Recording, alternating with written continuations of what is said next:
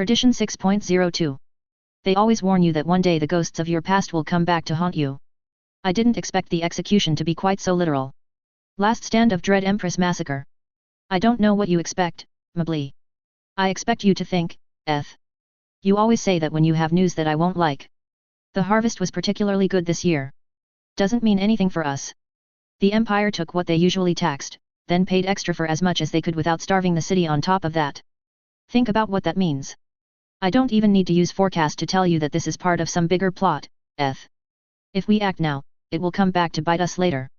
So it's another no for a major raid, then. Morale is flagging. We can't just storm the palace and expect no resistance. People are losing their faith in us. Complaints don't make your ideas any better. If we don't get a big win soon, the rebellion will fall apart. Even us heroes fight among each other. Go find that friend of yours and work out your frustration. Either in a spar or between the sheets. That doesn't solve any of our problems, Mably. It's not all grim. The city is slowly falling apart as the Black Knight pulls out his officials. He was last seen in Faraman, contending with the Goblin uprising. Furthermore, not only is the Watch willing to support us, but we've made contact with malcontents in other parts of Callow. They're just as eager to push back the occupation as we are. Step by step, we're winning, even if it doesn't feel that way. You'll see. That eagerness doesn't amount to anything if we never choose to act.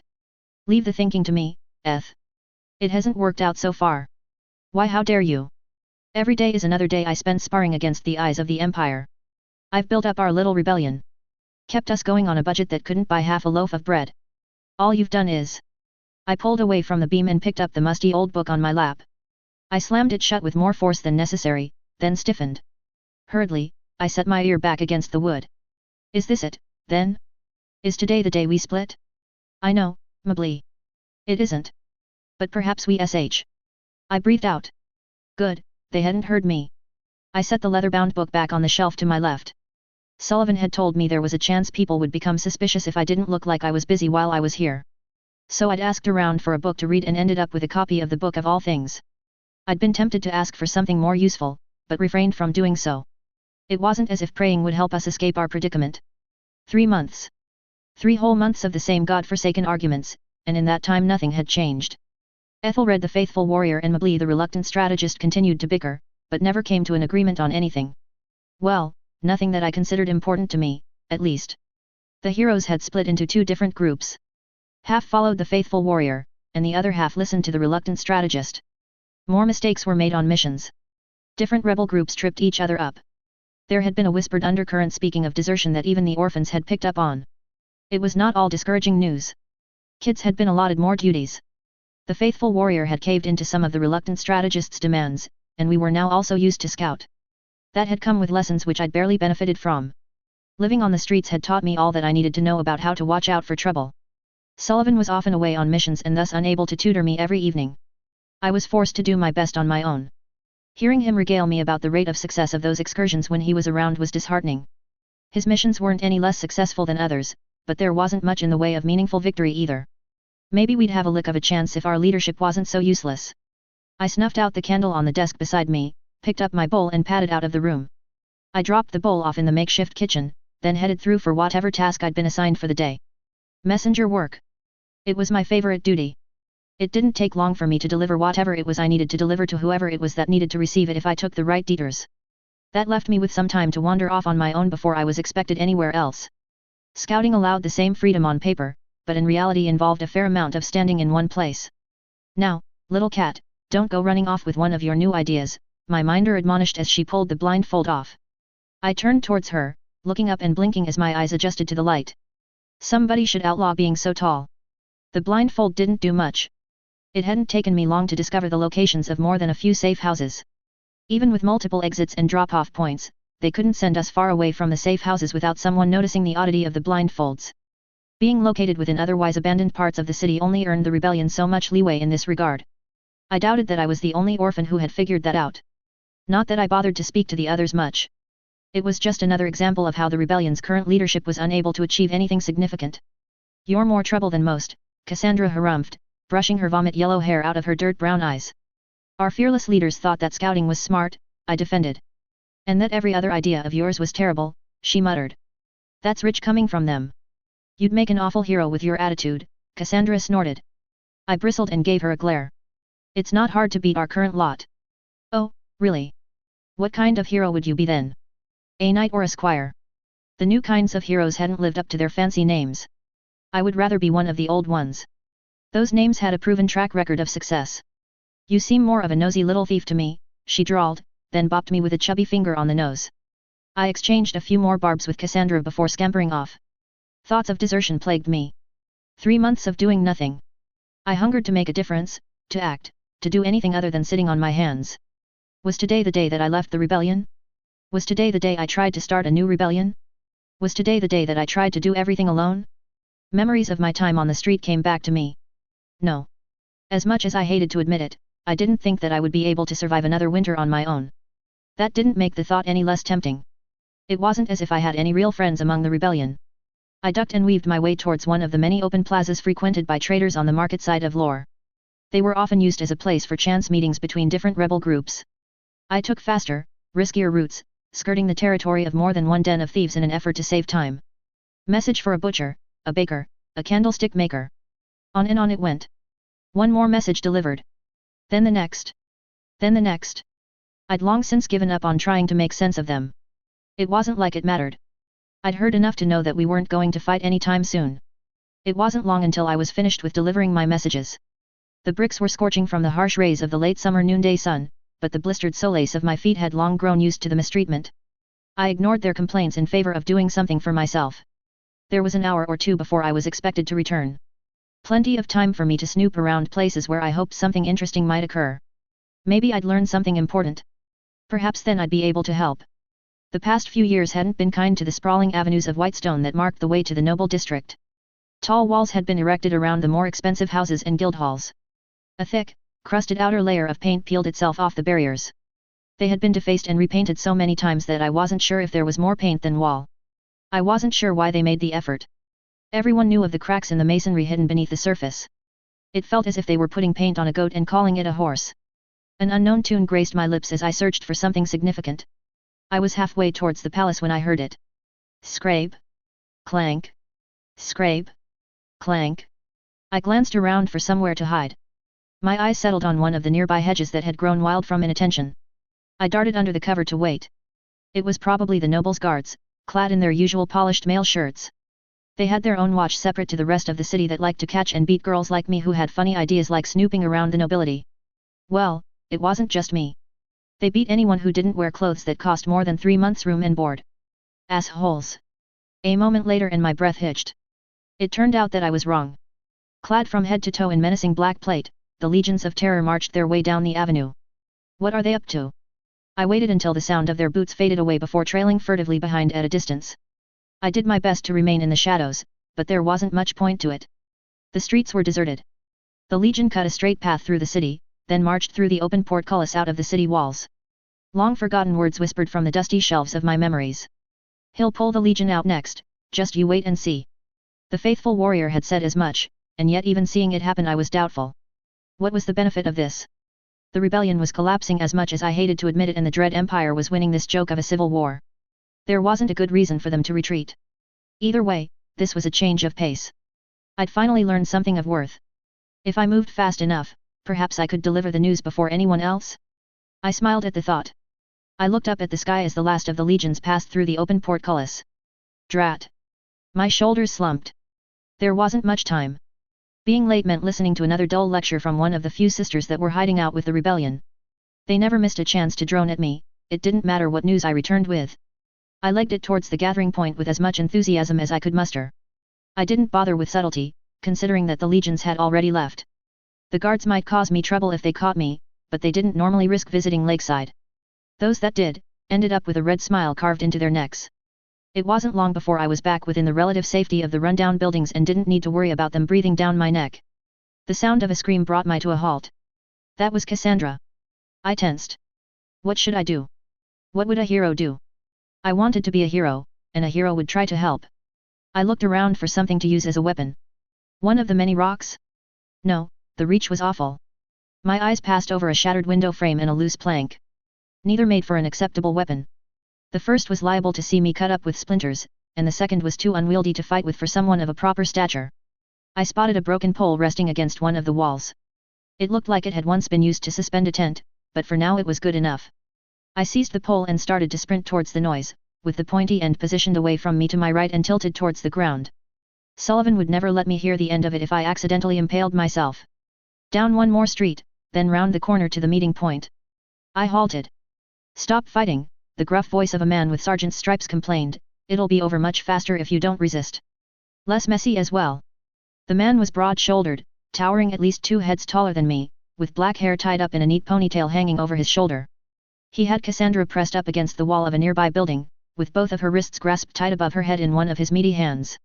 She let out another shriek. Get off of me, the legions won't. Step. Step. Light on my feet, I was careful not to rest my solace on any of the rubble. Cassandra spotted me over the man's shoulders. Her brown eyes widened. Her cheeks were red and splotchy. Cassandra's hair danced as she shook her head vigorously from one side to the other. Didn't you hear? He laughed, the legions cut out and left today. Now shut it, there's nobody around to hear your. I gripped the pole in both arms and swung, putting my full body weight into the motion. It slammed into his head. Crack. It jolted forwards into the wall. There was a dull thud. What the, he growled and spat dirt out of his mouth. I stepped back, doing my best to keep my breathing measured, and prepared to swing once more. The air whistled as the pole hurtled towards him. He turned, dropping Cassandra to the ground as he did so. You're going to pay for that, you little shit. His palm came up and caught the pole within his hand. The other reached towards his sword. I released the pole. The man stumbled. I darted forward. Moving in close was a terrible idea, but I didn't have a better choice. I couldn't let him draw the sword. His other hand changed targets and swung towards me. I ducked low, only for his left knee to send me sprawling to the ground. Small chips of rubble dug into my back. The pole came down, then shattered into a shower of splinters against the dusty stone floor. I felt a sharp sting in my right leg as one of them tore a hole through my grey cotton trousers. I winced, then pushed the pain aside. A boot headed towards my face. I rolled to the side, only for the other boot to miss, taking me in the gut by only the width of a hair. I let out a shaky breath. Get away from her, you monster, she's only a kid. Cassandra shrieked, shoving the guard from behind. The sergeant stumbled, letting out a ragged breath. He turned and swung. There was a harsh crack as his hand slapped Cassandra against the face. She staggered backwards and slammed into the broken wall behind her with blood trailing from her mouth. She interfered where she shouldn't be. Can't have her live to talk now, can I? I darted forward and grabbed at the sword sheath within the scabbard hanging from his belt. I pulled. It didn't come loose. I tugged a second time, desperate. The damn thing was jammed inside tighter than a newly minted merchant's purse. Cassandra let out another scream. The sergeant grabbed my right arm. My heart thundered. Got you now. I'll CTH. I twisted, dropped low and shoved against him with my shoulder. Even with the extra muscle I'd packed on in the time since I'd joined the rebellion, it still felt like pushing against iron. My other hand came up and jabbed him hard in the ribs. He grunted and loosened his grip. I twisted again. My grey cotton shirt tore, but I still broke free of the hold. A weapon. I needed a weapon. My eyes fell upon the broken splinters of the pole. I scrambled across the floor towards them. I let out a yelp as the heel of a boot took me in the back, sending me sprawling across the floor. There was another slap behind me, then another shriek. I spared a brief glance over my shoulder. The sergeant had struck Cassandra once more. I took a measured breath, seized one of the arm-length splinters in the palm of my hand, then stood with it positioned behind my back. The sergeant let out a labored breath and turned his attention my way. There was a scraping noise as his blade came loose of the scabbard. Step by step I retreated. It was not looking promising. Step by step, he cornered me. He darted forward and thrust with his blade. I evaded, seeking shelter behind the broken wall of a collapsed building. Sparks sprayed as the blade clanked against the masonry. He thrust once more. I dodged. I could feel the heartbeats shave off my lifespan as the blade nicked my earlobe. He pulled back, tried to swing, I ran beneath his guard then kicked backwards, sending him sprawling towards the ground. His grip loosened on the blade. I turned, and scrambled towards it. My fingers seized the handle, only for the man to tackle me to the ground. The blade clattered against the floor. It felt like I was buried beneath an ox. I twisted, tried to escape his grip once again. The blue of his eyes met my own. His left hand came up and squeezed my throat. His right leg came down upon my stomach, pinning me further. I let out a hacking cough. Anything you want to say before I stick you like a pig? He grunted out. Flecks of spittle landed on my face. The man's breath smelled worse than the local fishermonger. His eyes drifted away from me. His right hand released me. He reached towards the sword. The splinter. Yes, I choked out. He ignored my reply and leaned over further. With one last heave, I jerked upwards. There was a sickening squelch as I slammed the splinter through his eye. He reeled backwards, roared, released my throat. The sword clattered to the ground again. I took a hacking breath and wasted no time, grabbing it by the handle, then thrust the blade towards his heart. There was little resistance from his leather armor before the edge carved through his flesh. I wonder what your friends will think when they hear you got done in by a 12-year-old girl, I hissed, before pulling the blade loose and scrambling backwards. The man gave his best effort to catch me, but even he knew that his end drew near. I watched as he cupped his hand against his chest. I watched as blood seeped through his armor and matted itself against his fingertips. I watched, even as his breath became ragged. As he groaned. As his eyes clouded over. There was a dull thud as his corpse fell to the floor. The fight was over. Cat. Are you okay? She spoke to me in a low voice, making soft, soothing noises. Shoulders tense and muscles at the ready, I swung the sword towards Cassandra, before realizing who it was. Careful, it's me. She yelped.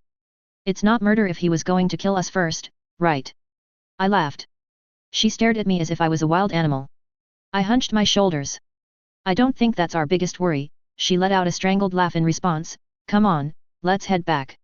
She reached towards me and laid her palm over the back of my hand. I felt a tug on my fingertips. I released the blade into her care with some reluctance. What about the other kids? I've already returned them. You were late again, so I had to come back and wait around. There was something off about how she spoke. I wasn't sure what. Maybe she was worried about me? I promise that I'm fine. Cassandra gave me a look, then grabbed my hand and led me away. No more words were said. No blindfold. The guard asked at the basement trapdoor. We need to speak to one of them, Cassandra said cryptically. Some kind of scuffle, then. His muddy brown eyes pierced me. Another frown. She killed someone who tried to assault me, she replied. The man was asking for it, I insisted. The guard clammed shut. It seemed that was enough to satisfy the brute's curiosity. We passed from one group of people within the hideout to another. At some point, the two of us were separated. Looks kept being directed my way. My fingers kept grasping around an imaginary hilt. It wasn't long before I found myself in a room I'd never seen before. Documents were piled into neat stacks on shelves to either side. A desk with 4 chairs around it occupied the center of the space. A map of the city was pinned to the surface of it. 2 figures stood on the opposite side. One of them beckoned me closer. I found myself standing in the towering shadow of a broad-faced man with golden hair that flowed like the finest of silk threads. There was a woman standing beside him. Later, I was told that she was only a few years older than me. My first impression of her said otherwise. She looked far, far older than that.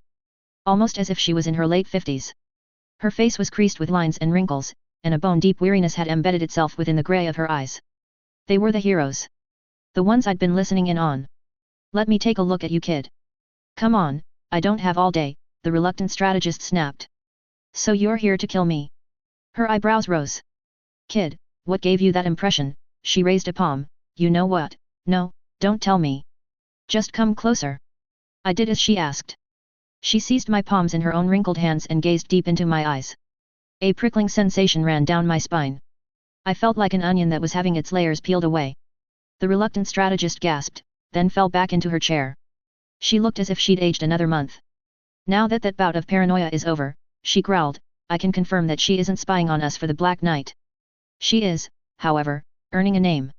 I am. I blurted out. My shoulders loosened. You are, she confirmed. Can you tell me what it is? I asked, smiling at her. No. Only that if events proceed apace, you should have it sometime within the next year. Are you certain? The strangled words came from the faithful warrior. Absolutely, she turned towards him. Well, what do you say now? Even when you try to keep the kids out of the fight, they still end up involved. Words were exchanged beyond that, but I didn't pay attention to them. I was too excited. A name, I was finally earning a name.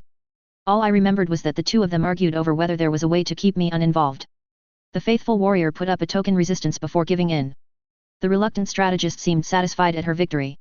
She'd convinced him that there was no ending my involvement in the parts of the rebellion involving combat when I'd already started to earn a name. It wasn't long before I was escorted out of the room. Cassandra was there waiting for me. I told her the news. She gave me a tight smile, but there was nothing happy about it. All at once, the energy bled out of me. I let out a ragged gasp, my shoulders loosened. Cassandra said something. She spoke again. I didn't hear what she said. There was a numbness to me. Cassandra led me gently by the hand towards a room with proper bedding. She left soon afterwards. It was a different room. It wasn't the room that I shared with the other orphans. Memories of the fight came back to me. Was killing always like this? Was death always like this? So tense in one moment, then nothing only a few hours later. Life, gutted out like nothing more than a candle in a storm. I felt as if there should be more to it. More than just the aches and pains racking my body, or the faint echo of a handle grasped tight within my fingertips.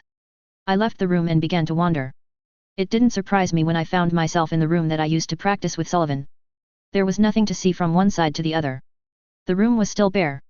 I sat down on the empty floor. I didn't expect him to be there tonight, but that wasn't a problem.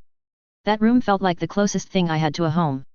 So I loitered there on the packed dirt floor, lost in my own thoughts. Sullivan arrived only a quarter of an hour later. Heard what happened, he stated. Does it always feel like this? I asked. There was a rustle of fabric as he sat down across from me. You're going to need to be more specific, Sullivan replied drily.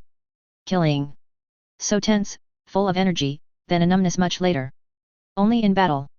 It's different if you make the decision cold. Did I do the right thing? I reached up and brushed my hair away from my eyes. What do you think? I don't feel any regret, remorse, or anything. He was trying to hurt somebody. It's just that. You've been told all your life that you should feel bad about it. Exactly. And what do you think? That somebody probably should have stabbed him sooner. Sullivan snorted. I'd have made the same choice. Oddly, that comforted me. Sullivan wasn't a friend exactly. He was closer to a mentor, but that wasn't quite right either. Most of the time, it was almost as if he echoed my own thoughts back to me. He wasn't around often enough for me to think of him as a proper teacher. He would give me a few pointers, but then left most of my learning to me alone. What he was, though, was somebody that I could relax around. He was funny and approached problems with a level of pragmatism that I could appreciate. We shared a few more words before I left for my new room. It wasn't long before I dozed off to sleep. The call to arms was given only a week later, and it was less than an hour before the palace was seized. The remaining guild members barely put up a fight. It didn't surprise me. The guards only put up a token resistance before surrendering. The guild members would have stood on their own if they chose to contest our claim. The quarreling between the faithful warrior and the reluctant strategist had thankfully ceased in the aftermath. I was unsettled. For all that it was being touted as a rebel victory, everything about it tasted wrong to me. I felt as if there had to be a cost, a sacrifice for it to be a victory. There had been no cost here. There had been no sacrifice. We hadn't won, we had been given a gift. Now all that remained to be seen was how long it took for the poison to set in after we'd eaten our fill. At least I wasn't alone in those thoughts. While the others celebrated the victory, the reluctant strategist appeared as worried as I felt. And so as the celebrations died down, I stood upon one of the palace balconies and stared out into the distance. A gentle breeze rustled between the leaves of trees. The smell of lavender suffused the surrounding air. I allowed myself to be drawn into the moment, savoring it for what it was. There was a storm gathering somewhere beyond the horizon. I could sense it. Perdition 6.0a. One can never be too meticulous when preparing in the face of the inevitable. Destiny's a funny thing. It loves to watch you trip over your own sword. Dread Emperor Terribilis. Amadeus watched the flames consuming the warehouse for a few more moments as the remaining rebels clashed with the legions at the doors before he turned away. His black cloak didn't even stir. The target took a blade through the heart, Eudokia informed him from his right. I'll see that the corpse is thrown into the flames regardless. The eyes had identified an individual who they suspected could serve as a mediator within the rebel group. Mediators could not be allowed to survive. And the rebels learned nothing about where we relocated the goblin fire. Good. Only the dull roar of the flames occupied the silence for a few moments, before Amadeus spoke again. Are you certain that you can remain ahead of the reluctant strategist? She is still new to her name. The answer might change given another 5 years, but for now I remain several steps ahead. She won't survive the year. Not if she keeps killing herself with that aspect of hers, Scribe agreed. The relocation proceeds apace. That meant that Marchford, Summerholm, Dormer, and the border with Prisser would be well provisioned before the season was out. There were some exceptions in terms of supplies. Goblin fire was being recalled back to Pries. Both to deal with the expected conflict there and to prevent the growing rebellion from seizing it when his attention was once again turned east. There was an uneasy silence between factions within the Empire ever since militia had warned the other high seats that Pries had received a red letter back during the reign of Nefarious. Black would have preferred to purge the nobility, but Alea had asked him once again to stay his hand. Nobody knew how the machines the mad inventor was in the process of building operated. He hadn't left any schematics before he perished. It didn't matter. Everyone was aware of how calamitous its completion could have been. The threat posed by the gnomes was severe enough in the wake of the new names to catch everyone's attention. The high seats had turned their attention towards the names sprouting up within their borders to ensure that it did not happen again.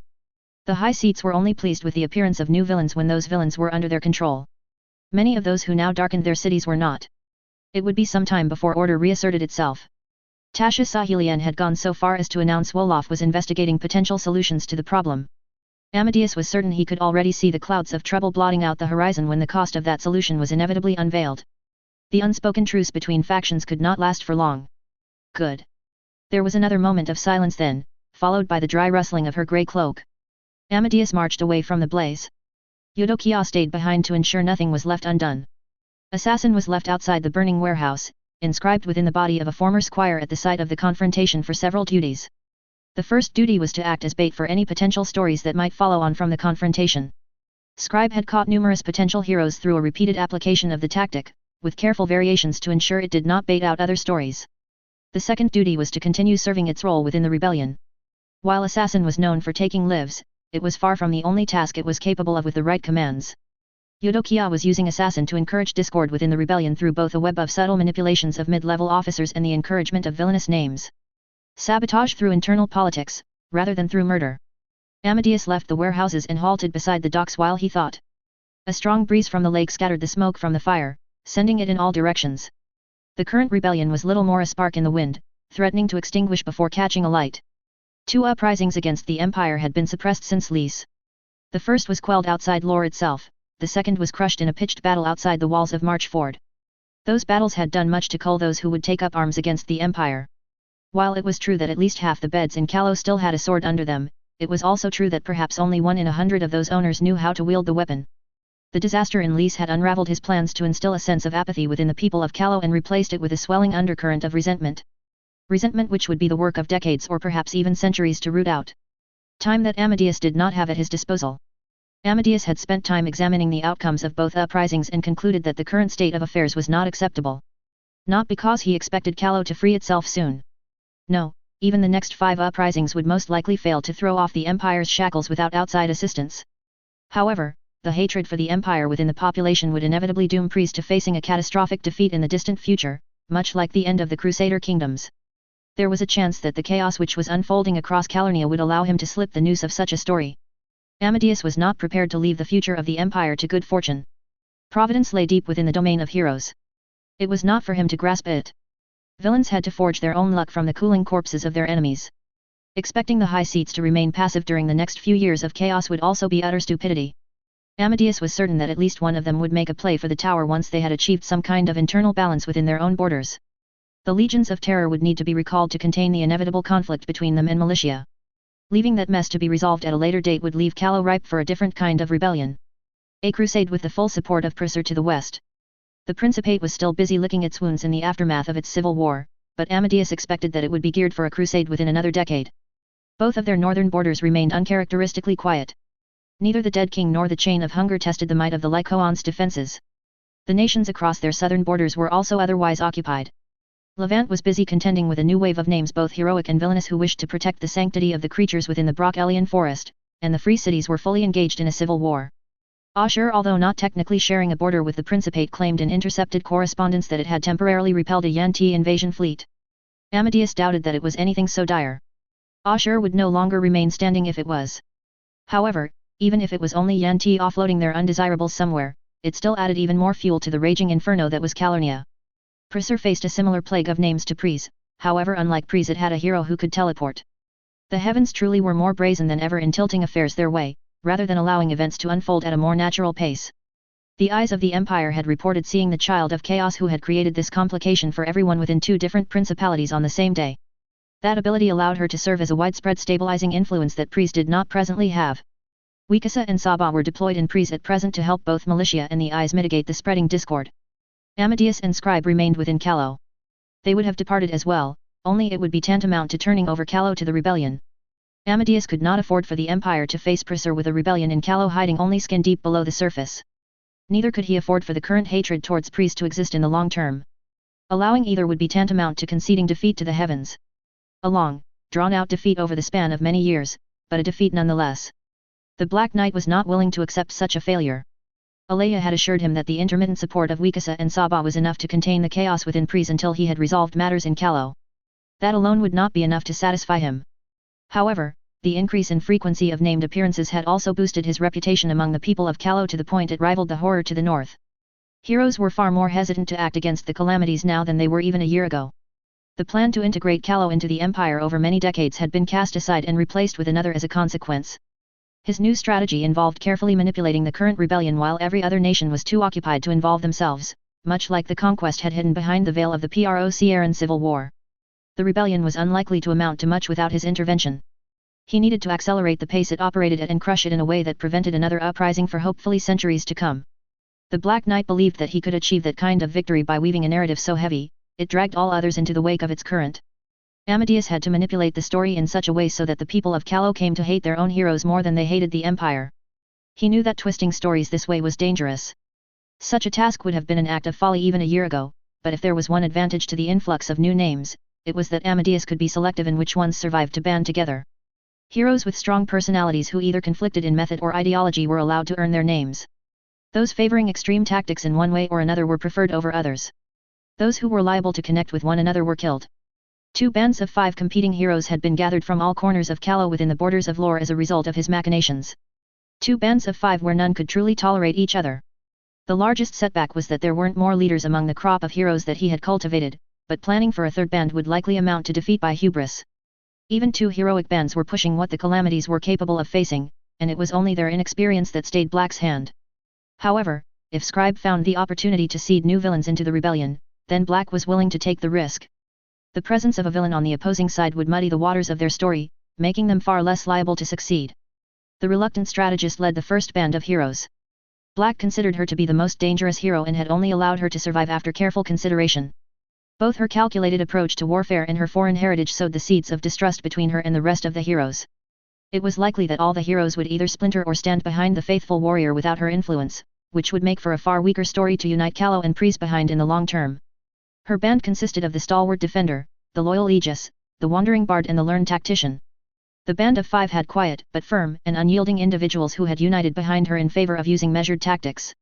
The only outlier who was both a genuine exception to the rule and complication to the Black Knight's plans was the unknown arrival of the bard. The eyes had noted that the bard often disappeared for long stretches of time. Nobody was sure of where she vanished to.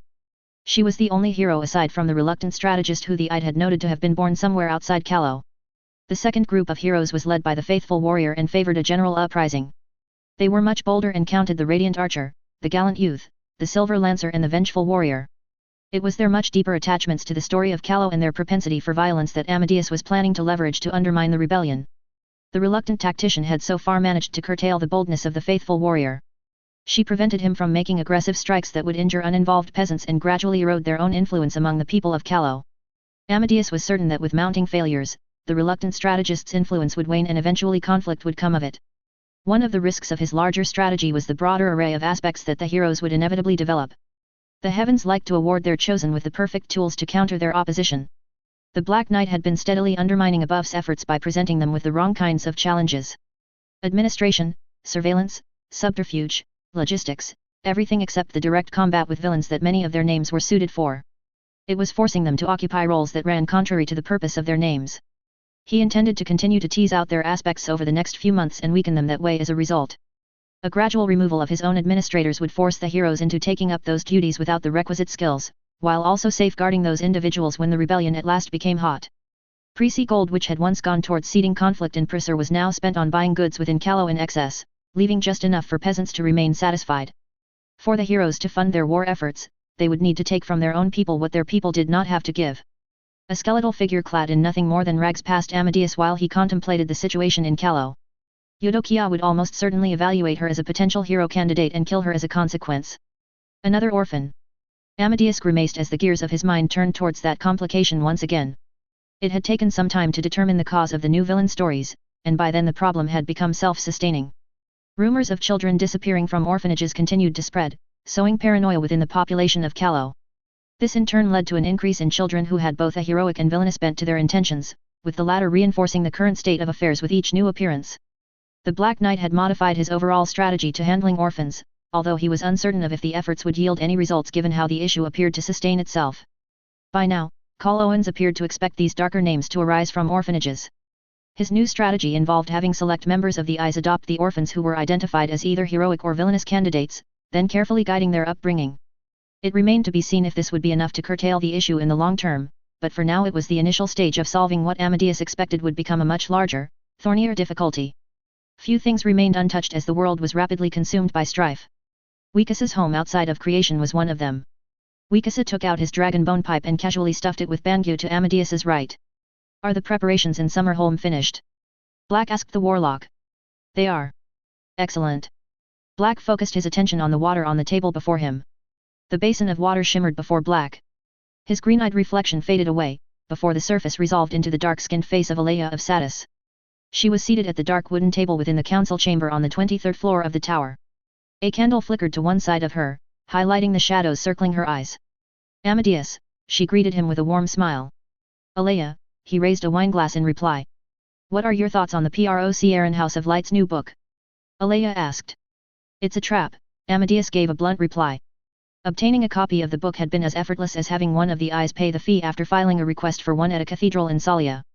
It had been harder to lay his hands on one of the original copies to account for the possibility of errors in transcription, but it had still been achievable. You think the stories inside are false? The stories she knows are not the only stories that exist. And yet, she did include stories where villains owned the ending, Amadeus agreed.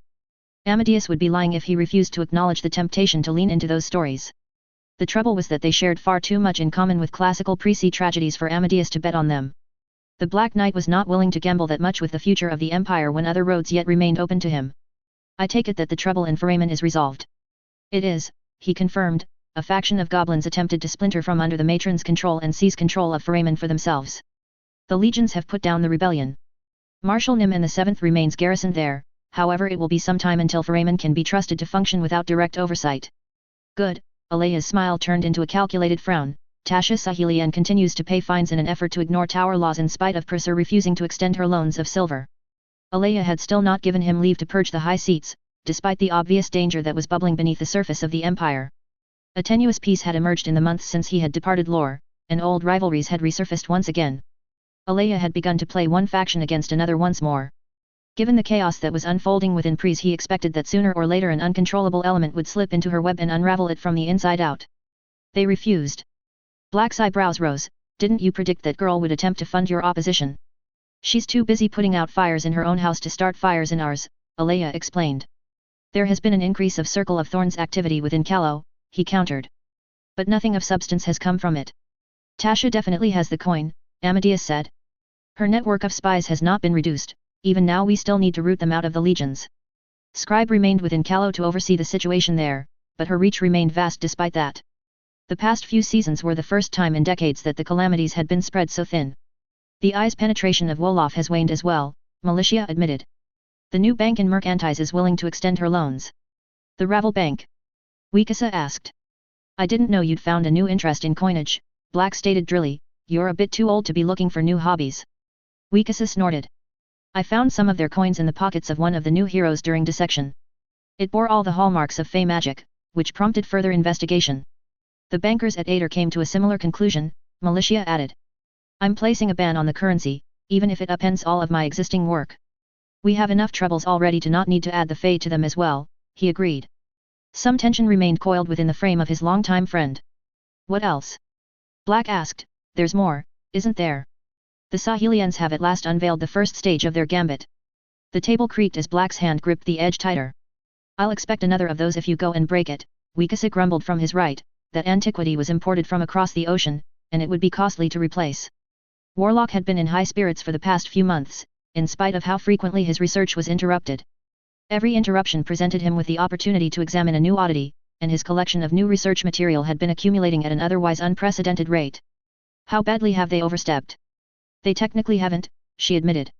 They have modified their city wards to account for a new defensive array.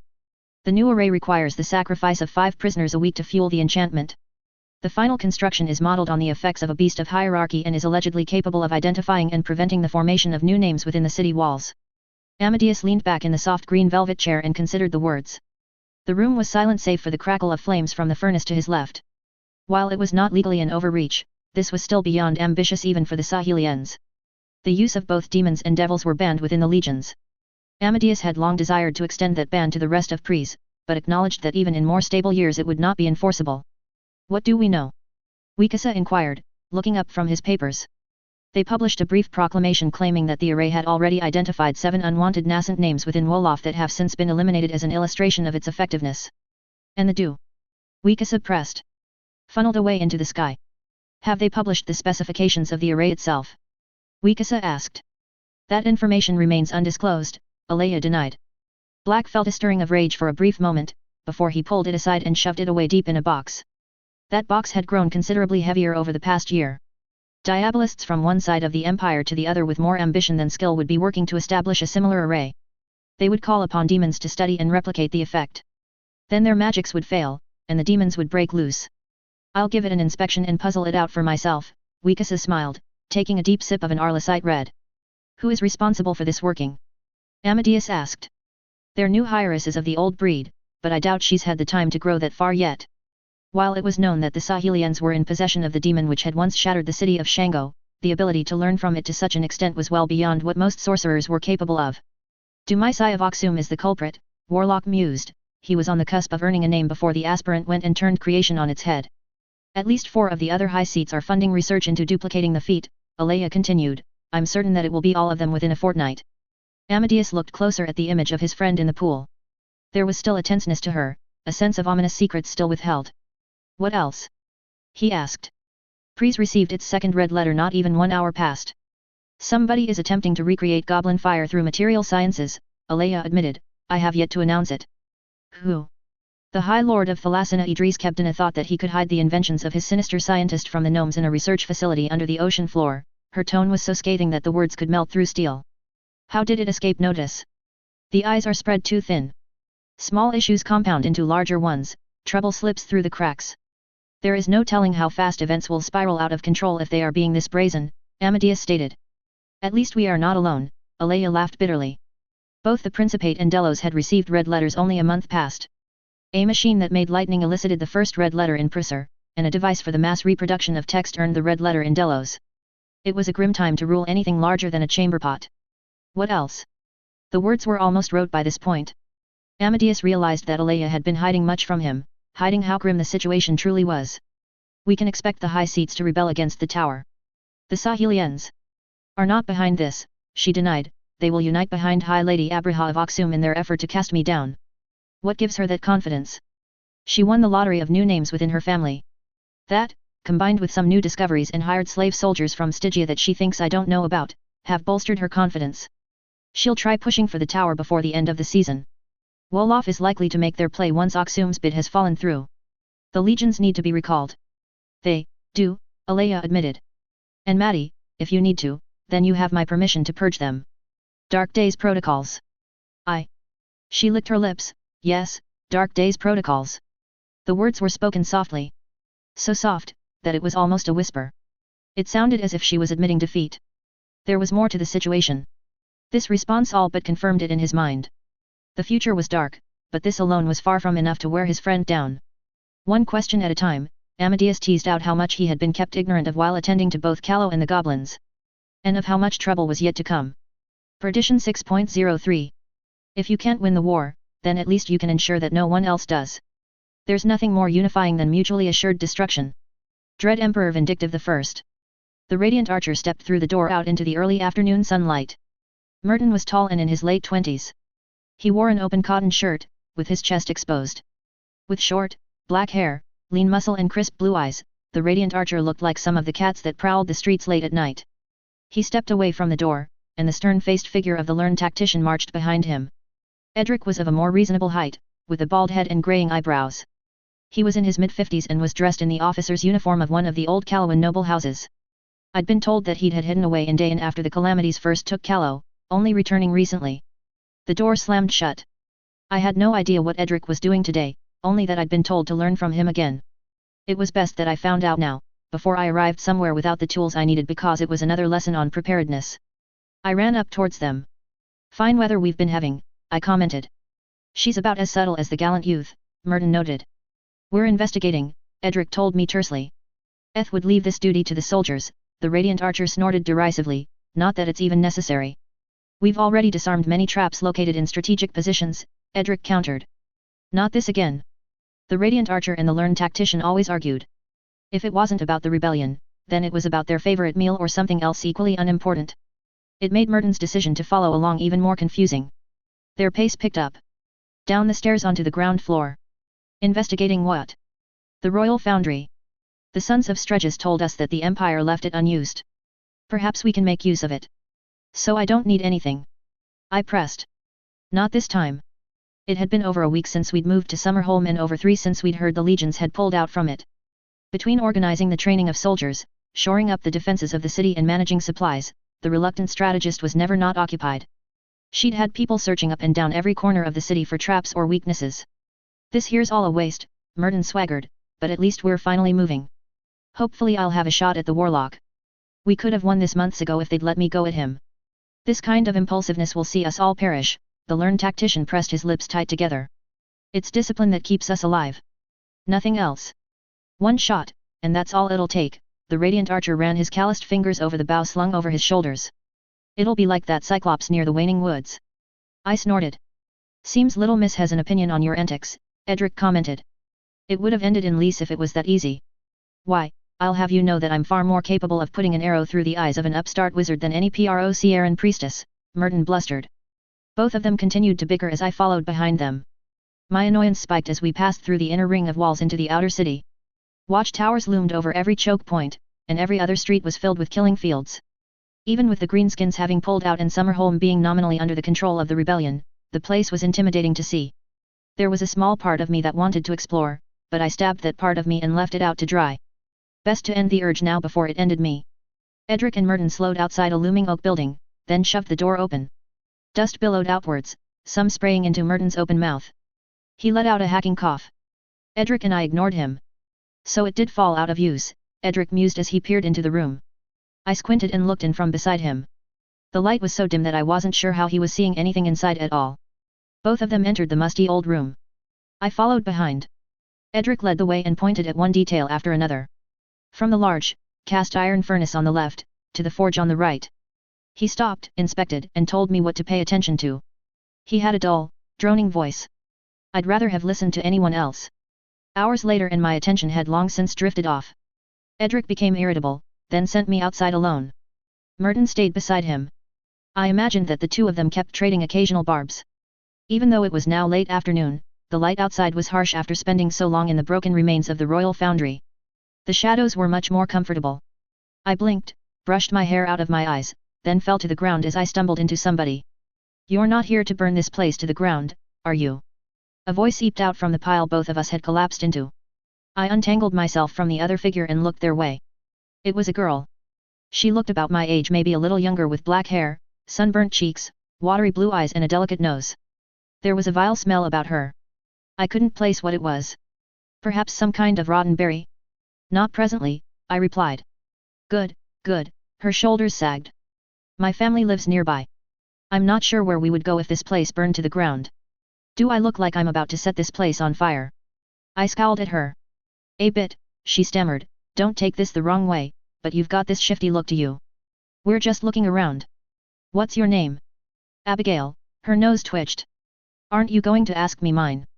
Is that safe?" Now she was just making fun of me. I glared. "What's your name?" she squeaked. "Catherine," I smiled. "You can talk to your new friend later. We're done here," Edric stated, marching out from behind me. I sent him a glare and then said goodbye to the strange, twitchy girl. "You're doing to her what you did to that servant outside the palace," Edric muttered. "I didn't do anything." "With that joke of yours," he elaborated. "The joke was funny," I defended. "Mind sharing the joke with everyone else?" Merton interjected. "You're the only other person here," Edric drawled. "And I'm enough for everyone. Come on, if someone like you is good enough to hear the joke, then so can anyone else." She asked the servant what's the upside to 30 orphans suffocating in a hole. Edric paused. What's the punchline? The radiant archer ran his hands along his bow again. They aren't starving on the streets, Edric finished. That's a shitty joke, Merton turned and gave me a glare. The servant told me it was an austere palace, I explained. I didn't know what austere meant, so I asked somebody else. They told me it meant it was for poor people, so I thought it was a joke because poor people don't own palaces. I thought it was a funny joke, so I told one of my own. That had both silenced our hosts and earned me a hit over the head from the stalwart defender. He hadn't, however, corrected me for what I said. Both the radiant archer and the learned tactician just shook their heads and muttered something about that not being the meaning of austere. We each went our separate ways after we arrived back at the comital palace. Night fell, I washed and ate dinner. The food was one of the best meals I'd ever eaten, although the stone chairs left much to complain about. I was assigned a few other minor chores like oiling blades and cleaning up armor. I suspected that the heroes were just trying to keep me out from under their toes. Eventually, I noticed that all the heroes were heading up the main staircase on the landing. Was something important happening? Yes. And they were leaving me out of it. It took prodding a few servants to learn that a PROCRN emissary had arrived and allegedly carried information of interest to the rebellion. I wanted to know more. I trailed behind the heroes, up the stairs and onto the third floor. From there, I followed down a narrow corridor and towards two wide-open double doors guarded by men in armor. 1, 2, 3. One by one, all the heroes filed between the two potted cacti and through the heavy door. I slunk towards the door as casually as I could. The room was lit by torches lined in rows, with two on either side of shuttered windows. The cold stone slabs for tables and benches on the opposite side did not make for an inviting seating arrangement, but I'd take what I could get, so long as I could find out more about what was going on. Not you, little cat. Mablee turned around, placed an aged hand on my shoulder and gave me a wrinkled smile. There's plenty heroic about being left outside of everything important, I bristled in defiance. You're like a cute tiger cub, Mablee coed, I'm sure you'll find something to occupy you, she said with a meaningful glance my way. She's to stay out of the meeting, she told the two door guards, before entering the room. I scowled at her receding figure as the door slammed shut behind her. Don't suppose you lot would ignore that? I drawled at the two armored figures beside the door. They didn't respond. No? Nothing? Not even worth a send-off. They didn't even glance my way. Are you even alive in there? I rapped my knuckles against their plate. They were unmoved. Maybe you're display pieces and not people, I muttered, moving towards the door. There was a clank as one of them stepped in my way. Assholes. What to do now? I gave them one last glare before I started to search for something to do. Tapestries, carpets, the occasional vase or ornament. And to think that the servant I'd spoken to had the nerve to tell me that it was a poor person's palace. They were actually proud of that. Any place that could afford to hold a tapestry on the walls was anything but poor, but the idea was definitely worth a laugh. I turned away from the door and glanced down the hallway to the left of it. It opened up onto a balcony with a view out onto the city below. I padded my way towards it. The railing came up to my eye level and I couldn't see over it. I dragged one of the abandoned stone blocks these people called chairs towards it and climbed on top of it. Sighing, I placed my arms over the railing and looked out onto the city of Summerholm. I was careful to keep my gaze level and not to look down. The first of the 50-foot-high rings of city walls towered beneath the pale light of the stars in the distance, past rows of carefully arranged buildings and wide-open streets. The second wall lay well beyond it and out of sight. With grim brickwork and minimal artistry, Summerholm looked like an empty plate. Everything about the city was designed for a purpose, and that purpose was war. There had been some heavy arguments between the reluctant strategist and the faithful warrior when the legions pulled out. Mablee insisted that it was a trap. She insisted that there was no reason for the legions to ever give up the gateway to the east. It was one of the most fortified positions within Callow and the only place the legions absolutely had to take when invading. She claimed that attempting to hold it would be overextending, that we should focus on fortifying our position in lore before even considering taking the bait. Mablee folded after days of continued pressure from the heroes beneath the faithful warrior. I'd thought that I'd be involved more ever since the fight on the streets, and in some ways I was. Each of the heroes put aside some time to teach me. Archery with the radiant archer, tactics and military procedures with the learned tactician, logistics with the stalwart defender and swordsmanship with the vengeful warrior. It had taken me some time to notice that these days I learned faster as well. Skills that would have once taken me weeks to master came to me in days instead. I'd become far less involved in other ways. The heroes didn't invite me to participate in anything important, and it was no longer so easy to eavesdrop on their meetings. I failed more often than not in my attempts, mostly due to there being no easily available places to spy from, although I had yet to be caught. The moon peeked out from beneath a cloud and shone down into my eyes. I blinked, then squinted away. A series of narrow cracks in the masonry running along the length of the right side of the building caught my attention. They passed close to one of the windows.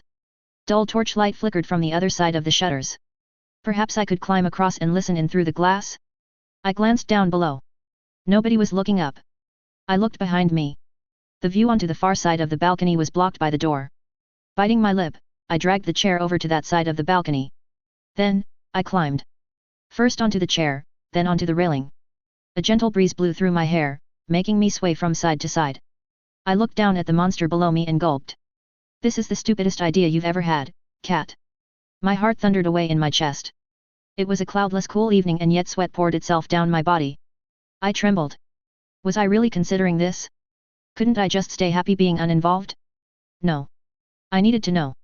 What if Priscilla was sending troops to our support? Was there some secret plan that didn't involve me? I couldn't not be doing something. It would eat me up if I chose not to act. If I let somebody else solve Callow's problems and didn't do anything myself. I reached towards one of the cracks and stuck my fingers into them with as much force as I could muster. There was depth to the crack. Maybe enough that I wouldn't slip? I held my breath, sat on the railing and reached downwards with a foot, digging my toes into another series of cracks. There was some give. Enough that I considered this plan feasible. Breathe. I gripped the railing, then tried with another foot. No trouble there, either. I sat awkwardly, with my toes dug into the cracks in the wall and my ass slanted at an angle. Breathe. All that was left was my hands. Why was I doing this? My vision swam. I could still turn back from this stupid idea, right? I gulped. Breathe. Shakily, I reached out and dug my fingers into the cracks, then pulled myself off the railing. Don't look down. I swallowed. My mouth was so dry, it felt like I hadn't eaten in 3 weeks. Left palm up, reach across, left palm down. Breathe. Right palm up, reach across, right palm down. Left foot. Right foot. Breathe. I came to a rest beside the windowsill. The shutters were down, but the lip offered me relief. Torchlight flickered through the gaps, casting eerie shadows along my arms. I climbed onto the windowsill as quietly as I could. I was in luck. So Priscilla has nothing for us? Mably asked scathingly.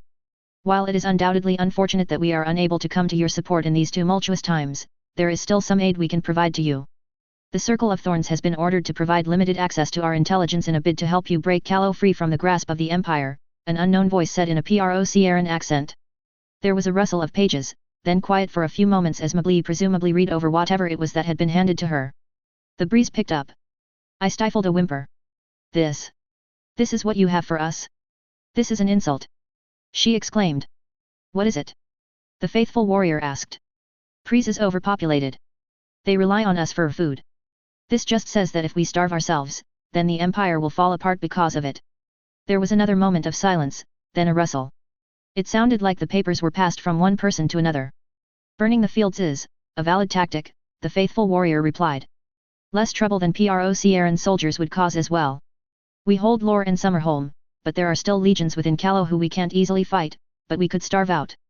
I bit my tongue to stop myself from shouting out in anger. This was something he was willing to do, but he didn't want me to fight?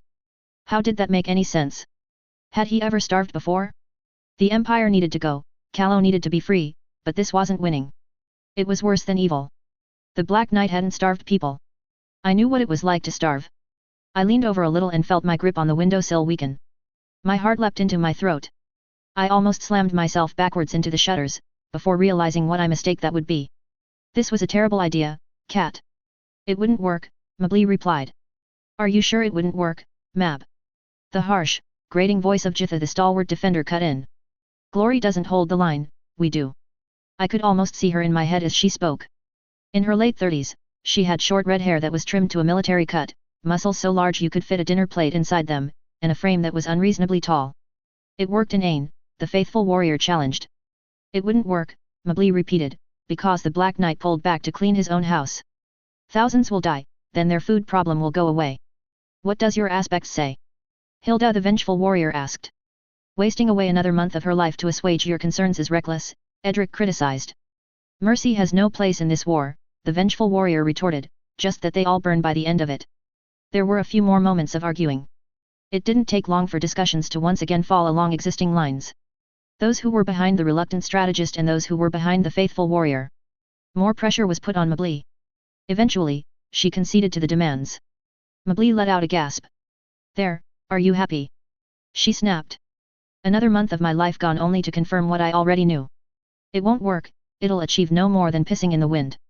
I don't believe you, the faithful warrior replied. The other voices all silenced. It was as if everyone was holding their breath, waiting for the leaders to resolve their argument. What? Mabli sounded incredulous. I used my aspect, and you still doubt me. We've sat and done nothing for over a season. Day in and day out, it's always the same. It's always too risky. Being a hero is about being bold. It's about doing what others don't. Well, now our enemy is vulnerable. We can't even call ourselves heroes if we still hold back and wait when our enemies have got up and left us here. The Black Knight wants you to do this, you wool-headed fool, she hissed, that's his whole plan. You start burning the fields, and what will your own people think of you? They'll thank me once they are free, he replied. I'm not going along with this. 3 more voices were raised in agreement with the reluctant strategist. Then this is where we part ways from each other. We hold the most defensible position in Kallo. All we need to do is fortify and wait. Waiting is what you do, Mabli. Another gust of breeze slammed into me. I looked down by mistake. The ground beckoned to me some 30 feet below. I could feel the shakes start to set in. This is how he wins. We split, and then one by one he picks us all off. Then come with us while we take the battle to the legions. The room fell quiet for a few moments. Listen to what your heart says if your head won't listen to reason. Would she want you to do this? Mabli asked.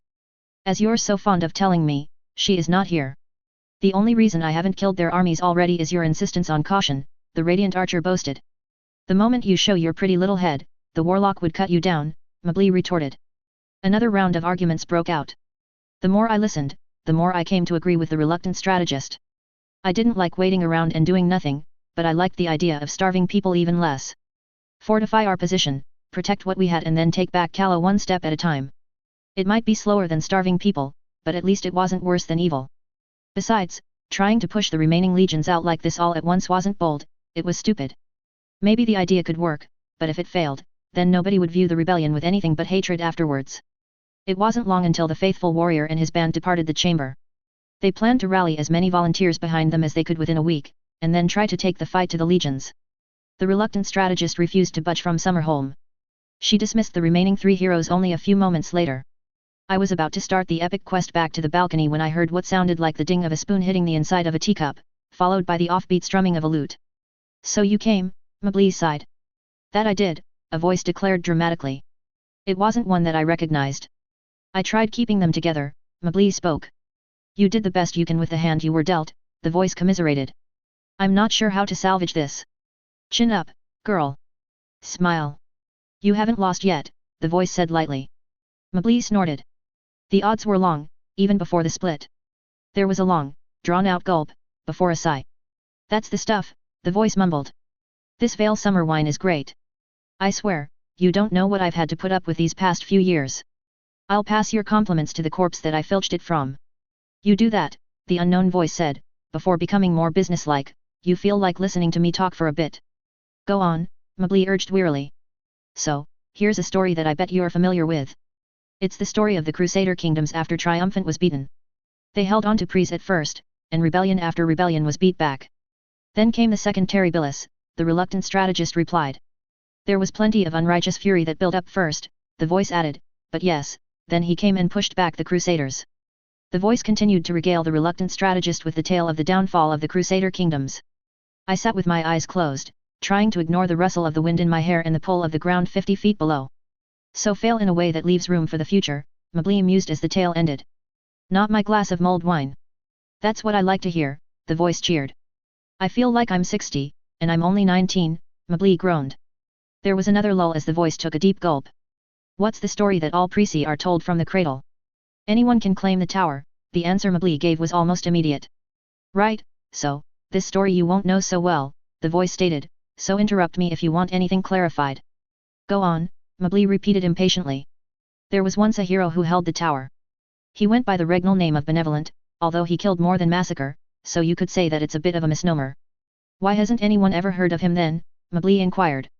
He came so close to winning that the Prisi did their best to purge him from the records. The rest of the world should still know about him. Purged him with demons, the voice emphasized. I tried to muster up the correct amount of fear at the word, but right then the only demon I feared was the one 100 feet below me. Why was I sitting up here? There was nothing sensible about hiding out on a window ledge and eavesdropping on a conversation. Where had sensible Catherine gone to, and could she come back and scold me for this lapse in my wits? The story continued to unfold, and I did my best to ignore the ground as the wind started to howl. It's a bit too late for me to climb the tower, the reluctant strategist drawled as the story came to an end. It could be somebody else. Callow is not part of the Empire. What if it was? The whole point of this is to get Callow out of the Empire. What if the Empire was part of Callow, then? Silence fell in the room. It took more than a few moments for me to realize that the visitor was gone. 2 stories each with their own lessons, but where is the third, fourth, or however many more there are that remain unexamined? The reluctant strategist whispered to herself. There's always more than 2 stories to a side. Which strategy is it, I wonder, that you wish for us to follow? Now, to make my way back. The wind picked up even further. Now a heavy gale, I doubted anyone could hear me if I let off a scream. A rumble. Was that lightning? I dug my fingers and toes into the cracks, then started to climb my way across. The ground almost seemed to yawn 1,000 feet below me. Breathe. I released a hand and reached over, before digging my fingers into the wall once again. Whispers called out to me, my hair blew up and covered my eyes. I whimpered and reached over again. Breathe. Hand, foot, hand, foot. The world narrowed into a dark tunnel as I did all that I could to avoid lowering my gaze towards the ground. At last, I reached the balcony and panted as I pulled myself onto it. I heard the door to the room open once more, but ignored it. Safe, I was safe. You look awfully frazzled for somebody who's been sitting on the balcony for over an hour, Mably prodded. My reverie shattered. It's windy up here. Windy, of course. Mably's eyes fell to my gritty fingernails. She said nothing, then looked towards her own wrinkled hands. You can follow around Edric tomorrow, she declared. Again. I blurted out, that is, nothing against Edric, but I'd rather learn from somebody more fun. I'm sure he'll be delighted to hear that, Mably replied. If I have to hear about the importance of ditches or proper latrine placement in warfare one more time, I muttered. Mably skewered me with her gaze. I shivered. Remember, Catherine, the higher you climb, the further there is to fall. I'm not enthusiastic about heights myself. Best prepare thoroughly if you wish to reach the summit, she gave me the hint of a smile. She turned away and left. I wasn't sure what she meant. I wasn't sure that I wanted to know, either. Perdition 6.04. Strategy? What about it? There's no need to worry yourself about strategy if your opponent is as confused as you are. Dread Emperor Irritant I, the oddly successful. I couldn't tell which was worse, the cold stone slab beneath my ass or the autumn noonday sun's relentless glare. At least I'd decided that the persistent itching under my shirt came at a distant third. My clothes grew tighter with each passing day, and the contents of my wardrobe remained one of the rebellion's lowest priorities. I tugged at the fabric, hating how it clung tighter to my chest. I'd complained about it a few times, but even after another month in Summerholm nothing had come of it. Abigail fussed with the hem of her yellow dress on the opposite side of the table for a few moments, before her right hand darted forward and placed one of her stones. You're going to tear that, I mocked. Her left leg knocked against one of my own. She pulled it back quickly and almost jumped out of her seat. I smiled a little, then shifted over, keeping them sprawled comfortably. That was the third time I'd managed to elicit that reaction from her so far. Better than hearing from another of my uncles about fulfilling my obligations to the family again, she muttered. Sighing, I reached towards one of the black stones and placed it on the 13 by 13 board on the stone table before me. I was half tempted to pick up pieces from the Shatranjay box and start placing them on the Baduk board. I'd tried that once, but Mably had rapped my knuckles and told me that playing this game was about learning to think, and not about seeing who won. She always had trite commentary like that. The reluctant strategist didn't often have time to teach me anything, then when she did she insisted I learn a whole host of useless skills that I'd likely never need again. Like how to dance, or the different traditions of the Calawan noble houses, or different languages, or wasteland politics, or the knightly codes of chivalry. She'd even had me play cards with soldiers for a while, insisting that it was a good way to learn how to lie. It was a rare day when she'd take me aside and talk to me about strategy, but she left all the useful lessons to everyone else. Like brawling with the stalwart defender, or even horseback riding. It had taken me a while to become used to the feeling of a horse under my hips and I still wasn't comfortable with it, but better that than more time spent learning about courtly intrigue. Abigail bit her lip. Her hand hovered above the board, darting back and forth like some kind of viper, before she at last settled on her choice. She seized a stone and placed it between a cluster of my pieces. You can't do that. It's against the rules, I pointed to my pieces. The cautious girl shook her head. Her dark hair fell like shadows across her shoulders. She reached forward and pointed to the surrounding pieces. See here, here, and here, she spoke timidly while pointing to the pieces in question. That piece completed the encirclement. The smile slid from my face, replaced by a stormy scowl. I crossed my arms then looked closer. She was right. A glance at the board told me she had already won. Again. How'd you pull that off? I listened when Mably was talking to you about strategy. Ever the graceful loser, I picked up another 10 stones and arranged them all at once on the board. Mably might give me a glower of disapproval, but she wasn't here to scold me. I won, I declared. My opponent glared at the board. Which rule did you win with this time? She asked. She'd tried arguing with me about stunts like this the first few times I'd pulled them before giving it up as a lost cause. Smart girl, Abigail. It's the Catherine maneuver, I replied. The distant slamming of a door brought an end to our conversation. I stiffened. The harsh clatter of boots on stone followed. Whoever it was that had entered wasn't trusted with Mably on their own. Somebody's here to talk with Mably, I whispered. Can't we just play another round? She pleaded. Course not. Abigail sighed, before brushing her hair off her sunburned cheeks and rising to her feet. I did the same. Both of us padded silently towards the door. You're going to land us in a heap of trouble. Nah, I won't. Mably wants me to do this. I don't think you're reading her right. How else am I supposed to interpret what she does? It had taken me a while to realize that the reluctant strategist favored me when I defied her orders. Well, she rewarded me a few days after I'd disobeyed her, provided that I wasn't caught. When I was caught, she punished me by assigning me duties with Edric. Realizing that had lit a fire under me, and now I went out of my way to slip around her orders whenever I could. Every opportunity to eavesdrop was a chance to win a prize. She always caught me in my lies, forcing me to choose my words with care. Then she'd start asking questions. It didn't matter how I answered, somehow she'd always know the truth. As an excuse to run away from all this. Both of us quietened down as we reached the closed door of the balcony that led into Mably's office. I spun the handle and opened the door a crack. The muffled sounds of conversation reached both of our ears. Humble servant brings word from the High Lady of Wolof, Tasha Sahilian. If I recalled Mably's lessons correctly, then Wolof was one of the high seats of Pries. The lords and ladies who schemed and connived against the Empress for the throne. I glowered. They were supposed to be even worse than the Empress. The only advantage was that they were stuck in Pries unlike the legions. I wasn't sure why the man was speaking in the noble dialect. The reluctant strategist wasn't a lord or lady, so he was just wasting air. What does Wolof want? Mably responded in a clipped, neutral tone. That tone alone painted a picture for me. It was deceptive. The first time I'd heard it, I'd thought that she was in a good mood. 5 men were hanged the second time I heard it. I could almost see her standing with her hands behind her back, her face an impassive mask. I'd bet that her eyes were as sharp as a dagger's edge, glaring holes into the person she spoke with. This diplomatic convoy consisted of 3 envoys, but circumstances conspired so that 2 of its number were waylaid by 2 Legion patrols near the Blessed Isles. The Legion patrols had yet to capture the envoys by the time of my departure, but there is no telling what has occurred in the intervening days. The tool that was intended to be used for communications between parties remains in the possession of the lost envoys. What does Wolof want? Mably repeated, louder this time. High Lady Tasha Sahilian is aware of the economic burden the rebellion suffers under and proposes that a mutually beneficial agreement can be arranged that would help ameliorate their hardships. Why does she want to fund us? The current state of affairs within Pries runs against the interests of Wolof. That was a circumspect way of saying that the Sahilians were making a bid for the tower. What terms does she offer? This envoy is not authorized to negotiate on the behalf of High Lady Tasha Sahilian, the man replied. Mably fell silent. I'd need to rescue the rest of the convoy if I wanted to speak to her. That is indeed the nature of this quandary. And this is only an invitation to speak, nothing more. There would be no consequences save for a loss of opportunity should the reluctant strategist choose not to entreat with Wolof any further. There was another pause. I won't relieve them, Mably stated. I can't be seen openly colluding with Wolof. It would break the rebellion. If somebody else relieved them, then maybe we could talk. This humble servant understands. A few more meaningless pleasantries were exchanged, but thoughts drifted like they used to on the streets when I smelled a loaf of fresh bread. I understood the implied message. Mably was giving me permission to do this.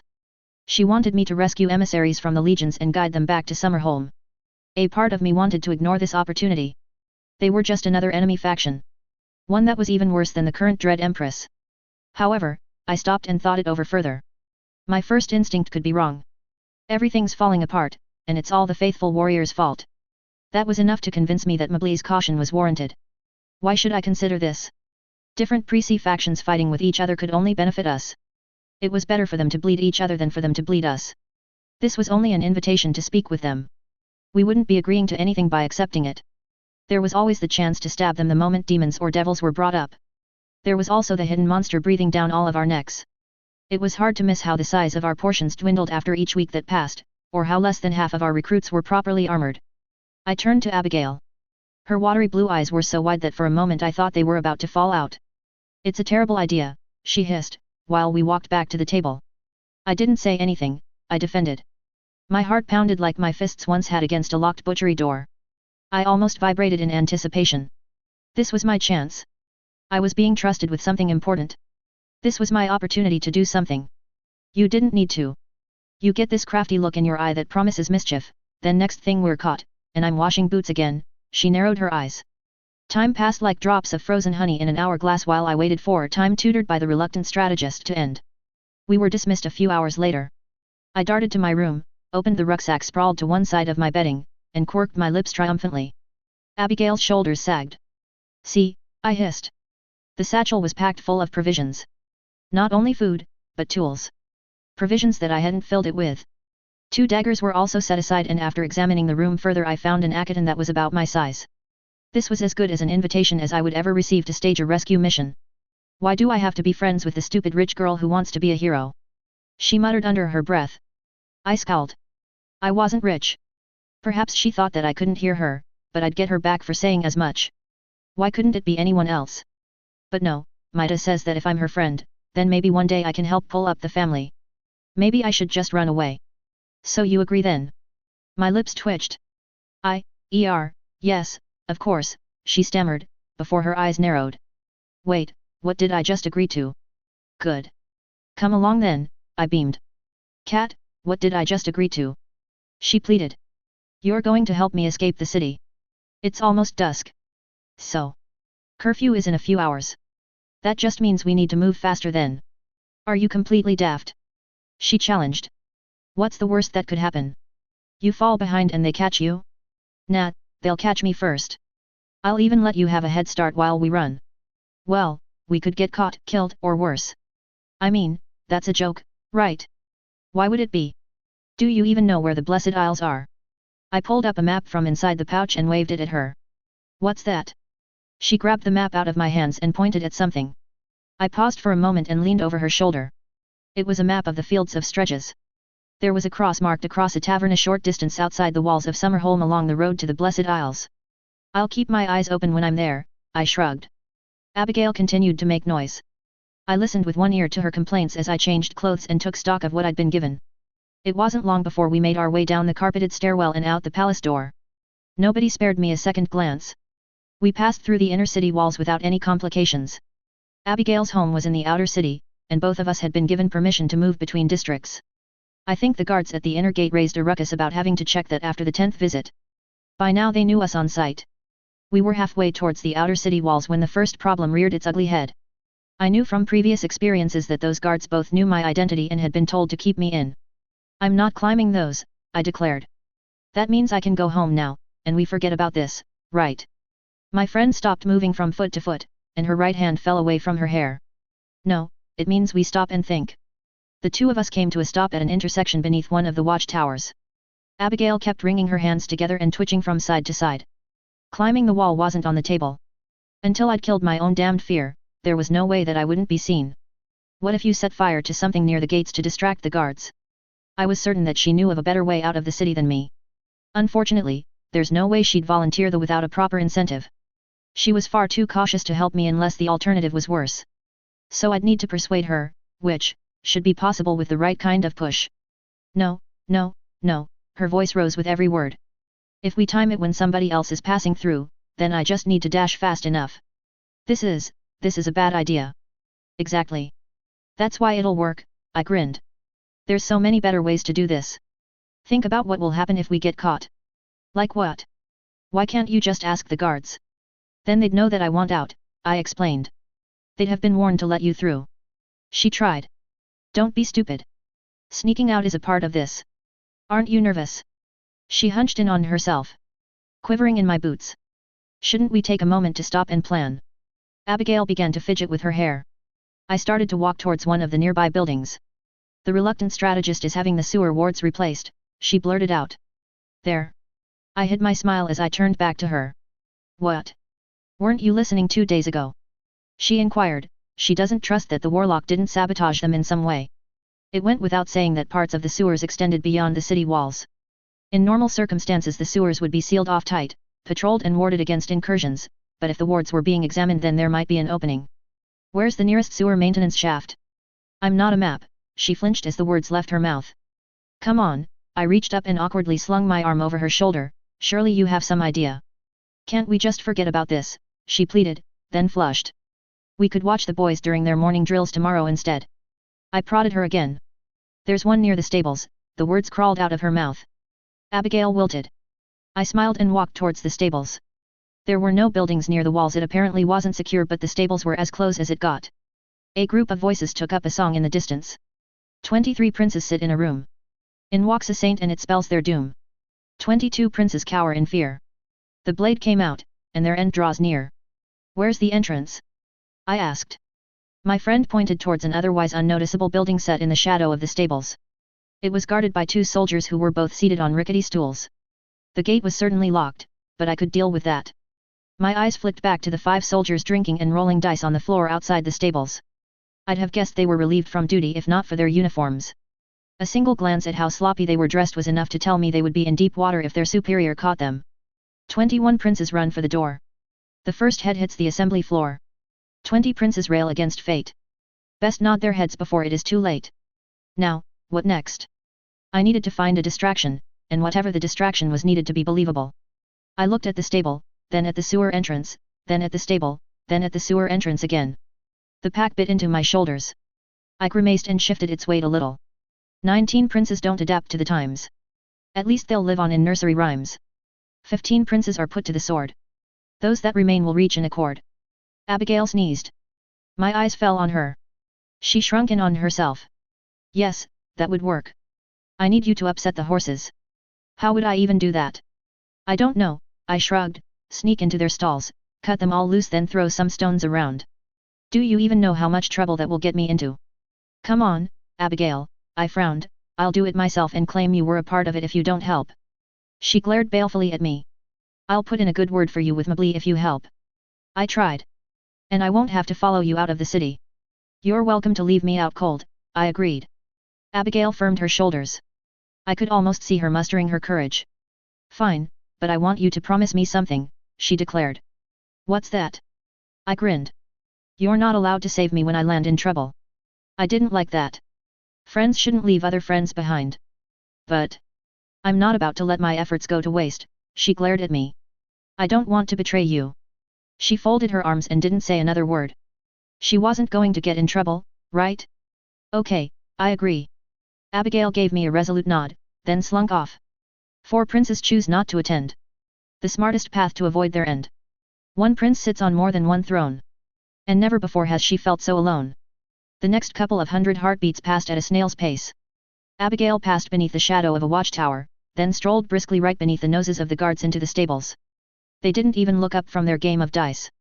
My shoulders were tense. I rolled my muscles and breathed in. She wouldn't fail. I wasn't nervous. Everything would hold, like bread before it crumbled. Wonder what it'll take to convince that lass to leave the Principate and put the heads in our house in order, one of the guards muttered. More than we have, Steve, another replied. There's a pity. I heard that she's got no tolerance for names that don't play by her rules. Several small pebbles smack against each of the guards' helmets. They let out an exclamation of surprise, before charging into the stables. A moment later and there was a loud crack. Over a dozen horses bolted out of the stables. A guard took a hoof to the back. I winced, then pushed the feeling aside. The priests could heal him, and he probably deserved it for something. One of the horses charged past the sewer entrance. Most of the guards went charging after them. Abigail ran in the opposite direction, her yellow dress torn and flapping behind her. She let out a distressed wail, drawing more attention to herself. My eyebrows rose in appreciation. It was an impressive act. One that I couldn't have succeeded at. It was an act, right? It had to be. A cold shiver crawled up my spine. Of course she was fine. She had to be fine. I promised that I wouldn't abandon the plan. I shuddered. Don't think about your friend maybe being her cat, it's time to move now. The last of the guards ran towards her. Should I call this off here? I wasn't sure if she would find her way out of trouble on her own. My gut churned. Leaving her felt wrong, but I'd promised her. I'd said that I'd follow through. Should I go against my word? This all felt like a horrible mistake. My palms were sweaty. I bit my lips. The reluctant strategist also wanted me to do this, although I wasn't certain if it was worth following through. This was a mission to rescue Prissy. Prissy. And these were supposed to be even worse than the ones that I was familiar with. Shouldn't I just abandon the mission and take care of my friend? No, I'd committed to this. Mably gave away a month of her life whenever she was asked to. If she was prepared to go so far for the rebellion, then how could I hesitate at something this small? Hating the turmoil within my chest, I leaned forward and approached the stable at a brisk stroll. The heat of the sun diminished. I passed beneath the lip of its roof. There was one guard remaining. He was busy running up and down within the building. I wasn't sure what he was searching for. I dismissed him from my thoughts. He didn't look my way regardless. I reached the sewer entrance, then glanced towards the stools. The guard had dropped the key beside his chair before he'd run off. It was a pity that he was unaware of how close it was to slipping out of his reach. A pity for him, that is. That made everything easier. The gate rattled as I fought with the keys. It wasn't long before it opened. The noise still worried me. I swore under my breath and chanced to look around. My shoulders sagged. Nobody was looking my way. I started to descend the stairs. The cool, damp air was a relief from the sun. Then the stench assaulted my nostrils, thick, cloying, like rancid meat. The passage opened up onto a wide canal of filth that cut a gap about 10 feet across, nestled between two paths on either side of it. I pinched my nose and stuck to the left side, coming to a stop at an intersection. The surface wall was to my left. I peered down the passage. The tunnel opened out to a fortified grate that appeared to be sealed by wards. I took the small bridge across to the other side of the intersection and began to move deeper into the passage. I reached the next exit point only a few moments later. This one was sealed as well. A burning anger coiled tight in my chest. A sound echoed out in the distance. I froze. Did I just imagine it? No, there it was again. Where could I hide? I glanced around. There was a crack in the wall above me. Loose bricks had fallen onto the path and soil spilled through. The gap wasn't large, but it was large enough for me to fit in. I peered inside. There was a dip and enough space for me to hide away. It should be deep enough for me to remain obscured. Well, so long as nobody stuck their head in to look. The hollow would have to do.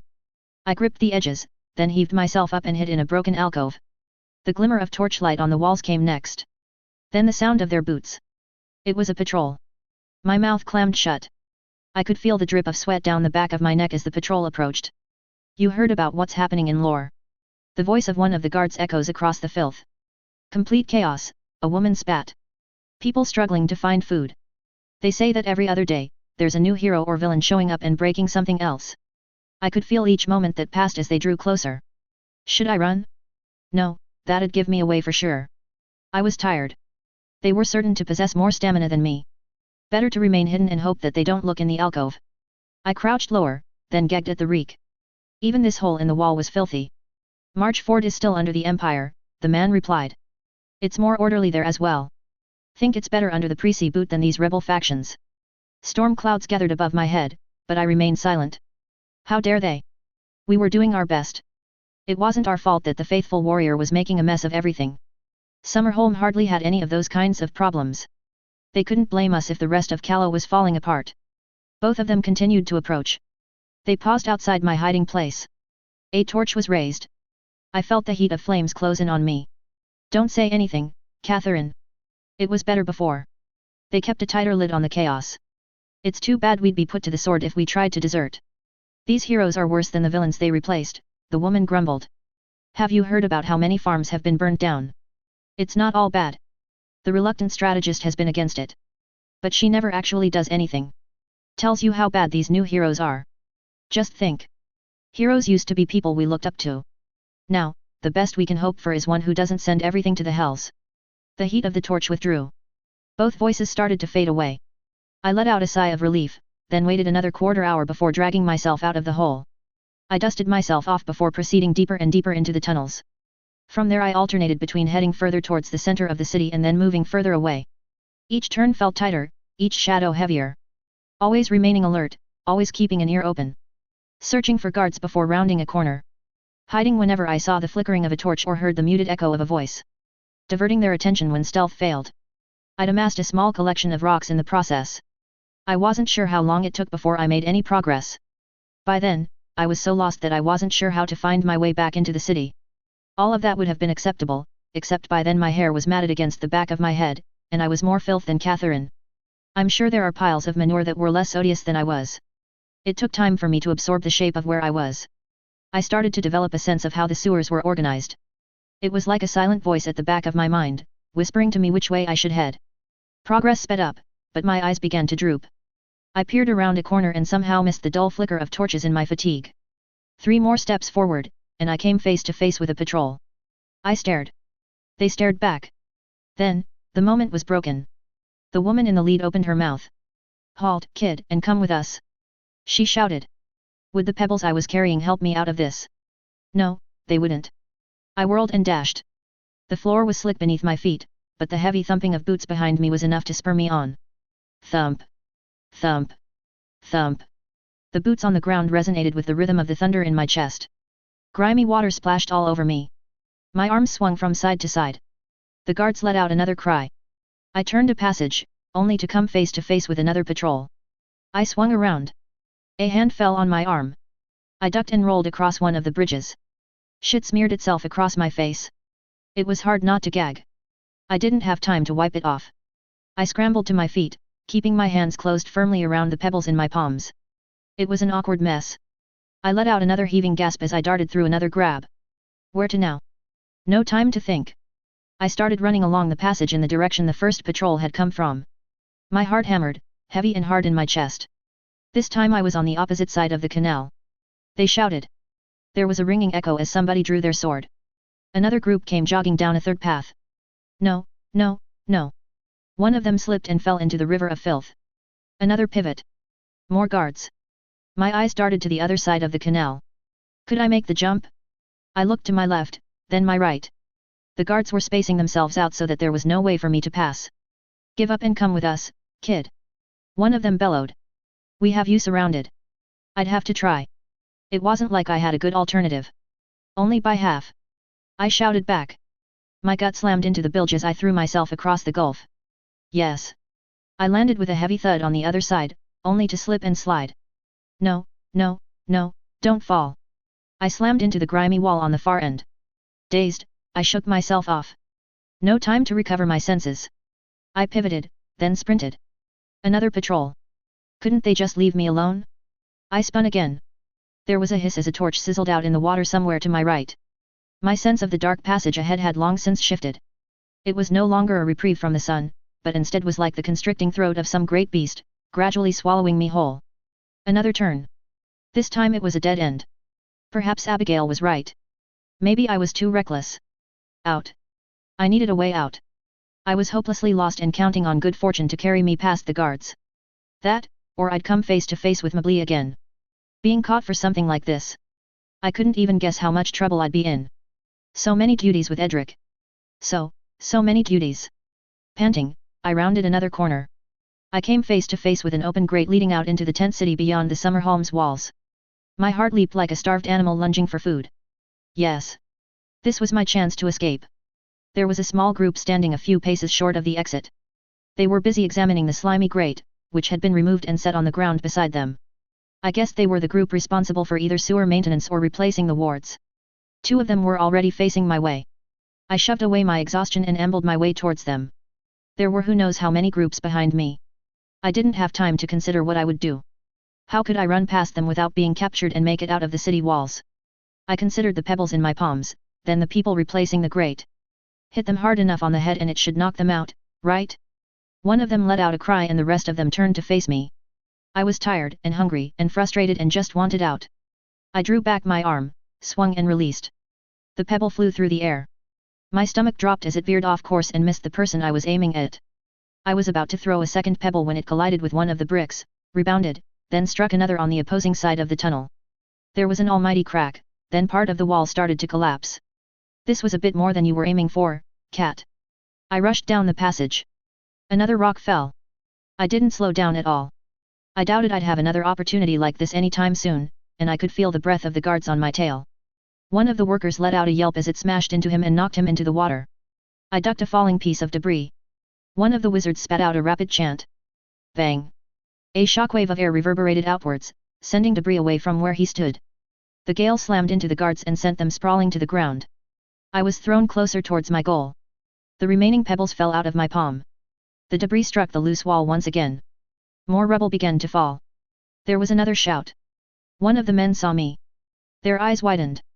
I wove between them, only to be struck by an elbow in the back and sent sprawling to the floor. I rolled. More debris fell. I risked a glance backwards, only to see another rock take the wizard in the head. I scrambled to my feet and darted out of the tunnels. The cool evening air struck me. I swallowed as I rushed away from the sewer exit at the base of the walls and towards the relative safety of the tents set just over 100 feet away. The flicker of torchlight called to me. Both the men working at the grate and the guards called out, but none lent them their ears. A few people held up their nose as I disappeared into the crowd. My shoulders loosened as I finally slowed from a run to a walk. I was out. I was out. A part of me couldn't believe that I had made it out. Summerholm loomed behind me. I glanced once more back at the walls of the city. My grin faded. I hoped that Abigail wasn't in trouble. No, she was definitely in trouble. I hoped that the trouble wasn't too big and that she would forgive me afterwards. I didn't like leaving her like that, even though she'd told me to. The guards were probably injured, but they deserved what they got for the trouble they gave me. I raised my hands and grimaced at the filth. Perhaps, it was time to clean myself. A short detour, before starting out my journey towards the Blessed Isles. Perdition 6.05. Advice is only as valuable as how much you are prepared to charge for it. Dread Emperor Inimical, the Miser. Days passed as I traveled towards the Blessed Isles. The drab landscape wore away at my patience. Just deadened fields stretching as far as the eye could see. No guards patrolled the Imperial Highway. Each step of the journey towards the inn marked on the map dragged on like the time between meals. The few people that did travel the paved road gave me the side eye for some reason that I hadn't been able to figure out. Fortunately, that was the extent of my troubles. Travelers still journeyed up and down the length of the Imperial Highway, despite the ongoing rebellion against Pries. There were few merchants, and those that I did see were much better guarded than I remember them being when they came into lore only 2 years past. The pace picked up after arriving at the inn. The proprietor had taken one look at me and pulled me out back. It surprised me when she'd handed me some supplies as well as shown me around to a midnight black pony. I'd called it what it was without any better idea of what to call it. Pony and I had continued on our way after a good rest. The fields of stretches were unexpectedly calm for a region consumed by strife. I only saw 2 roadside robberies and a single burning farmhouse while I was on the road. I was expecting more open conflict, but it seemed more like bandits taking advantage of the situation than outright warfare between the rebellion and the legions. The shape of broken, blackened rising turrets was my first warning that I was approaching the Blessed Isles. If I squinted, I could almost imagine the spectral outline of the once mighty fortress shadowed against the horizon. Then came the green flames and the shadow winked out. The Mesian Bridge would come next. It crossed over to the barren rock in the middle of the Wazaliti River.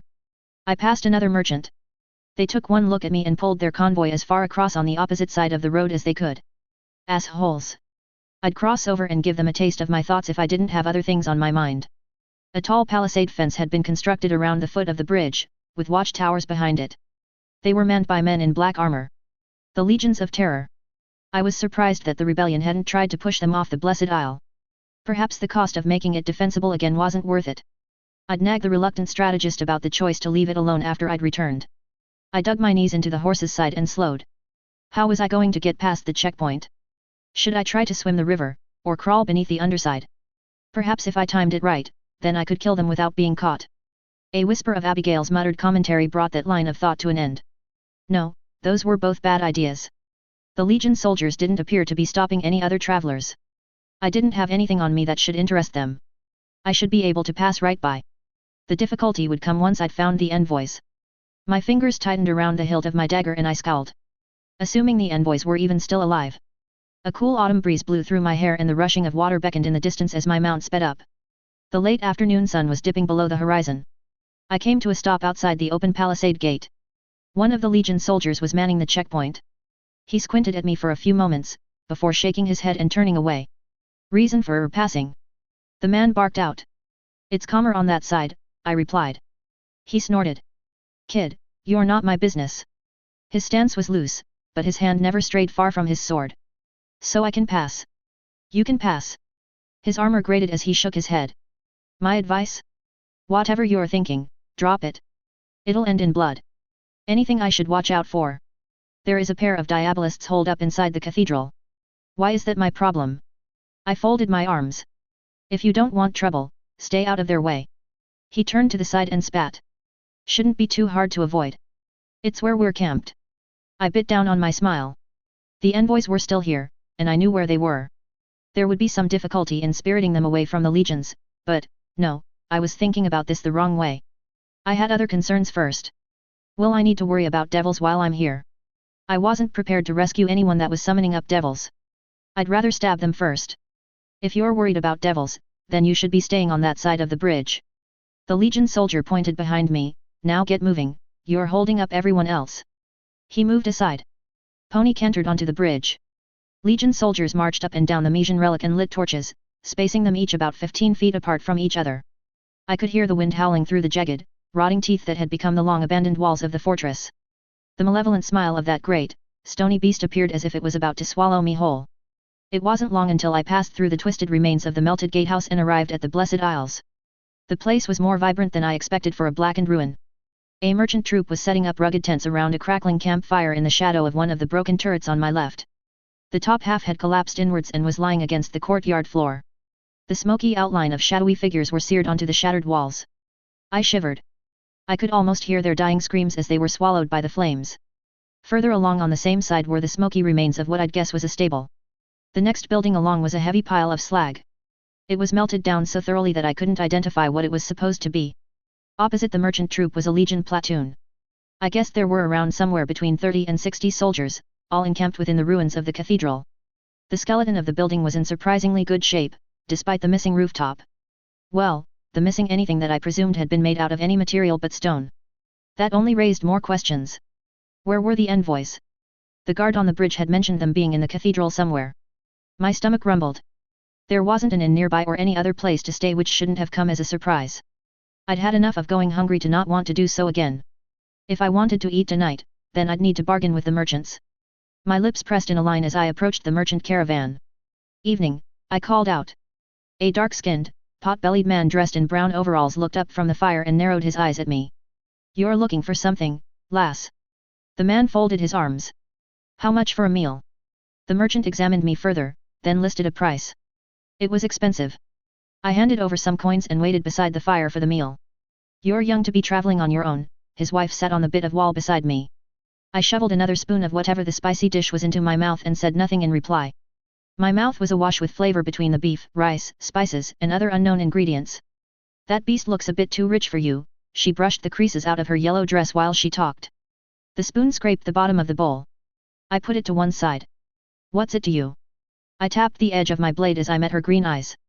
I'm curious. You want to know if I stole the horse? I drew my dagger, then started to trim my nails. Her lips pressed into a line. Go complain to the legions if it's a problem. They said they're waiting for a sorcerer to relieve them, not to stop little girls who run away from home and steal an arrogant lord's horse. She let out a loud harumph. Was that a clue? I didn't know enough about what was happening to understand why a platoon weren't able to kill 2 Prissy wizards. Wouldn't the wizards have escaped already if they were that dangerous? And you're here to sell goods and make money, I grumbled. She didn't catch my suggestion. Just because they're here to prevent rebels from causing problems doesn't mean they should ignore petty thieves. The blade slipped and nicked my fingers. What a pity, I lifted the finger to my lips, licked the cut and smiled at her. She shuddered, then backed away. I returned the bowl, then backed away from their camp and searched for a spot of my own. I settled on the broken remains of a turret on the opposite side of the ruins. Now it was time to wait. Time passed. The moon rose, then clouds swallowed it whole. An eerie stillness fell over the ruins on the Blessed Isle. The entire fortress was shrouded in an inky blackness, save for a glow from the cathedral, the dying fire by the merchant troop and the torches on the bridges to either side. The sound of footsteps on the bridge trailing away for what must have been the 100th time was my call to act. It was time. I slung my bag over my shoulder and started to scale the inside of the turret's skeletal remains. No wood was left upon its carcass, only the blackened outline of hard, cold stone. I crawled through a crumbled passage as I wormed my way further up the stairwell, then stood and jumped across a narrow gap to the stairs above. Soon, I reached a dead end. The passage extended no further upwards. I halted. No, I wasn't prepared to let this stop me. I dug my fingers into the cracks in the wall. The darkness wrapped itself around me like an icy blanket the higher that I scaled. A fine layer of dew had settled over the ruins. I cursed inwardly. The distant clanking drew nearer. My fingers were slick with sweat. They trembled, then slipped. I scrambled against the inside of the turret for a few moments while I reclaimed my hold. A scattering of rocks fell below. I stilled. There was no change to the sound of the guards moving below. My breath came in spurts as I continued to climb. Don't look down, cat. Just because it's dark, doesn't mean it stretches on forever. At last, I stopped and peered down on the corpse of the fortress from the remnants of a floor further up. Heartbeats passed while I observed the Legion watch rotation. 2 soldiers patrolled the bridge leading across into the green stretch. I guessed that another 2 patrolled the bridge leading back onto the field of stretches, but I couldn't see them from where I was. I didn't know how many manned the watchtowers on either side. It was too hard for me to make them out from where I was. 4 more Legion soldiers patrolled around the outside of the cathedral. Each of them always kept another in their sight. There was a broken gap in the closest side of the cathedral wall that I could glimpse through from where I sat. I could just make out the shapes of 3 men clustered around a cookpot. I couldn't see anyone else. It left me with a conundrum. How was I going to do this? There was no getting the wizards away from the legions without killing them. Was I prepared to kill this many people? My stomach churned. I'd killed a man before, but it had been in the heat of the moment. Now I was planning to do the same, only this time it would be in cold blood. The thought twisted in my gut. No, there was no other way. I'd do it. I'd committed to this. There was no backing out now. Which brought me back to my question. How was I going to do this? Trying to attack them all at once would only lead me to die. As much as I wished I was a hero, I wasn't one just yet. Should I risk it anyhow? That was the kind of thing that a hero would do. No, it wasn't sensible. Maybe I could use the merchants as a distraction. Cause some noise there and draw the Legion's attention away from the cathedral. On second thought, no. A distraction wasn't on the plate. The Legions were all trained. They were more skilled than regular guards. It would only make them more alert and lower my chances of success. That meant I needed to sneak in without any hint as to my presence at all. I grabbed at my dagger once more. I wasn't good at being sneaky. What options did I have? My biggest problem was that I didn't know enough. The only way to learn more would be by asking, or by sneaking closer. I examined the cathedral. The gap that I was peering through in the cathedral wall stuck out like a tooth. That gave me a horrible idea. I reached into my bag and pulled out a rope, tied the one end into a noose, then gave it an experimental tug. The noose remained firm. 1, 2, 3. The noose twirled through the air, only to fall short. My heart leapt as if trying to flee from my chest like a thief chased by the guards. I tugged the rope back while it was still in the air, then glanced down to the ground. Nobody looked up. My shoulders slumped. A section further along the walls was closer to the cathedral than my turret was, but it was also more exposed. I glanced at the legions on patrol. Their eyes remained alert and panned from one side of the blessed isle to the other. Could I cross the distance without being seen? I'd have to find out. I descended the turret. Rubble blocked most of the passage to the walls, but with a tight squeeze I was able to fit through. I skulked behind what little remained of the parapet, doing my best to remain out of sight. It wasn't long before I came to the end of one shattered segment. A broken chasm yawned between me and my next landing. I spared a glance to all the legions on patrol. None of them were looking my way. I backed up a few paces, sprinted forward, then jumped. My feet landed on the opposing side, only for the mortar to crumble under my step. I scrambled forward. A rain of loose rubble fell onto the ground below. The dull thud of boots grew louder. What was that? The words were spoken in heavily accented Takrabi. I pulled myself further into the shelter of the shattered wall top, then buried my face in the grey of my shirt and sucked in my breath. Heartbeats passed. I listened to the scrape of steel on stone as the Legion soldier came closer. The shadows almost seemed to swirl around me, enfolding me in their embrace. This place is still falling apart. The man swore. The sound of boots faded away. I climbed the shattered remnants of the wall and found a better perch, then examined my target. Would the guards look up? Probably not. I whirled the rope once again. It caught. One quick tug later and I was satisfied. It would hold. I tied the other end to a part of the wall, then took a deep breath. This won't go wrong. This won't go wrong. This won't go wrong. Reach forward, tug, release, reach forward, tug, release. Ignore the long fall under me. Just look to the sky. The clouds are nice. The dark below can't hurt me, it won't hurt me. Reach forward, tug, release, reach forward, tug, release. The rope swung from side to side as I crossed the distance. I did my best to ignore the burning in my arms, the swaying of my hair, the shallow pants, the shakes in my legs, or the pull from the ground below. Reach forward, tug, release, reach forward, tug, release. How much longer do you think we've got to wait until we'll be sent reinforcements? I almost let go of the rope in fright as the voice called out. I reached around awkwardly and seized the stone finger on the other side with one arm before painting myself onto it. Once I was satisfied that I'd secured myself with one hand, I grabbed it with the other. There was a short mad scramble as I leveraged my weight onto the wall. The edge of the wall felt flimsy beneath my feet, but it was safer than remaining on the rope. Another day, maybe two. The wind picked up. Smoke from the fire below blew itself into my face. We should have just dug them out of that basement days ago. My eyes watered. The smoke was making it hard to breathe. You know what they say, Kifo. There was a Legion tent a few feet across and however many feet down the floor was. It was on the opposite side of the soldiers. I just needed to skirt my way over there, then I'd no longer need to worry about the acrid air blowing my way from the wind. About what, Zulmat? I released the exposed rock I was holding onto, hugged the wall below me, and clawed my way forward like a beetle towards the opposite side. Diabolists that are backed into a corner. The sound of the Legion soldier patrolling below my perch to the right slowed, then stopped. I risked a glance over the edge. He had his hand to his brow and his eyes stretched towards the rope. Can't say that I do, one of the three on the left coughed. There wasn't any time to think. I palmed a piece of rubble, squinted at the dying embers of the merchant's fire, and hurled. Crack! The stone struck against one of the logs and sent it tumbling against their tents. I held my breath and waited. The Legion soldiers' attention snapped towards the merchants. A few moments later and the material caught alight. Then came the cries of alarm. I watched as the soldier on patrol ran towards the disturbance. The three men by the fire paused for a few heartbeats, only to turn back to their conversation. There wasn't time to be clever about this. I scrambled towards the rope. Don't attack them, because that's when the demons come. You. I felt the wall lurch beneath me. The section I was walking on crumbled. 3 pairs of eyes pierced me as I fell. I yelped, tucked myself into a ball and rolled. A moment later and my pack slammed into the roof of a tent, followed by me only a heartbeat later. The tent buckled, but cushioned my fall. Stomp, stomp, stomp. I saw a boot out of the corner of my eye. A soft ringing sound echoed out. I saw the glimmer of metal in the torchlight. Dazed, I struggled to raise my head. I blink, then find myself face to face with the gleaming edge of a blade. Perdition 6.06. A/N, this chapter is moderately dark. Spoiler, content warning. Torture. The price of freedom is best paid in somebody else's blood. Stygian slave saying. I'd be happy if the ground opened up and darkness swallowed me whole right about now. I warned you it would end in blood, the voice at the other end of the sword grated. The other 2 figures had stood up and circled around the other side of the broken tent.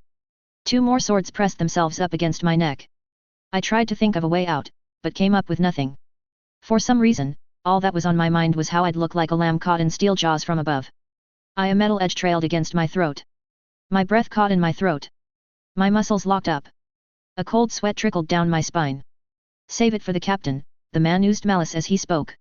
For a moment, the gloom seemed to stretch towards the fireplace. I heard a woman shouting orders somewhere nearby. I blinked. The strangeness was gone. Now stand, the soldier commanded. And careful. My blade might slip. You understand? I nodded my head with the care of a wolf wriggling its paw in a hunter's trap. My captor gave me a tight-lipped smile in response. I pressed my palms to the ground and crawled to my feet. The aches in my everywhere were shoved aside by the rough poking and prodding my captors tacked on. My heart beat just a little faster with each prick of the blades against my neck.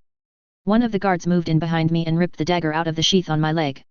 I opened my mouth to protest, only to receive another jab. It clammed shut once more. Step by step, they poked and prodded me towards the tall woman issuing orders. My fists clenched, nails digging into my palms as a simmering heat curled in my chest.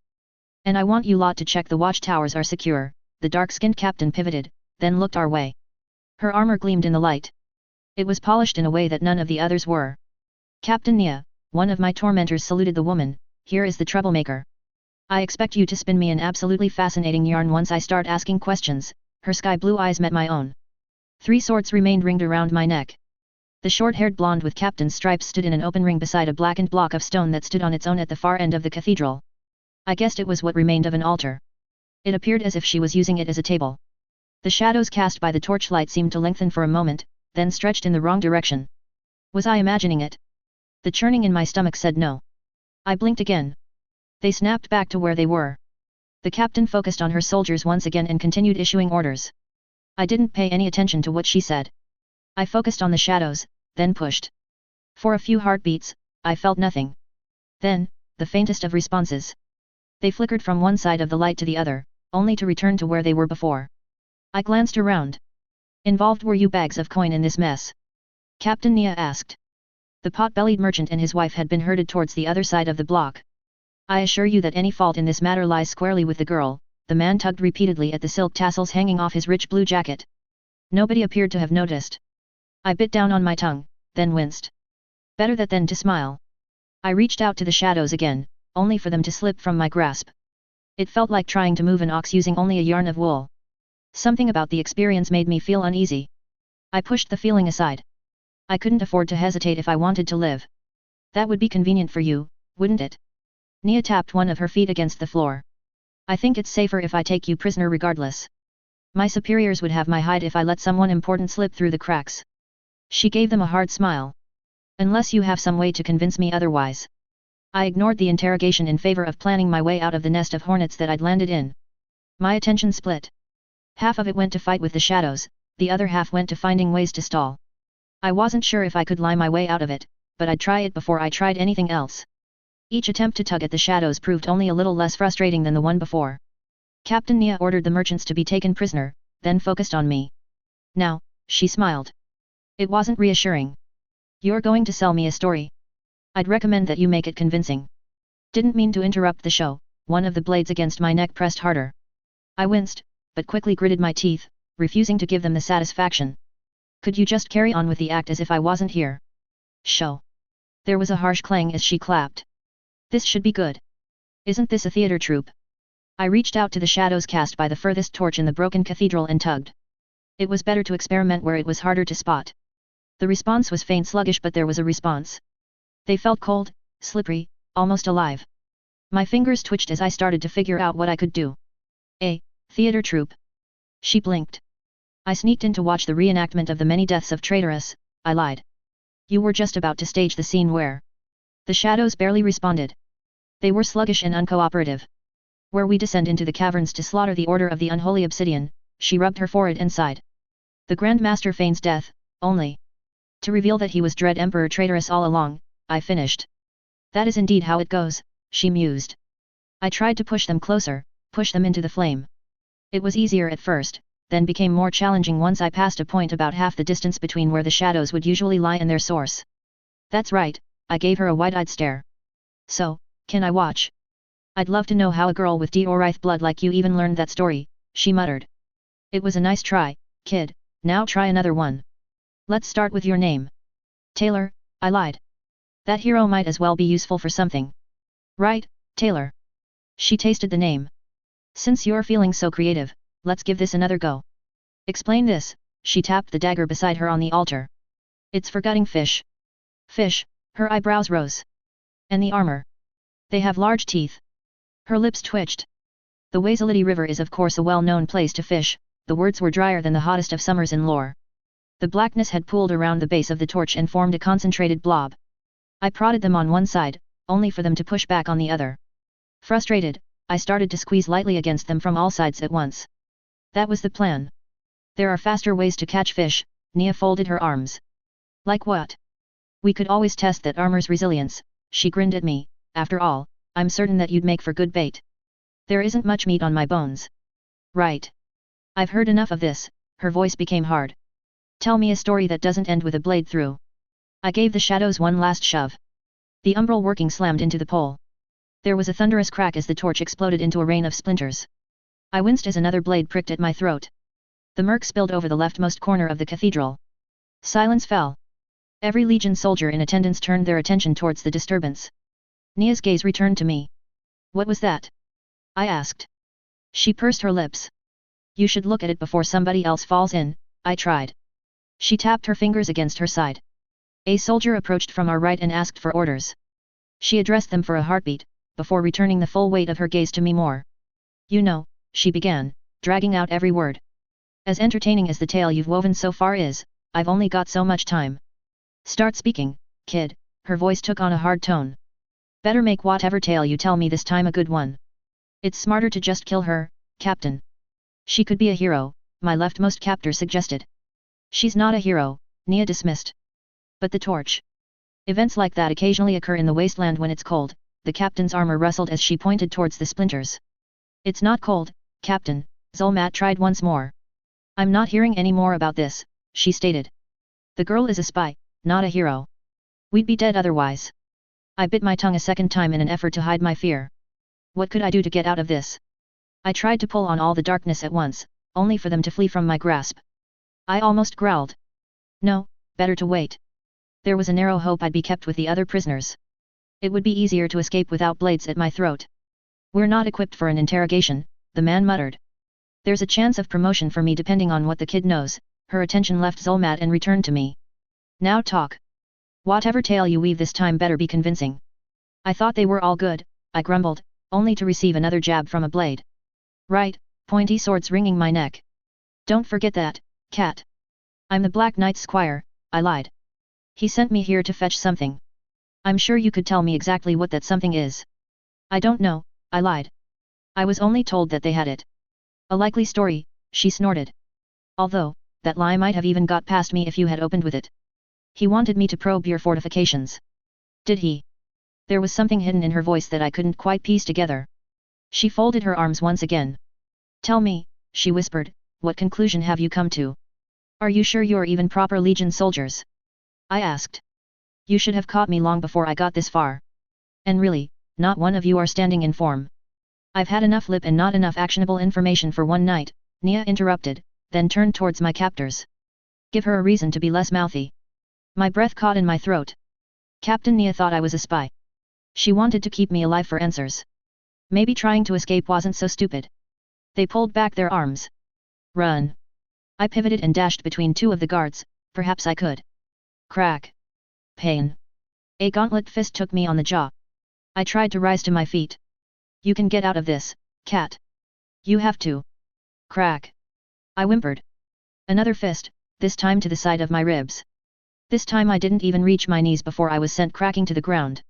I started to hum an unknown tune at the back of my head. Anything to keep away the throbbing in my sides. Crack. My eyes stung. I wasn't going to get away. I curled up into a ball on the ground. Fury burned deep within my chest. I hated this. I wasn't going to let them. A boot slammed against my arms. Crack. I lost count of the strikes. It wasn't so bad at first. No worse than anything I'd endured before. What hurt far more was the humiliation. I should have been faster. I should have been more aware. All that time spent stealing from merchants only to suffer through this. Then those thoughts died as the strikes all blurred together. The world became a wash of colors as every part of me lit up in agony. It dragged on. And on. And on. Too long. Was the torture ever going to end? Make it stop. Make it stop. Please? I started to pull back into myself. My mind faded. A salty, metallic taste pooled at the base of my mouth. Everything became muted. A seed of spite planted itself within my heart. Why was everything spinning? Were those clouds? Why were there so many people around me? Why did the captain have 4 arms? There was a ringing noise in my ears. I almost seemed to float. No. I was floating. Captain Nia was dangling me off the ground by my ponytail. The air was rank with the scent of blood and bile. She seized my jaw tight with the other hand, then leaned in close and pressed her face against my ear. I should have had a promotion months ago. Instead, I'm stuck here waiting out some 2-bit good-for-nothing Sahelian sorcerers. She paused. Goblins are the true virtuosos when it comes to torture, her words were whispered like sugar, but there was nothing sweet about them. They can compose a symphony from your screams. I suggest you start singing before our mission here ends. I'll turn you over to them if you don't.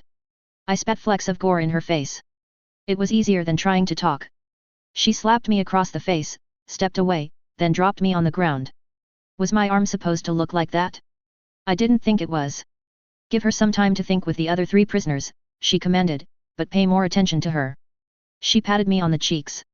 Wouldn't want dear Taylor here to get any ideas about escaping, would we?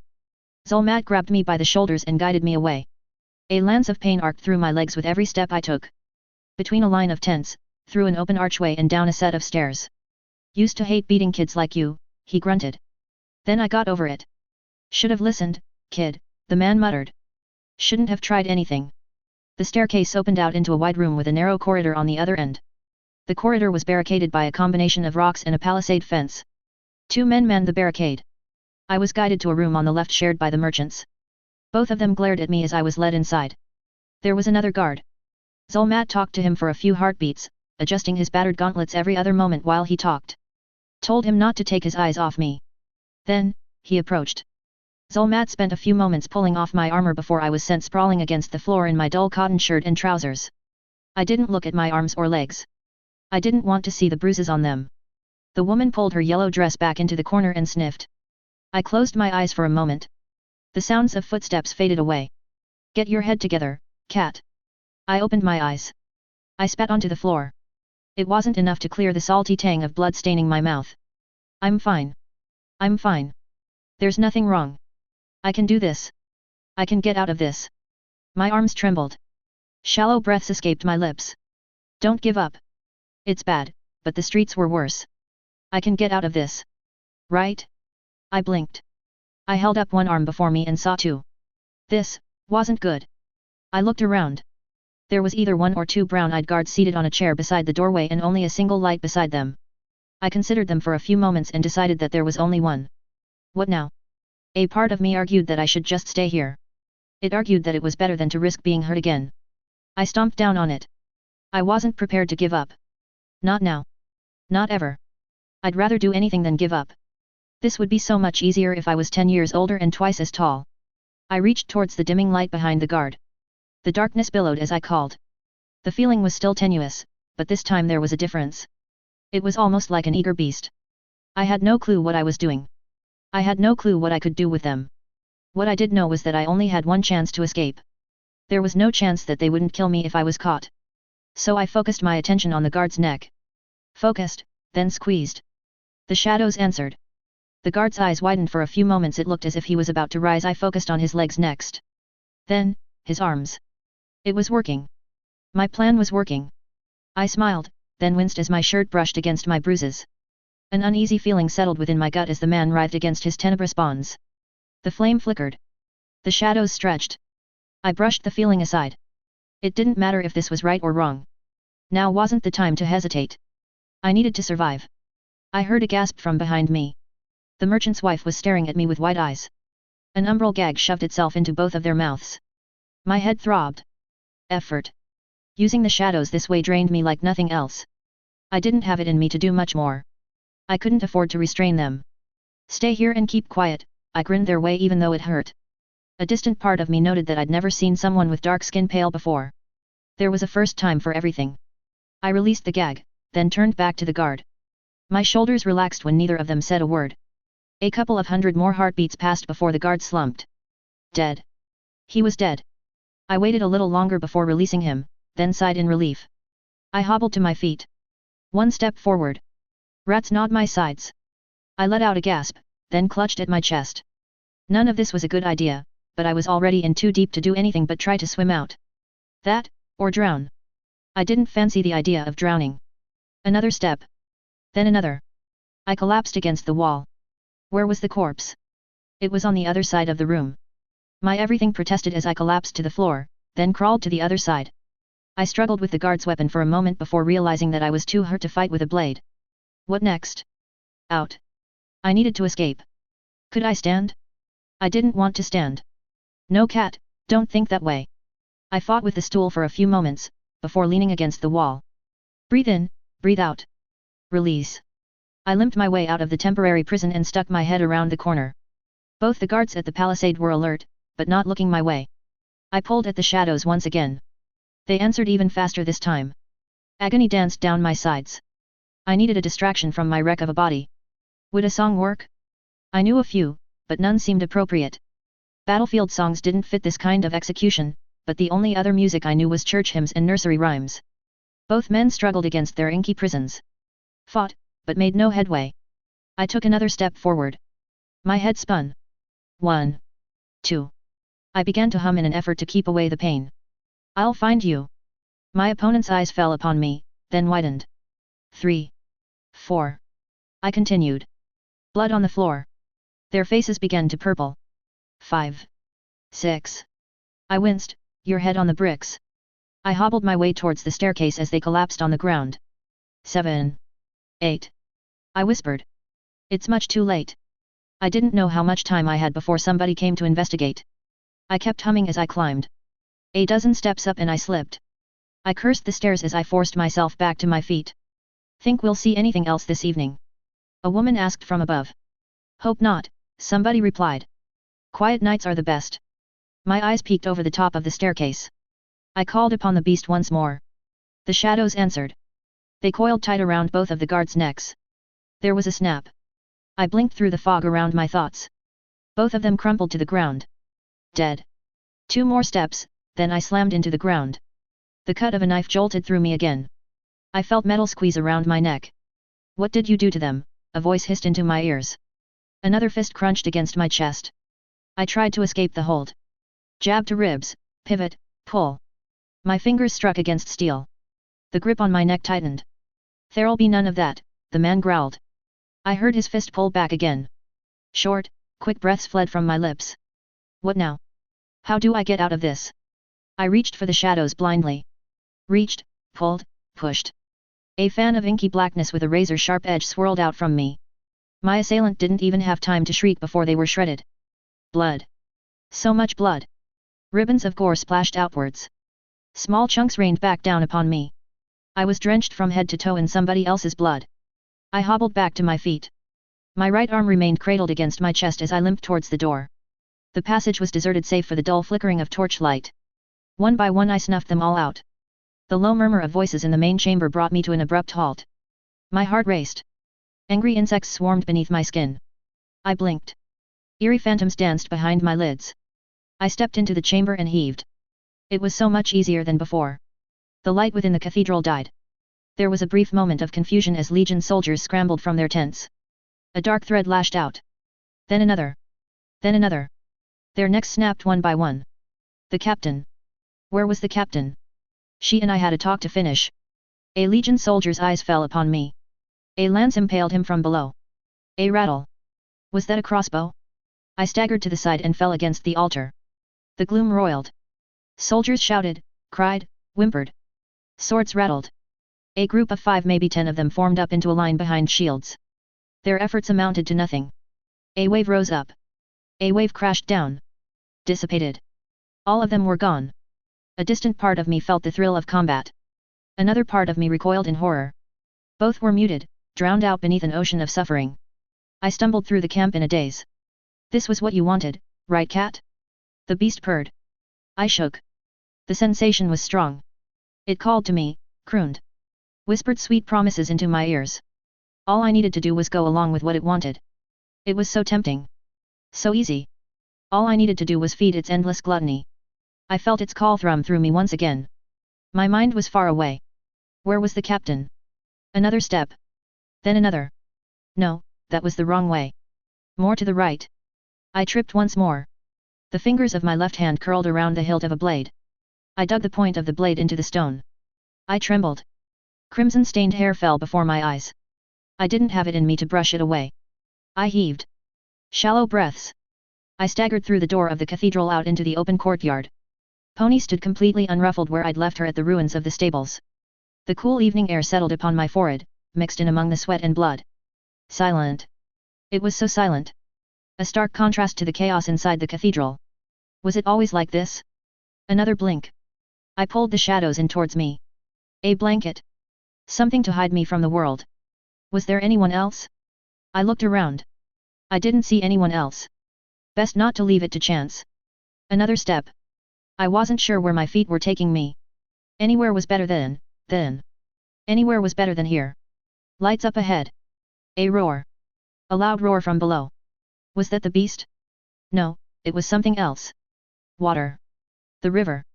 Was that the bridge? I let out a strangled laugh. The captain. Halfway along the bridge.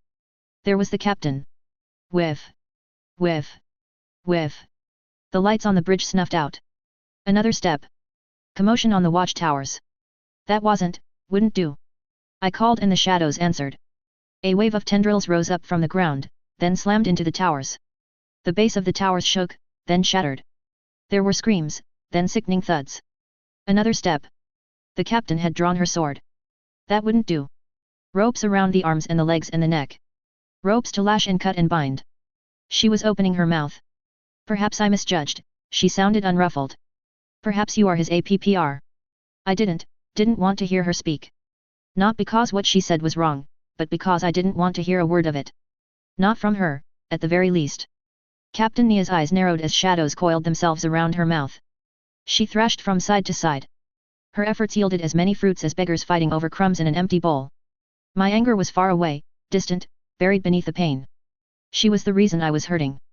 She was the reason for all of this. I wasn't going to let her escape. Eerie tendrils dragged her to the edge of the bridge. She thrashed against her bonds. Struggled and glared. Her efforts amounted to nothing. I staggered over. Shadows pulled her over the lip. The sword I was using to support myself clattered to the ground as I seized her by the neck. I rasped. I think the fish will like the taste of you more. A spear of shadows pierced through her heart. I shoved, then turned. There was a muted splash as her corpse plunged into the frigid waters. Where should I head to next? I raised a blood-stained hand and considered it for a moment. The truth stared back at me. I'm not a hero, am I, Cat? The uncomfortable knot in my stomach bubbled up. Acid burned in my throat. I heaved. Come to your senses. That didn't mean I couldn't fight for what I believed in. It just meant that I'd need to do things differently. The heroes couldn't hear about this. I wanted to support them. I needed to support them. What should I do? Witnesses. I couldn't leave any witnesses. The watchtowers on the other side. The merchants. I picked up the sword and staggered my way back to the Blessed Isles. One step. Then another. Then another. It was hard to ignore the dull droning at the back of my head. It was hard to ignore the whimpers crawling out of my throat. I crossed the Blessed Isle and cleared out the watchtowers on the opposing side. It was trivial after everything else. At last, I returned to the cathedral. All my strength had long since gone out of me. My eyelids dragged on the ground. I wasn't sure how many times my leaden limbs had stumbled before I passed through the broken arch again. Somebody had relit the torches. My eyes trailed over the corpses. I was too fatigued to properly appreciate the carnage. I spotted 3 people standing at the far end of the room. The merchants. They were bound, tied up on the altar. Promise to let me leave, Zulmat said from the opposite side of the altar. The words came as such a surprise that they almost sent me sprawling to the floor. Why? I didn't see a convincing reason to. I'll let them live, he tapped the edge of his blade against their throats. You're with the rebellion. Heroes don't let innocents die. They're pre-sea merchants. They're with the enemy. You can't let them rat you out. I squashed down another empty laugh. It wasn't worth the pain. I coughed, I don't think that I'm a hero. Even if I wanted to be one. Darkness swelled. 3 pairs of eyes widened. A wave of shadows crashed on the altar. Silence fell once again. I limped over to the altar. Set down the sword. Leaned against it and closed my eyes. Not even the distant murmuring of 2 voices was enough to break me out of my exhaustion. I saw a yellow light through the lids of my eyes. A coolness washed over me, then the agony disappeared. Dirty purple robes greeted me as I opened my eyes. I looked up. Met the gaze of 2 pre-sea men. The sorcerers. I'd forgotten about the sorcerers. I said some words then I can't remember what before closing my eyes again. The 3 of us all departed for some Herholm a few hours after the dawn of the next day. The mission was a success. It wasn't enough to shake the shroud that had fallen over my thoughts. The Legion soldiers were dead. I should be happy. I should be celebrating. A part of me even was. There was a tiny sliver which was steeped in satisfaction. Everything about that part unsettled the rest of me. Was this really who I was? Was this what I was supposed to be? Perdition 6.0b. What heroes don't seem to understand is that if history remembers them kindly, they either failed or didn't try hard enough. Dread Empress Regalia. Eris's mind soared through the clouds while her hands gripped the brim of a wide bowl of baked clay set on the table before her. The northern front of the conflict between Aksum and the legions was by far the most brutal. It was the front the warlock was most often seen on and proved the most illuminating to observe. Acua observed another clash between a retreating line of legion infantry covered by crossbowmen and one of the new creatures fielded by the High Lady of Aksum. It was just one fight among many that were occurring all at once on the multiple fronts spread across the wasteland. The red and silver striped many-armed snake-like monstrosity was a grotesque amalgamation of both dust and stone, shifting between one and the other whenever the whimsy took it. It had been called a living statuary by its creator. The beast was more of a hostile sentient zone of influence than a traditional monster, and about as hard to kill or control as that implied. Anything that it touched was petrified. Plants, animals, dirt, everything save the air itself. Broken statues of those who failed to escape its grasp lay scattered across the now stone dunes. It was one creature among many that had been conceived of by the insane brilliance of the mad cartographer. He had been a sorcerer who was set on mapping the hells through divination and cataloguing all the types of devils within them before earning his name. Now he crafted creatures inspired by the many types of devils he had discovered in some of the more hazardous hells. He was responsible for many of the more esoteric monsters that now plagued the wasteland. More than one attempt against his life had been made by the calamities so far, but the High Lady of Aksum had invested much into keeping him alive. Akua's thoughts drifted elsewhere. The vision shifted to the eastern front. Another fight. This time the clash was between a cohort of legion sorcerers and half a dozen blade orangutans. These beasts were far less alien in construction. They were a patchwork creation designed from the stitched-together bodies of orangutans and metal blades. Akua concluded at a glance that the conflict was headed in favor of the imperial ranks when the captain entered the fray. Monsters like these fit the mold of the older designs of the wizards of Aksum. The Nightmare Shaper was a bit of a disappointment as far as Akua was concerned. She was far less inspired when it came to the types of evils that she produced. Her creations were fielded side by side with many of the Aksum classics. There was at least one invisible tiger army spread out among the cliffs, and Akua smiled when she saw a legion of devils let loose against another line of soldiers. It was the new monstrosities rather than the old ones which were the source of Aksum's confidence. Creatures made by the Mad Cartographer and the Nightmare Shaper. Wolof's spies had discovered evidence of a third villain called the Wretchbinder that specialized in fabricating horrors through the manipulation of souls within Aksum. None of their creatures had fought against the legions yet. They were a special brand of terror that was likely reserved for once the conflict approached its end. There had been a fourth villain. The esoteric butcher had designed creatures with the intent of mimicking the function of demons. The villain was far more ambitious than skilled, but even in failure, that ambition had borne fruit. He had perished at the hands of the only monster he had invented only 2 days past. The conflict between the tower and Aksum had started to enter its later stages and would likely end soon. Either at a table or on the battlefield. Akua acknowledged that the warlock was far more successful than she expected at keeping a lid on the many bottles of evil that had been unleashed given the circumstances, and her estimation of his abilities rose as a consequence. The ongoing conflicts did much to tease out all of the many secrets that the current rulers of Pries had at their beck and call. Even a sorcerer as skilled as the current warlock was making mistakes when spread so thin. The 7th Legion had been slaughtered to a man by the creature that killed the esoteric butcher. The warlock had been otherwise occupied with containing the demons of excess, absence, and apathy that had been unleashed by the villain's death. He was unable to prevent the damage inflicted by the creature at the time, and lesser sorcerers proved incapable of eliminating the beast. The bile-yellow luminescent mind-warping floating mushroom monstrosity in question gave off toxic spores that were fatal when inhaled.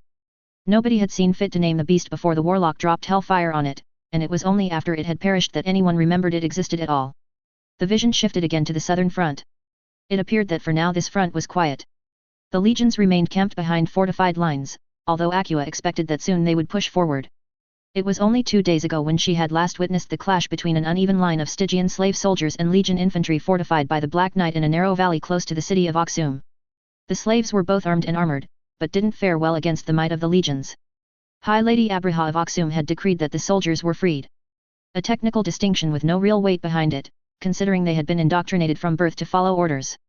Aksum was covertly backed by both her mother High Lady Tasha Sahilian and High Lady Takisha Murakib, although only the High Lord of Okoro was overtly supporting Aksum's defiance of the throne. High Lady Tasha had no interest in allowing High Lady Abraha to claim the title of Dread Empress, however the conflict both weakened militia and set the stage for their own bid for the throne at a later date. The forces under the command of High Lady Abraha were putting up a much stronger front against the legions than expected. The conflict had dragged on as a consequence, and other High Lords and Ladies were considering involving themselves, when a truce would otherwise have long since been called and the previous High Seat deposed. The vision shifted again and settled on Aksum itself. "Can you see, Banzi?" Her father's excited voice drifted to her through the fog, its ink blot. "I'm certain of it." A market set in an open plaza deep within the walls of Aksum. Merchants haggled with customers. Such a scene would in ordinary circumstances be beneath notice, but today it lay at the heart of her investigations. Akua watched as coins were counted out. She observed as an argument erupted on the streets. Watched until at long last bread was handed over. She counted in her own head in turn. Counted, and noted when the payment did not match the price written on the board beside the stall.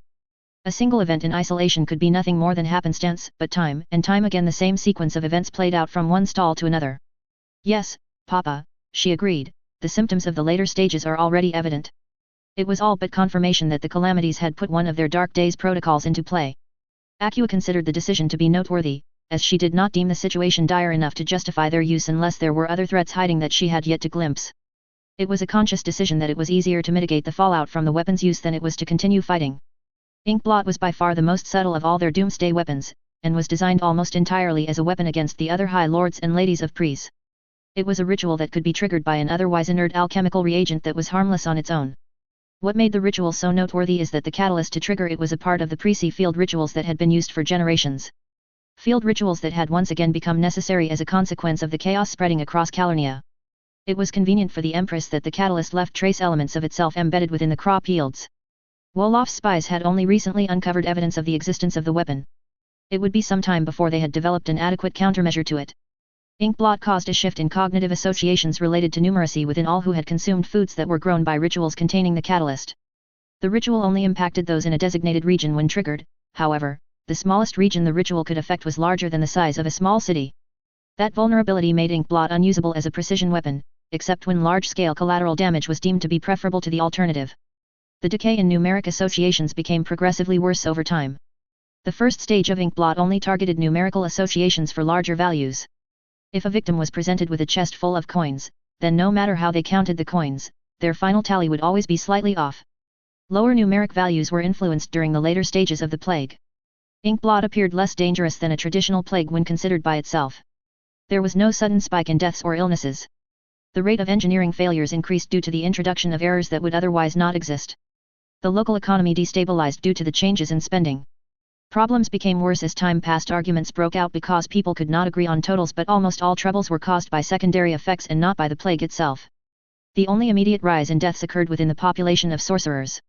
Trismegistan sorcery relied on precision measurements that often involved large numbers, and the errors introduced by Inkblot rendered even the most basic of magics dangerous to the practitioner. Afflicted victims could not even risk healing themselves, let alone others, due to the dangers involved. Only the most skilled of sorcerers even had the talent to counter the effect, assuming they noticed it before perishing due to a magical failure. The plague was notable in that through happenstance alone, it tended to kill those best qualified to invent a countermeasure first. It was almost certain that the most dangerous threats to the calamities within Aksum would already be beyond help by the time the plague was dealt with. The current conflict in Pries would end once the effects of Inkblot manifested within Aksum in full. Aqua felt the hands of her father lift off her own. She released the bowl in turn and the vision faded away. The face of her father came into focus from across the hickory table. Aqua bit back a grimace. The gilded arcanist looked more satisfied than he had been in years. The increased turmoil within Pries had led to her mother loosening the restrictions on how much time Aqua could spend with her father. That did nothing to quell the spike of resentment she felt every time she thought of the name. "I've finished the foundational calculations," he continued, scribbling away at a page on his right, "and it's confirmed. With the right design, a pre-conversion escapement can be constructed to make use of the do. So the artifact can work then," Aqua smiled. "Destroy any evidence of those calculations." The theory has always supported its construction. That was correct only in the sense that the artifact could be manufactured. There was no safe way to deploy it without Keter's do killing the practitioner. At least, there hadn't been in the past. The ritual array her father had designed to discern newly awakened names was only novel in scale. Devices capable of detecting the manifestations of names had long existed.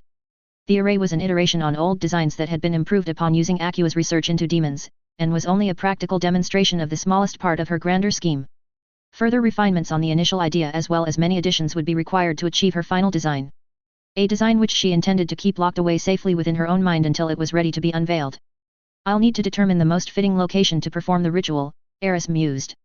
Finding the crown of the new Fey court was proving to be a stimulating magical puzzle and was one of only a few pieces she'd need to put together in order to begin fabricating her masterpiece. Aqua had proven that the crown did exist using resonance between coins taken from the Ravel Bank and the aspirant's journal, even so its current location remained shrouded in mystery.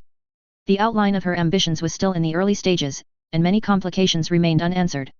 The design of the ritual array and an adequate source to power the finished device were two of the larger outstanding problems. Her father looked up from his calculations and was about to reply when her mother walked into the room. High Lady Tasha Sahilian was just over 50 years old, though she looked barely half of that.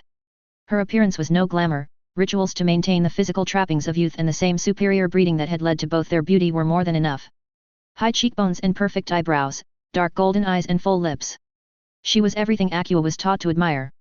"Mother," Aqua greeted her. "Aqua," her mother replied. "Leave your current studies and come through to the solar." Her mother always expected her to determine what questions she was expected to ask, and to answer questions that had not been given voice. "Who is the guest?"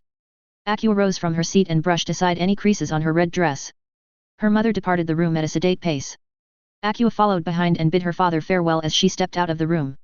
It's a negotiation conducted through scrying with the rebellion in Callow. The rebellion in Callow was only useful insofar as it continued to cut away at the influence of the current Dread Empress in Pries. It would serve no further purpose in the years to come, once Militia had at last been toppled from the throne.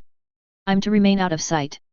Under Ibrahim's mirror, her mother passed her a heavy gem-encrusted leather-bound book. Aqua glanced at the title, then raised an eyebrow. A Stranger's Guide to Names in Calurnia. It was evident that her mother expected her to study the contents.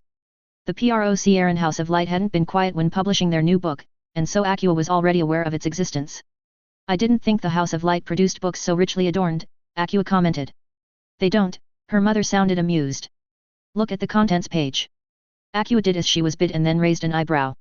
You had the book transcribed, Aqua surmised. It's about the principle of the matter, her mother agreed. It wasn't long before both of them stepped into the solar. The walls were panelled with light-coloured hickory imported from the southern stretches of Callow.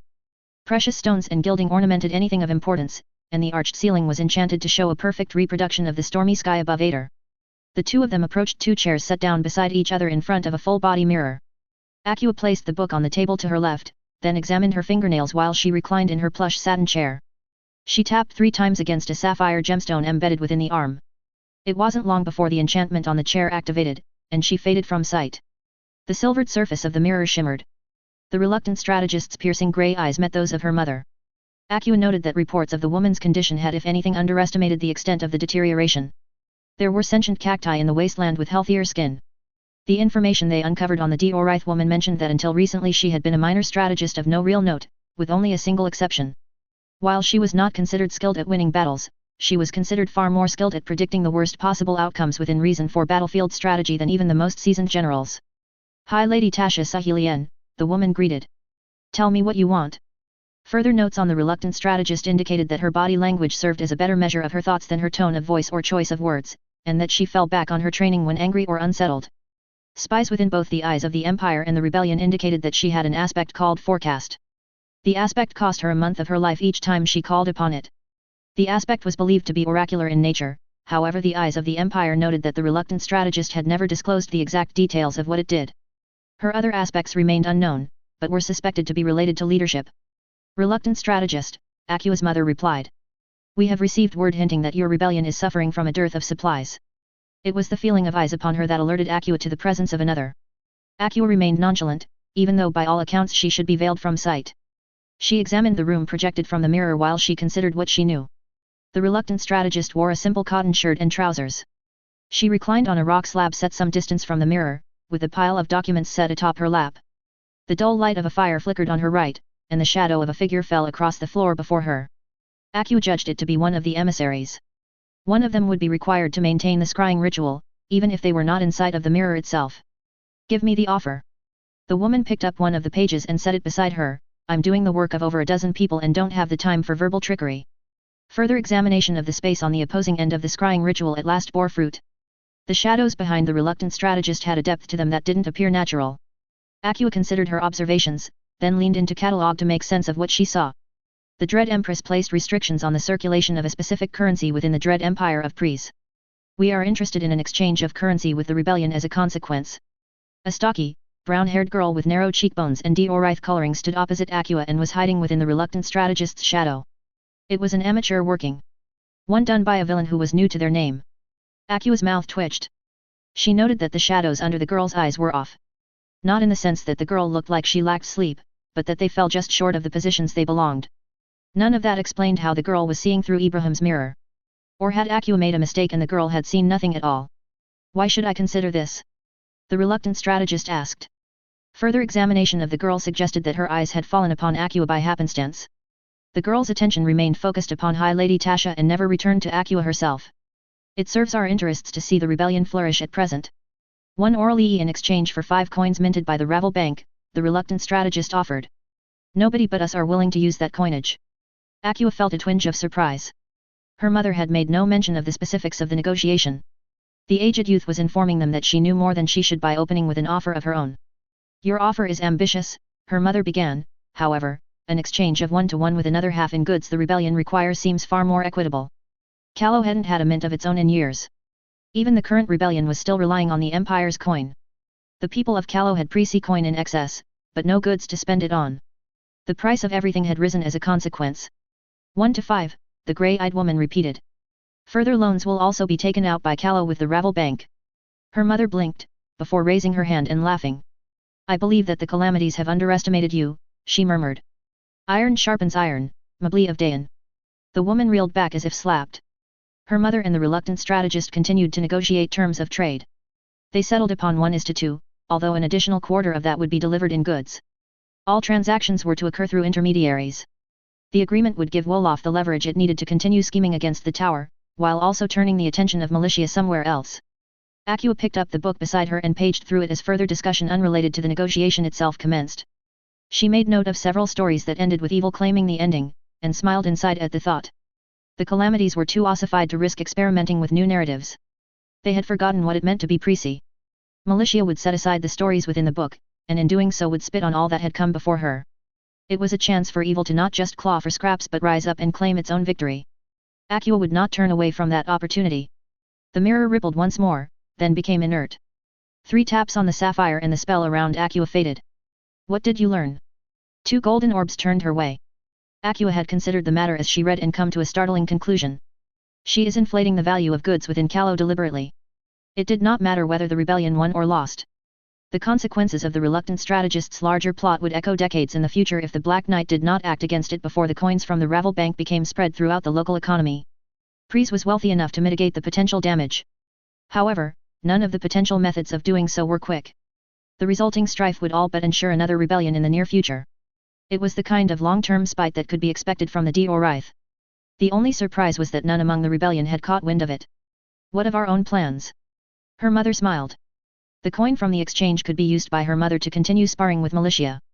Most of the high seats would come out of the current conflict in Pries weaker, but with a much stronger grasp of the force the Empress could project. Another uprising among the high seats against militia was all but assured with time. Aqua would be at the forefront when it occurred and make certain that it would be the one to succeed. They remain unchanged, Aqua replied. The interrogation continued for a while before at long last her mother was satisfied with what she had discerned. Return to your studies, Aqua, her mother dismissed her. There is much to prepare before we are ready to step onto the stage. Indeed, mother. Most of the future remains shrouded behind a veil of uncertainty. It's a pity that one day soon I'll be cutting you out of it. Perdition 6.07. A siege is just a long-term commitment to knocking on the wrong door. Dread Empress Maleficent 2. The Imperial Highway was empty at this time of the morning. Not that it would be busy at another hour, since the rebellion had now dragged on for over a year. The barren fields grown wild with disuse on either side of the road were the true cost of our defiance. One of the cheaper costs. The fields we had passed an hour before had been blackened from fire. My hand traced the grip of the dagger on my thigh at the thought. I turned my mind eastwards in a bid to distract myself from my simmering fury. Scouts had brought news that the calamities had succeeded at putting down the uprising within the empire. The high seat of Aksum had been replaced 7 times in the past 4 months. The high seats of Okoro, Nok, and Cotton had been replaced twice. The 7th Legion had died during the height of the conflict, and the other legions had been mauled. Rumors claimed that the calamities were forming groups of smaller villains that agreed to follow their rules now that they had killed something like close to 100 of them. I wasn't sure that I believed it. The truth didn't matter. All that mattered was the fact that now that the conflict in Pries had been contained, they had turned their attention back onto Callow. 5 of the legions of terror were seen by scouts marching west. The reluctant strategist had sent me to recall the faithful warrior in defense of the city. She didn't trust that the message wouldn't be lost if she sent anyone else. Mabli had given me many tasks over the course of the year in addition to becoming more involved in my learning. They fell into 3 categories. The first was diplomacy, which I was terrible at but I enjoyed the most. Mabli would often have me negotiate low-stakes agreements between parties. The second type of task was unofficial and as far as I knew only Mabli knew about them. They were unsanctioned raids against smaller fortified legion positions. They were the types of tasks I hated the most, even though I was the best at them. Now people talked. There were rumors about the Nightmare Child. It wasn't my name, but I knew who they talked about. I knew what they said about me. The only reason anyone tolerated me was because they had no idea that the Nightmare Child and me were one and the same. Things happened when I leaned into the shadows. Don't think about that, Cat. Well, I was also good at the third kind of task, but it wasn't fulfilling. It felt like a waste of my time, and it annoyed me that I was used for it. Even when the messages were being sent to perilous places. I'd complained about the duty. Mabli had told me that if a message was important enough she'd send me to deliver it, then it had to arrive. I still didn't like it. There were some improvements to my circumstances. Mabli had told the other heroes that I was one of them. I followed along with the lie, even if I was convinced that I was a villain and that the reluctant strategist knew as much. It helped that my name sounded so innocuous. I was the novice. I hadn't risked using shadows in the presence of the others, not that it was difficult to avoid. The shadows weren't easy for me to control. They weren't pleasant to use, either. I grimaced. Think about something else, cat. The voice in my head helped ground me. It kept me from slipping further. The journey from Summerholm to Dormer had taken me a while. The faithful warrior was attempting to free the port from pre-sea control but hadn't met much luck. I'd arrived, delivered the message and joined them on the return. Our journey was almost at its end. Summerholm was less than a day's journey away. I was looking forward to seeing Abigail again after being on the road for so long. She was always jumpy around me in a way that always brought a smile to my face. The faithful warrior and the force he had put together over the year was only a day's march behind us. The Silver Lancer, the vengeful warrior, the radiant archer and I were all riding ahead. In an odd twist of fate, the gallant youth had departed to deliver a message to the reluctant strategist only a day before I arrived. We were expecting him to already be within Summerholm. The road was silent, save for the constant bickering within our band. The only reason the warlock hasn't fought me is he's too afraid to lose, the muffled voice of Merton called out through the fog. When you're as good as me, you don't miss. The blurred outline of the radiant archer on horseback was only a few feet ahead of me. I couldn't see his open shirt or his bow, but I'd still be willing to bet that he was playing with either his collar or his bow. Your death won't free us, shepherd, Hilda replied. Stop stroking your sea. She glanced at me from the horse on my right and cut off, bragging and think for once. The steady canter of her armored stallion's hooves reverberated on the paved road from my left.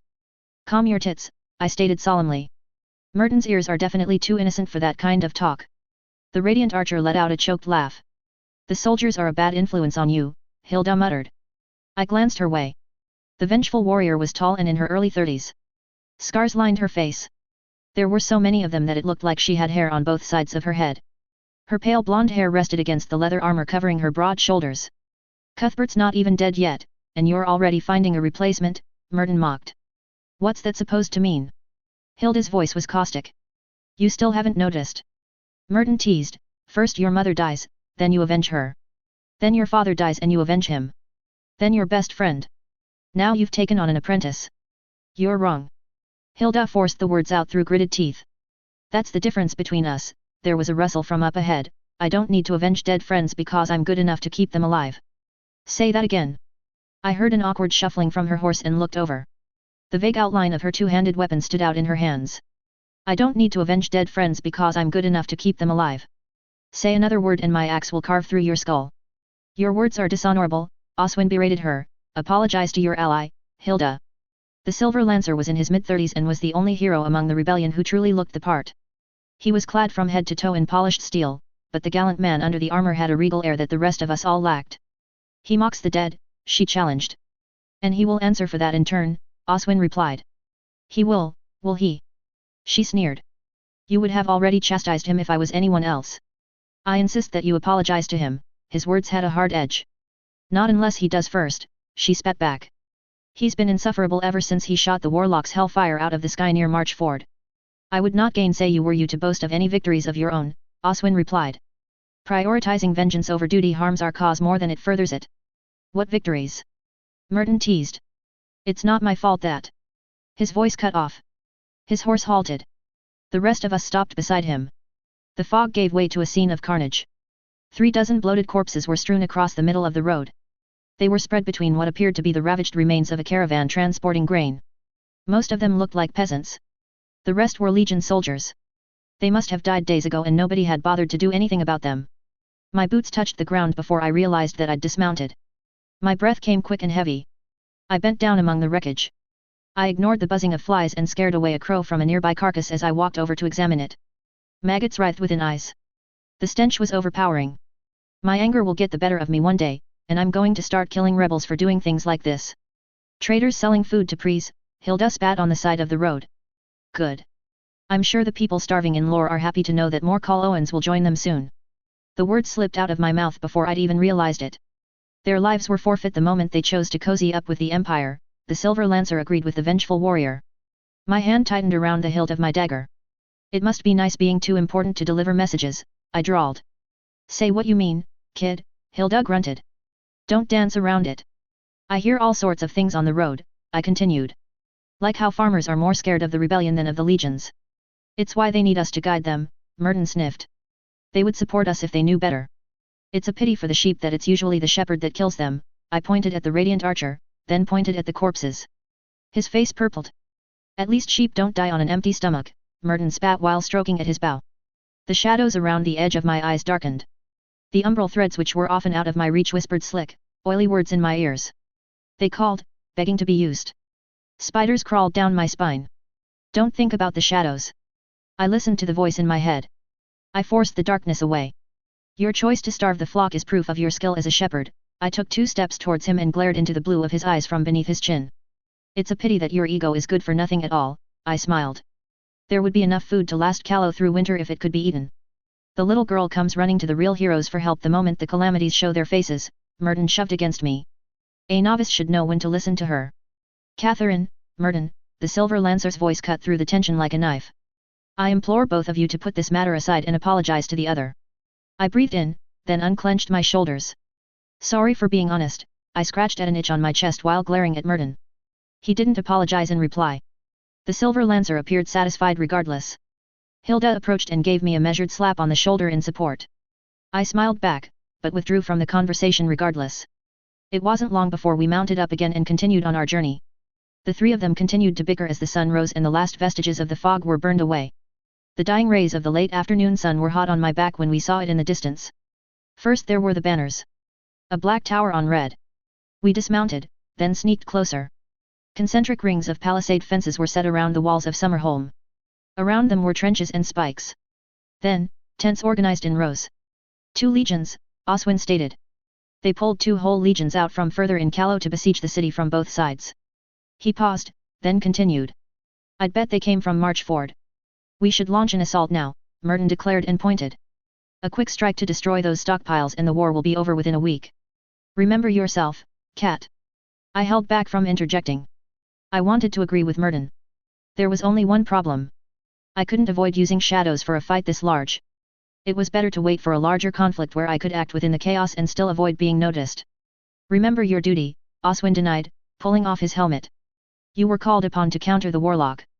Merton thinks only of his own glory, Hilda spat, but I agree with him. The Radiant Archer is the only one among us skilled enough with a bow, the Silver Lancer reminded her. This is our chance to see them all burn, Hilda spat. A strike here against their camp could. Cuthbert has been captured, Merton gestured towards a section of the encampment which was more heavily guarded. There are prisoners there. I can perceive them. Are you sure? Hilda grabbed at Merton and pulled him close, staring deep into his crisp blue eyes. Of course I am, the arrogant archer's eyes narrowed, he's under watch by a sorcerer. We strike, the muscled woman insisted. It would be wiser to attempt a prisoner exchange, the Silver Lancer ran a hand through his raven hair. The legions of terror may begin to execute prisoners should we make the attempt. The Silver Lancer had soft grey eyes, round cheeks, and a button nose. He was almost always earnest when speaking to others. It made it even more unfortunate that none of the heroes could tolerate each other. The fact that I was sitting among a group composed of one of the rare exceptions felt like a bad joke on the part of the gods. I don't care, Hilda dropped Merton, then picked up the axe from the ground beside her and took a step towards the Legion camp. You would jeopardize our quest. The black-haired knight challenged. I'm not letting another charge die. There is no justice in allowing other prisoners to die so that one may be freed, the Silver Lancer chided. Revenge is the only just I need, she buried the head of the axe in the ground before her and scowled. These 2 aren't going to stop arguing if someone doesn't distract them. You argue so much that I'd swear I'm with 3 villains, I declared. Oswin will free the gallant youth. All 3 of them turned my way. The child thinks she can give me orders. Merton sneered, why, she has no re. The gallant youth is probably injured and needs to be carried out, I interrupted. Oswin is the most skilled on a horse, I pointed at the looming figure of the knight. He can get in and out of the camp the fastest. That makes him best for a rescue mission. No, Hilda disagreed. He's my charge. While dedication to your charge is noble, Oswin replied, our duty is to. Can your arrows break the wards on the sewer grates? I interrupted and asked the man busy examining his lacquered green quiver. Undoubtedly, he puffed his exposed chest out and preened. I know the way through the sewers and where one of the grates are. You, I pointed at Hilda, will be the distraction while Merton and I sneak past their camp. You, I pointed at Oswin, will use the distraction to free the gallant youth. I should be the one leading, Merton scowled. I refuse to follow the words of A. Her words have merit, the Silver Lancer interrupted, but better to use a sally point than create a breach in the city defenses. His eyes fell on me. You'd also have a better explanation for why you've been exploring the sewers. I ignored the heat on my cheeks and avoided meeting his gaze. I know where there's a sally port as well, I evaded. I'd do better than Hilda as a distraction, the radiant archer protested. Consider the glory you might earn defending the city from the walls, Murden. Oswin nodded to him. Fire an arrow into the sky to alert us to your success once you are beneath the aegis of the city walls. We will pull back once the signal has been seen. The three of them began to bicker over this amended plan once more, but the shape of the argument had changed. It wasn't long before all three were in agreement. We pulled back from the Legion encampment and waited until well after dark. May the gods grant us victory, Oswin clapped both of us on our shoulders before he and the vengeful warrior split off and approached the Legion camps. Hilda and Oswin mounted up. The vengeful warrior kicked her mount into a full sprint. Arrows began to fall towards her. It galloped towards the ditches, before she leaped off its back among the stakes and scattered them with her axe. The sound of a Legion horn reverberated through the darkness. Then there was a silver flash as Oswin joined the charge. He swung his lance and half a dozen torches flickered out. Lead on, Murden ordered. I could hear the sneer in his voice. I swallowed back the cutting barb on my tongue. Both of us crept closer to one of the gaps between Legion camps. There was a soft twang as the radiant archer loosed 2 arrows, and 2 guards fell dead on the ground. We rushed forward, then slid into one of the ditches. Stakes smiled on my right like the teeth of a hungry dragon. I could hear every breath I took. The cool air settled on my shoulders. A cloud passed over the moon. The shadows deepened. Do I risk it? Yes, I can't afford not to. I loathed that they never answered me unless I was so out of my own mind that I was almost a different person. I hated how I needed to fight to keep myself under control. Anger sometimes worked, but it wasn't reliable when I needed to defend myself. I was almost helpless without the shadows. The dagger on my thigh slid silently out of its sheath. My hands trembled. Blood oozed as I ran its edge across the jagged scar down the length of my left arm. I bit back a cry of pain. This is wrong. Shut up. I shouldn't do this. Shut up. I know this is a bad idea. Shut up. The insistent voice in my head died. The ringing of steel and the screams of dying soldiers within the camp grew louder with each step we took towards the fortress city. We passed out of one ditch onto a narrow bridge. A gate into the Legion camp yawned on my right. Light from torches spilled across the ground. I spared a glance through the gap between camps towards Summerholm. The tent city outside the gates had been dismantled and turned into a maze of traps. Then we were beyond the bridge and into the darkness of a ditch on the opposing side. Shadows widened, danced, then whispered to me as the dizziness I'd suborned myself to stole over me. I licked my lips and reached towards them. Their sickness repulsed me. Their sweetness filled me. It was cloying, rancid, like eating rotten fruit drenched in honey, only 1,000 times more addictive. Don't fall for their tricks. The little voice in my head called me away from the brink. More blood welled as I bit my lips and reeled back from the call. The gap between camps narrowed the closer we drew to the city. My shoulders tensed. It wasn't long before light from torches near the leftmost camp spilled into the ditch. The sounds of fighting died away. The edge of my sight darkened. The world gained an almost surreal quality as the palisade shattered under his mount's hooves. Bolts howled through the air like the cries of the damned. None found their mark. The sound of Hilda's fight became more and more frenzied. Oswin examined the prison and was puzzled by what he saw. There was a listlessness to the prisoners. Another bolt charged towards him, and he deflected it with his sword. People of Callow, Oswin shouted, raise your heads and do your duties, for the hour of your freedom is nigh and your nation calls to war. A single prisoner turned his way. The breath went out of him. The heat of righteous rage swelled beneath his armor. Zombies. They were all corpses that had been brought back to life. For what reason were the dead being held prisoner? The calamities deserved death for both this blasphemy and every other that had come before it. He would do his duty as a knight and put them all to rest. The shadows pulled near to me. I forced them away and blinked. We'd almost reached the end of the ditches. The light from torches flickered on the walls of Summerholm standing proud in the distance. Images of the soldiers standing alert on the walls flashed through my mind. Not just Call Owens who had joined the rebellion, but support from other parts of Calurnia as well. The Watch had sent a contingent of troops from Dayan and mercenaries from the free cities had been hired with money from Wolof. Purser had refused to send aid. The thought of our western neighbors made me furious. They claimed that the Yanti fleet which had landed in Levant was a more pressing concern for them. Their heroes didn't even bother to show up on their own. Never mind that every city that wasn't under the control of Pries had fallen into chaos, or that our heroes could barely manage to keep the new villains I didn't count contained. The trembling of the earth shook me out of my reverie. The tremble evolved into thunder. Murden's pace shifted from unhurried to urgent. I strained myself to keep up. Why are we even here? Somebody complained. Nobody ever tells us. Just kept in the dark and fed shit. The last of the moisture in my mouth dried out. Shut up and get to it, another replied. You know our orders. My eyes darted back and forth. The radiant archer broke into a steady sprint. We passed into the no-man's land between the Legion camps and Summerholm and came face to face with 2 full patrols. Merton pulled back the string on his bow, but it was already too late. Alarm! A sergeant with a hooked nose shouted from the back of a horse while reaching towards a horn. We couldn't afford to slow. There was no use hiding what I could do if both of us died. The sweetness called to me. It sang. It whispered. No, I couldn't give them control. I needed to maintain possession of my senses while I fought against the enemy. Don't do this, cat. I ignored the voice. I reached out towards the shadow's end. Hilda's axe arced through the air and tore through the throats of 3 more legionnaires. There was a dull thud as their heads hit the floor. Their bodies followed soon after. Over 24 corpses stained the soil in blood. She dashed forward and broke the palisade walling off horses near the prisoners. Oswin had ordered her to stay away from the prisoners and create a distraction somewhere else. Oswin could always be trusted to do 2 things. The first was to do his duty and the second was to keep his word. Hilda would have obliged him had he given his word. The trouble was that he had not. So she fought within sight of the broken walls of the temporary cells. Oswin had carved his way through them with his usual thoroughness. Her blade rose and a horse died. There was a flash. Hilda's axe rose as she pivoted and deflected a bolt. A man holding a crossbow wreathed in a cloak of shadows stood behind her. Her lips puckered. Another puppet under the control of the Black Knight. She'd already killed 4 of them, and they showed no sign of giving her a reprieve. The man was clever. Always fighting from the shadows. Never giving an honest fight. She could appreciate that part of him, even if she hated everything else. She darted forward and swung. A rain of splinters scattered to the wind as her weapon struck the toy. Her senses warned her of another bolt. Hilda leaned forward, then glanced towards the prisoners in the distance. She smiled as she saw Cuthbert. It was him. Even if she couldn't see any of his features properly, even if he was so far away, she knew that it was him. There was a flicker of silver. Oswin's sword rose and cut through the gallant youth. Her heart stopped. A traitor? Oswin was a traitor? Her eyes stung. They always died. Why did they always die?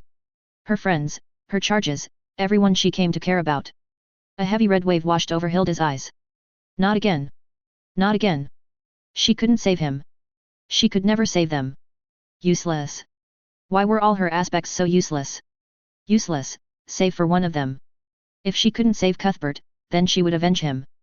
6 men were dead. I was on the back of the sergeant's horse, staring into his wide, open eyes. I drew my dagger across his throat. He struggled against his bindings. My breath quickened as he fought against the shadows hidden beneath his armor. His efforts were futile. My heartbeat raced, my cheeks were warm. Who should I kill next? Catherine. A voice shouted. Irritation. Should I kill him? No. I'd decided not to. Resist it, cat. What was that? Ah, it was the whining voice of the little girl that I'd locked away inside a cage. I ignored it and reveled in how alive I felt. A wide smile stretched from one side of my face to the other. The radiant archer was loosing another arrow. I could tell that he would miss. The shadows slithered beneath the victim's armor and locked her in place. I heard a distant thud and almost chuckled in glee. Catherine. A voice persisted. Annoyance. He was the reason I was hiding. I could do what I wanted if he was dead. Remember that this isn't what you want. What? Why wouldn't I want this? The shadows embraced me beneath my armor. I patted the underside of my palms with shadows and pushed myself off the horse, hurtling towards my next victim. He let out a terrified shriek. His armor shattered, and his skin parted beneath my blade only a few moments later. The beast purred as I pulled my knife clean. Catherine. I snarled. A hand slapped my face. Yes. The bars of the cage bent, then broke. Something weak pushed against me. The nagging voice that I hated so much. It never went away. Another slap. No, I pushed against it. The evil thing that I became whenever I slipped. I hated it. I hated what it did to me. I hated that I could never be rid of it. That it was always there and that I always ended up needing it. One step at a time, I forced the darkness back. It felt like trying to lift a mountain using a teaspoon. One last heave. The cage slammed shut. Yes. I gasped. There's no point sneaking anymore. Merton shouted. Run for the walls. I followed his advice and didn't bother to reply. Both of us sprinted away from the Legion camp. The situation was grim. Legion soldiers were hot on our heels, and there were at least 24 people peppering us with bolts. I reached towards the shadows and felt the beast reach back. I waged a silent war against the monster in my mind. Syrup ran through me.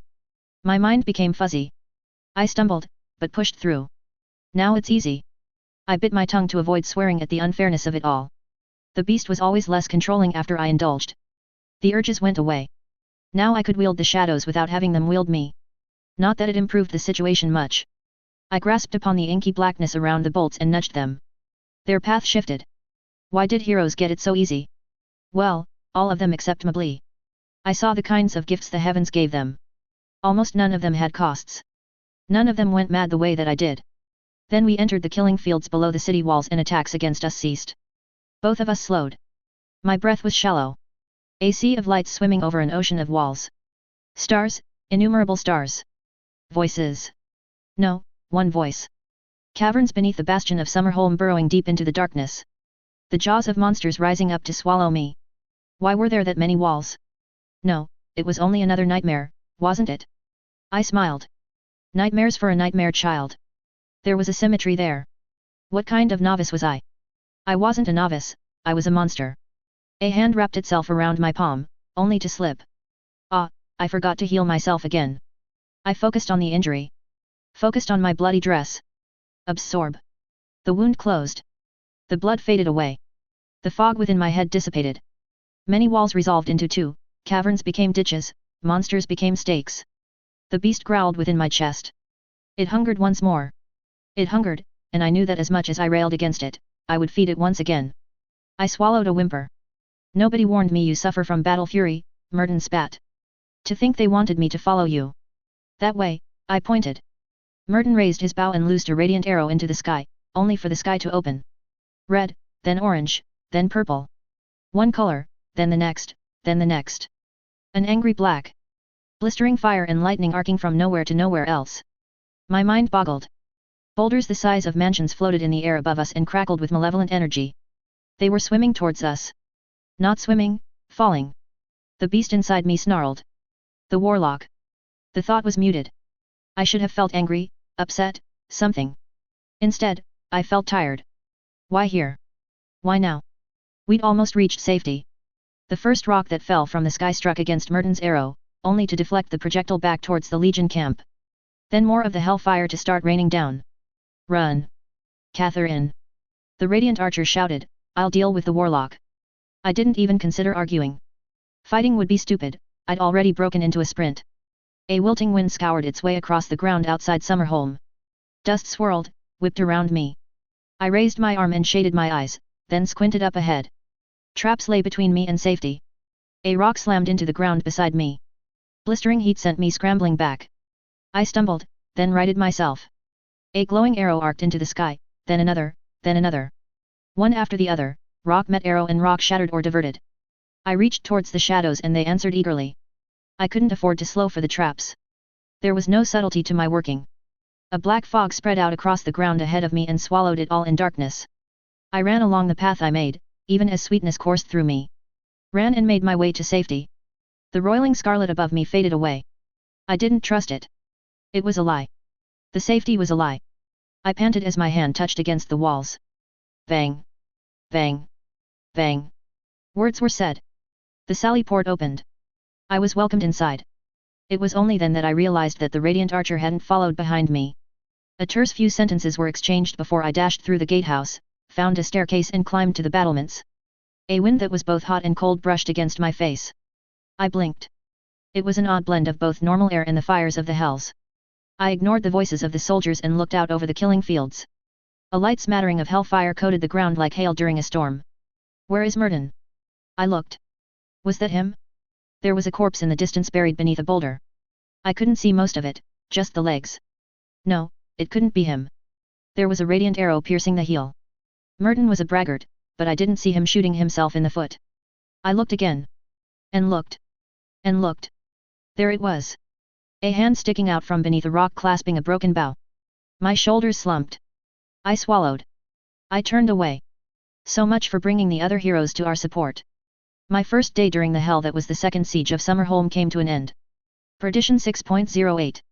A/N, apologies, there will be one additional chapter this arc due to the extreme length of this chapter.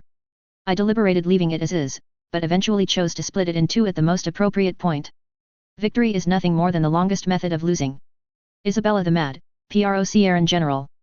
My second day in the second siege of Summerholm dawned with a visit to the outer walls. The crowds usually encamped directly outside the 50-foot aegis had fled to the safety of the city with the arrival of the legions. The streets were close to empty despite that. Only soldiers patrolled the road, and yet no matter where I went I could feel the accusing eyes of thousands follow me from behind the shutters. The reluctant strategist had her troops enforcing an edict preventing war refugees from staying on the streets. She had insisted that the few nobles remaining in Summerholm make room for them in their estates. The complaints against the edict had lasted until the first noble was evicted from the fortress city.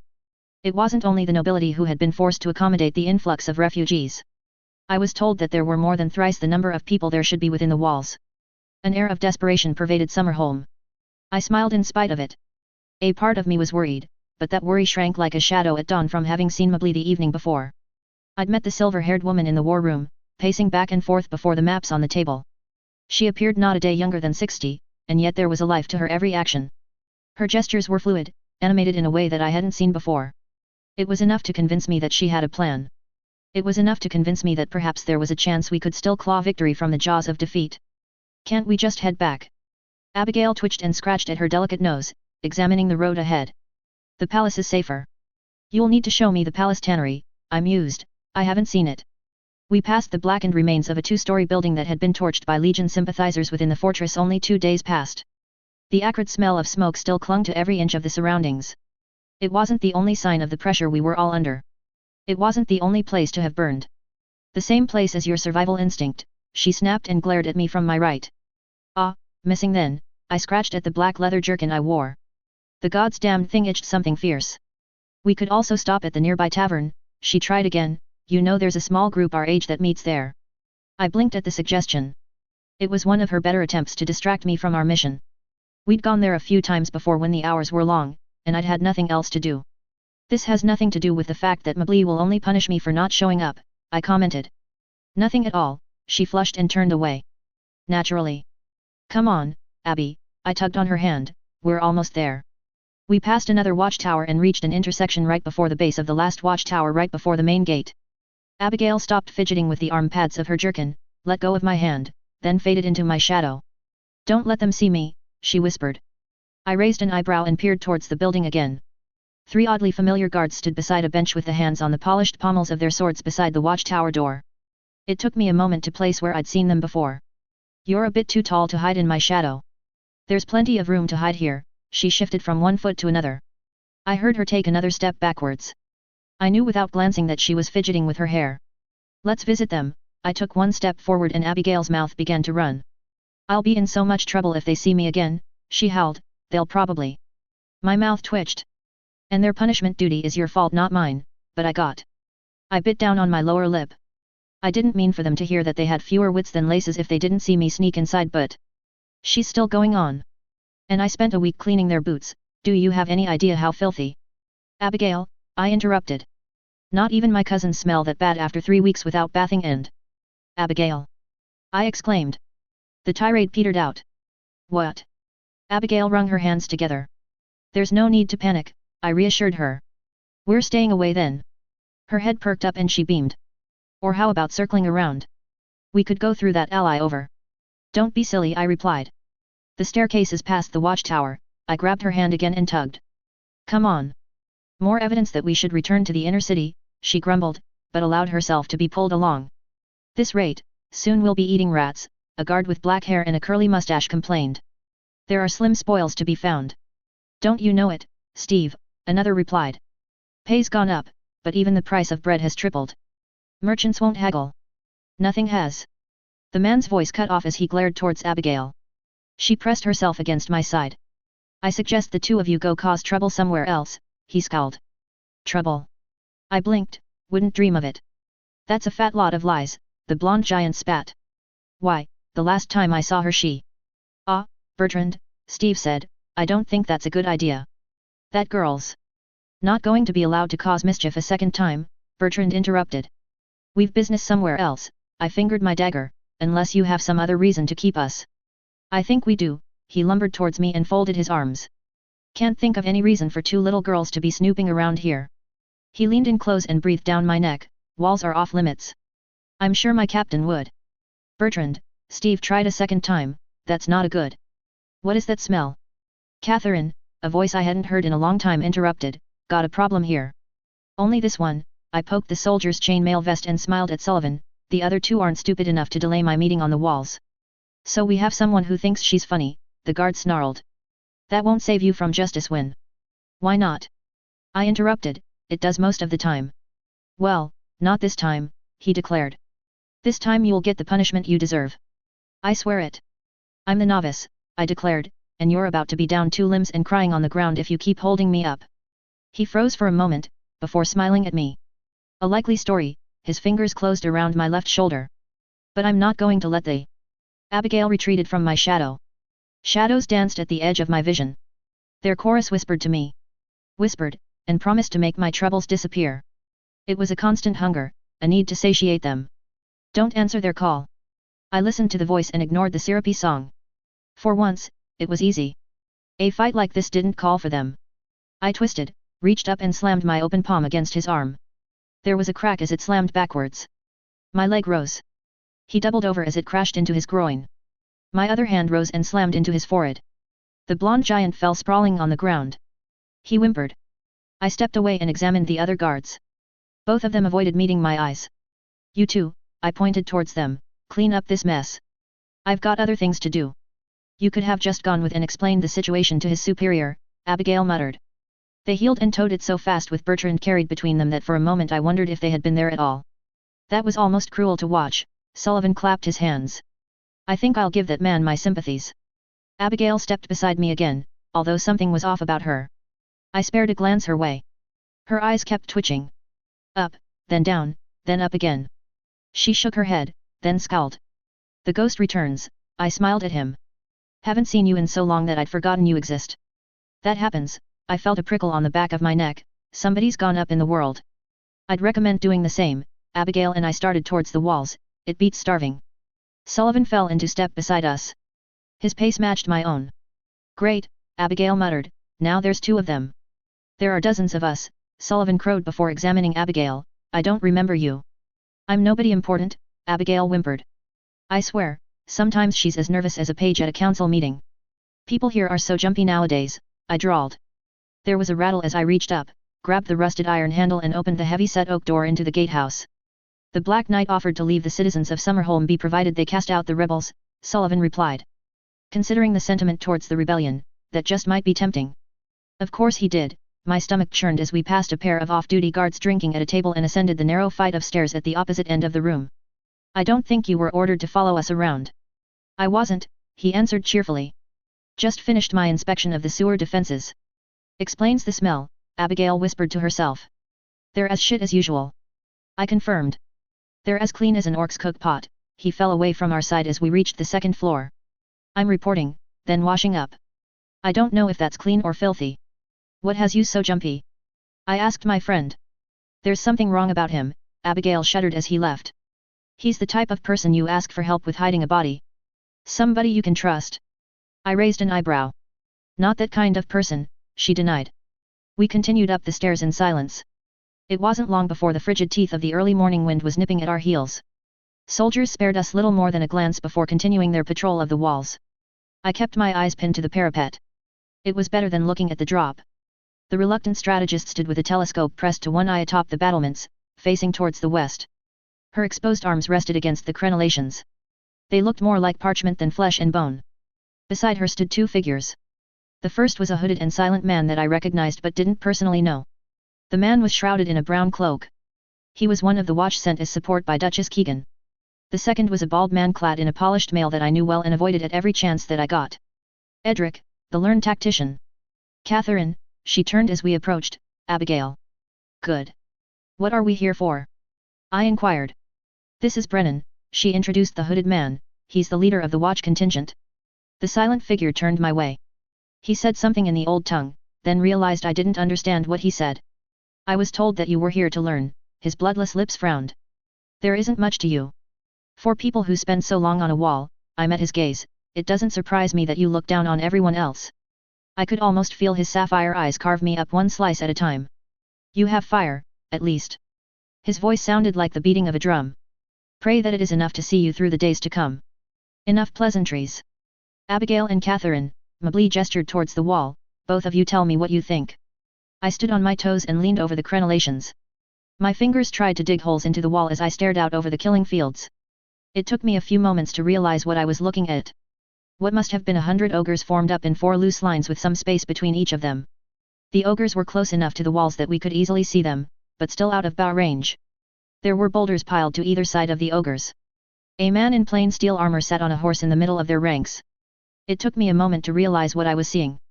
The dread empire of Pries was taunting us. So, I said, the Black Knight. They're in waiting for us. I take it there's a reason you haven't given the order. Where are all the soldiers? Abigail rubbed her hands together as she asked from my right. Soldiers. My eyes traced the path pointed out by her finger. The Legion camps in the distance were empty. They marched north in the early hours of the morning, Mably explained. The 5 legions encamped on the opposite side of the city remain there. I considered what I was looking at. I'd been learning strategy from Mably and I could tell that she was offering this as a challenge to the both of us. Retreating made no sense. Not unless the Black Knight knew something that we didn't. The faithful warriors' force was due to arrive later today, and now there was almost a clear path between them and the city walls. Perhaps the Black Knight was planning to allow them all in and then starve us out? Why did he leave the ogres, though? That made no sense. Not unless. It looks too good to be true, Abigail muttered. It's a trap. That's not the Black Knight, I guessed. Or is it? I'm not sure. The faithful warrior will see the ogres and attack when he arrives, Abigail continued, then the legions will attack them from behind. I didn't think that was it. There was something still missing. This was giving the faithful warrior the opportunity to take apart what's left of the legion camp. That, or to use them for himself against the legions. The camp is trapped with goblin fire, Mably explained her thoughts. The ogres are there for 2 reasons. The first is to lower the morale of everyone on the walls. The second is to prevent us from inspecting it ourselves. They'll pull away when they sight the faithful warrior's forces. Standing at 15 feet tall, they'd see any reinforcements heading our way long before those forces seen the ogres in turn. The faithful warrior would arrive and see the opportunity to dismantle the deserted camp. An opportunity that he wouldn't turn away from. His troops would enter the camp then start tearing it apart, and at some point the trap would be triggered. I'd be sending archers out right now if I was the one in charge, I drawled. The ogres threw boulders back at them when it was tried, Mably sounded amused. Why haven't you sent out a harrying force? That is what we are here to discuss, Mably cast a stern look in my direction. The warlock is waiting for a large enough target to rain hellfire down on. Over the past year, Mably had made me study the actions of the calamities. They only ever raised the stakes after their opponents had done so first. I didn't understand why, but for now we could count on Summerholm remaining uncooked. They would resort to conventional warfare first and foremost. The only question that remained was why we had been summoned here. Most of what we were looking at could be explained without calling us to the walls. I didn't need to actually see the ogres unless I was expected to. Are trying to send me to an early grave. I snorted. There's no way I can fight that many ogres alone. The only reason I invited you here is to continue your lessons, she denied. I'm sending the learned tactician. I blinked in surprise. You don't want me to help with this? I asked, then why did you invite me here? Because I needed to review this front, she grunted. There is so much that demands my attention now that I have to do more than one task at a time. I closed my mouth and felt a strange knot in my stomach. What was it? Wouldn't it be smarter to send a messenger out on horseback, ma'am? Abigail asked. It took a moment for me to identify the sensation. Disappointment. I'd really thought I'd be sent out on this mission, even though it was a bad idea. Clever girl, the aged commander praised. We tried, all 8 of them died to sorcery. I'm really not fighting? I asked. You're staying out of this, Mably confirmed. But. That's an order, she said it in the same tone of voice she used when executing soldiers. What if that really is the Black Knight? I bristled and glared at her. Yes, what? She gazed at me meaningfully. What are you going to do? I wanted to say that I could fight him. That the learned tactician wasn't able to manipulate the shadows like I could. That I was our best bet at fighting him. I knew that she knew what I could do and yet. I still couldn't say as much. Give it a rest, kid, Edric commiserated. We do what must be done, not what we want. Easy for you to say when you're not being tossed aside. I glowered. Mark my words, he reassured me, there will be opportunities aplenty for you to do your duty before this matter is done. I turned my back towards the ogres and waited while the others continued to talk. The watch sent 60 of their number to our aid. Mabli paused. They will be under Edric's command and benefit from his wisdom. What if the unexpected happens? I inquired. A relieving force led by the loyal Aegis will be sent to their defense. She gave me a consoling smile. At least it meant that I wasn't the only one who would be sitting the fight out. The stalwart defender and loyal Aegis wouldn't be participating unless something went wrong. They were both better at holding defensive positions than at launching offensive assaults. Their talents would be more useful if the ogres could be baited into attacking somewhere else. The Legion soldiers were disciplined and unlikely to fall for such a ruse, but it was being considered for contingencies. I listened with one ear open as they continued to plan and occasionally threw in a word. It was an hour later before Abigail and I were dismissed. My stomach churned. I knew that I should remain uninvolved. That Mabli wanted me to remain uninvolved. But, she'd told me not to do something and meant the opposite before, right? Can I keep my secret hidden in a fight between 100 ogres and 60 members of the Watch? This was the closest Mabli had come to outright giving me an order. Well, she had given me an order. It was just the first time that I was sure she actually meant it. Was I really considering going against it? Involving myself in the fight was risky. The ogres were clad from head to toe in polished steel. A lot went unnoticed in the heat of the battle, but against enemies like this, I didn't like the odds. That's right, make the smart choice. The trouble was that this was a chance for me to do something important. What if it really was the Black Knight and something went wrong? 60 members of the Watch was a small force. So small that even the smallest of mistakes could send it spiraling out of control. There were less Watch members than ogres. I didn't know what the Watch could do. I also wasn't willing to bet the safety of Callow on their competence, even if it looked like they felt comfortable with the odds. Mabli has a plan. The plan could go wrong. It will go wrong if you interfere with it. I could save it, too. There was a chance if I relied on anger instead of blood loss to fuel the shadows, then I could remain in control. It was less reliable, but I couldn't risk anything else. What could I do? Perhaps I could send shadows along the ground? Nobody would be looking down during the heat of combat. Then the shadows could rise up and bind them from beneath their armor. No, don't make this mistake. I didn't like ignoring the voice in my head. The success of the mission mattered too much for me to listen to it. I could do this. I just needed to remain unnoticed. So long as nothing went wrong, I didn't need to step in at all. And if something did go wrong, then I could stick to restraining enemies. I didn't need to attack them directly to contribute.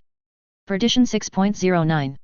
History is written by the survivors, but stories are whispered by the dead. Like Annie's saying. Abigail and I stood just within one of the sally ports leading towards Callow. I'd incapacitated the guard. The Watch stood just beyond the shadow of the walls. I was waiting for them to leave and build up a lead before I followed behind. Abigail could seal the way behind me once I'd taken up pursuit. Our enemies to the east call that light shining down upon us a tyrant. Edric marched back and forth in front of the Watch. Let us give them cause to remember. There was a roar of approval from the small force behind him. Raise your steel for duty. There was a pause, then a silence as 60 men listened that was magnified by the hissing of the breeze, for now is the hour of the Sunday. 60 swords whispered from their sheaths in perfect unison, an echo that lingered filling the air like an unspoken vow. It was as if some unseen force swept over the Watch. Their movements grew fluid, light, each soldier synchronizing perfectly with the next. They moved as if bound by an invisible chain, like fish caught in a net. Life isn't a race to an unmarked grave. Abigail breathed in and grabbed at my arm. Mabli told you. Orders. I interrupted. Those are for other people. The sword in my hand felt awkward. I had some experience with the weapon, but I was more familiar with a knife. A knife wouldn't avail me much against the might of an ogre. I wasn't expecting to get into close combat with one, but I'd rather be prepared. Are you even listening? She let go and paced back and forth behind me. If Mabli says not to do something, I evaded, then it's an invitation. Today she meant it. Abigail tugged at her hair. Must you always be this reckless? You should listen to her. My nails bit into my palms as I clenched my fists, as if crushing the voice in my head in my grip. No need for you to worry. I walked out of the fortress walls. It's only my neck that's on the line. Abigail squawked in protest, but I ignored her and ran. I shielded my eyes against the late afternoon sun and gazed ahead at the fading forms of 60 Watch soldiers. They were spread out rather than clustered. Soon, they passed the killing fields, and the ogres started hurling rocks. Crash! The first boulder blasted into the ground. Then the next, and the next. Dust scattered into the air, then cleared away. My hand slackened around the blade. The Watch moved as if they shared a single mind. Rocks sailed past them, each dodge precise, each arrow finding its mark. There were no cheers among the ranks when the first ogre fell, only a deadly silence. Then the gargantuan line of death began to retreat towards the tents. The last thunder of the rocks crashed. One of them hurtled towards me. I dashed. I ducked. I yelped as debris caught my side. Another stone slammed into the ground beside me, and I went down. Dust clawed its way down my throat, grit stinging my eyes like ash from a fire as I spat it out. Couldn't you at least keep your mad ambitions chained to after nightfall? I brushed aside the voice in my head and focused on the furnace smoldering away inside me. It was time. I remembered the crucifixions in lore, the starving on the streets. These soldiers were the reason my home was broken, my people made into nothing more than an echo of what came before. Tenebrous limbs writhed at the edge of my vision, curling and beckoning like tendrils of smoke. When I reached, a sudden clarity burned through me, every heartbeat repeating rhythmically like the grinding of grain in a mill. Warmth flooded through my cheeks, a tempting, almost sickly sweetness sinking into my skin. A sickly sweet floral scent clawed at my senses. It reminded me of the ghost of roses left to wilt on graves. I smiled. Alive. The heady, dangerous thrill that surged through me was what it felt like to be alive. Much like poison masked with honey.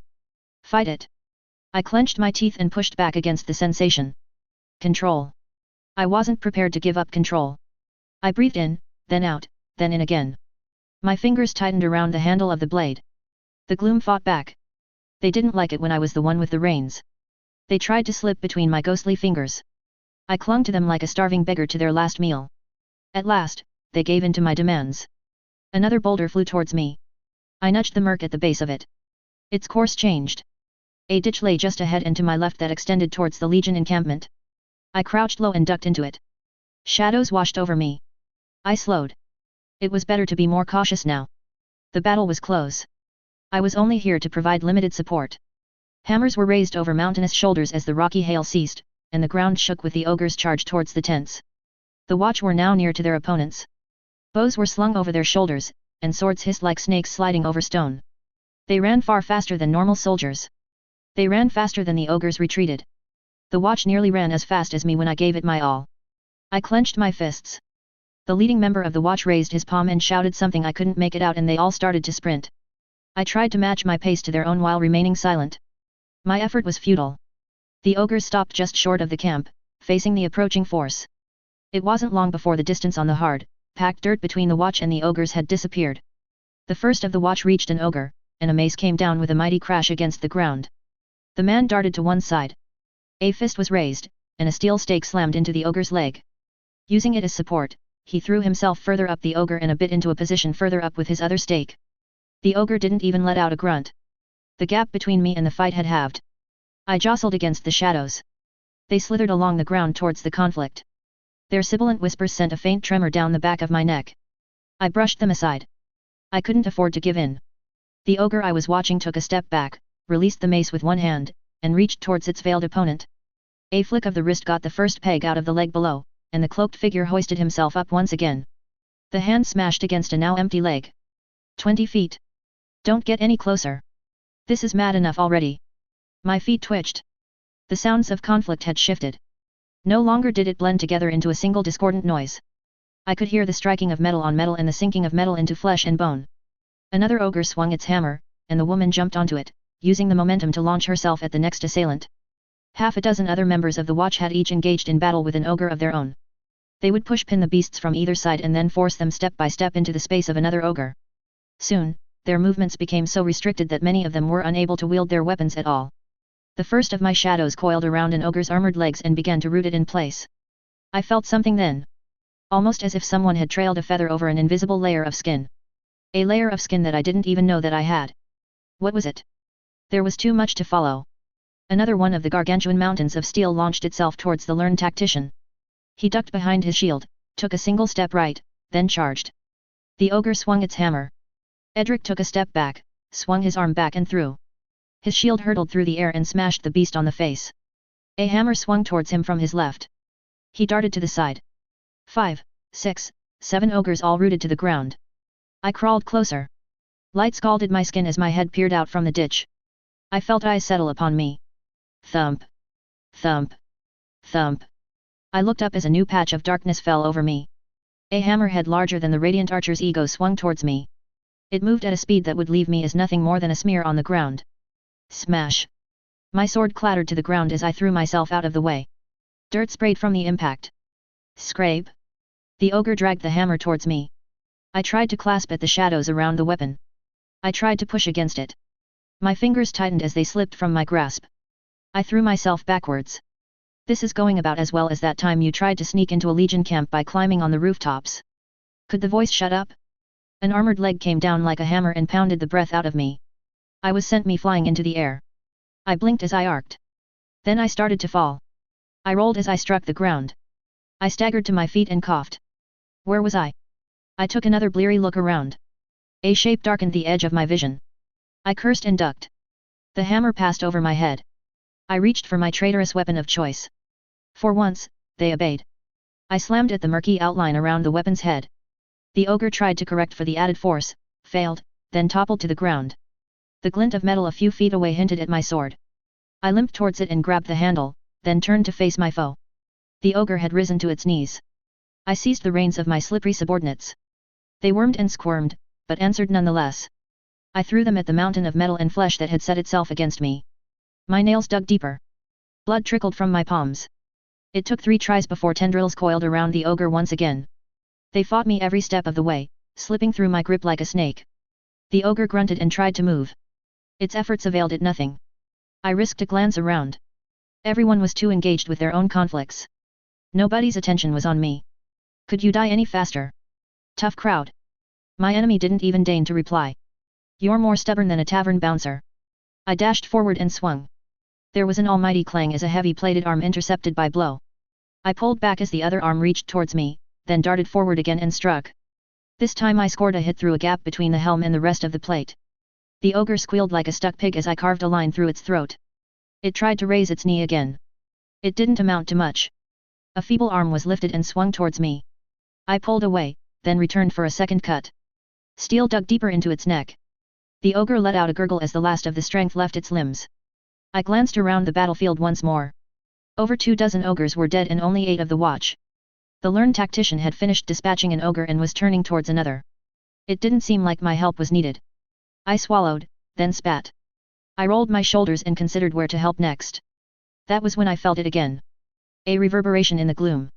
It was like someone or something was beckoning to me from deeper within the broken camp.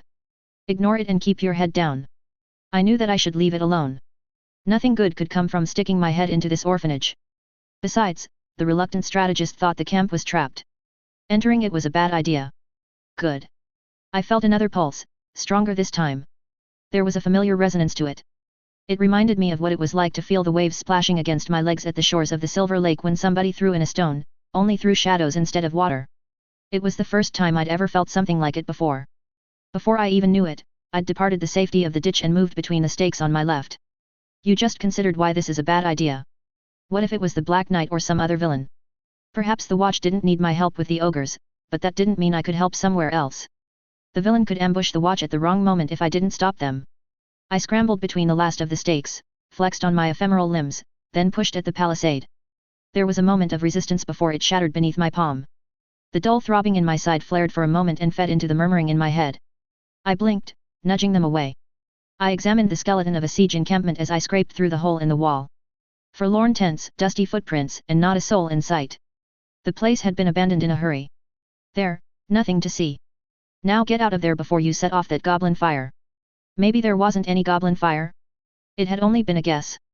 Mably wasn't always right about everything. I swallowed down on the gnawing in my stomach and ghosted out of the shade into the camp itself.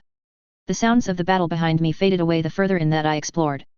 I passed the broken remains of what once was the prison and turned towards the west. There was another, larger series of holes in the defenses. I turned back to the broken prison. The distant scraping of metal against metal gained intensity once again. Carrion eaters ate from the swollen bodies of corpses within the cells. The legions hadn't even bothered to remove them before leaving. One stocky, headless corpse was set apart from the rest. I knelt down the decapitated remains of the gallant youth and stared at the blonde head beside it. I felt a presence behind me. There wasn't even a whisper of warning. I rolled to my right. The head of an axe buried itself in the ground beside me. I stumbled to my feet. The ground protested as the axe was dragged loose. I brought my blade up as I turned towards whatever it was. There was a heavy impact as it struck against steel. I staggered back. My arm tingled from the impact. I glanced towards my assailant. I smothered the unnatural prickle of dread that bloomed within my heart. Dented armor clung to a broken frame. Flecks of something floated from cracks in the metal. My eyes rose further and met the eyes of a scarred face that I already knew well. Maggots writhed beneath my skin and my grip tightened around my sword. It shouldn't have surprised me. Somehow it still did. There was nothing the Prisi weren't willing to do. This wasn't even that evil for them. A part of me wondered which necromancer had desecrated this corpse. It was the vengeful warrior. There was an unsettling stillness to the zombie. There were rocks that were more animated. My mother died first. The pallid figure drew back the two-handed axe in one fluid motion and swung again, because her life was cheaper than the price of a dress. I advanced and deflected the blade. My arm trembled. My foe took a step backward and swung a fist at my face. Vengeful warrior, I ducked and swung upwards. You talk an awful lot for somebody who's already dead. My enemy's fingers opened and seized the steel between its gauntlet fingers. It tugged. I staggered forward. The shadows whispered promises in my ears. I pulled at them. They slipped free from my grasp. I released the sword and leaped backwards as another hand reached towards me. My father died next. The corpse reversed its grip on the sword and dropped the axe on the ground, in a back alley at the hands of common thugs. The blade thrust towards me. I dodged. I was too slow. A hole gouged itself through the leather on my arm. I bit back a scream. The blade tore out of the wound. I leaped past the figure's guard and hammered against the shadows. They whispered to me. They argued with me. I drowned the whispers with my anger, then slammed a fist against the elbow. There was a crunch as the metal warped under my onslaught. Don't listen to their lies. And next comes the friend. Tell me a story that I don't know, once and future corpse, I smiled as I grabbed the falling sword. My name is. I reversed the blade once more and scoured it across the breastplate. The metal shrieked. I danced backwards as an undamaged arm swung towards me and sucked at the syrupy sweetness once again. I shook my head. No, not sweetness. I needed to fight against their call. Catherine Foundling, I growled as my enemy stole the satisfaction of introducing myself from me, of the hissing spectral snakes pinned the woman's body in place. Step forward, arm up, arm down. Step away, duck the incoming fist, swing again. Pivot. Dash around. The corners of my eyes darkened. Life flowed through me as one leg then another were severed from the corpse. The body fell. I cut across and parted the head from the throat. I exhaled and smiled. That was when I was thrown against the broken remains of the prison's palisade wall. What happened? The thought was distant. I blinked and stared at the broken remains of the corpse. Splinters had gouged themselves into my sides. My ears rang. I clawed my way to my feet and pushed past the spots in my vision. Crimson flowed down my chest. Flowed, then dripped onto the ground. Look out! My feet moved on their own as I did my best to heed the advice. There was a streak of movement in the gloom behind me. I threw myself forward as a clay ball sailed over my head and thudded against the soil. Dirt scythed into my side as the sharper detonated. I rolled once more. Who was he? I didn't think he was just another necromancer. I didn't have anything to support the feeling in my gut. The Black Knight was skilled at fighting. So skilled at it that even though I doubted this corpse had the same capacity to fight, there was still much for me to absorb. I'd been learning during the fight. Nothing good can come from staying. You're a monster, I snarled, you're the Black Knight. The Silver Lancer stood motionless, maybe 100 paces away. He inclined his head from outside the prison as I looked up and met his soft grey eyes. Eyes that were lifeless. The raven-haired corpse towered in the distance. It was still clad in a once polished metal plate that was now shredded by axe cuts, and held a sword at the ready. Half a dozen clay balls were slung over its shoulder. Creation is about stories, the empty voice intoned, patterns that repeat themselves. This isn't a fight we can win. I ignored the voice. This was my chance. A chance to kill the man who brought Callow to its knees. This wasn't him, but he had to be somewhere nearby. I was sure of it. Could I sense him? I drank deeper from the well. The last echoes of the fight in the distance died. Without turning around, the zombie took a measured step towards another walled-off part of the Legion camp behind him. I followed behind. This is where your story ends. My bloody boots ate the ground, leaving a trail of prints in their wake.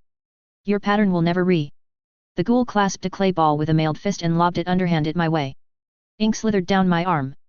I grabbed it out of the air and tossed it back in turn. I circled to the side. 3 more calculated steps backwards, and he passed through an open gate and sheltered behind the fortification. There was a thunderous crack. You will try. He declared from behind the wall. You're making an admirable effort at digging an early grave. His voice grew more distant. I didn't know what the Black Knight was talking about. I also didn't care.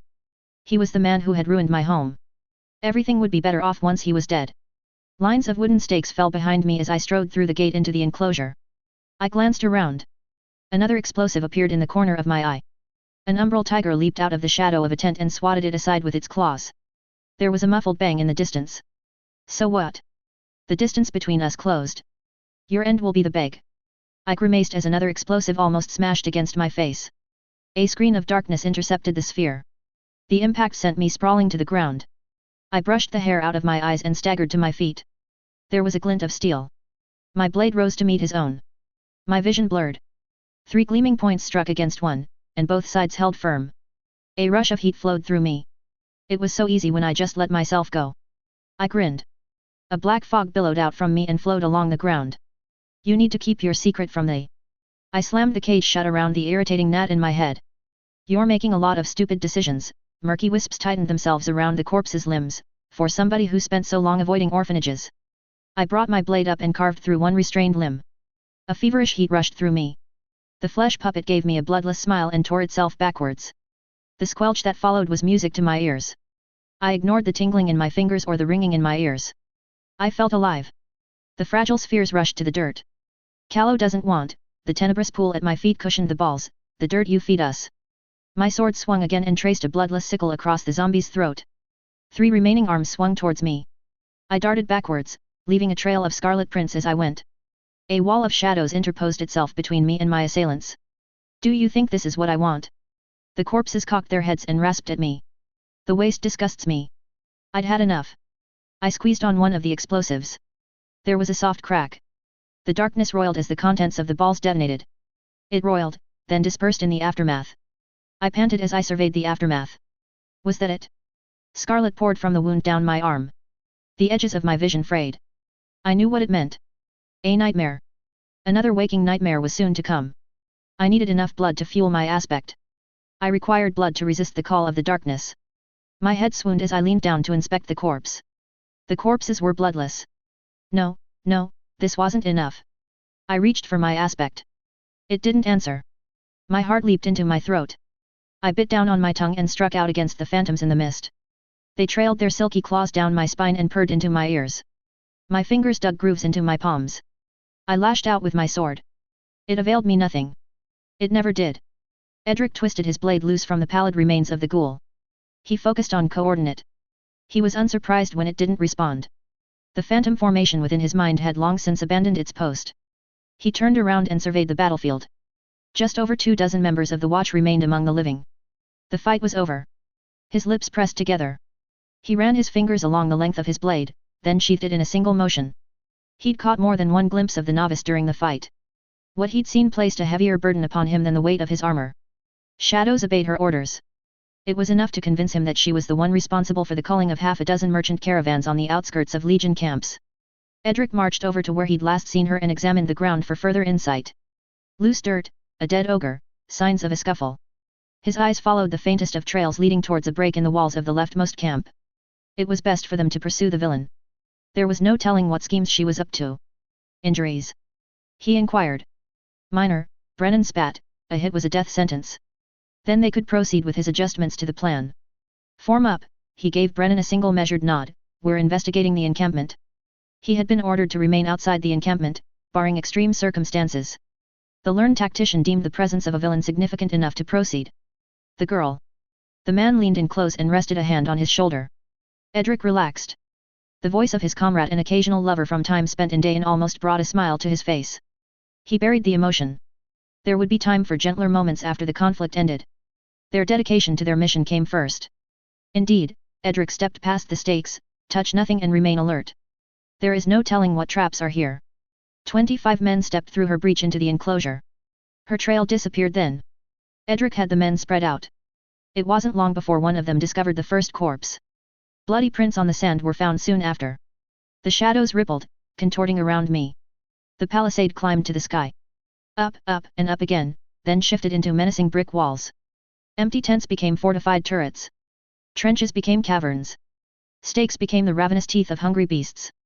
A tyrant glared down upon me from above, waving its golden scepter. I snarled back in return. The distant tread of boots on soil morphed into the clanging of chains. My head floated in the clouds. A little girl beat her arms against the bars of her cage. I smiled. All was as it should be. No, I needed to fight against this madness. I raised my hand to my brow. A ripple reverberated throughout my kingdom of nightmares. I leaned to the side as a bolt whistled past my ear. The outline of a person disappeared behind the safety of a castle wall. The rattle of chains grew louder. I staggered towards the fading figure. At last, somebody else to fight. I rounded the corner and came face to face with the crisp blue eyes of the radiant archer. I frowned. Hadn't I decided not to kill him? My thoughts were so distant. Why did he try to shoot me? I hadn't given myself away, had I? Hiding myself from everyone was so tiresome. It was easier to kill the witnesses. I couldn't let the heroes see me. Why wouldn't they just let me help them? Did he see what I did? A bolt. I raised my sword and took another step closer. Interesting way to greet a friend. Did he really need to stay alive? I examined the lean-muscled, black-haired, swaggering braggart. The radiant archer reached for a bolt and reloaded his crossbow while I deliberated. He looked up again and met my eyes, then cocked his head to the side. We'd get along like two sharpers in a fire, his lips twitched. Do you know what a novice is? A novice was my name. A novice was what I was. The girl in the cage wailed something at me. The radiant archer was dead. She screamed that the radiant archer was dead. This was the Black Knight. My thoughts returned to the battle before. A wave of darkness intercepted the bolt. Push back against it. The whiny voice squeezed past her cage. The fortified walls burned green beneath the moonlight. Moonlight? There was no moonlight. That hadn't happened yet, had it? Live now, worry about the future later. I shook my head. An apprentice of some kind. I gritted my teeth. If this is a roundabout way to ask me to be your squire, then I'm not interested. Not unless I get to stab you as part of the deal. No, this wasn't me. This wasn't what I wanted. Castle walls became abandoned tents, became castle walls once more. My head throbbed and my shoulders shook. The little girl slammed against her bars. The bars did not give. Spectral abominations trailed their forked tongues along my ears. Kill him, kill the radiant archer's corpse. The beast purred. The rattle of chains was close. I hoisted my sword and narrowed my eyes. A novice has many teachers but no master, the puppet declared as it advanced through the arching castle doorway. She isn't even the master of herself. He has goblin fire. What was that? My head throbbed. I darted forward. My shoulders loosened as I passed through the threshold. I slashed at my adversary. The corpse threw its crossbow at my head. An inky tentacle slammed it against the ground. No, stop it. I shouldn't do that. I needed to keep hidden. A flash, then a harsh clang. One blade met another. Sparks spurted off the edges. My eyes widened as the form before me transformed. A pale man with green eyes and a murderous grin. No, he wasn't here. This was nothing more than the corpse he used. A black knight is a white knight but with a different color armor. I grabbed at his arm and twisted. It snapped. Any more trite commentary before I stab you? The shadows wrapped themselves around me like the jaws of a slobbering beast. I pushed back against their whispers. He took a step back and withdrew his blade, then parried another of my blows. I cut low again. He evaded the blow. My eyes darted from side to side. A chair on my left. A table stacked high with dusty globes occupied the middle of the fortress room. Goblin fire. What about it? There was a pattern to his fighting. He kept changing tactics. He kept peeling parts of me away. Layer by layer. Like an onion. Until there was nothing left. My eyes widened like the rising of the sun. The heroes will turn against you, the pallid lips smiled. Isn't that right, nightmare child?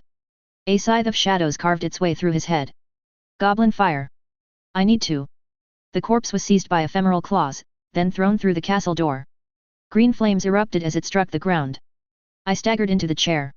My sword slipped between bloody fingers and clattered to the ground. I ran my hands through my hair. My mind was swallowed by fog. My eyes drooped. Rest. I could rest now. Oblivion whispered to me. No.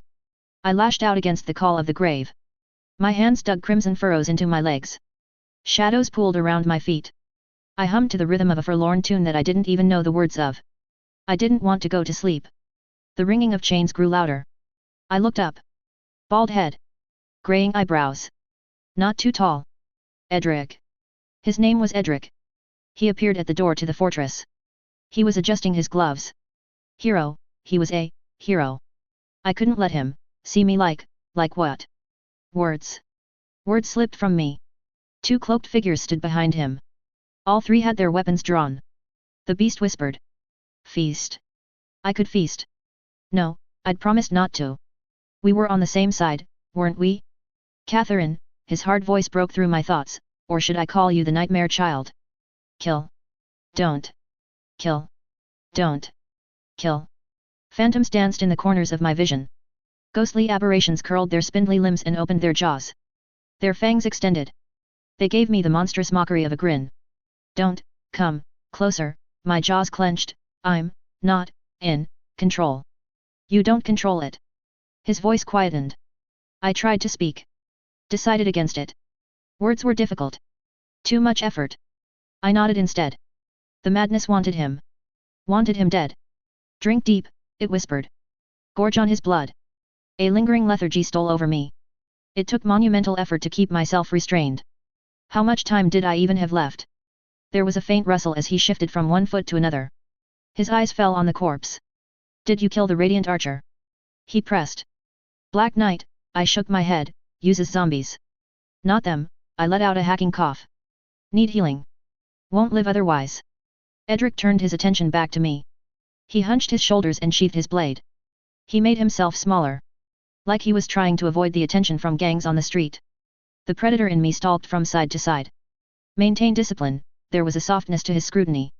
I'm approaching. He reached out towards me with a hand wreathed in light. The other hand remained pressed against the hilt of a dagger at his side. The beast snarled and the shadows chortled. Sweet sickness sang through my limbs. He was going to betray me. He was trying to kill me. You can trust him. The whining voice in the cage whispered. A small part of me tried to listen to the voice. The rest of me slammed the cage shut. He was going to end my life. He would draw his blade and use it to slit my throat.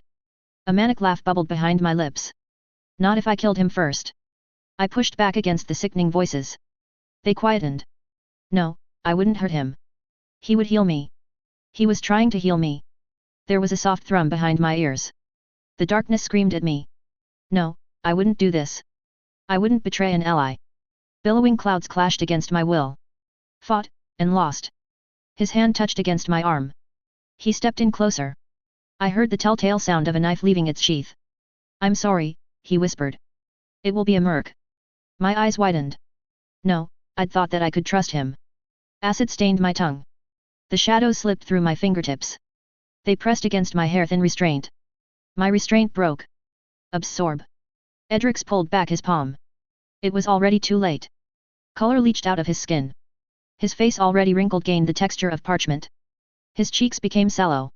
He staggered backwards. Muscles atrophied. There was a loud snapping. His limbs broke. The corpse of the learned tactician collapsed to the floor of the tent. A cage opened. I told you that you shouldn't have come here. How do you plan to escape from this? The inky blackness celebrated. The oppressive fog clouding my thoughts fell away. Fatigue sunk its languid claws deep into my limbs. My fingers felt cold, clammy. Salt rimmed the corner of my eyes and a dampness clung to my brow. I stood up and faced the entrance. You know, I rasped, drawing a knife on someone that way doesn't seem all that heroic. 2 arrows flew towards me only to be smashed out of the air by a dusky claw. My eyes narrowed. I didn't deserve any of this. I was trying to help them. My cheeks burned and my fingers clenched. I'd known that they would hate me if they learned my secret, and it still stung. He should have allowed us to skewer you with arrows from a distance, the rightmost form Brennan, I realized spat. How many heroes lie dead at your hands, traitor? He drew another arrow from his quiver. You fight with the Black Knight. It was so nice how I could always trust the shadows to make me look bad. I found them like that, I tried. This is all a misunderstanding. Both of the figures stepped out of the tent and let out a cry. I grasped the handle of my sword and followed behind them with leaden steps. 24 arrows fell towards me. The shadows reached out and tore them from the air. The arrows flew fast. So fast that I almost missed them. Tendrils lashed out and speared their way through 2 of the watch. They fell to the ground with anguished screams as their insides were mulched. The rest darted out of their reach. A blatant lie, Brennan dismissed. When all 4 corpses bear the hallmarks of your brand of evil. Another volley of arrows raced towards me. 3 umbral lances and a tenebrous rake hurtled towards my opponents. Another of them were too slow and screamed as the claws shredded them piece by piece. It wasn't long before she perished under the onslaught. The rest leaped aside with almost the same alacrity I'd seen them display out on the open fields. It took me a moment to spot the difference. They lacked the unity of purpose. A river of sweat poured down my brow. I tugged on the gloom again, only my head was clear. The shade slipped from my ephemeral fingertips. Well, you see, I lifted my blade and deflected another arrow. There might have been just a touch of necromancy involved. The watch withdrew further. They retreated through the open gate of the walled-in enclosure and back into the camp itself. A rain of more arrows pelted towards me. Some of them slipped through my grasp this time. One of the projectiles screamed past me as I dodged to the side. My eyelids drooped. You murdered the man I loved, the grey-cloaked asshole dragged another arrow free from his quiver. If there is any good left in you, then surrender to the judgment of the watch. Why did the rebellion need to recruit the help of the one watch member who would take the death of a hero personally? Would nothing go my way today? I retreated within the safety of the smaller camp and crouched behind the wall. Heavy gasps. I needed another plan or else they would grind me down through fatigue. A memory surfaced from the fight with the Black Knight. The train of my midnight dress snaked towards the abandoned tent. It's not murder, I complained. It was preemptive self-defense. The ringing of blades warned me of the arrival of my foes. 4 cloaked men dashed through the open gate. Another shadow lance left my hands. All 4 dodged. I breathed in deep as I retreated further. My tenebrous fingers found their quarry. I gave a gentle tug. The sound of metal sinking into wood warned me of my enemy's intent. I glanced upwards. Dark-skinned hands pulled their way up onto the top of the palisade fence. You are not an ally, the voice of Brennan continued, but a traitor. A murderer. My dusky monstrosities scattered the first of the arrows to descend from above. Wisps wrapped around the legs of the 4 men chasing me. I tried to tear into them. The shadows tore loose from my clutch. I parried the first sword with my own. The second tore my weapon from my grip and sent it to the ground. My opponents formed a crescent around me at a distance, cornering me like a fox in a snarl. I tried to turn the formless clouds of darkness at their heels into something more substantive. It felt like scraping at an empty bowl. Eyes like sharpened iron pinned me to the earth. They took a step closer. Judgment's easy in a white cloak, isn't it? I challenged.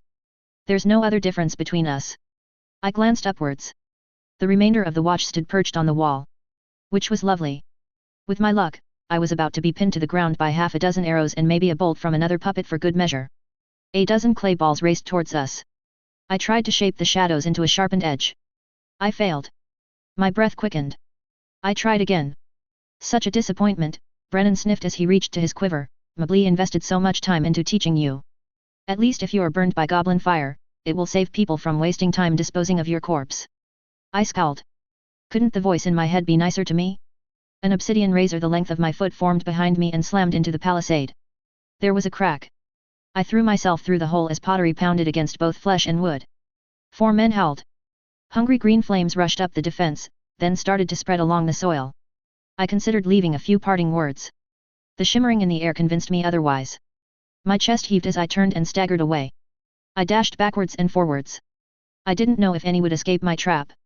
It was best not to take the chance. Where are we going now? The reluctant strategist needed to know that the Black Knight was still somewhere nearby. Was there a way for me to sneak back into Summerholm?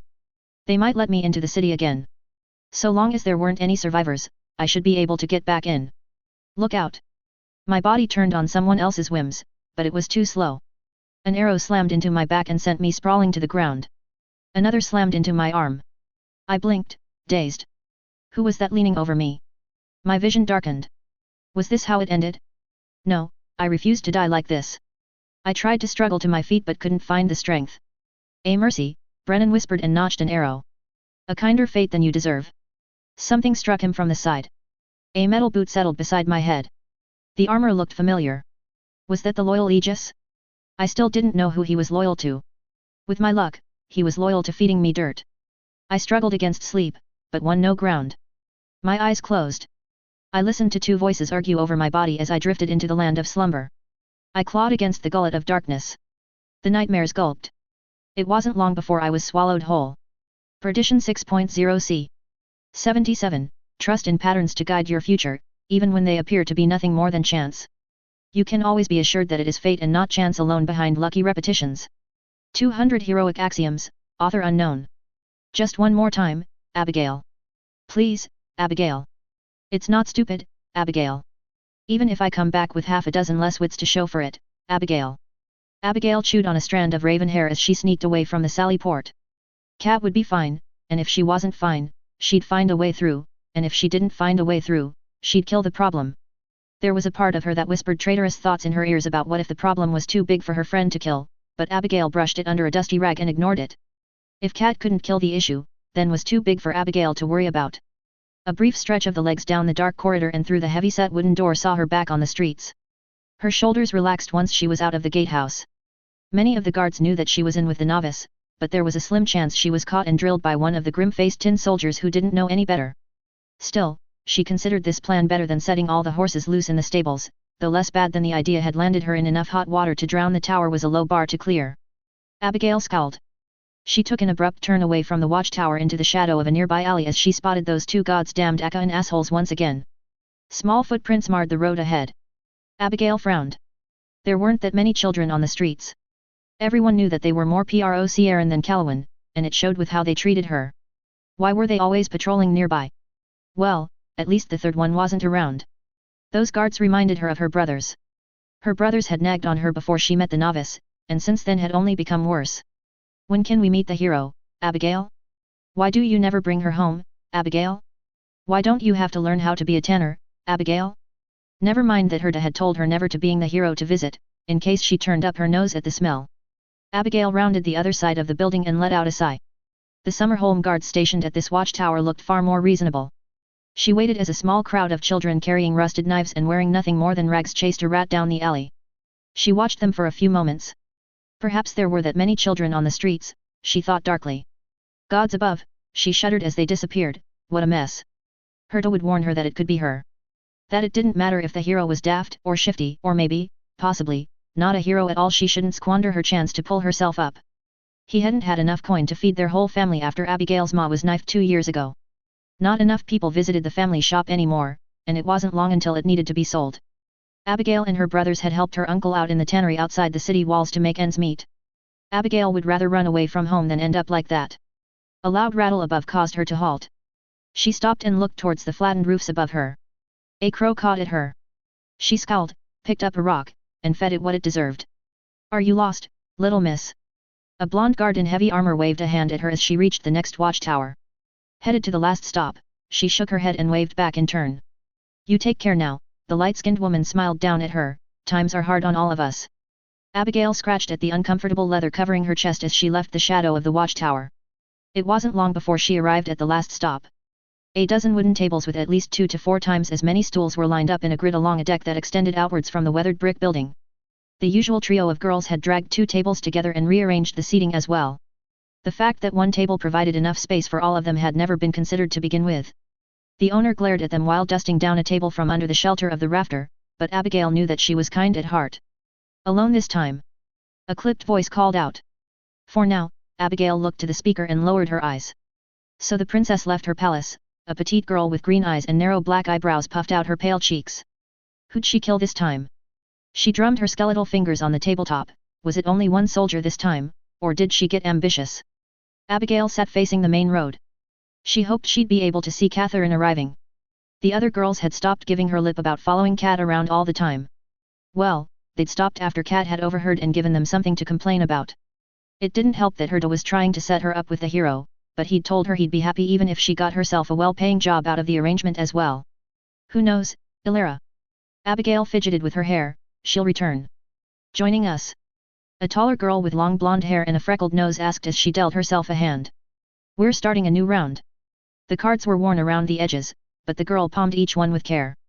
The owner of the last stop loaned the pack whenever better-off kids like these stopped by. Making a mess of that seemed like a fine way to have a good thing revoked. There was no harm in whiling away the hours like this while she fretted over past and present events. For a few hands, Teresa, Abigail replied. The game started as the 4 of them fell silent. Abigail looked at her hand and fidgeted with her hair. She drew, discarded, then risked a glance over the Illyra's shoulders on her right. Her rival had a bad hand. The narrow-faced girl opposite Abigail took her turn. Abigail peeked over Teresa's shoulders on her left. Another bad hand. It wasn't long before her attention drifted away from the game to the streets. Where was Catherine? The next game began and a couple of rounds passed. The last round came just as fast as it did during the first game. Abigail paid just as much attention to the outcome as well. The fighting should have ended by now. The cards were shuffled, Abigail drew again. The third and fourth games passed in a blur of easy bickering. Abigail's mind was outside the city walls. The fifth game started. The other girls kept trying to pull her into the conversation, but didn't find much success. Hey Abigail, A smile crawled up Alara's face as she raised an eyebrow. You should knife whoever stole your breakfast. Some of Alara's mannerisms reminded her of Catherine. The cautious girl muttered a vague response and licked at her dry lips as the next hand was dealt. She told herself that nothing was wrong. That the loyal Aegis would ride out if a drunk started a fight in the tavern. Abigail was about to begin her next turn when a procession caught her eye from behind Twyla's back. Her cards fell against the table. A score of Bloody Watch members limped towards the inner city. Abigail was halfway towards the main road before she even realized it. She slowed and adjusted her jerkin. Her nipples itched something fierce, then squared her shoulders and followed after the watch. You don't care about Catherine, you're only looking out for her to look out for your own future. It wasn't long before she caught sight of Catherine. She was carried unconscious by the armored form of the loyal Aegis. Her hands were bound, her head was shaking from side to side. She had a pained look on her face, and blood stained her armor. The man's helmet was off and his short crop of crimson hair faced towards her. His procession stood apart from the rest of the watch. Abigail's stomach fluttered like the wings of a dying moth as she approached. Every step felt heavier, the distance to her both too close and too far. What happened to her? She tugged at the man's gauntlet hand. The loyal Aegis halted. A single swift motion saw him facing her way. You are her friend. His cow-brown eyes fell upon her and softened. I'm sorry. Another. A grey-cloaked man glared at her. Ah, I remember you. Shit. Abigail took one look at the malevolent storm cloud brewing beneath the man's face and thought to herself, feelingly. Shit. What had Cat done? Had she gone strange in the head and attacked the watch members? Abigail knew that she was probably not a hero. Everyone knew that heroes didn't dress in black and get all dark and broody, or always jump to killing people first. The shadows didn't behave like kittens mewling for the attention of their mother around heroes, either. Whatever it is, Abigail cut off her words and took a step back as the man bared steel. There was a scraping noise as the loyal Aegis placed himself between her and the watch leader. You would shield her as well? Brennan sneered. She has done nothing, the loyal Aegis shook his head. You know about my orders. Stand aside, Brennan took a step forward. The loyal Aegis didn't flinch. His gaze was hard. His jaw set as if he was carved from stone. He was a wall between Abigail and the watch leader. Your orders say nothing about this one, the grey-cloaked figure tried again. I'll keep them safe, Edgar replied, that's all that matters. The man's eyes narrowed. His grip tightened around his blade. He scowled, sheathed the weapon, then turned away and joined the rest of his fellows. Can I come with? Abigail's hands drifted to her arm guards before she stilled them. You should find new friends, Edgar advised, she's not safe. Green fire, Catherine slurred in her slumber, walls, night. Her fingers trailed along the pavement and she shook again. Watch out for the walls at night. Abigail stiffened and looked down at her friend. She used goblin fire on the watch, Edgar explained. Abigail thought about correcting the man. She decided against it. He'd claim it was a fever dream and dismiss the importance of it. Her shoulders slumped. She backed away from the stubborn ox. She had spent enough time around the loyal Aegis in the company of Catherine to know that he never changed his mind. It was all duty and blind loyalty to those he had devoted himself to with him. I'll consider it, Abigail lied. You can't, the loyal Aegis denied. Her feet wandered as she considered what to do. She brushed aside a lock of black hair and scratched an itch on her nose. Abigail would bet her last Aurelius that Mably knew that Cat was a villain.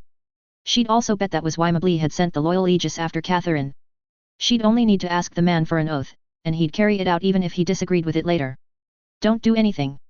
Abigail set coins that Cat had rightfully retrieved from somebody else and given to her on the table before the owner of the last stop a few moments later. The woman's lips pressed into a line, but she said nothing and pushed over a vile-smelling brew. She picked up the drink and approached the trio once again. Abigail hoped the drink would keep her from making any stupid mistakes. Back again. Twyla's grey eyes met hers as Abigail sat down opposite her. Do we need to worry? I thought you'd be sticking with your friend. The wind died as she approached the table. Abigail spared another glance at the empty road. No, she wouldn't do anything rash. She'd play the game and not think about the looming threat of goblin fire. I was told to leave, Abigail explained as settled down to play cards with the others while she pondered the future. Deal me in. She took a sip of the beer and grimaced. It tasted even worse than it smelt. Ah, well, anything was better than drinking the slop Herta used to peddle. She clung to the hope that it would drown out her worries. Abigail was no hero. She had no lofty dreams of coming out of nowhere and saving the day. She was comfortable being as far as physically possible from anything dangerous. Her brief adventures with Cat had been enough to cure her of any ambitions in that direction. 2 rounds passed since you left, Teresa shrugged from her left and brushed aside a golden lock. Teresa finished shuffling the deck, then spread the cards out one at a time. going from right to left. Abigail picked up the hand she was dealt and frowned. It wasn't a good one. One of the cards was also upside down. It featured a dark, faceless woman holding a red banner with the word Triumph written large. Abigail took another sip of the drink, then almost spat it out only a moment later. Did the woman just wink at her? No, it didn't. She shrugged to herself. She'd be damned before she cared enough to think more about it. Or to turn it right way up. I heard she set the stables on fire once, Ilara fretted with the hem of her stained, threadbare shirt as she drew a card and discarded 3 cackling goblins standing at the mouth of a cave. Isn't that right? Do something once and see it get recounted wrong forever, Abigail thought darkly. Just think about the game, forget everything else. With the 3 of Pentacles gone, Ilara could be counted to be playing something else. That, or she had some kind of mixed hand with the major arcana. Abigail rubbed the sweat off her brow. The strategy of play was a headache to keep track of. Her thoughts drifted. Goblin fire. How was she going to deal with the problem of goblin fire? No, don't think about it. Abigail caught a glimpse of the new card in the other girl's hand. 5 metal blades resting at the feet of a man in green. With the 5 of swords in hand, it stood to reason that she either held more of them or that the 3 of cups was her lowest card. Abigail fidgeted with her hair. The 2 legions that disappeared were set to make a reappearance soon. Abigail was sure of it. Should she flee? Should her family? Abigail almost snorted. It was the kind of idea Catherine would come up with. It wasn't like there was anywhere for her to go in the middle of the siege. I only let the horses loose, Abigail denied as dark and broody Twyla tossed aside a fair-haired woman subduing a lion. Anything else is made up. That made 2 players who weren't playing the major arcana. Should Abigail aim to win that way? Her hand was so bad that winning by either rule was liable to take multiple rounds. Was this it? What was the watch's problem with the novice? Did the heroes know that she was a villain now? Abigail straightened her back and glanced towards the outer walls. The others at the table looked at her askance as she whined at the back of her throat. Too late. It was too late for her to bail now, she admitted to herself. There was nowhere to run. The calamities were coming, and Abigail had already thrown her lot in with the creepy girl who made the shadows dance to her tune. Chin up and smile, Teresa smiled at her and switched the strength card out with a black spire of stone piercing even the clouds. Don't get all broody like your rich friend is. Another player not playing the major arcana. Another thorn in her foot. Abigail shook the wool from her head. She didn't want to think about the game any further. Abigail needed to find a way to get back to her friend. No, that was the wrong pile of stinking leather to worry about. Mablee wouldn't allow Catherine to die. Abigail would eat her sole pair of shoes before the reluctant strategist changed her mind on that. The other heroes would leave if something didn't happen, though. Perhaps they'd insist on having her imprisoned? Either way, Abigail had other rats to chew on. So hypothetically, she changed the topic as she let go of a man holding 2 golden coins trapped in a knotted rope and claimed the tower. Not that any amount of switching cards would do her much good. Her hand was hopeless, like fate itself was using her for a laugh. Discarding the 2 of Pentacles didn't do much to change that. This game was as good as lost. At least it helped distract her for a few moments from the worries that Cat had dropped on her lap. You were always one for theory, Abigail. Ilara cast aside a skeleton seated on a throne while raising a razor-thin eyebrow at her. Perhaps Sullivan could help? No, bad idea. He was creepy. Besides, she'd need to find him first. Abigail could never remember what he looked like. It was better to try something else. What if you heard something big, and no one else believed it? Abigail tapped her foot on the ground. What do you do? Are you sure it's important? Twyla scratched at her narrow jaw as she picked up Death, then discarded a man in plate with 9 wooden stakes behind him. Her eyes never drifted far from her hand. It was almost as if she expected everyone around her to break the rules. Abigail scrunched her brow. That play puzzled her. Why pick up the discard if she wasn't building a band of 5? No, better to focus on the real problems. Could she approach the stalwart guardian? Glyda was practical, she might listen. The problem was that Abigail would need to reach her first. Abigail wiped the sweat from her brow and took a sip of the poison beside her. Couldn't the sun set any faster? It was something the novice said, Abigail explained. She's trouble, but... Teresa relinquished strength and picked up the 9 of wands. You could tell the guards you heard it from some other hero. Abigail considered both her hand and the play while she chewed on the idea. Teresa was playing wands. Abigail was certain of it. Now, what should Abigail do with her turn? Should she pull from the deck or the discard? Aiming for a win by 5 seemed out of her reach even now. She drew from the deck. A crowned woman holding a sword. Mistake. She couldn't discard that even if the rules prevented it, Ilara would pounce on it. She discarded the tower and held onto the Queen of Swords. Bad idea, Ilara shook her head and switched out a man holding 4 gold coins for the tower. She'd get punched for trying it. What could she do? Maybe the reluctant strategist would listen to Kat. Mably was sensible, but there was a chance that Kat never repeated what she said. It was best not to leave it to chance. Abigail didn't fancy the idea of being roasted in an open fire. They would doubt her, Twyla murmured. Her eyes were downcast, locked to her hands. Then she set an upside-down man hanging from a length of wood on top of the 4 of Pentacles. Abigail turned away from the hanged man while she considered further. Perhaps she should try to reach Mably? No, that was a waste of time. It was rare that Catherine could talk to Mably and the novice had a name. Abigail wasn't anyone important. There was no chance of her arranging a meeting at all. She just needed to make do with the city burning while people with fancy colors on their clothes told others what to do. All right, who's brave enough to count? Teresa gave a sly grin. Then she set her cards on the table. There was a clatter as everyone else followed her lead. Abigail scowled at her hand. Swords were her highest, but that didn't count for much with the Empress and the moon holding no weight. Ilara wasn't doing much better. The first card she revealed showed a dark-skinned man with a crown on his head, the Emperor. Then came the next. A hunched over, tanned figure clad in grey holding a lantern and a length of wood, the Hermit. Abigail turned her gaze away.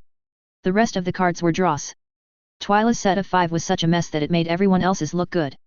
The first was a fair prince, riding a chariot pulled by horses both black and white, the chariot.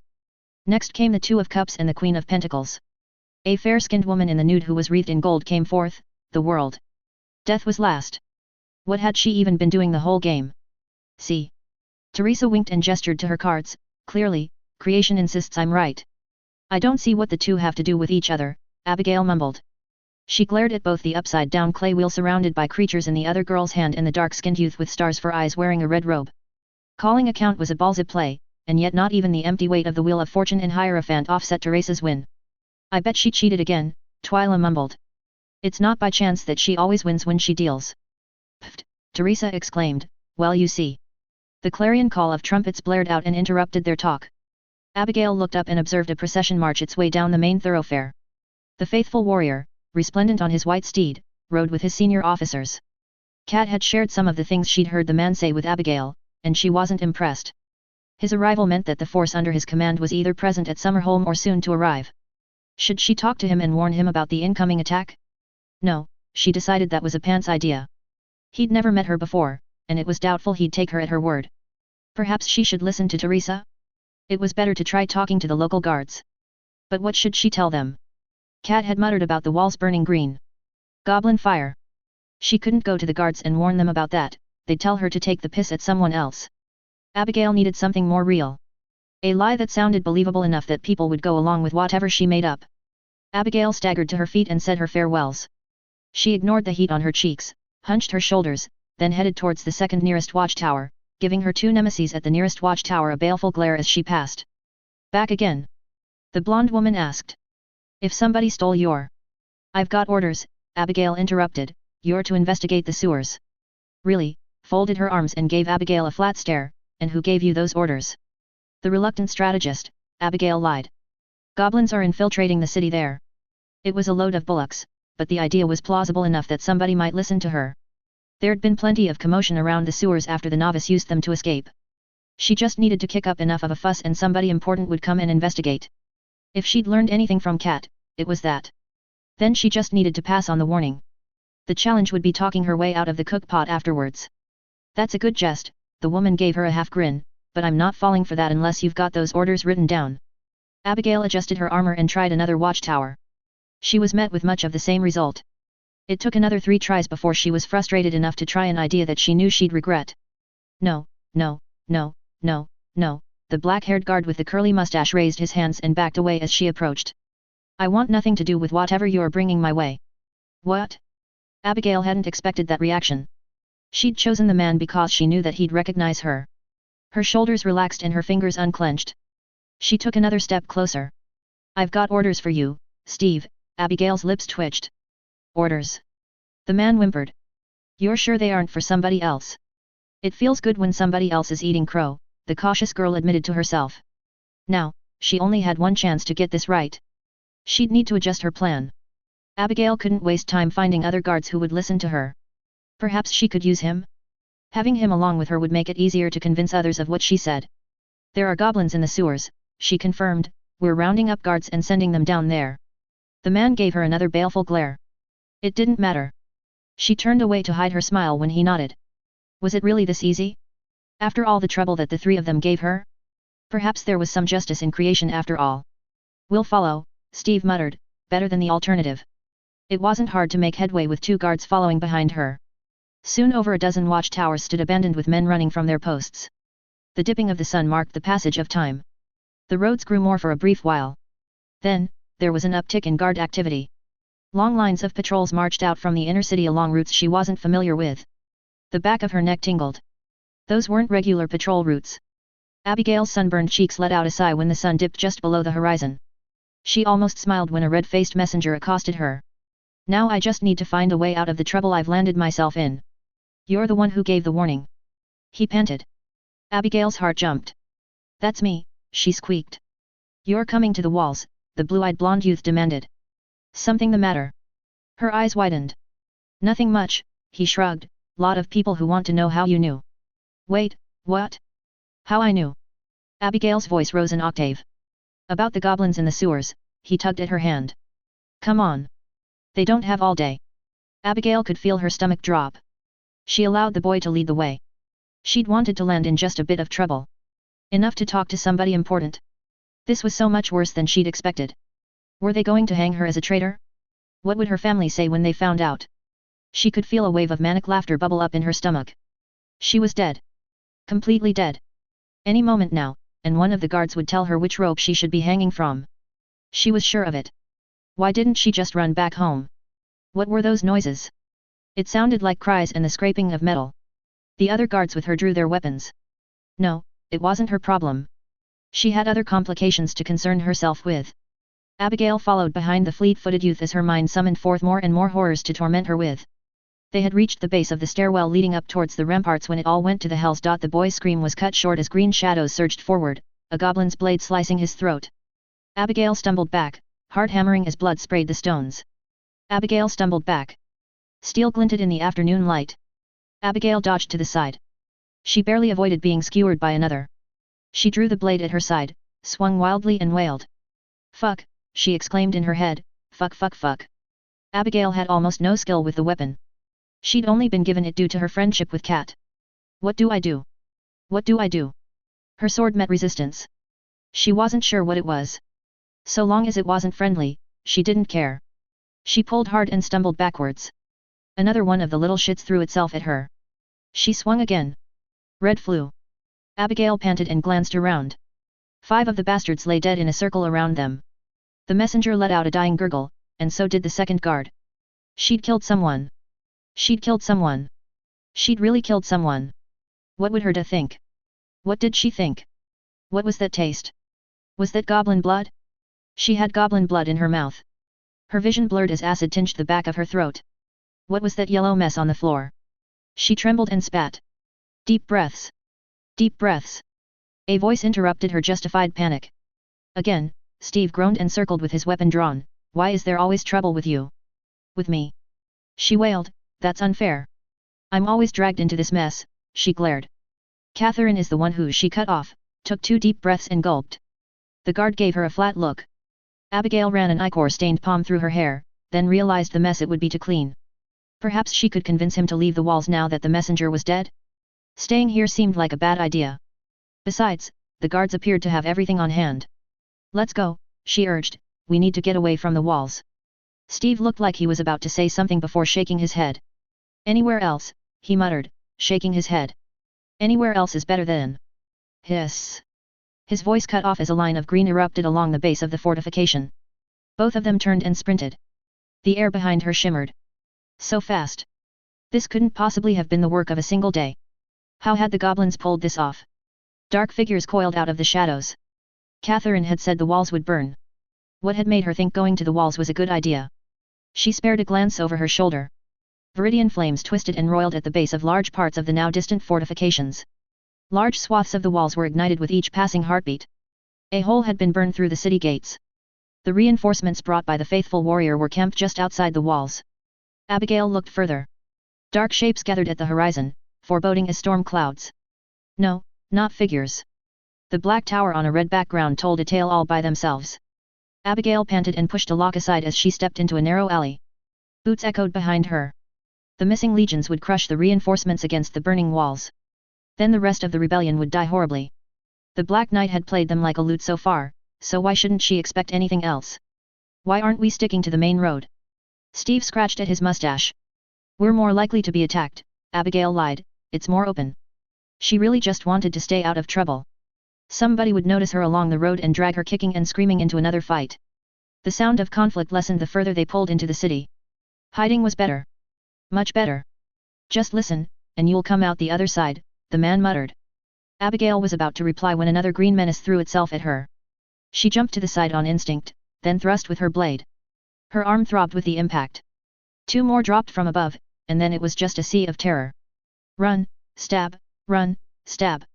Abigail didn't know how long the fight lasted. Steve let out a choked cough and disappeared somewhere along her mad dash to safety. That, or he died. He was probably dead. If only tanning hides could save you from goblin blades. She whimpered. It was hard to see anything. The moon only lit up parts of the streets. The monstrous shadows of buildings still loomed over her. Abigail stepped out of another narrow alley with a soaked brow, red lines down her face and snot staining her upper lip. Cooked. She was so cooked. The greenskins were going to put her in a pot, and it was all over from there. Where was safe? Abigail glanced towards the inner city walls. Next to Cat was probably safe. She wiped her brow and sprinted towards them. Well, it wasn't safe. Cat would probably kill lots of people, was probably killing lots of people, but it was safer next to her than next to the people that Cat was killing. Abigail was so lost in thought that she rounded a corner only to arrive at a dead end. A pit trap, its spikes gleaming rarer than other defenses in Summerholm. She should have been more careful. She turned to backtrack when 3 small shadows darkened the other end of the alley. Well, the one in the middle cackled. What do we have here? Don't come closer, Abigail trembled, I've got a weapon. Abigail needed a hero, or at least someone braver than her. This was when heroes rescued scared kids, right? She was backed in a corner with nowhere to go. Where was the hero? She glared as she backed away. Now then, the rightmost goblin grinned at her, we were just, its voice cut off as a knife slammed into its head. Oh, thank heavens. The Catherine maneuver worked. Abigail blinked. The goblins began to run towards her. She yelped and stumbled back, then scrambled against the wall as her foot went over the edge of the pit. Fuck. There was a ringing noise as her blade clattered to the floor, as well as a loud scuffle. She ignored the latter. She needed her weapon if she wanted to live. Why couldn't she just have a normal life? Why did she choose to follow around a girl who wanted to be a hero? Abigail reached down and fumbled for the handle before the goblins killed her. A large shadow fell over her. Abigail, a shiver ran down her spine, important people are looking for you. Abigail's breath caught in her throat. That doesn't count as a hero. Sullivan, she gulped, a pleasure. It was a bald-faced lie, but she had enough on her plate to not want to antagonize him as well. Especially after he'd just saved her from some goblins. Wadasi. Cat seemed to get along well with him. Perhaps this was something she could use? Where are you going in such a hurry? He fell into step beside her. You're running as if death follows your every step. Abigail glanced at the bloody sword at her hand. At the cuts marking her armor. At the gore staining her armor. At the 3 goblin corpses near the mouth of the alley. Then she looked at Sullivan and scowled. The novice is being held prisoner by traitors, Abigail lied. I'm sure that she's a cooperative prisoner, Sullivan replied. I want to free her so that she can help, Abigail winced. That's fortunate. Abigail could hear the smile in the man's voice. She'd bet it was the kind of smile a person gave when sharpening knives behind their back. Fortunate, she narrowed her eyes at him, why? I'd like to free her as well. An image bloomed in Abigail's mind with those words. It was a vision of graves lined from one side of the horizon to the other. The vision did nothing to comfort her. Perdition 6.10. A coup? Good gods, of course not. I prefer the term administrative readjustment. Dread Empress Sinistra to the Koi. There was once a girl without a name. The 3rd day of the siege of Summerholm started with me singing along with the voice in my head. At least, I assumed it was the 3rd day. There wasn't any way for me to measure the passing of hours, save for when the stalwart guardian brought me meals. The slate-grey walls of my prison in the comital palace shimmered an insufferable shade of gold. It was like a constant reminder from the heavens that I was trapped. Delightful. I couldn't think of anything I'd prefer to this. It was so nice being trapped in a drab room with a stone table, 2 slabs for chairs, no windows, and a bed beneath my rear. I'd tried asking for a cell that was less dingy only an hour past, and earned nothing more than a glare for it. There wasn't much for me to do. Nothing to do but think. The heroes will turn against you. Green eyes and pallid lips surfaced in my memory. They had turned away from me. It tasted like ash in my mouth. The reluctant strategist had come to my defense, but the stalwart guardian and loyal Aegis had both remained staunchly against me. It was on Mablee's words alone that I still lived, otherwise they'd have killed me while I was unconscious. I was expecting all kinds of fun once they'd run out of larger worries. It was so nice to know that the only reason I lived was because there was a bigger evil. How long I wondered before it was easier to kill me than keep me under watch. My fingers clenched around the edge of the woolen blanket. The candle on the table flickered. Dark shadows danced on the ceiling. I pushed them aside. I'd tried using them to escape the stalwart guardian's aspect already and failed. My progress had been pitiful. I'd have laughed at myself if I wasn't the butt of the joke. I hadn't tried breaking out at mealtimes yet. Mostly because of the imposing figure of the stalwart guardian on the other side of the door. I didn't fancy my chances against her blade. It was all so unfair. They should be allowing me to do something. They should be allowing me to help. Now wasn't the time for us to be fighting amongst ourselves when we had a shared enemy. Instead, two of us were out of commission because nobody wanted me to help. I was trapped away under the safeguard of the stalwart guardian. I scowled again at the thought of the aspect.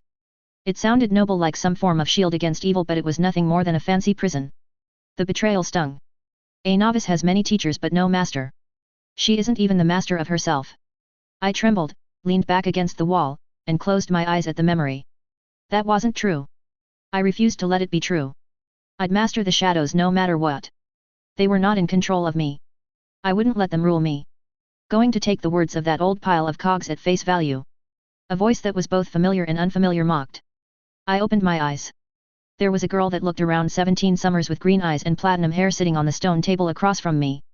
She was wearing long blue pants, a black shirt and an open jacket, with a battered metal flask in one hand and a lute resting by her side. Most of her clothing save for the flask were all made from fabrics that I didn't recognize, and the stitching was far too neat. It was the kind of clothing one of my marks would wear before I took them for a ride. The shirt had the words "I distance myself from other people for a reason" written on it in white lettering. I snorted. If you're looking for the other heroes, I commented, then you've entered the wrong cell. You can find them in the other collapsing house of cards. I could only guess who the girl was. I'd heard her voice before in a conversation with the reluctant strategist, although it was now a distant memory. There was only one hero who I hadn't met in person. I wondered what she wanted with me. Certainly something. It wasn't like people broke into prisons guarded by someone with a name off nothing more than a whim. Well, some might. I doubted she had. I remembered her talk with Mablee about something once, although the details were long lost. Oh no, she gasped theatrically, little Miss Murder here has fallen on hard times. She'd found her way into my prison without being seen by anyone. That told me something. It told me that she didn't want to be overheard. Perhaps I should scream? My lips twitched. That'd send her running. No, better to hear her out. I'd still be cautious. Mablee had been suspicious of her. I'd eaten enough dirt in recent days to not want to eat more. Not thinking things through had already done me enough harm. It's a tragedy, I agreed. Whatever shall she do? The wandering bard took a pull from the flask, then proffered it towards me. Want some? I thought about her offer for a few heartbeats before walking over. I took the battered flask from her, raised it to my lips, then let out a hacking cough. The back of my throat burned. You only needed to wait if you wanted me dead, I wheezed. There's no need to poison me. Wouldn't work, she dismissed as I passed the flask back, there's a trick to it. My stomach disagrees, I challenged. It was still the kind of advice that I'd have killed a couple of heroes for if I thought it would do me any good. Not that it would. None of the new heroes seemed to know much about names.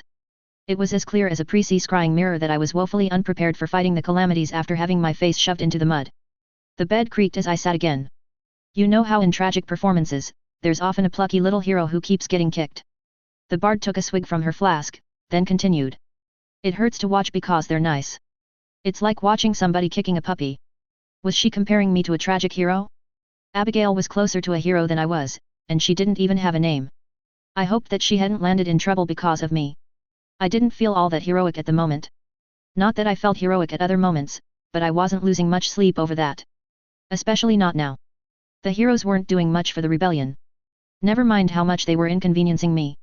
You're right, I folded my arms and replied, this is awful. Clearly I'm all misunder. Pfft, she waved a hand and scoffed at me, no you aren't. Ouch, I gave her a wounded expression. I'll have you know that I'm almost a saint. At least, by PROCRN definitions, she finished. I glowered at her for stealing the satisfaction of finishing the joke. You were saying something. I urged her to continue. You know, when the second wave of Baelite settlers came to Ashur they brought animals from home with them, she expounded. One of them was this stocky, muscular, four-legged animal with black and grey fur called a honey badger. Tenacious little beasts. Like to attack creatures much bigger than them. Not a feeling I can empathize with. I had a sense of where this story was going. It wasn't a flattering comparison. Let me guess, I said, they broke out into the wilds and were killed by whatever monsters call Ashur their home. Right on the money, she agreed. This is the part, I said, where you say something pithy about me being a honey badger and I punch you in the face for it. You said it, not me. The bard winked as she replied. You see, the difference between a puppy and a honey badger is that people cheer if you kick the honey badger, I finished. What's your name? The bard scowled at me as I stole her punchline. But well, a turnaround was only fair now, wasn't it? Call me Lisa, she replied. From Brockton Bay, she raised a hand to forestall my question, don't ask me where that is. I'm not telling you. I narrowed my eyes, then blinked. Was she only here to trade barbs with me? I still had no idea. My mind returned to the first words she'd said when she appeared. I didn't know who Old Cogs was. It wasn't like it was important. But, it sounded almost like she was responding to the thoughts in my head. I stiffened. You're a bard, I began, tell me what you think a novice is. Haven't the foggiest, she answered with a forced grin, but what makes you think that he does either? That settled it. This menace was definitely responding to my thoughts. But how? Did her name give her that degree of insight? Was she actually reading my me? Your face is just that obvious, she interrupted, tossing the flask at me. I caught it and took another pull, before throwing it back to her. She gave me a mocking grin. I didn't think it was possible to read that much from someone's expression alone. I considered laying her out for that if I didn't have the impression that she'd let out a cry. That, or disappear. The smug girl would undoubtedly vanish at just the right moment to make my situation worse. There was a chance that she'd keep quiet, she'd sneaked in after all, but she had enough confidence that I wasn't prepared to bet on it. You're a bard, I pressed. Tell me what a novice is. There was no way a name about telling stories knew less about stories than the Black Knight. She'd be able to answer my question. I was sure of it. Perhaps she could even give me a way out. A way to avoid losing myself to the shadows. What do you think a hero is? She asked. I hadn't spent much time talking to Lisa. One look at her insufferable face was enough to convince me that she liked showing off how much she knew. This was the most blatant attempt at evasion I'd ever seen. She was avoiding answering my question by asking one of her own. I'd play along for now regardless. It wasn't like I had anything else to do from inside the cell. Unfortunately, I didn't have a good answer. Only one hero I'd ever talked to had shared her thoughts about heroism. It wasn't a hero that I held in high regard, either. Somebody once told me that a hero made messy, complicated choices that you won't regret later, I paraphrased. That you don't need to be the person who solves every problem, so long as the problem is solved. How Taylor's answer still rankled. The lessons I'd received from both the heroes and other administrators had taught me to swallow the first part of that advice. That there wasn't just an easy answer to Kalos' problems. A blade had been crammed down Mrs.'s throat, and our troubles hadn't gone away. We'd starved even more once he was gone. Now 2 rebellions had failed, and the third was in trouble. Good answer, the bard nodded, smart puppy must have said that. It was the second part of the advice that sounded a mite useless to me. She was the reason Lise got burned down, I challenged. She wasn't a hero. Not in my mind. Being right about some things didn't make her right here. Although perhaps she'd been right to run away. The walls of Summerholm burned with us trapped inside, and 7 of 10 heroes were already dead without the calamities even lifting a finger. The thought that she might not have been as strong as I thought she was back then was difficult to swallow. How could anyone who could survive that kind of fight not be strong enough to challenge the calamities? Puppies pee on the floor sometimes, Lisa replied, at least, until they've been properly trained. The green-eyed girl threw the flask at me again. I fumbled, almost dropping it. The bard glared as the whiskey sloshed all over the bedding. Is that really what makes someone a hero? I asked before the drink sizzled down my throat. Why don't you tell me? She returned the question. I wasn't about to cry at the altar for answers. As far as I was concerned, the gods could come down and put everything right themselves if they cared. The trouble was that there wasn't anyone who mattered that was willing to fight on the same side as me. I want to know more about novices, I raised an eyebrow at her and tossed the flask. Funny thing that, Lisa said in a way that sounded deeply satisfied. I want to know more about novices as well. Thanks, I replied. That answer shed so much light on the mystery that it almost blinded me. I'd have pegged you more as an heiress than a novice given what I know. She caught the flask and quaffed it down. What do you think a novice does? An heiress? Wasn't that a prissy name? Did I look like I waded neck deep in gore and participated in blood sacrifices? Why did she think I was an heiress? I matched her emerald eyes with my own, but she remained unperturbed. I was told that. Not what you were told, she interrupted. What is it that you want? I wanted to claim whatever it was that I needed to drag my home out of the mud. I wanted my choices to matter more than pissing in the wind. I wanted to put my boot to the tower's throat. Perhaps there was a story that existed where those three things made a novice, but it wasn't a tale that I knew. That tells me nothing, I dismissed. The Black Knight is probably right. He's a deft hand with stories, she agreed, but not that deft. Her eyes narrowed at me. I felt like a mouse being looked at by a hawk. What makes you think that he knows more about your name than you do? He knew things he shouldn't, I explained, things that not even. I stopped talking. My eyes widened. He knew things about me that not even the heroes knew. He'd need the run of the rebellion to know that much. It had to be infiltrated from top to bottom. And if that was true, then it meant that all our efforts banging on the granary door were wasted. He'd sneaked inside and stolen the crop already. The reluctant strategist had drilled into me the importance of keeping your secrets from the enemy, and we had none of them at our disposal. You're making a lot of stupid choices, the bard said, for somebody who avoided orphanages. I shivered as her words drowned me beneath a frozen lake. They echoed those of the Black Knight. Apparently being a bard came with the ability to flap her lips and make me feel uncomfortable. I stabbed that little knot of unease in the cradle and considered what she said. What did he want with me? He'd known enough about me that I was certain he could have killed me if he wanted to. I searched his words for a hint. Any sign of what he could possibly want? What story is the Black Knight trying to tell? I asked the green-eyed girl, what pattern is he trying to set? Now you're asking the right questions, she cheered as she replied. I waited for a few more moments. Waited with far more patience than she deserved.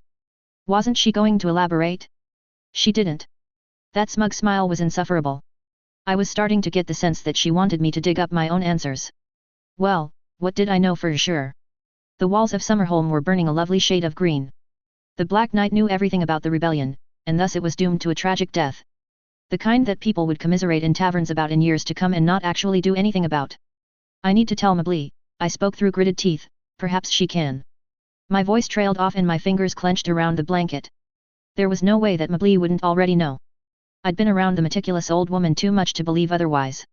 She had the caution stick too far up her rear to have missed any spies. She must have taken leave of her wits for a week and decided to leave them there. Why? What was her game? It didn't make any sense. Why was she allowing him to win? My shoulders settled. So, what are you going to do? The bard asked. First I needed to shake some answers out of the reluctant strategist. Then, I needed to figure out what was my next step. I wasn't sticking around for the dying whimpers of the rebellion if she didn't have a way to turn it around. I couldn't go to the heroes because ignoring the reluctant strategist and the wandering bard they would sooner lock me in a room. Not that I was willing to ally with Purser anyhow. They were as useless as tits on a bull. I could flee to the free cities, but it seemed like a spectacularly bad idea. The free cities were embroiled in civil war and weren't likely to help. I didn't have the people to replace the Prissy administrators, even if I did drive the calamities out of Callow. The rebellion had shown that much. There would be no reforming the kingdom of Callow. The Black Knight had made us reliant on licking the empire boot for governance. Unfortunately, I was short a pocket full of learned scribes. Well, I was short more or less everything else as well. I needed an answer to that. One that didn't make us the slave of another nation.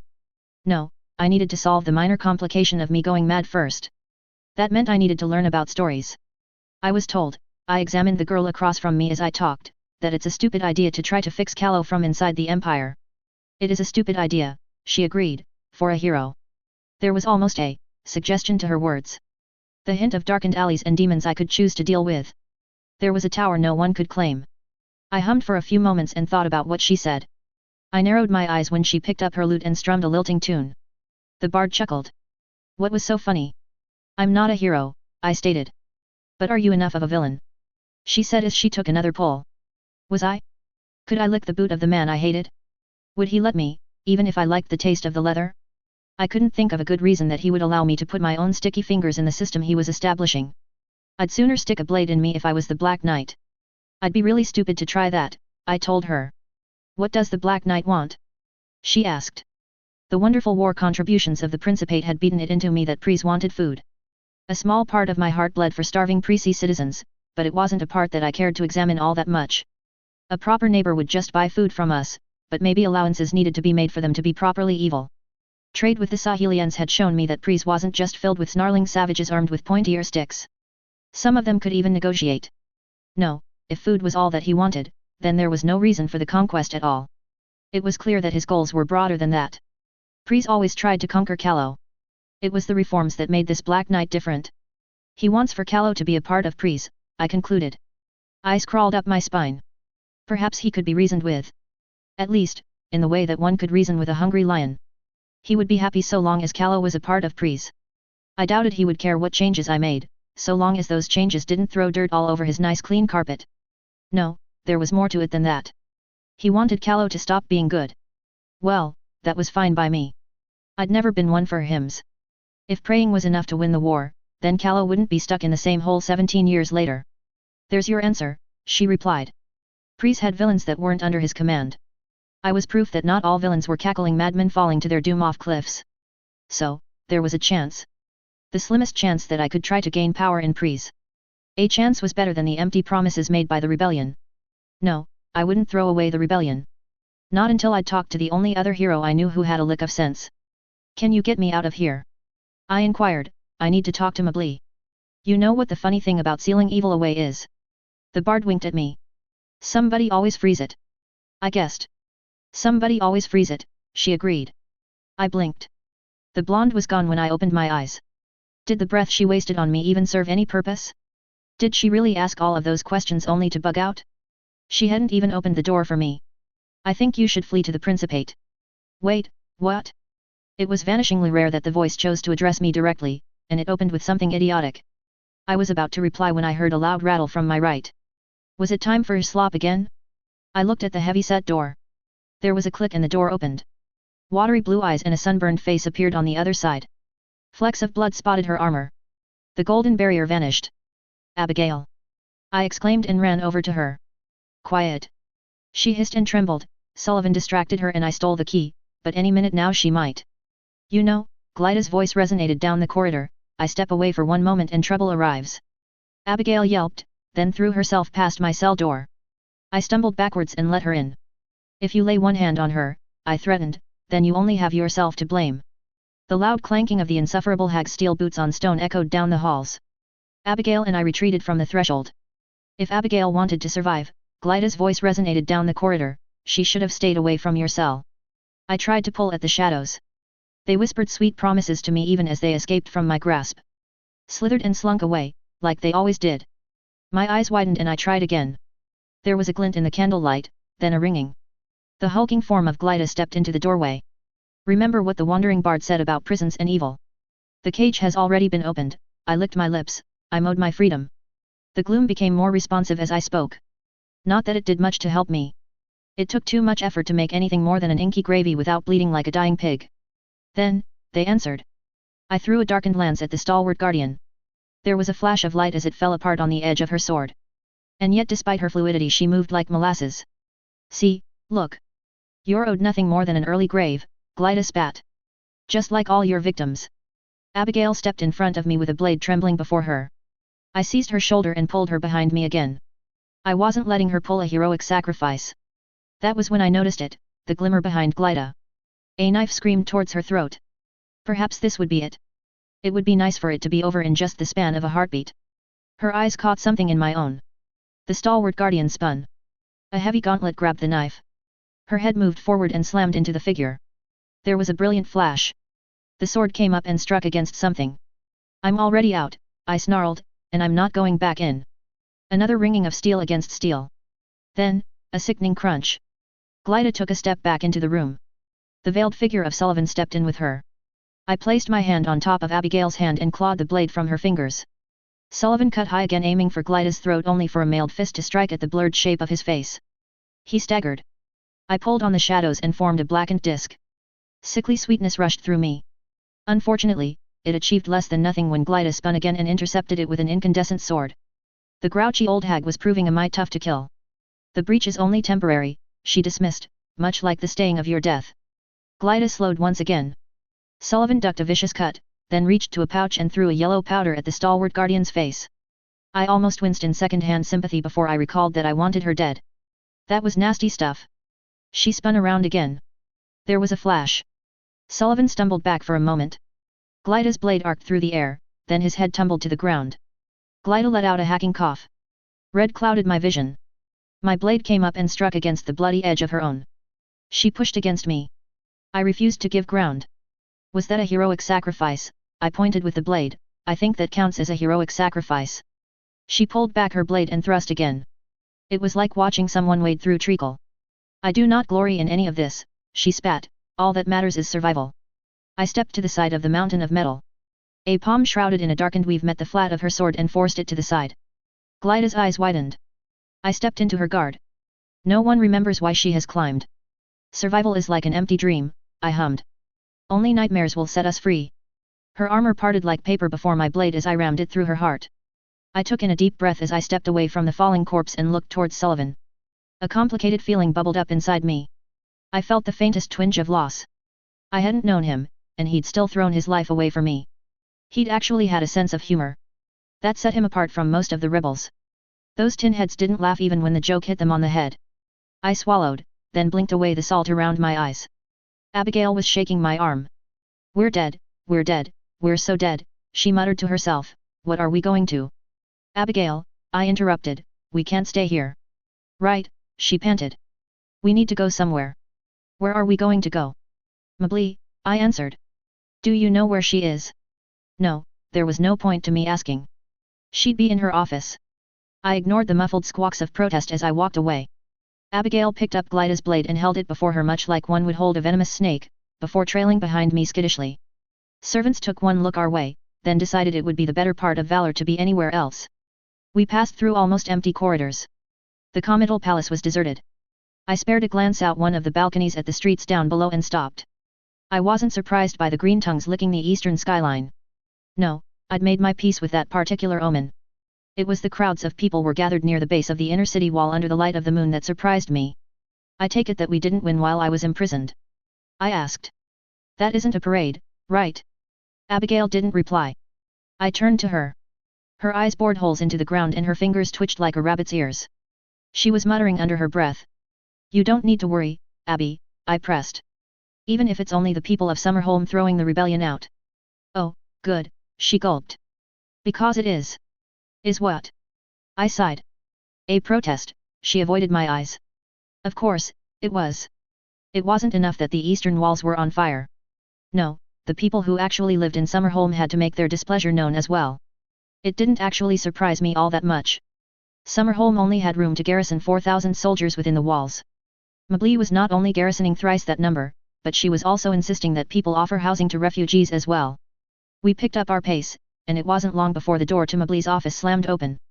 I walked past the Prissy mirror set opposite to her desk and turned towards her. My breath caught in my throat. Remain calm until you have an explanation.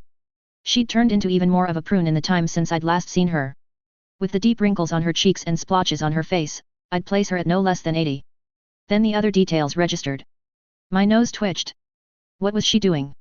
Tell me I'm dreaming, my voice shook, tell me that I'm not seeing this. I'm toasting to my plan's success, she explained. Good evening, Catherine.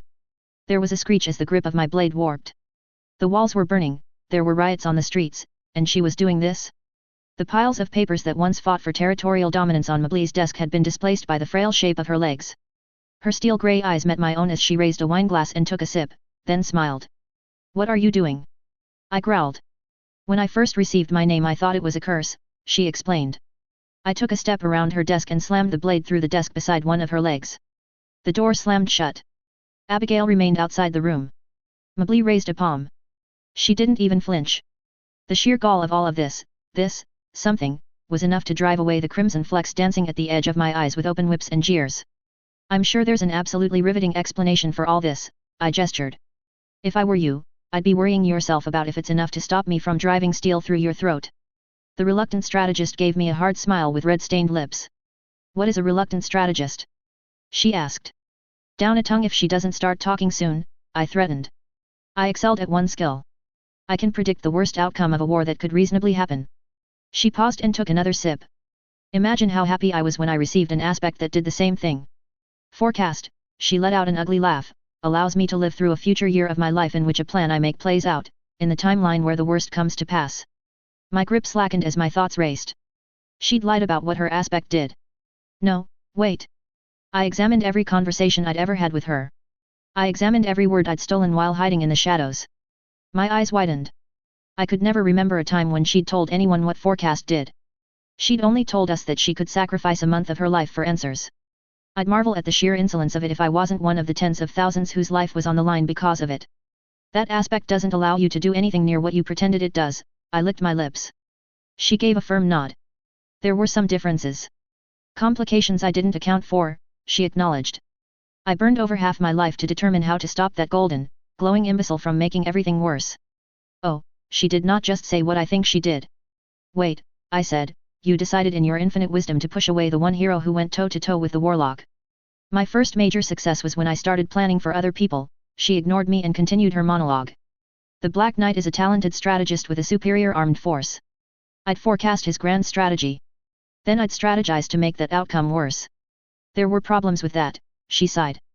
The future is volatile. Intricate plans never work, so I'd needed to aim for broader goals. Why this? I pressed steel against her throat.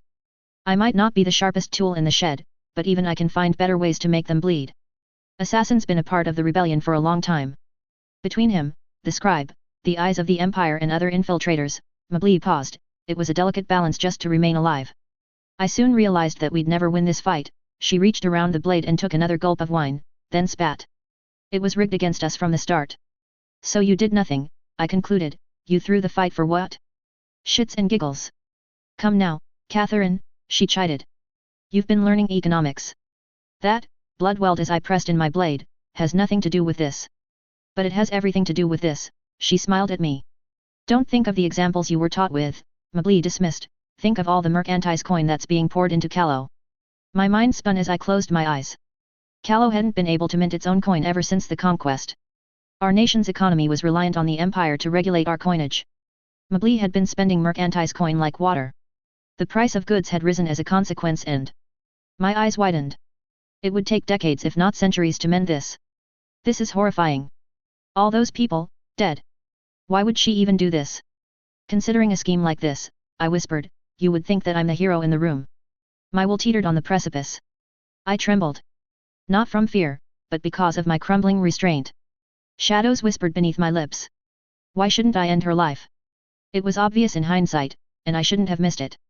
I was prepared to give myself a pass on account of the fact that I'd assumed my closest allies weren't trying to kill their own people through elaborate schemes. Was this what the Black Knight and the Bard had meant when they told me I had blinders over my eyes? The Black Knight would have waited another year before attacking, Mably said. The people of Callow would be happy by then to return to the Empire's fold. They would ask Priest to get rid of the heroes. So you forced them to attack early by ruining us, I surmised. Isn't it convenient when other people starve to support your war against the Empire? Coin from the Ravel Bank is fake currency, Mably explained. What happens when it disappears? And I thought the faithful warrior was the real monster. My blade pressed harder against her skin. The faithful warrior's plan would fail, Mably shrugged. Otherwise, I would have used it. The people of Callow will thank me for this one day, I whispered. A moment's fury in my hand slipped. My blade carved its way across her throat. You will make a marvel. Mably's last gargled words faded away. I'm sorry, Catherine. The light in her eyes dimmed. My arm trembled, and my breath caught in my throat. Why this? Why all this waste? I'd trusted her. We'd all trusted her. She was the hero who was cautious.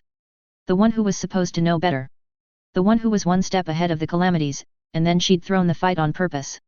Thrown it in the worst way possible on the vague hope that the harm she did to her own people would seed even more conflict in the future. Clapping. Somebody was clapping. Disgust welled in my stomach as I turned towards the mirror. You know, I mused as I looked up and met the speaker's golden eyes. Somehow it didn't occur to me that this thing might be active. It wasn't the first time that I'd seen the strikingly beautiful Cynic girl who lounged on an extravagant green velvet chair in the reflection. That didn't make her any less stunning to look at. She was perhaps a year or two older than me, but her skin was smooth and flawless. She had high aristocratic cheekbones, elegantly styled eyebrows and wore a red and gold skirt perfectly tailored to fit an hourglass figure that I could only envy. Think with your head, Catherine. Catherine Foundling, the dark-skinned girl spoke amiably, it was past time that we met properly. I already had a hint of how dangerous she was. I needed to keep my cool. Sahilian, I replied, I'm a little busy at the moment. Considering who I always saw her seated beside, it wasn't hard for me to guess who she was. It was hard not to notice that, my dear, she chuckled, I assure you that it's worth your while to lend me one of your ears. Speak, I demanded. There was a brief flicker of emotion across her pretty mask. Summerholm will fall soon, she consoled, and your rebellion ends with it. The Black Knight, she spoke the words with distaste, has little use for a villain like you. He would much rather tie up loose ends. So, this was the part where she tried to sell me on joining her rising band of murderers. The idea was almost laughable. Sure, I was willing to cross a few lines to save my own people, but that didn't make me anything like her. I didn't summon devils or demons, nor did I approve of slavery, and I certainly didn't bathe in the blood of virgins. That said, I'd leave telling her of my opinion on blood sacrifice for after I'd heard her offer. This is naturally where you make your offer, I commented. Naturally, Akua's lips twitched. You want to rule Kallo, she explained, that does not concern me in the slightest so long as you do so from beneath me. From beneath her? How much land was she planning to conquer? It sounded like she'd been touched by just a smidgen of the famed Prissy megalomania. All things considered, it was sad that I was saner. She shouldn't be madder than the girl who heard voices in her head. It doesn't. I raised an eyebrow. All I care for is that you oppose the Black Knight, she confirmed, everything else is dust. If you're expecting me to walk all the way to the wasteland. I trailed off. One of the proxy ships is only a day's journey upstream, she smiled. I trust that when the time comes you will make the intelligent decision. The mirror shimmered. The smiling face of Akua Sahilian disappeared. Or all those she must have left behind.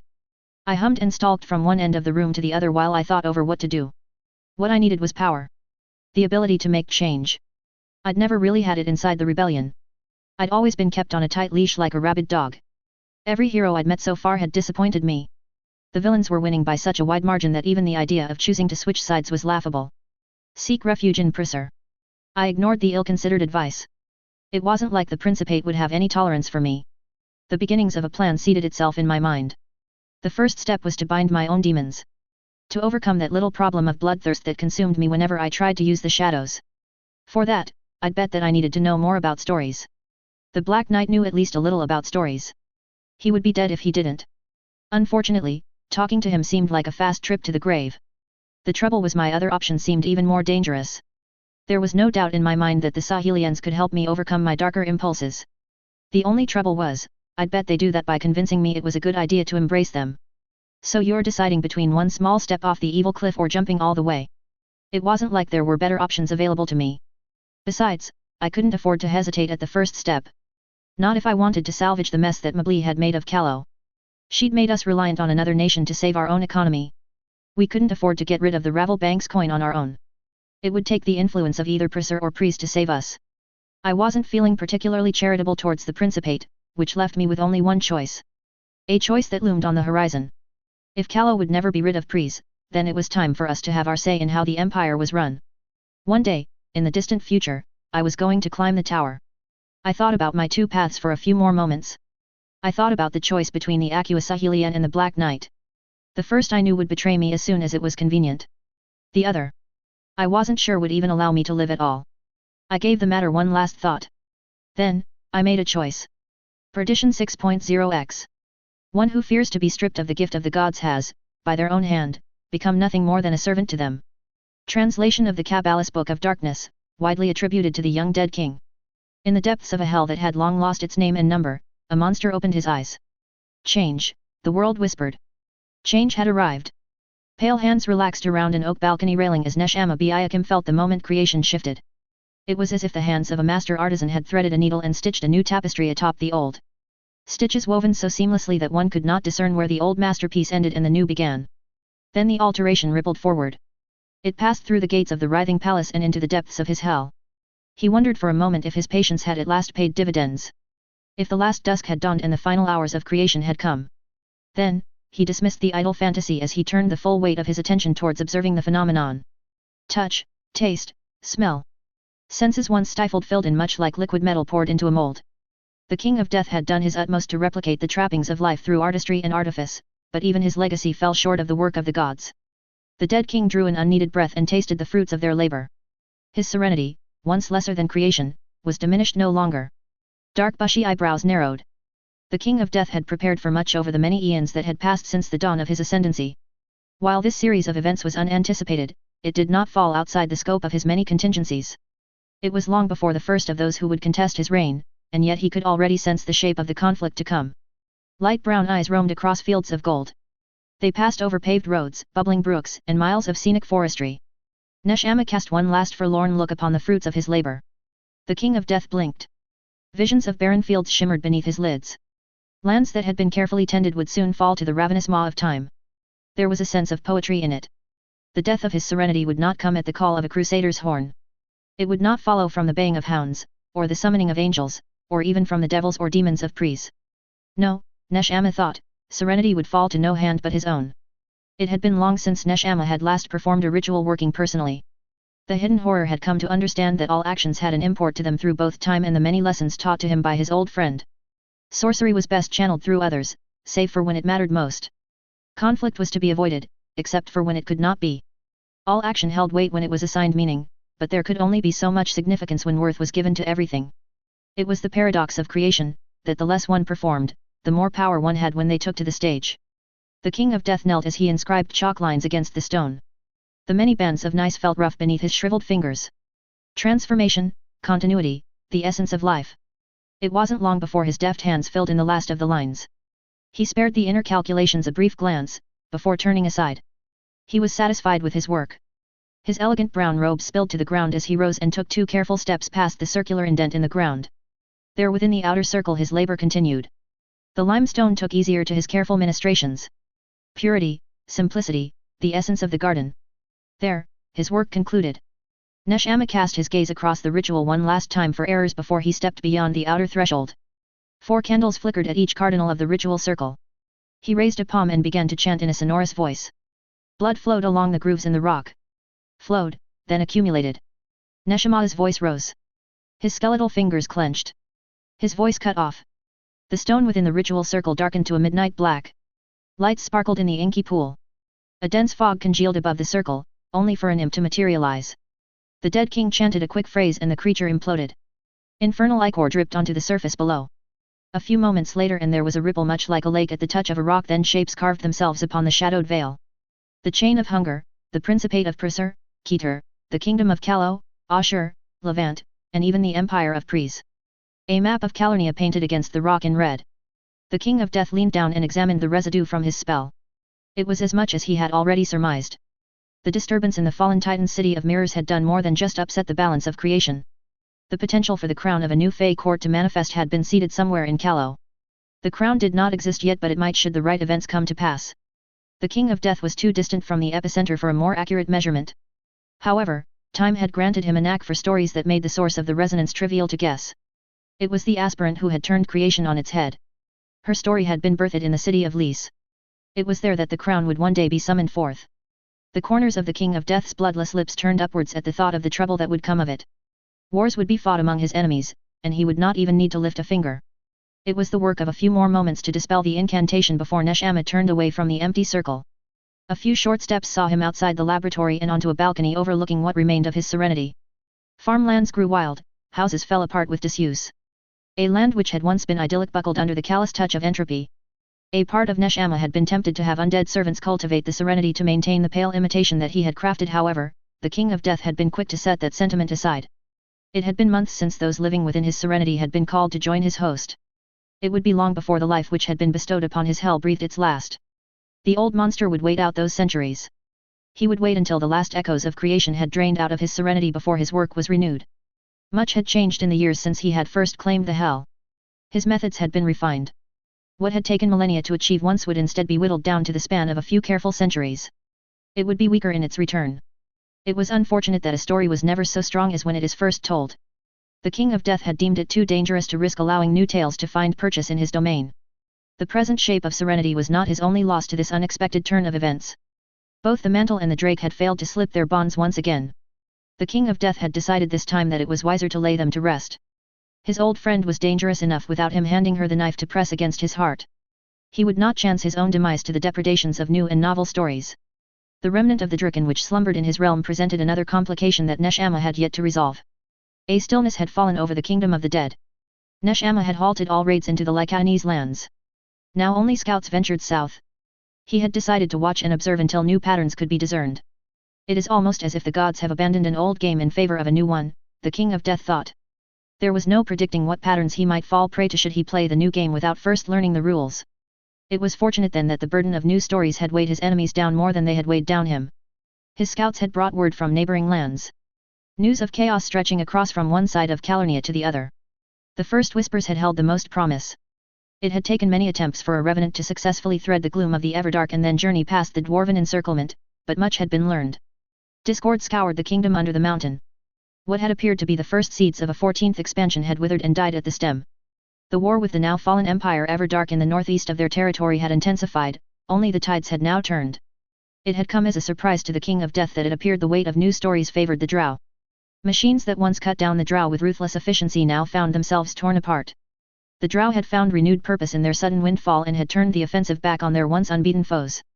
Fire spirits once bound tight by dwarven sorcery had broken from their fetters and brought chaos to the kingdom under. The king under the mountain had been struck down by one of his own people in an act of treachery that many were appalled by. Civil war had spread from one side of their empire to the other as many tried to lay claim to the now empty throne.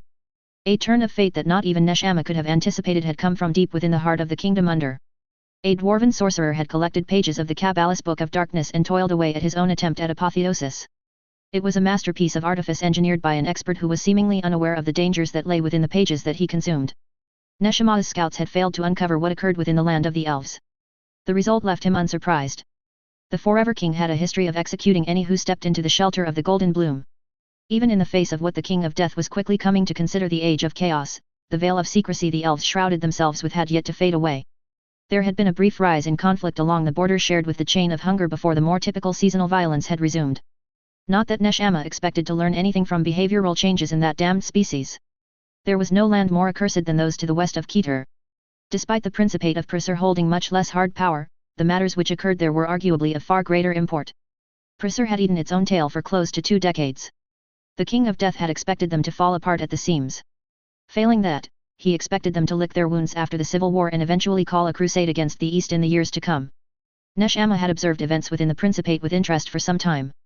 There had been a slim chance that circumstances would unfold in a manner that presented him with an opportunity.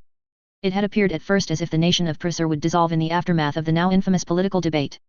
4 of the southern principalities had threatened to secede from Persur and another 2 had become consumed by internal succession wars. The King of Death would have celebrated the fall of his southern neighbor, but was unsurprised when the Principate claws its way back from the brink. Cordelia Hassenbach had ridden south to negotiate a resolution, only for her journey to have proven without merit. A damaged fleet of refugee ships from Yanti had docked on the shores near Vaxii. Neshama had puzzled over the arrival of the Yanti for some time before a revenant overheard a boast spoken in hushed tones from one refugee to another. They had whispered of the emperor having perished while striking down a gnomish skyship. It appeared that the Yanti were content to suffer under their yoke no longer. The King of Death would applaud their temerity if he believed it would amount to anything more than the same futility of every other nation who had attempted the same. Those aboard had marched swiftly on the city and seized the walls. The Dominion of Levant had made 2 separate attempts to recapture their city, only to be rebuffed brutally on both occasions. Many dispossessed Levantine citizens had fled Vaxii across the border to the Principate. The southern principalities had been quick to cease threatening to secede from Persur once it became evident how much of a threat their new southern neighbors posed. The new selection of princes had all banded together behind Cordelia in the face of the new potential adversary. Diplomatic overtures were now being attempted by powers on either side of Vaxii. Both negotiations between the Principate and the Yanti refugees, as well as negotiations between the refugees and the Dominion of Levant. It had therefore come as an unsettling surprise when the Principate of Persur had proceeded to capitalize on the winds of fortune that had blown their way with an alacrity rivaled only by his own. There had been a brief period of strife where heroes and villains had risen up before a new order had crystallized. The Principate's newest rising hero had seen to the organization of heroes. There had been some resistance, but soon even that resistance was quelled. Neshama tapped the balcony railing and frowned once again at what the hero had done. Heroes and villains within the Principate were required to put everything about their lives to the page. Who they were, when and where they were born, what injustice they sought to right, who they had come into conflict with, or even what masterpieces they wished to produce. Those details were then added to House of Light records, which were then made available to any hero who wished to further their own understanding of name lore. Heroes were organized into groups of varying sizes according to mutual compatibility. Some were sent out into the wilds in the traditional bands of 5. Some were sent out in groups of 3. Lovers were assigned duties in pairs, and those with names that encouraged solitude were expected to mediate disputes on their own. Heroes were never organized into groups of 4, and the aspirant had insisted that heroes fill in forms justifying their reasoning if they wanted to organize an alliance of chosen that numbered more than 5. She had faced resistance to her attempt to bring order to the organization of heroes at first. Some heroes had ignored her claims to authority. Those complaints had died a swift death with every success that accumulated under her belt. Her name was rapidly transforming into one spoken of with the same degree of reverence usually afforded to a white knight. That was not even taking into consideration the new approach that she had insisted on taking towards the resolution of named conflict within the Principate. Each time a new villain was encountered, they were categorized similarly to heroes. Their weaknesses were then assessed. Scribes were employed to sift through all the accumulated information and speculate on which narratives villains would be weak to. One of the scribes had even earned a name related to the task. When a new hero or villain was first encountered within the Principate, they were approached by either a hero or members of the armed force under the command of Klaus Poppenheim. Any named individuals that proved benign were guided towards the House of Light. Those who reacted with hostility were either captured or killed, depending on the degree of threat that they posed. Villains who were deemed to be redeemable were assigned permanent mentors from those who were willing to fill the role. So far only 2 had taken the offer. The effort that the aspirant was undertaking to strip the magic and mystery surrounding names away impressed Neshama. She approached the subject of names with the same degree of rigor that he had once done many millennia ago. The trouble was that she didn't sit on the same side of the table as he did. Instead, he observed as one press of the quill at a time his foes accumulated a wealth of knowledge which one day he would need to oppose. Neshama had not seen anything near as absurd in all the many years since his ascendancy. That those carrion crawlers above would cheat the game this way was enough to draw forth his irritation. The greatest danger posed by her gambit lay in that there was a chance that she established herself as an arbiter of either names or stories. It wouldn't be the first time that either a hero or a villain had attempted to claim such a position of authority. However, it would be the first time that Neshama would consider the ambition to have any chance of success at all. There simply were not enough people with names at most times for such a gambit to succeed. The temporary addition of new stories into the existing pool had created the perfect opportunity for somebody to do so. The King of Death had intuited that new stories did not hold the same weight as older ones by observing how they played out across Calurnia. Old heroes would face new villains, and the conflict would barring exceptions skew heavily in the favor of the old. The same was true when old villains came into conflict with new heroes. This was promising in that it suggested that with time they would fade away. However, it was not the only outcome that was possible. Some of the new stories that appeared might accumulate sufficient weight through conflict to become not only permanent but also major fixtures in the warp and weft of creation. While that meant that there were opportunities aplenty for new villains, what was far more likely was the banding together of many new heroes. The old paradox first acknowledged by Irritant also remained a fixture in an altered form. The aspirant had diluted the potency of names by making them more present. There was also a less obvious truth that lay below the surface. Many smaller stories added together were able to accumulate a different kind of weight. The stories that did survive the coming culling would have a presence to them that made them almost impossible to remove. Neshama would have seen this as an opportunity in his younger years. A chance to make a play for greater power. Accumulated defeats at the hand of his old friend had taught him how far one could reach into the fire before losing a hand to the flames. No, he would not step outside the safety of his walls any time soon. He would do what he had done in the passing years instead. The King of Death would wait. Opportunity after all was ever eager to come knocking at his gates. Elysium 7.00. There is an ugly truth about life as a diplomat. Your greatest duty on foreign soil is to maintain the illusion that you are not already planning your next betrayal. Procopia Lakini, first and only hierarch of the free cities. The late afternoon sun beat down upon the 2 of us. I rolled my shoulders and circled around the flaxen-haired man at a distance, examining him for an opening. He wore a green shirt with gold lace with the sleeves rolled up exposing his muscled arms and the top button undone and white woolen trousers. A light sheen coated his brow. His eyes were just as tightly focused as my own. I tensed as there was a subtle shift in Prince Frederick's stance. There was a muted clash as the blunted edge of his blade struck my own. So, Prince Frederick said as he stepped backwards, tell me what's gnawing away at your thoughts. The 2 of us sparred on an open arena. I spared a glance for the white sand floor. It was almost flat except for a few obstacles rocks that had been placed to keep the competitors on their toes. I had no intention of eating dirt during this fight. There was a light scuff in the sand as I stepped forwards. I waited for a moment allowing his attention to return to the fight before aiming a series of 3 aggressive strikes at him. Is it that obvious? I replied. I grimaced as my friend parried the 3rd strike and landed a touch on my arm. It would have been easy for me to avoid it. I could have transmuted my arm to light for a moment, or I could have stopped playing by human constraints and either overwhelmed him with brute force, or moved too fast for him to follow what I was doing. I wouldn't do any of that. Point. He exclaimed, giving me an attractive grin. You're tense, he continued, others might not notice it, but we've been arranging our hour-long spars twice a week for half a year now. Both of us halted for a moment and reset our stances. The next bout started off with a misstep on Frederick's part. A cloud of dust billowed forth and obscured him as he tripped over a loose stone, sending him tumbling to the dirt. An attendant would have stepped in had this been the early days when the two of us had first started sparring together. He'd evicted both them and his guards after the second week of our meetings. It's the other heroes again, I conceded. I reached down and pulled him to his feet. He muttered a few words of thanks in reply. I wouldn't take advantage of an opening like that. Not because I didn't see it, but because it would break the rules. I'd taken up dueling as a sport on Prince Frederick's advice, and I was treating the rules as seriously as I could. They are still stirring the waters? He inquired as he brought his blade into the guard position and the spar commenced once more. Both of us started to circle once again. I studied his eyes. Prince Frederick tensed, then fainted. I took a step to my right and evaded the blow. My decision to treat dueling as a hobby didn't mean that I wasn't competitive about it. I'd managed to earn my fourth son only a fortnight past, but it did mean that I was playing by all the guiding principles of it. Both the spoken and the unspoken rules. I had more than enough ways to kill people without turning to the games I entertained myself with. I didn't want to sour the last bastion of my sanity for myself. Prince Frederick had made it clear that he wouldn't mind if I cheated a little. I'd caught the implication that he might even approve of it, then he'd grumbled when I'd chosen not to. Every day, I complained, there is another hero that needs to see me personally. I feinted forward, then aimed another strike at his upper arm. They're apparently too important to raise their issues with anyone else. Frederick blocked my strike, then performed a complicated twist that ended with him tapping lightly against my fingers. Point, I acknowledged. Third strike and match, he said, smiling at me and extending a hand. I spared him a mock glare for a few moments before smiling and shaking it. Still not good enough, I grumbled, haven't won a round yet. Both of us walked towards a bench at the side of the arena and rested our swords. He sat down and lifted a silver pitcher of water on the accompanying ash side table with grace and poured a glass of water, then extended it towards me. I took it, the proffered gift, and muttered a thanks, then sat down beside him while he poured himself a drink. It is remarkable how fast you learn, he countered, considering how little time you spare for yourself.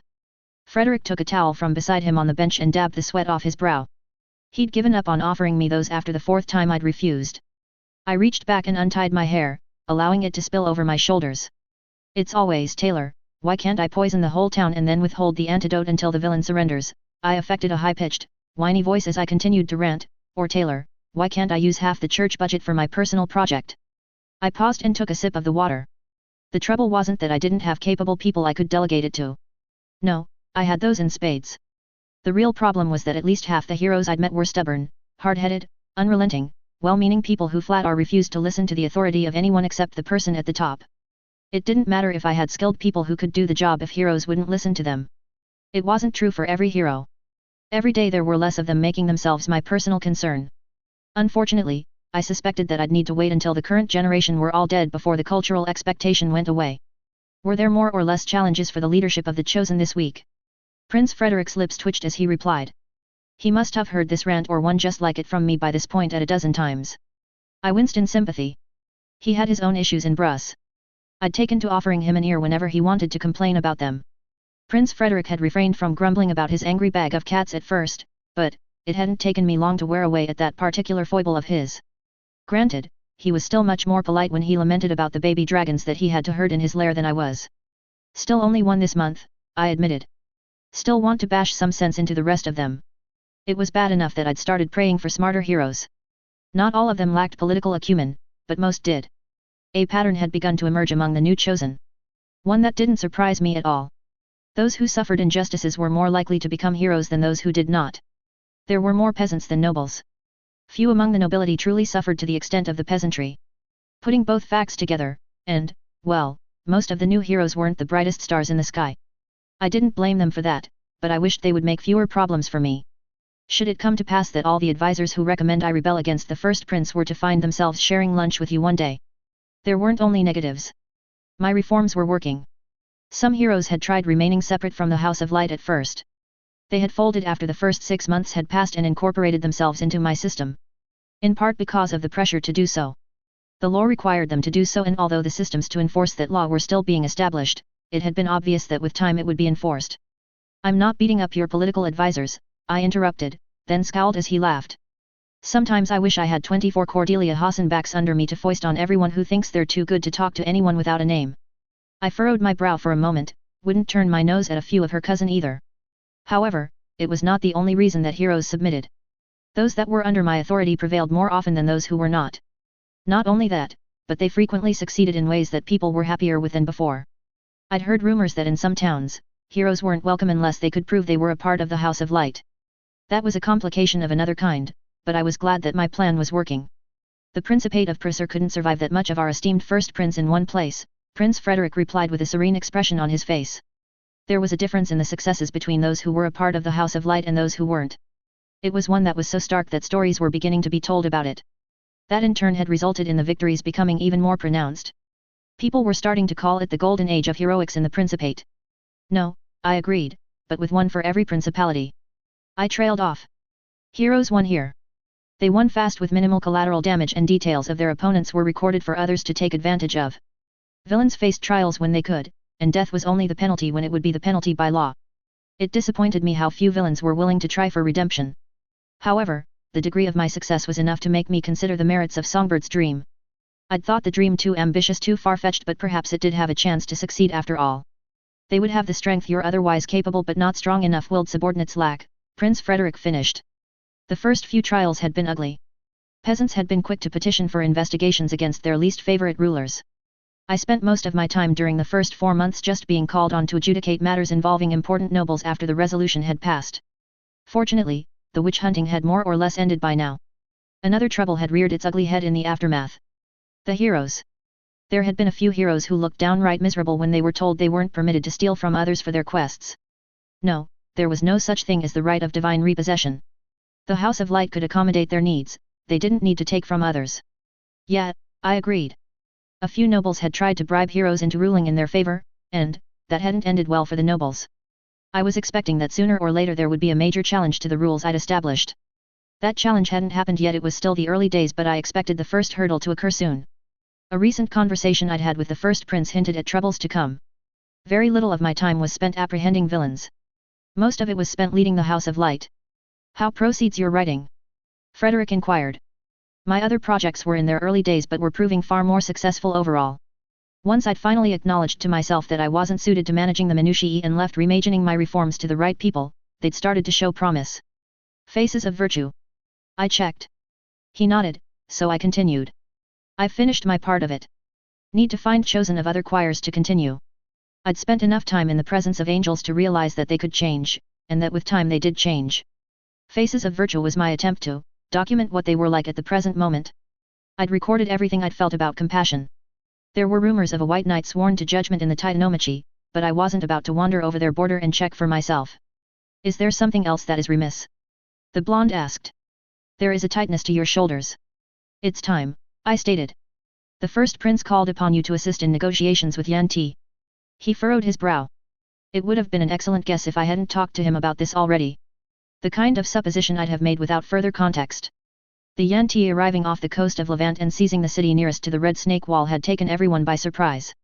Cordelia had been forced to reinforce the southern borders against foreign incursion and had been locked in tense negotiations with our visitors from across the sea ever since. Not that, I denied. Didn't you listen when we last talked? I gave him a mock glare. The Fey problem. Cordelia Hasenbach's warnings to our neighbors not to use Ravelbank coin had fallen on deaf ears. The money that they had been pouring into Callow and Helike was starting to become a problem for Prussia. Most of the free cities had enough sense not to use the poisoned coin. This common sense didn't, it appeared, extend to Helike.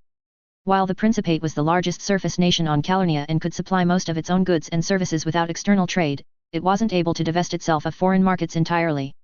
It didn't matter if Prussia refused to barter with Fey money if its neighbors were reliant on it. They wouldn't trade with us if we refused their currency. Then you intend to journey through Constance's scar into Arcadia? The handsome man inquired. Constance's scar had been contained with an admirable degree of swiftness. Cordelia had passed a motion to build a wall around the crater. The phantom raids launched by the Fey were troubling major trade routes in the area, and none of the princes were prepared to allow the wound to fester. The first prince had staffed the wall with wizards from her new Order of the Red Lion. She had established the headquarters of the order in Salia itself, but a secondary outpost was built just outside the crater to contain the Fey incursions. I'll be gone for a while, I told him. Don't know how long. It would be a trial of the system I'd established within the Principate. An opportunity to see how well it held up when I was not at the helm. Esm would remain behind and be responsible for most of my duties while I was away. She'd shown a lot of promise over the year and hadn't tested any of the boundaries I'd set, so I was willing to extend her this much trust. There were also other heroes who were willing to work with her now. I'd have preferred if I'd had more time before it was tested, but I'd already admitted to myself that there would never come a time when I didn't feel that way. Do you believe the House of Light can survive your absence? Prince Frederick pressed. Yvette, Roland, and I would be heading into Arcadia. I'd have liked for Songbird to come along as well, but it hadn't taken much thought to determine that she'd be better suited to investigating Mercantise itself. I felt sorry for Roland. He'd only just returned from investigating the Free Cities before being pulled into this new adventure. It'll have to, I replied. There was a new tyrant and he liked trying to cause trouble. So far he'd had little success. The Summer Fae were harassing his northern borders. They'd been launching raids into Helik from the Waning Woods.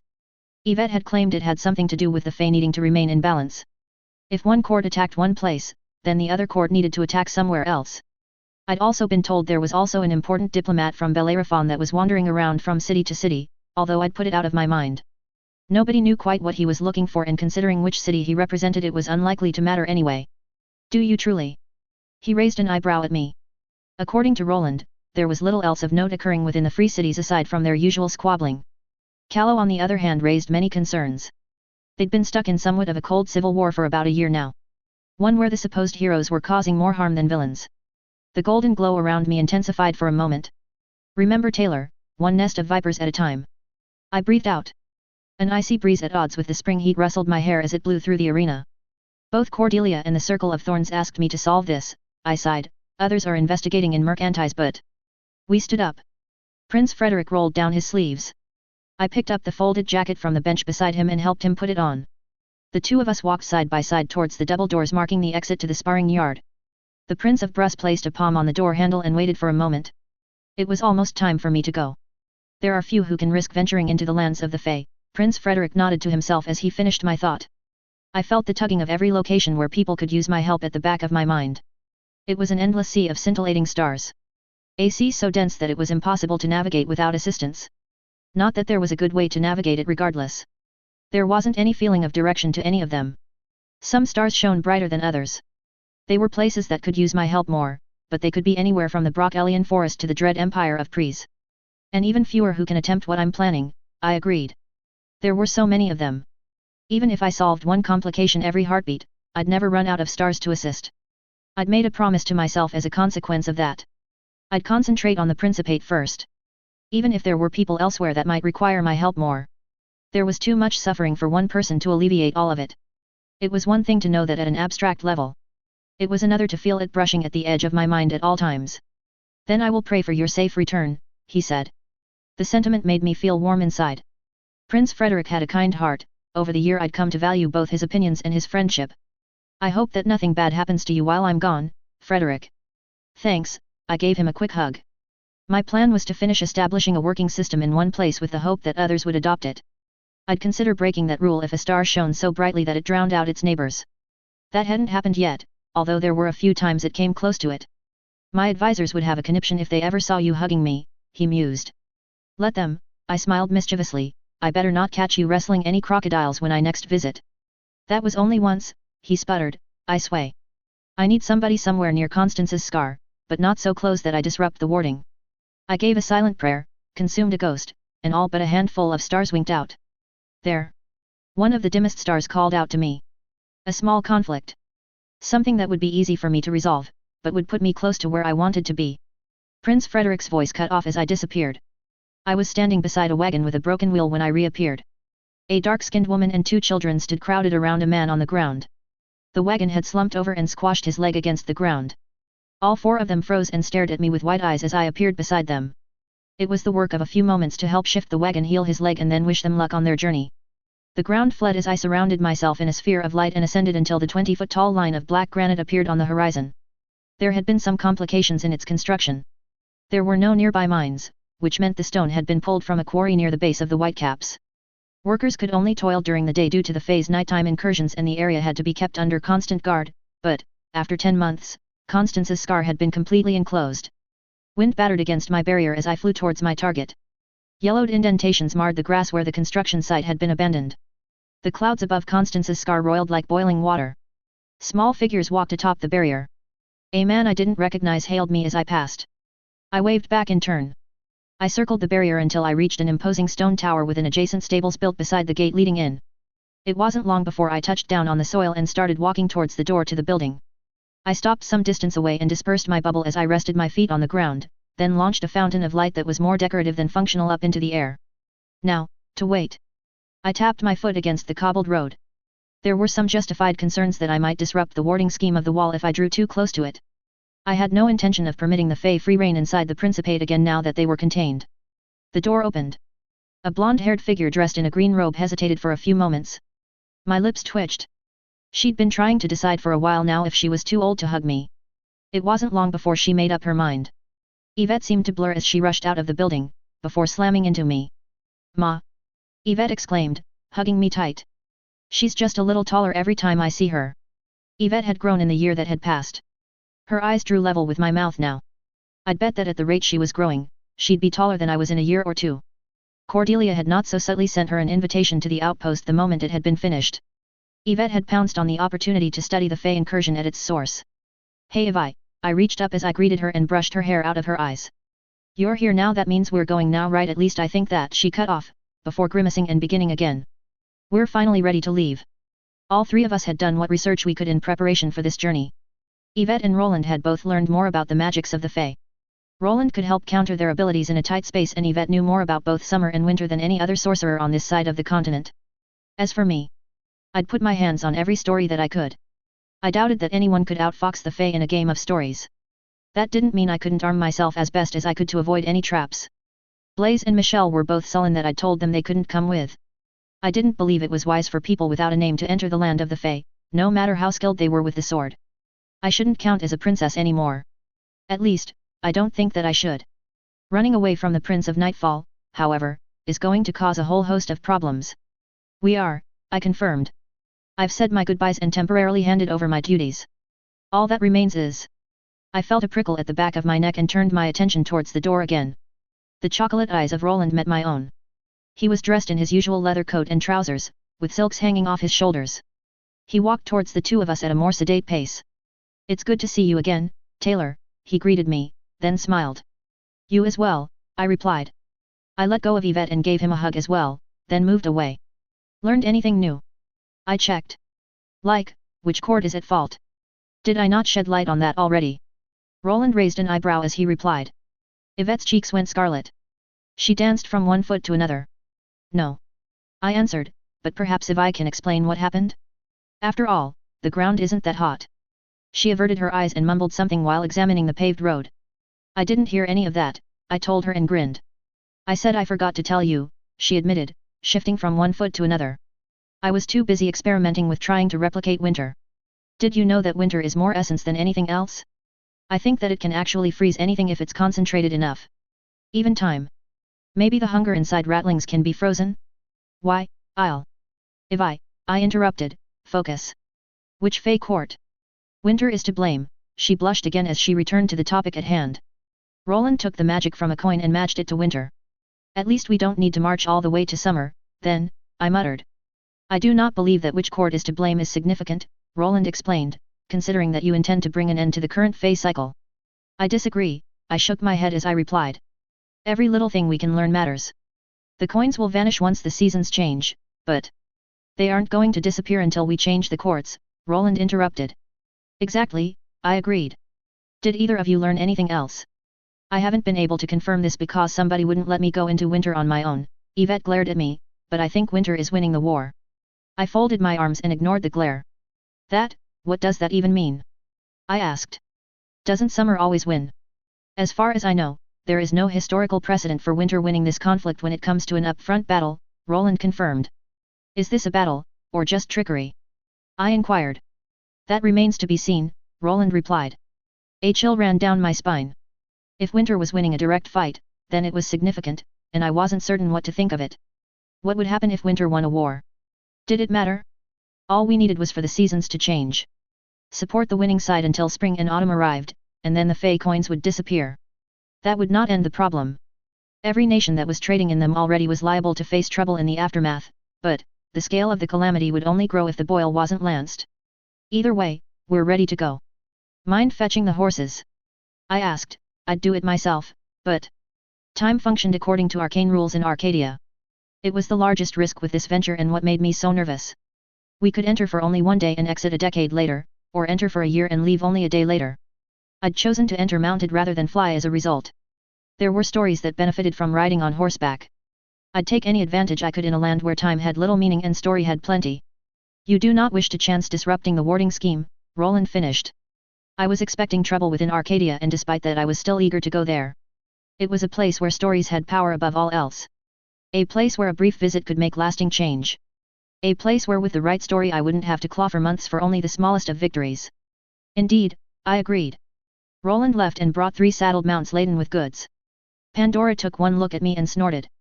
The other 2 horses were far more demure. I flew up high into the sky and over the walls, then descended beside the others. There, I mounted up. The sun dipped below the horizon. Dust billowed behind as all 3 of us rode towards the crater's edge. Our stride carried us past the boundary and we entered a winter wonderland. Elysium 7.01. It's perfectly reasonable to expect families to pay tax on members long since deceased. There is no telling how long they will remain that way. Dread Emperor Inimical, the miser. Reality became more vivid as we stepped across the border between creation and Arcadia. It was hard to put my finger on the precise details of what had changed, although some alterations were obvious. It was almost as if existence itself had been exaggerated. I knew that it was in my head, but I noticed that if I looked at the environment out of the corner of my eyes I'd see the brush strokes that outlined this winter wonderland. Hues had become more distinct. Lighter colors had become brighter, the shadows deeper. This air of this place is uncanny, Roland murmured, then shivered as he glanced around. I did much the same. Our 3 mounts stood in the middle of what must have once been a beautiful summer meadow. Frozen sunflowers withered under a hoary frost. At the far end of the dying glade was a path paved out of the blackest stone. It beckoned toward us. A frosting of icicles clung to the naked pines on either side of the road, and a dense curtain of white fell beneath them. One which made the distinct lack of snow on the trail itself even more obvious. There's no lamppost, so not the lion, the witch, and the wardrobe. Not that I expected as much considering the ghosts, but still. We were expected, I declared while examining the sky. A tempestuous vortex swirled above. Lightning shimmered across the clouds. I could sense the oppressive weight of winter settling down upon my shoulders. I turned away from it and looked at the others. That appears to be the shape of it, Roland puffed out a stream of mist as he murmured from the horse on my left. Remember the rules? I asked. We all went through your stuffy preparation checklist, Yvette mumbled. Then you remember? I repeated. Yes, Ma. Yvette rolled her eyes at me, all 10 of them. I stretched my phantom limbs towards the sea of stars. I wasn't surprised by what I encountered there. The immaterial pinpricks were present, but it was as if a veil had been cast between them and me. My mind strained against the ethereal boundary, only to find itself repulsed by a will harder than steel. The denial left me feeling uneasy, even if I'd expected as much. No leaving until this is resolved, I warned. The King of Winter has us trapped. Then we have stepped into the lion's den, Roland dragged a hand through his shaggy, brown hair as he sighed. Examine everything, I continued. Every detail matters. Rule 1, everything in this realm is part of a story. I didn't think the story we were in was a story that I recognized the intricacies of. At least, not without more information. It wasn't bleak enough to be the Greek underworld. It was too much to hope for the Fae to have played into an Earth story rather than a creational one. I'd done my best to learn as many of those as I could, but there were only so many hours in the day. It remained to be seen if they would play into the roles of any stories from my last life. It's all essence, though, Yvette muttered. Immerse yourself in the light, she licked her lips, it's all a complicated tangled web of illusions. I focused for a few heartbeats. The surrounding glow intensified. For a moment, I glimpsed behind the curtain. The pines stood as frozen sculptures, their shadows cast on a road paved with ice. The world dulled as I dismissed the miracle an instant later. Doesn't matter, I countered. The lie is the truth here. Pandora snorted from beneath me as I ran my fingers through her silky white mane. But Yvette sputtered. Taylor is the right of it, Roland interrupted. The smoke and mirrors will swallow all of us whole if we choose to ignore them. Yvette's lips tightened for a few moments. She gripped her reins tighter, but still held her tongue. Come on, I urged, let's see where this goes. At least we can agree on that, Yvette muttered and ran a finger through her golden hair. Space is all bendy. It's just as flexible as time here. Exactly, I smiled at her. No point to avoiding it. We settled into an easy silence that was broken by the sound of hooves on the icy road. The glade fell away behind us like a scattering of autumn leaves in the wind as we proceeded deeper into the woods. A harrowing breeze whistled through the trees. Taylor, the voice of Brian called out through winter's bite. I blinked, then shuddered. It's nothing more than a gentle breeze, Taylor. Even if the gentle breeze sounding like a voice from my past is part of a story. This journey saps at my thoughts, Roland yawned an hour later. It what? I inquired. I glanced at my companions. Roland appeared worse for wear. Yvette's emerald eyes also drooped. Her horse kept adjusting itself in an effort to keep her from falling off. That's odd. Is this some kind of enchanted forest? Yvette reached into her pockets and muttered for a few heartbeats before pulling out a mirror. She scowled and put it back in again, then dug deeper. Dimensional pocket.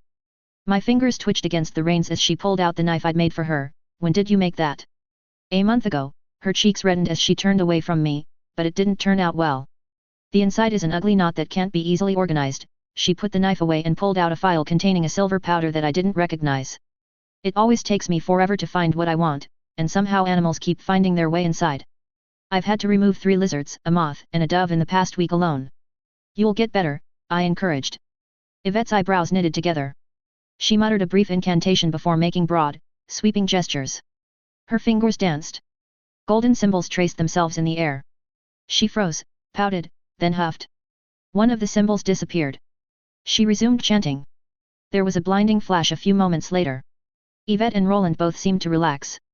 Yvette smiled like a cat that caught the canary, then nodded to herself. The forest is designed to induce torpor, Yvette explained. See those trees? She pointed ahead then behind. They repeat every few hundred paces. We've not actually moved it. I felt a chill.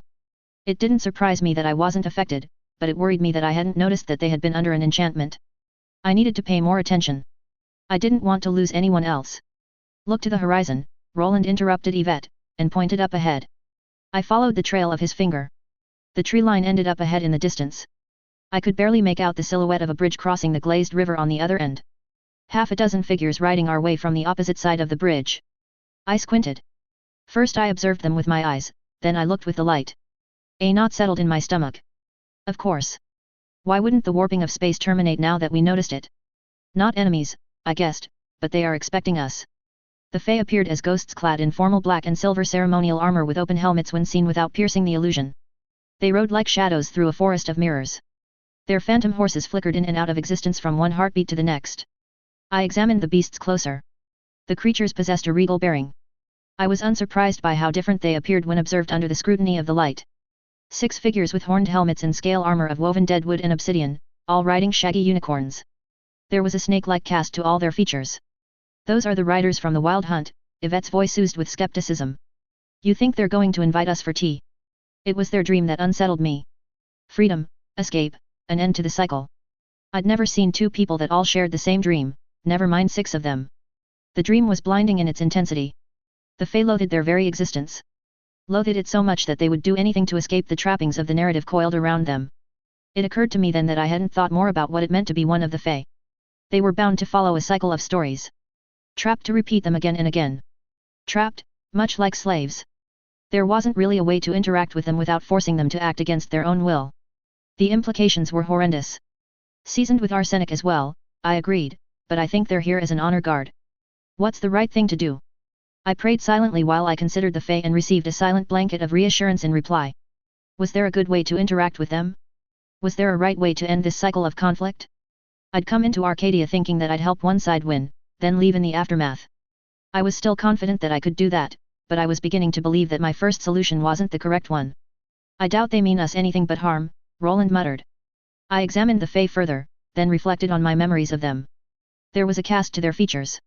A shadow that I'd never seen on their faces before. They were serious about whatever role they were playing. It could have been an act, but both the reassurance of the angels and my own intuition told me otherwise. Doubt it, I dismissed his concerns. The real question is what happens if I try to push them into one of the stories that I relinquished. Will they play the role, or will they just ignore the attempt? It would be wiser to strike them down than risk becoming tangled in their web, Roland cautioned. I could tell from the raised pitch of his voice that he didn't put much faith in my claim. Roland is right, Yvette agreed with a curt nod while fidgeting with the hem of her robe. There's no point to it, I argued. I can't kill the King of Winter without the right story. And something tells me that sooner or later he's who will be fighting if we try to escape through force. We drew level with the bridge. The Fae had halted at the middle of it. None of them had drawn their weapons. The comforting reassurance blanketing my shoulders suggested that they wouldn't, either. I dislike the shape of this, Roland pressed. I'd rather meet them with steel and magic than play a puppet in their cozy curtain show. I gazed down at the ice as we ascended the gentle slope. Light and shadows skittered like cockroaches right beneath the surface. I don't like it either, I admitted. It would have been easier if I expected the Fae would betray us. That was a familiar story, even if it was an unpleasant one. Conflict, violence, and backstabbing were what the Winter Fae had a reputation for. This was a new game they were playing. A game where nobody knew the rules. Rule 2, only ask a question in exchange for a question in turn. Welcome, all 6 of the Wild Hunt greeted in unison. Your arrival was anticipated. There was something eerie about how they moved. Everything was synchronized. It was like watching a theater performance acted out by script. One that had been performed thousands upon thousands of times. It reminded me just a little of the faithful during sermons. That was to be expected considering the circumstances. Unfortunately, it didn't tell me much about what I needed to know. The Fae hadn't referred to me by name, role, or title. Any of the 3 would have given me at least a hint as to where I fit into the story. Careful to thread the needle of this conversation. I don't want to break the mold before I am aware of what's inside of it. My companions are road weary. I gave the creature a meaningful glance. The Fae glanced from me to my companions. There was a brief flicker of emotion on their faces. A disdainful sneer that I would have otherwise missed without more than mortal senses. They weren't pleased to go along with whatever this was, but they were doing it regardless. Rest assured, the Fae replied, we will see that you are untroubled for the remainder of your journey. The 6 Fae approached. Both Roland and Yvette sent me a questioning glance. I gave them a subtle shake of the head in reply. We'd play along for now until I'd decided how I wanted to resolve this cycle of seasons. All of us formed up with the Fae as a retinue around us. 3 on one side, 3 on the other. Roland rode in front of me and Yvette rode behind. I was sandwiched in the middle of everyone else. The forest up ahead has unusual geometry, Yvette commented. We passed over the bridge and into the forest on the other side. It wasn't long before I noticed that she was right. The trees appeared to twist and bend their bare branches towards us. They were like frozen hands grasping towards any who traveled the road. One of the members of our entourage clicked their tongues and the branches shied away. The twisted forest is one of the first traps faced by all those who oppose the advance of winter, the ghostly figure on my left explained. Wait, they're actually going to exposit if prompted? Honor guard might be wrong. Perhaps they're filling the role of guides. Times as dark as these present many opportunities to those who are willing to step into the light, Roland fished. So you have heard of our victory over summer. The spectral soldier on Roland's right affected surprise. It is true that our esteemed Prince of Nightfall seized the sun in a glorious clash with the Princess of High Noon. Was that significant? It sounded like a piece of a puzzle that we were being handed. The trouble was that I was as good as blind and trying to solve it by touch. We needed more context. Winter was winning, but that didn't concern me as long as the war stayed within the Fae. Accelerating their victory would only resolve our troubles faster. Let's see what I can learn without asking any questions. I've heard that there is freedom to be found in chaos, I prompted.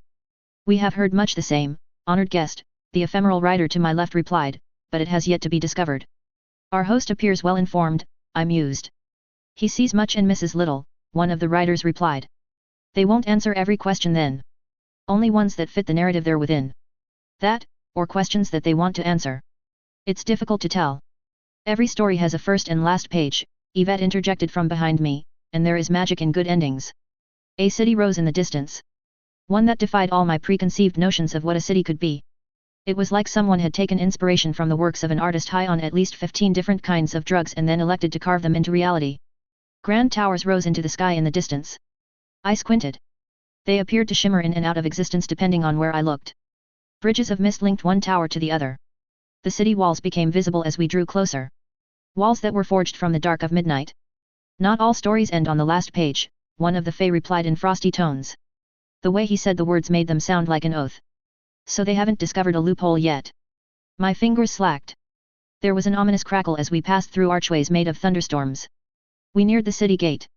Carved into it were images that composed stories when taken as a whole. I blinked. The stories that were depicted had shifted. My first glimpse of the city within took my breath away. There were buildings carved out of moonlight and roads of solid water flanked by street lights made of auroras.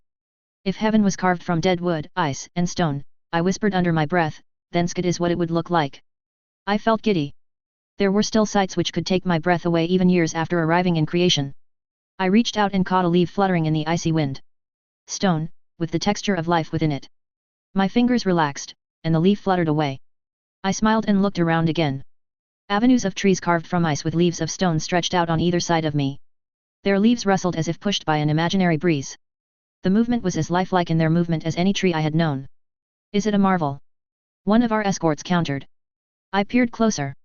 Not a speck of dust appeared out of place. There was something eminently off about the city of Skid despite that. Something that was hard for me to put a finger on. I gazed down an alley and blinked. The park of ice sculptures became a hotel carved into the face of a glacier. I wasn't surprised. I'd already expected space to obey different rules.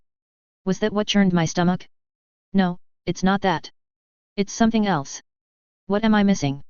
Look closer, Taylor. The fall of one curtain heralds nothing more than the rise of another, Roland suggested while I mulled over the matter. A stillness fell over the Fae then. The time of masks is drawing to a close, the rider on his left replied. A stillness stole over us as we proceeded through the city.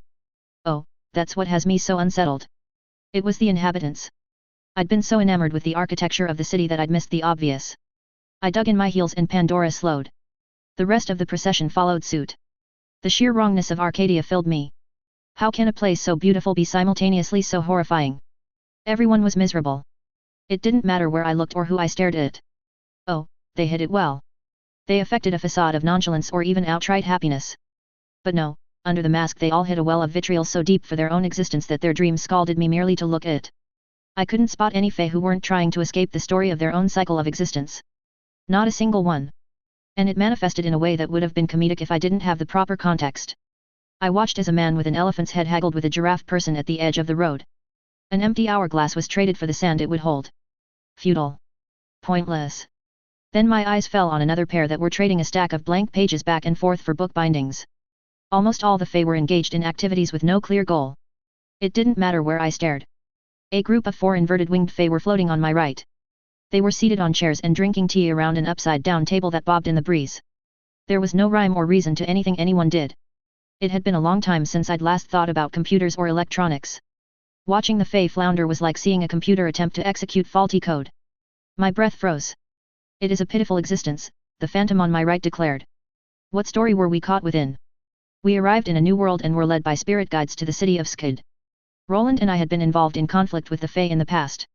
There was a possibility I qualified for the role of an abdicated princess or escaped prisoner. Roland would be some kind of rogue. What about Yvette? There were many possibilities. You don't know the new stories, I surmised. It could be an old creational story, but it could also be one from Earth Bet. I dismissed any stories from most of Africa or Asia. Not because it couldn't be one of them, but because I didn't know enough about them to judge. How about an Egyptian creation myth? The story of Osiris? No, I didn't feel like it fit. Norse mythology? Perhaps Odin's Valkyries? None of them were women, but I wasn't sure that mattered to the Fae. I bet it's a story from creation. And yet we're still bound to them, he continued my thought. Was their goal achievable without abandoning our own objectives? Yes it was. In fact, it might be even better than that. We could shove a dragon through the eye of a needle if we played our hand right. We might hold all the cards because the Fae would simply give them to us. That might change if we became uncooperative. I wasn't feeling uncooperative. You're experimenting, I added, trying to find a story that breaks your chains. The Fae didn't care if they were caught in narrative traps like this because sooner or later the season would change. They'd have a better understanding of the new stories they were subject to each time that they began their cycle again. My heart broke a little then. They were happy, I realized. Happy even while miserable because now they had a chance to escape the endless repetitions of the seasons. Not all have elected to break from established patterns, the writer elaborated, only those who have adopted domestic roles during the present seasonal cycle. It felt like a hint of some sort. A piece of advice that I was supposed to use to solve the puzzle that was the Fae. Why were they being so helpful? I didn't know any stories where the Fae tried to be downright accommodating. I stiffened. They knew that I possessed a greater understanding of the new stories than they did. They wanted me to solve their problem for them. I'll do my best, I promised sincerely. I'd need a far more elaborate plot than the one I'd begun with if I wanted any hope of achieving the outcome that they desired. It was fortunate that I was certain the Fae were all more than willing to play along with whatever tale I attempted to weave. No pressure, Taylor. You have an entire species relying on you for freedom. Your best is all that we can ask for, the writer replied. It wasn't long before we arrived at the foot of a silver gate to a more opulent part of the city. More opulent than places that had already been so extravagant that I'd never seen anything so enchanting before. I'd have been gawking if my mind wasn't elsewhere. We'll leave you here now, the writer declared. Your host will be arriving soon. The 6 riders galloped off. The 3 of us sat on horseback in a silence that was broken by the whistle of the wind. Then, Roland turned towards me and narrowed his eyes. You promised to break them from the shackles of their story. He scratched at his nose while he spoke. The angry cries of a mob protesting my decision echoed out within his words. They're slaves, I stated. The Winter Fae are by nature whimsical, haughty, dismissive, and dangerous. Behaving that way was distinctly out of character for them, and how it must have rankled. They're monsters, he challenged. Because they're forced to be, I argued. The denial felt forced. I knew that I was arguing for helping out a species where every member had committed atrocities. I knew that leaving the Fae trapped would likely be pragmatic. That wasn't something I was prepared to do. Perhaps with time they had earned this prison, but it certainly hadn't started that way. The Prince of Nightfall tried to trap you in a crystal sphere with thousands of other souls, Roland pressed, or have past circumstances slipped from your thoughts? I think that debating about whether the Fae deserve freedom in public in the middle of Skid when their restraints are already loose has got to be a novel form of ritual suicide. Look around, I folded my arms and addressed them both. Think it's wise to argue here? Both of them glanced around for a few moments. The streets in this part of Skid were abandoned, and yet I'd bet there were eyes upon us. These words need to be said, Roland shook his head. Roland's right, Yvette muttered. Not all stories are darkness and trickery, she sidled up beside me and laid a palm atop my shoulder. They chose this for themselves. Does that condemn them to eternal servitude? I asked. They're more essence than person, Yvette retorted, imagine the horror they would unleash should they be free. They'll do the same things if they stay as is, I challenged. That is not an excuse to meddle with the nature of this plane, Roland cautioned. Neither of you understand, I dismissed, the Fae will do anything to escape their current shackles. It was a far better idea for us to guide the nature of their freedom than to leave it up to somebody else to decide. The box was open, and the cat was alive. There was no returning it to the cage. It was best for us to keep it well fed and happy rather than put it on the streets. That doesn't excuse their past atrocities, Roland argued. It doesn't, I agreed. Asking them to redeem themselves would be cheap by their reckoning, I licked my lips. Besides, I continued, they want to be free from their seasonal cycle. I'm not even sure if I can free them from the narrative entirely. Our goal is to change the seasons, Yvette complained, not to interfere with the metaphysics of the Fae courts. Yvette would be my biggest supporter if she spent a heartbeat reflecting on what she just said. I haven't forgotten, I replied. Then why are you risking tangling yourself with a web woven by the Fae? Roland challenged. We're playing a game with all the cards face up and everyone at the table doing their best to help us win, I explained. At worst. I shrugged, we get what we came for. We could achieve far more. That's not true, Yvette argued. We could. The Fae are trying to accommodate us, I interjected. We can't turn away from this. Yvette was wrong. The outcome would be worse if we didn't try to help them because then every single one of them would have reason to fight against us. The Fae were playing nice because they didn't have a motive to be forceful. I'd realized after years of struggling against the consequences of my own actions that it was stupid to give them an incentive to fight us if they were prepared to help. What of the story we are caught in? Roland inquired. You are ignoring that in favor of righting this perceived wrong. I'm more aware of that now than ever before, I shook my head as I replied. A plan was starting to take shape in my mind. My mistake was in thinking there weren't more than two solutions to the problem of the Fae courts. There were far more answers than two of them. The challenge would be finding one that would work. Merging the two Fae courts seemed feasible. So did the idea of splitting them into additional courts, redefining the relationship of the courts, or even utterly annihilating either one or both of them. I was spoiled for choice. Even if I wasn't certain how achievable all of those choices were. If this was my idea, Yvette said, you'd argue against it. How about joining the Fae courts through marriage? That felt like a sufficiently traditional Earth answer to this mess. No. Even if it worked, the idea left me feeling uneasy. It was the kind of story that sounded good on paper but was awful in reality. I wouldn't be happy marrying the two Fae rulers unless I had the approval of both of them. Neither of them could consent to an arrangement like that because they were bound to stories. Actually, how about a divorce afterwards? No, I was thinking about this the wrong way. I didn't even know if marriage would satisfy whatever arcane rules caused these complications to begin with. That's my first priority. Learn more about their restrictions, then determine what it will take to break them. Think of it as an experiment, I changed my approach, a chance to advance your understanding. Yvette bit her lower lip and furrowed her brow. A delicate finger played with her hair for a few heartbeats, before she at last replied. There's a lot we could learn, she conceded while running her fingers through her horse's mane. Perhaps something that could even help with my own projects. I averted my gaze guiltily. It's like stealing from a baby. Is the possibility of broadening your knowledge truly enough for you to set aside your qualms? Roland sounded exasperated. Well. Yvette trailed off, Ma is the one with the strongest opinions on right and wrong. If she thinks this is the right thing to do, then it must be. That is still. Roland's voice trailed off as the sound of metal scraping against ice cut into our discussion. I turned towards the silver gate. Ice trained down my spine. I knew that face. I recognized that air of danger. A pale-skinned, one-eyed Fae with thin red lips stood tall on the opposing side. He was wearing a black coat with white lace and silver buttons, and a black silk blindfold covered the missing eye. The Prince of Nightfall stood with one hand pressed against a slender sword and another against the barricade. So, you were chosen, the Prince of Nightfall sounded amused, there is almost a symmetry to this. Isn't there? Come now, Arcadia shivered as he spoke, your timing, is most fortunate. Elysium 7.02. The divide between ambition and hubris is marked by which side of the dirt you lie on. Prissy saying. I stared at the Prince of Nightfall while I considered what story I wanted to approach him with. His eyes black as night flayed me under their gaze. Don't attack him for trapping you in a ball, Taylor. I took a deep breath, then exhaled.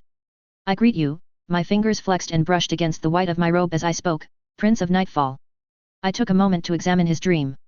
Liberation from stories, release from the chains that bind him. It was funny how he wished for freedom while putting so many others under lock and key. I wasn't sure how he reconciled the hypocrisy. It probably had something to do with mortals being lesser creatures. I didn't care enough about his exact brand of evil to learn the specifics. A wary greeting, High Priestess, he commented. Do I truly cast so long a shadow? That's one way to frame trapping thousands of souls in crystal balls. Only when it suits you, I replied.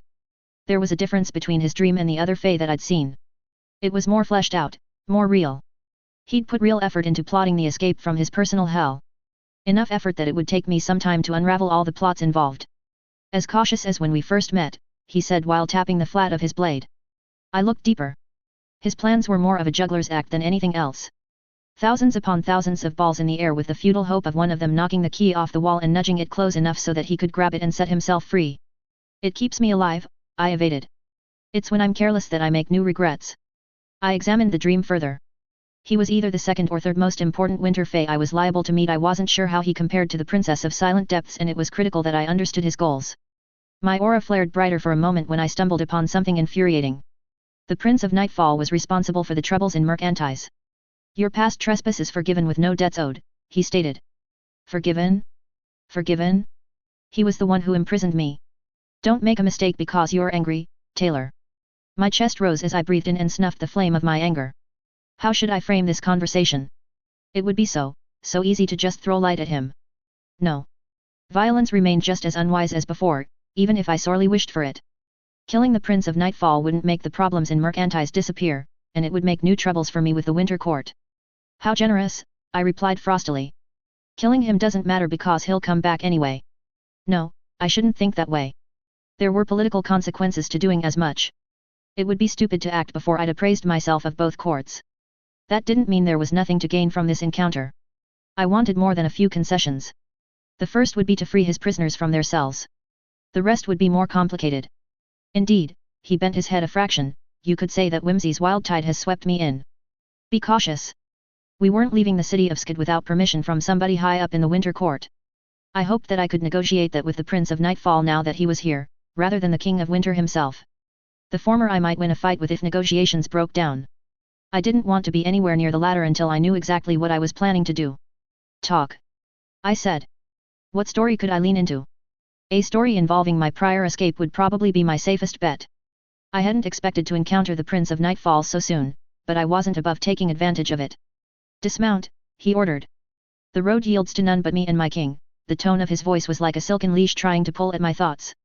Walk with care, lest it devour you. The one-eyed creature gestured behind him. 3 servants clad in blue appeared as if by magic. Then I'll walk where it fears to swallow me, I replied. That would be a performance worth watching, he laughed. You know, I drawled, the story usually involves giving a girl a horse and not the reverse. Roland and Yvette glanced at me before we handed the reins to the attendants. Pandora snapped at a hand, earning a glare. Fish also like to bite off more than they can chew, he replied. A faint smile brushed his lips, you'll find your tricks by not more than tragedy in these frozen halls.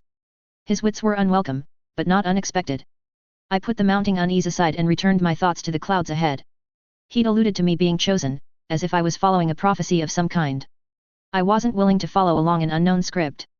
Better to deny the role immediately and then find out where we stood. I'm not your puppet, I warned. I make my own choices. All three of us strolled behind him through the gates onto a much wider, frozen avenue. It has been long since another sought to make sport of me through stories, the Prince of Nightfall taunted with a voice that rang like the crackling of lightning. The soul of the last became a crystal chandelier. If you stand close and listen, sometimes you can still hear them scream. Given all your other atrocities, I glared as I addressed the Fae, why would another surprise me? The air felt heavier here. There was nobody walking around, despite how opulent the buildings were. It was fitting for a city of monsters to be so empty. Satisfaction swelled within me. I forced it aside. I shouldn't delight in the suffering of others. Even when it was really tempting to. I reminded myself that the winter phase new existence would come with some guiding principles. Ones that I would have a hand in. Look to the shore, he extended a pale finger ahead as he replied. I ignored the unease I felt and followed the gesture. Ominous mansions sculpted from frosted marble flanked the road. They were cast in the shapes of screaming faces which did nothing to ease my tension and evoked an unnatural sense of anguish when observed. We trailed the path as it sloped downwards towards a coast in the distance. The fabric of creation is an ocean, his red lips smiled as he spoke, and the nature of existence is that of a ship attempting to navigate the waters.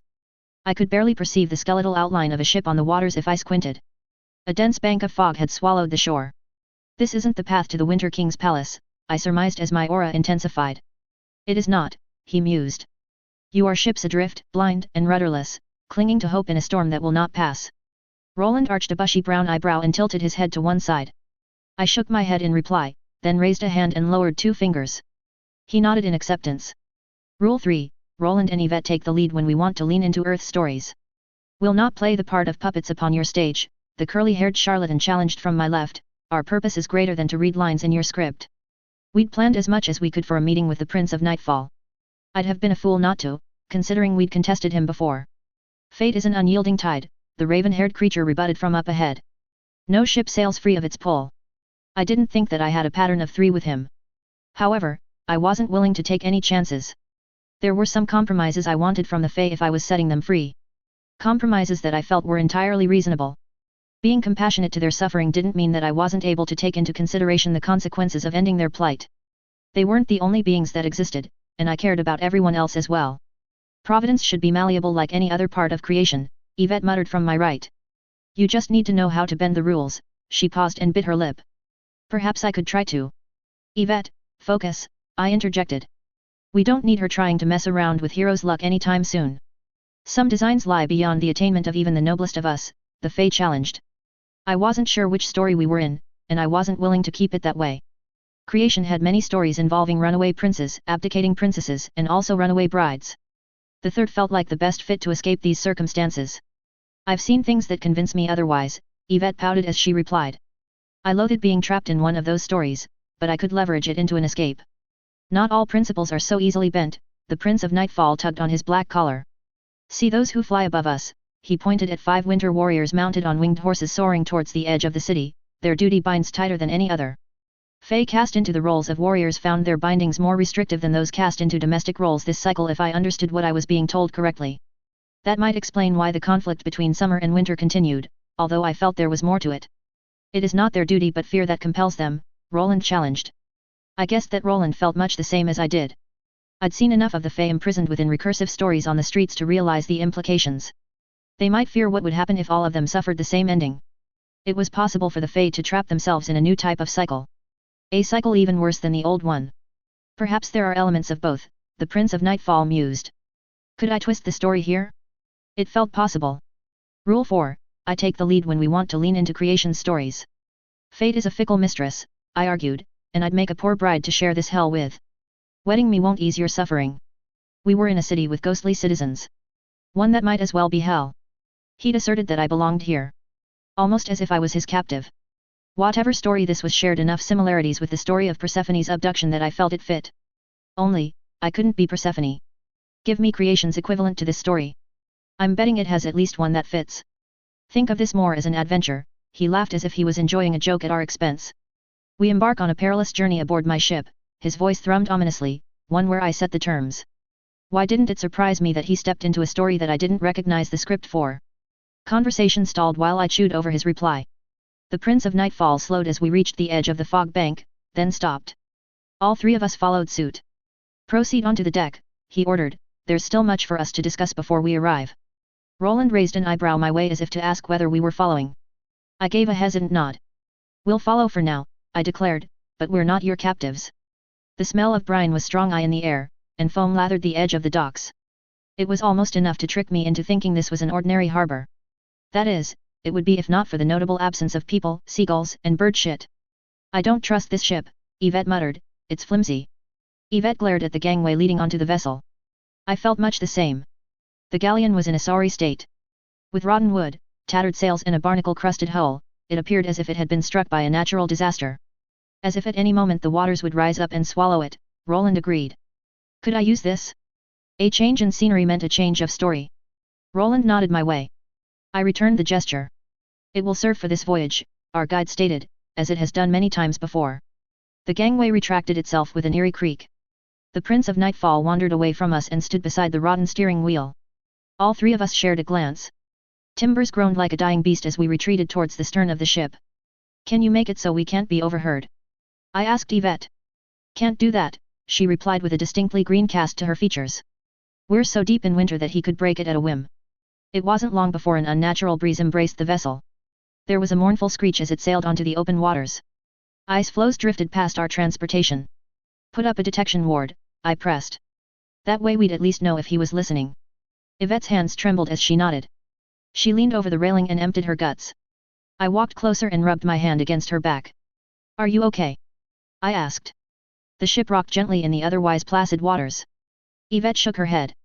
It wasn't surprising. I wasn't feeling too enthused about this myself, and I wasn't even seasick.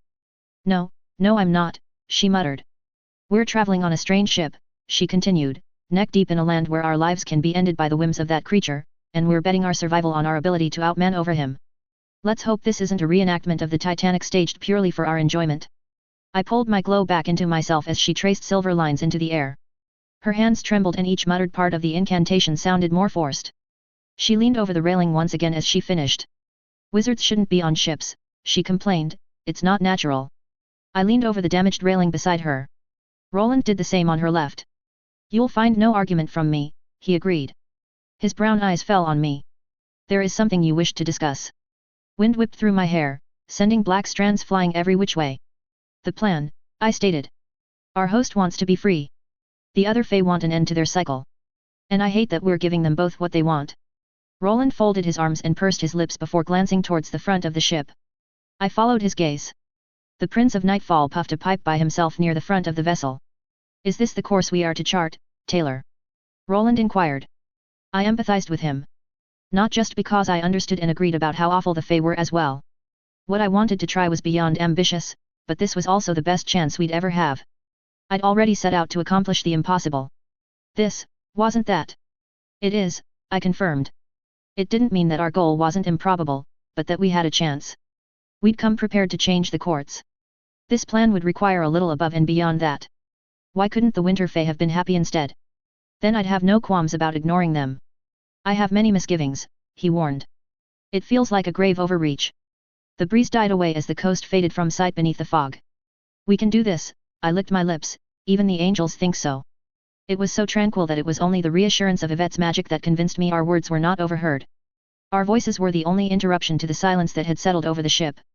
We could use your first contingency, Yvette's voice was almost pleading as she made the suggestion. Should we? No, it was too early. That could wait until we found ourselves cornered with no obvious out. We're aiming for the stars again, I smiled as I spoke, but this time, we'll grab them. With the hints about summer's sun, I expected that the grabbing might end up being more than a little literal than figurative. Ready to face the phantom haunting us. Roland's shoulders slumped as conceited. Yvette still looked like she was suffering a fatal illness. I touched her gently on the shoulders. She gave me a shaky nod. The pulsing symbols dissipated in the fog. We are, I replied.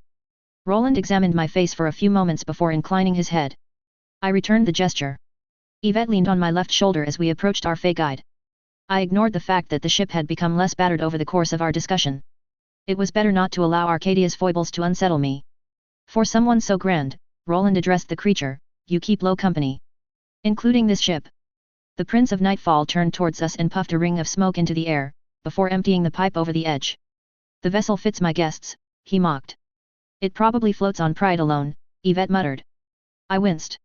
Now wasn't the ideal time for Yvette to develop a rebellious streak.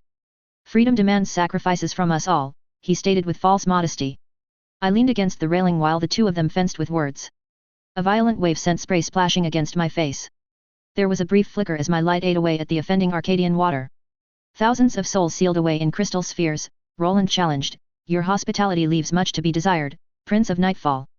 I peered into the distance. Something broke through the fog. Was that a tower looming on the horizon?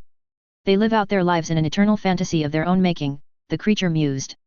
All of us tensed for a moment as the Fae reached for his sword, only to relax when he used it to cut away at some rod on the railing. He leaned over the edge and stared up at the sky. If it is a bride who you can spirit away into a cell that you seek, Roland continued, then you would do well to search somewhere else. Roland and Yvette both walked up beside me. They stared at the shape looming in the distance. Dark figures circled in the cracked surface of the reflective ice below. I frowned at the broken mirror in thought. It's a far kinder fate than the one earned by most, the Prince of Nightfall said blandly. The dangerous Fae had talked of liberty and sacrifice. No, he'd spoken of waters for some time. His gambit relied on a story of the sea somehow. What else did I have to work with? The Winter Fae had stolen Summer's Sunday. The ship was falling apart, and the Fae were pretending to be ghosts. Is this some kind of ghost ship story? There's nothing kind about being imprisoned in a crystal ball, Yvette snapped. Ma would never marry someone like you. I shivered as the last of the fog died away. An imposing glacier jutted out on its own. The ship anchored beside a dock that had been carved on the foot of the ice.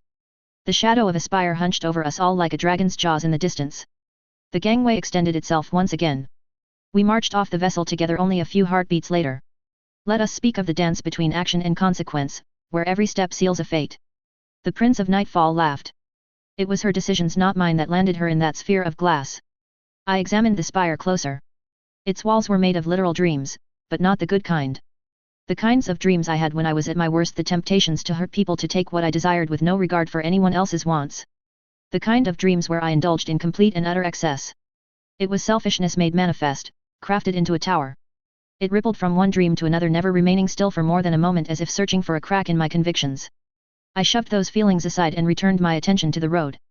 Our host continued towards it. Of course, he's taking us to a place made out of nightmares. Why wouldn't he? He's right at home. A choice made blind is no choice at all, Roland replied. Could I use the story of Bluebeard's bride to escape this story?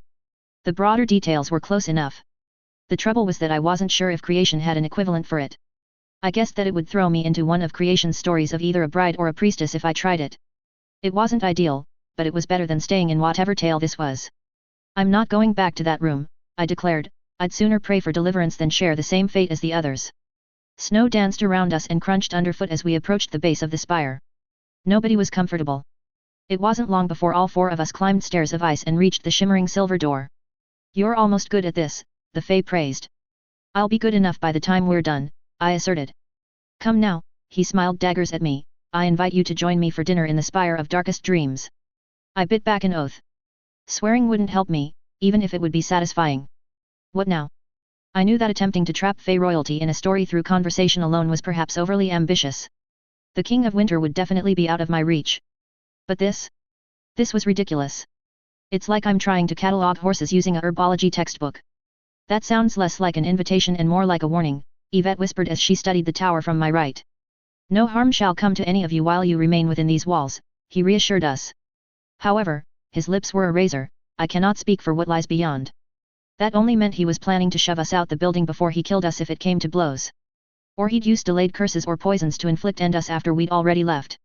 Or he'd attempt to imprison me again. There were so many ways to do no harm while still making someone's life an absolute misery. I wasn't reassured at all. I speak for all three of us when I say that we accept this invitation under the condition that no gift shall bind us in debt, Roland replied. Ask your leader if you don't trust my word, he sighed in reply. Shadows and trickery won't claim the prize that I seek. Roland turned towards me and I gave him a slow nod. The door opened. My boots echoed on the dark ebony floor. My shoulders stiffened. The inside of the spire was surreal. It was more a dreamscape of twisting logic and illusions than a real place. Careful, Yvette warned. This place feels like when I mess up a spell. I turned around and let out my breath when I noticed the door was there. Whatever there meant. It was akin to a portal floating in the air. The interior walls of the spire did not exist. Clouds stretched out in all directions below us. I walked to the edge. The city of Skid was visible in the distance at what must have been over a mile below. It's a trap? I queried sharply. Frozen flames crackled in the hearth opposite the door. They cast flickering, jagged shadows that skittered like mocking phantoms along the platform floor. The misty smoke it precipitated floated up and coalesced as the cloudy outline of the floor above. Then, there were the stairs. I shook my head. It was no use trying to make sense of what I saw. There was a staircase made of literal rainbows that spiraled to the first floor. Not an obvious one, she denied. The spire changes itself to show our unconscious desires. Lovely, just what we all needed. Your daughter is a credit to you, the Prince of Nightfall praised, but it won't shift for the duration of your stay. He doesn't even need a white van to win the creepy contest. Whatever that is, I spoke as I peered towards the middle of the chamber, it's not dinner. My gaze had settled on a sapphire table surrounded by 4 starlight chairs. Plates were set and laden with food, but that was not what caught my attention. A foot-high, gloomy box that appeared to be coalesced out of midnight occupied the middle of the table. One that oozed malevolence. The Prince of Nightfall walked over to the table and set his hands upon the top of the casket. Wisps of darkness trailed through pale fingers and caressed at his chiseled features. That is a mystery best left for after you have savored your meal, he evaded. My thoughts raced. I bit back a smile. This was a story that I could use. Creation had the tale of Pandora's box. It was in a fair amount of religious scripture as well. That if anything made the story even stronger. The trick was to flip the fable in the direction that I wanted. I'm curious what's inside, I replied. All 4 of us sunk into the silky starlight seats. Roland took the chair on my left and Yvette the seat on my right. I think, Roland muttered under his breath, that you've opened enough boxes for one lifetime. I sent him an affronted look before shoving him lightly on the shoulder. He grinned in return. There's always another, I joked.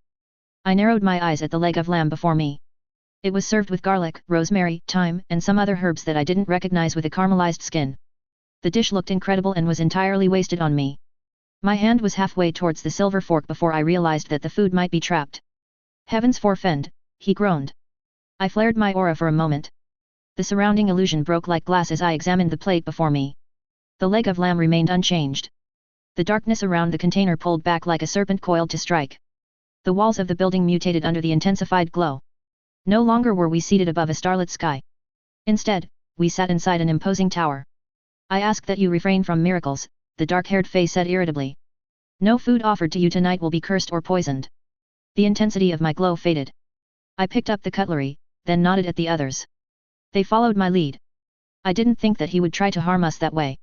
It would still be stupid to take the risk. We'd only have ourselves to blame if we died to carelessness. I wonder if there's a way to make it safe, Yvette whispered as she stared at the box on the table. There's so much I could learn from it. Perhaps if I... Her voice cut off as she took the first bite of her meal. If food could kill, then this would be the tastiest murder ever. The first bite was more indulgent than anything I'd had at Cordelia's table. The meat was tender and far richer than I expected. The inside was moist. It had a buttery, almost creamy texture that contrasted the crackle of the crust. My shoulders relaxed. My companions are road-weary, I said. The Prince of Nightfall gave me a too-wide smile from the other end of the table before setting his glass down. I was certain that he didn't need to eat, so I presumed he did it for much the same reason I did. Truly. He mused. Such a frail constitution for vaunted heroes. I reached for my crystal glass. The creamy liquid's sickening sweetness provided an uneasy contrast for the verbal warfare we were engaged in. The circumstances are sure to be entirely coincidental and have nothing to do with your enchanted road, Roland muttered. Naturally, he agreed. The stewards will lead you to your accommodations once our discussion has concluded. All 4 of us lapsed into a fragile silence that was soon broken by words from our host. Much has changed in the time since we last met, the Prince of Nightfall mused. That's true, I replied. Even the garden has been upended, he taunted. I took another sip of the sickeningly sweet drink while mulling over his words. Stories had changed, but I suspected that the creature meant something more than that. I wasn't prepared to give him the satisfaction of me having asked. The stakes were too high. Evidently, I said. The court from beyond the stars knocks on the garden door, the one-eyed Fae gave me a sharp grin, they are eager to make their debut. I swallowed forcefully. That was, a whole other angle that I hadn't considered. Was the hypothetical court something real now? No, he'd said they were eager to show up. It implied that they didn't exist, but they could. Another piece of the puzzle slotted into my mind. I look forward to their arrival on the stage, I answered our host. It wasn't long before we had polished off our plates and wiped down our hands on the napkins.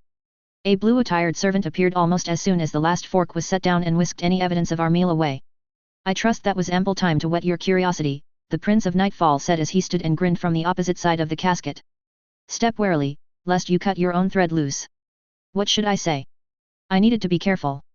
No, I was making a mistake and assuming it wouldn't fit other stories as well. It was best to learn more details before I tried another gambit. I'm sure there's a fascinating story behind that box, I drawled.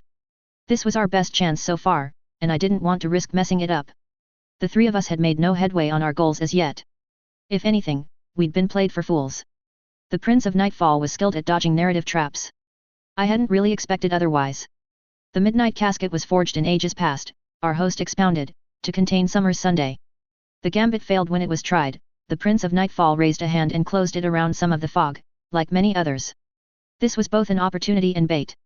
Bait that I couldn't afford to not take advantage of. Trying to take the midnight casket would be stupid. We hadn't earned it. I had other plans. And this time it didn't, I concluded.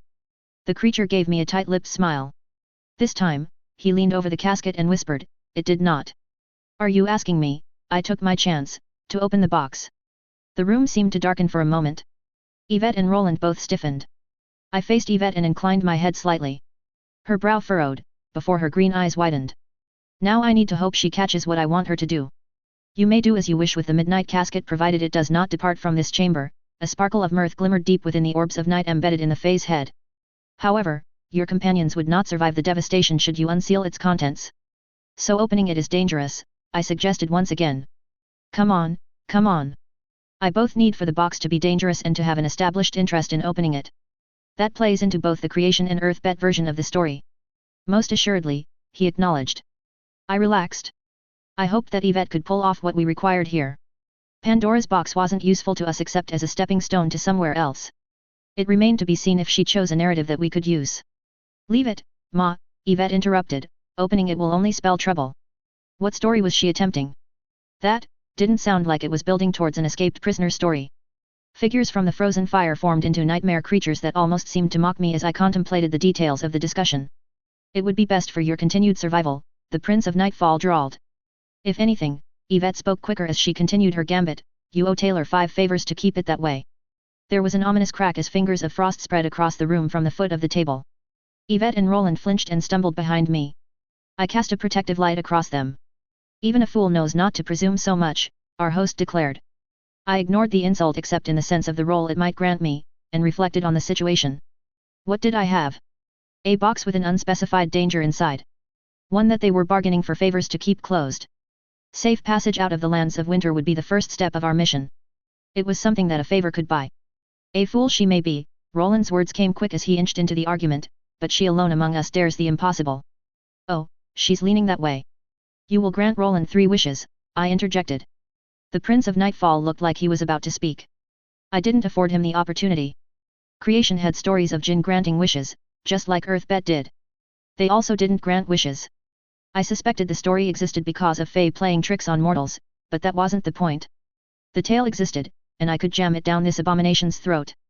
For 3 freedoms, I continued.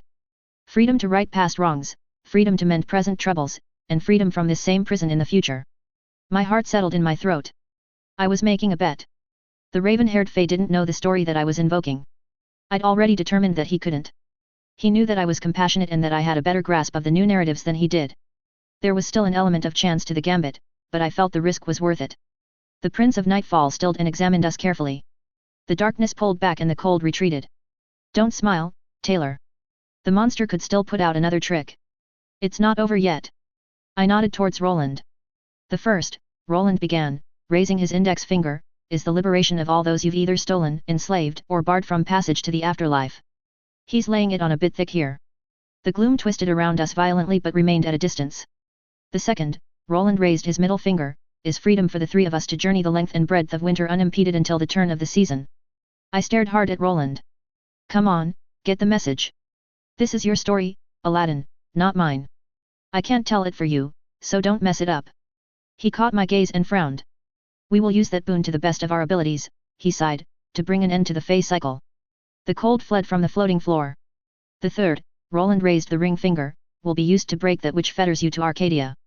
A cemetery of silence pervaded the platform. The Prince of Nightfall's eyes narrowed and yet seemed to widen the more I stared at them. Two hungry abysses growing ever deeper, pulling us into their orbit. If only earning one's freedom was as easy as wishing for it, the creature spoke wistfully. It could be, Yvette interjected, if you allow it to be. Many lifetimes have drifted by since I offered any concessions unbartered for, our foe spoke icicles. Yvette shivered. I hugged her with one arm and swallowed the interruption that tugged at my lips. The price is in the asking, Roland replied. I will grant you the second boon at no cost, the pale-faced prince conceded. The first and third remain unaccounted for, Roland stated. The Prince of Nightfall seized the midnight casket under one arm and walked towards the rainbow stairwell. The first shall be withheld, our host replied, until the condition for the third has been met. The creature set a hand upon the grip of his blade. The edge pointed it towards me a moment later. If you wish to claim that which you first sought, he gave me an uncanny grin, then prove the worth of your own word. The Prince of Nightfall began to scale the stairs. He was halfway up when he turned towards us and let out an eerie laugh. If you wish to claim that which you first sought, he repeated, then see to my liberation. Elysium 7.0 A servant is eager to don their own fetters for a wage worth less than the chains that would otherwise bind them. Extract from Bought and Sold No Longer, a collection of the revised teachings of the merchant Prince Mauritius. The embers of revolution had spread like wildfire, scorching the paved arteries of Mercantize. Shall I play the dark echo to your thoughts once more? His one-eyed collaborator inquired lightly.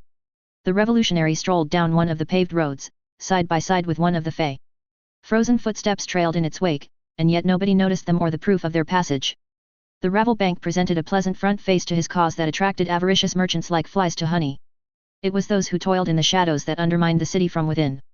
It is only by testing the metal of one's convictions in the hottest of forges that its worth may be assured, Lennox clarified. Lennox knew that the creature's words held less substance than ink on the page. They were said as part of a stage performance. However, even a mummer's farce could fan the flames that the revolutionary needed to see that everything burned. I find little value is weighing that which is plain, the creature pondered. The crowd parted. They were indifferent to Lennox, who moved in the background much like any other piece of the city's decor. It was not their fault they were blind to him. The revolutionary would frequently fade when not ploughing the fields.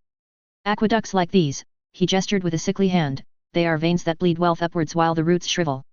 Do you think water tastes sweeter at the top? The grand structure cast a pall over the branded who were huddled beneath its arches after their owner's failings. A cruel irony was etched into their hollowed faces as they sat parched in its shadow. They clustered around one of his many splintered hands on the street. The man shared bread that had been subsidized with illusory coin among those stricken with poverty. It was only one act among many that would see Mercantize burn. Often these acts of charity ended in violence. For once, cooler heads prevailed. Would you shatter the dam and call the drowning freedom? The fey creature on his left murmured. It ran its fingers along the stall of a price gouger, then flicked them as if removing dust. The revolutionary and his ally of circumstance reached one of the open markets situated partway between the wealthier parts of the city and the slums. Many stalls held naught but the wind. Some were laden with overpriced goods. The fields wither under the blight of greed, Lennox countered indignantly. What good is a harvest if only lords taste its sweetness? A finger extended towards a walking corpse that feasted upon the food with her eyes.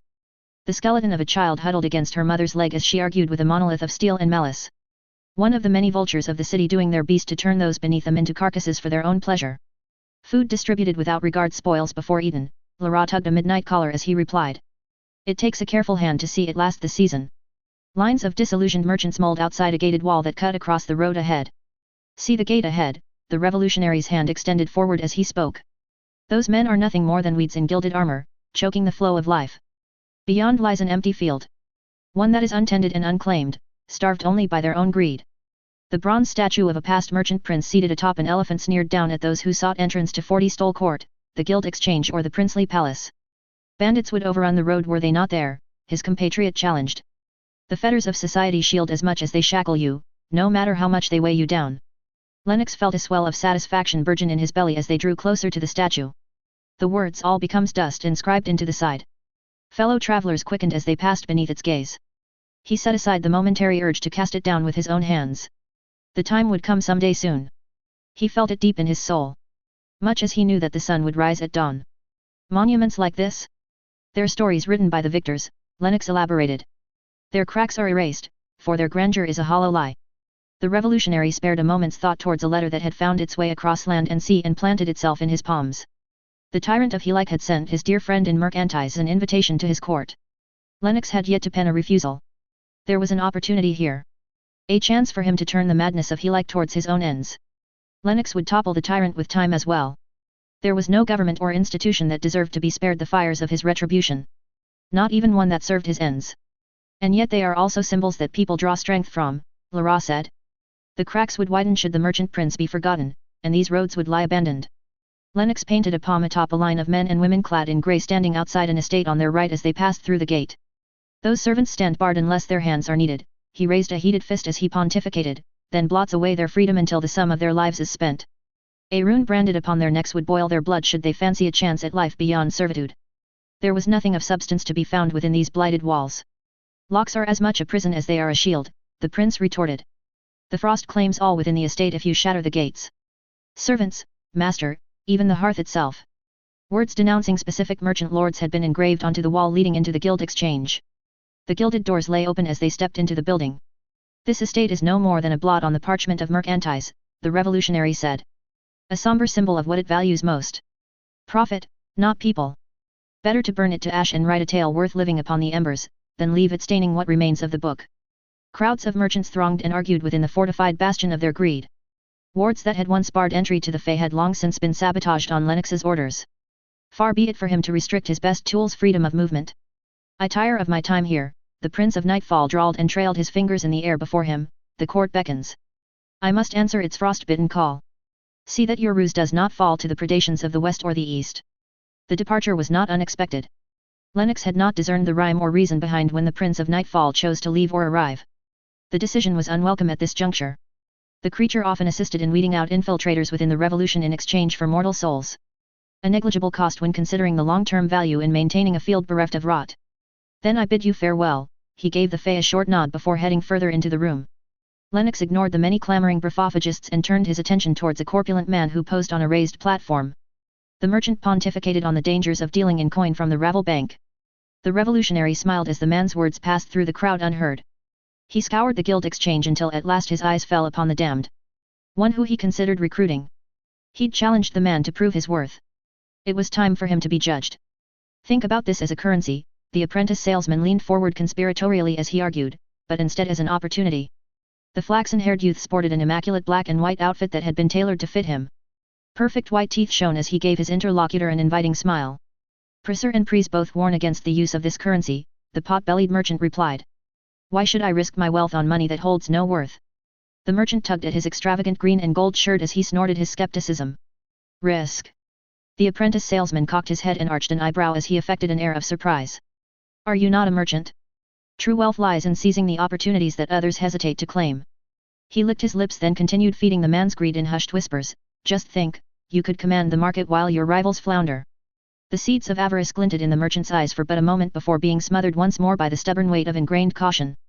I'll be as indebted as half these other fools if that coin disappears, he shook his head and scoffed. The apprentice salesman shook his head and plastered on a wounded expression. What about if I sweeten the deal with a guarantee? He purred. Take the loan and invest it wisely. He reached into a pocket and pulled out a handful of coins, running them through his fingers. Mark my words, he explained, your rivals will come begging for scraps by the end of the year. After all, fortune favors the bold. The merchant licked his lips and rubbed his fingers together as he watched the coins. The smile on the apprentice salesman's face didn't shift, yet the revolutionary could sense his triumph. Yes, he thought to himself, this one would serve him well after all. Merchant Lord Mauriceus heaved as he climbed the stairs of the sub-rosa leading towards his favorite balcony. What he had at first believed to be nothing more than a minor counterfeit scheme that would fall apart in the span of a few months had grown into a problem beyond his wildest imaginings. Only expert sorcerers were able to deduce the difference between fey coins and regular gold or silver. Sorcerers who were unwilling to put their talents to dealing with what they termed mundane trivialities. Some merchants had fallen back entirely on other means of trade for a time. It wasn't long before those became compromised as well. Mauriceus searched for a more permanent solution. He required something liquid which couldn't be easily duplicated. He stepped through the marble archway onto the balcony of the sub-rosa. He found to his mounting distaste that he was not alone. Why do you haunt me like unpaid debts? He complained with a wasteland dry tone while rubbing the sweat off his brow. There was a scarlet-haired woman wearing a yellow sundress seated on the velvet chair opposite his own. She finished swallowing, then laid down her fork. Imagine the scandal if they saw us together. She asked rhetorically while smirking at him. The merchant lord settled down into his chair and glared at her over the remains of a roast duck. And yet you arranged for a discreet meeting upon your arrival in this city, he challenged as he cracked his knuckles and set them upon the table. It had been some time since Songbird had first darkened his door. The PROC House of Light had sent a formal petition requesting for one of their representatives to meet with him. He had almost denied the request offhand, but his more mercantile senses had whispered of an opportunity to be seized. Besides, a creative punishment could always be purchased for her should she squander his time. "I've been snooping around," Songbird shrugged and ignored his words as she wiped down her fingers. The meeting had proved fruitful much to his surprise, and he'd found himself an ally against the plague that had taken his city. The opportunity presented by the Ravel Bank had appeared novel at first. Then the scheme had not fallen apart. Now the price of many commodities had begun to veer wildly. Once predictable rivals now made erratic trades. The political struggles within the 40 Stole court had become even more chaotic. He had expected the city of Mercantize to stabilize into a new normal after the span of a few months. It did not.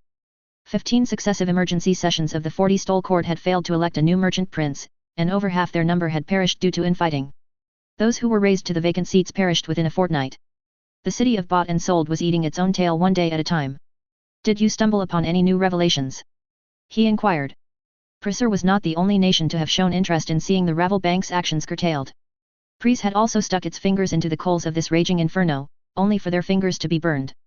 They had struck too late. Too many of the merchants within Mercantize had become reliant upon the fey coinage. They defended the Ravel Bank, blocking all action against its growing chaos.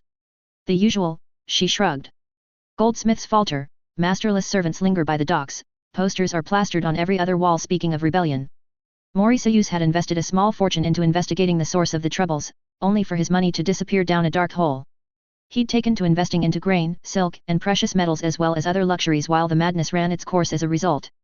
He had also shifted the focus of his foreign investments from trading weapons in the free cities to the Principate of Prussia. The opportunity afforded by war in the free cities did not outweigh the risks of becoming reliant on Ravel Bank currency. Merchant Lord Mauritius furrowed his brow. "You've made progress on infiltrating the revolution," he surmised. There was a lightness to her voice that he'd come to recognize as a sign that there was more left unsaid. "The apprentice salesman shifted schemes," she explained. "Take a look," she gestured towards a pile of documents beside her. Mauritius clicked his tongue in understanding as he perused the trove she delivered to him. The apprentice salesman had been responsible for pawning off properties that he didn't own to people with fewer wits than Mauritius had expected. It appeared that he'd abandoned his old game to promote the Ravel Bank. He smiled when he saw a note Songbird had made. A note that proposed they plant documents that implicated the apprentice salesman in running a plot against the revolutionary after they'd used him as a lever to find cracks in the revolution. "Then we have a path forward," he declared. Mauritius would advance his efforts to both undermine and denounce the actions of the Ravel Bank. Songbird would attempt to infiltrate the hidden part of the revolution. While both of them were certain there was some connection between the bank and growing dissent within the city, neither of them had been able to discover the link. "You tossed a few coins to the masses once, and look how they sang your praises." Songbird's eyes flickered with mischief as she leaned forward and changed the topic. He reached towards a pitcher and poured himself a cup of mulled wine while her words rushed past him. "There was more profit to be made in bribes from the other candidates than the cost I spent on the poor," Merchant Lord Mauritius sighed. He concluded that this was another attempt on her part to sell him on ending indentured servitude within Mercantize. "I spent some time plumbing the mind of Purser's newest hero," Songbird noted. "I've been told she is unskilled at swimming these waters," Mauritius mused. "Quite true," Songbird acknowledged, "but her way of seeing the world is, almost quaint. I'd guess from listening to tales of the land she came from that servants who are paid are more productive than those who aren't." "Are you insinuating that I would accrue more wealth through paying workers than I do through indentured servitude?" he replied. "Humor me for a moment," Songbird grinned, "and think about this." Merchant Lord Mauritius sat and listened while Songbird presented her argument. He wondered what she would appeal to this time. At least her words made for a fascinating diversion. No tugs on his heartstrings would see him moved. The only morals Mauritius adhered to were those which lined the walls of his vault with gold. Lennox froze mid-step. A glint caught his eye. His fingers twitched before he bent to pluck the coin, rolling it between his thumb and forefinger with a frown. Then the revolutionary cast it to the side. The coin had no worth to him save for the ink it put to the page. The people's faith in gold had tarnished with time. Its allure had faded under the weight of lies. Merchants who were once eager to trade in coin now resorted to trading in other goods.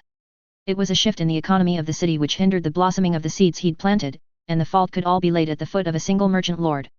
Merchant Lord Mauritius existed as a weed in his meticulously ploughed fields. A weed that refused to be plucked. The man had spread rumors about the illicit activities of the apprentice salesman, undermining his efforts to tempt the few more stalwart figures among the remaining merchant lords.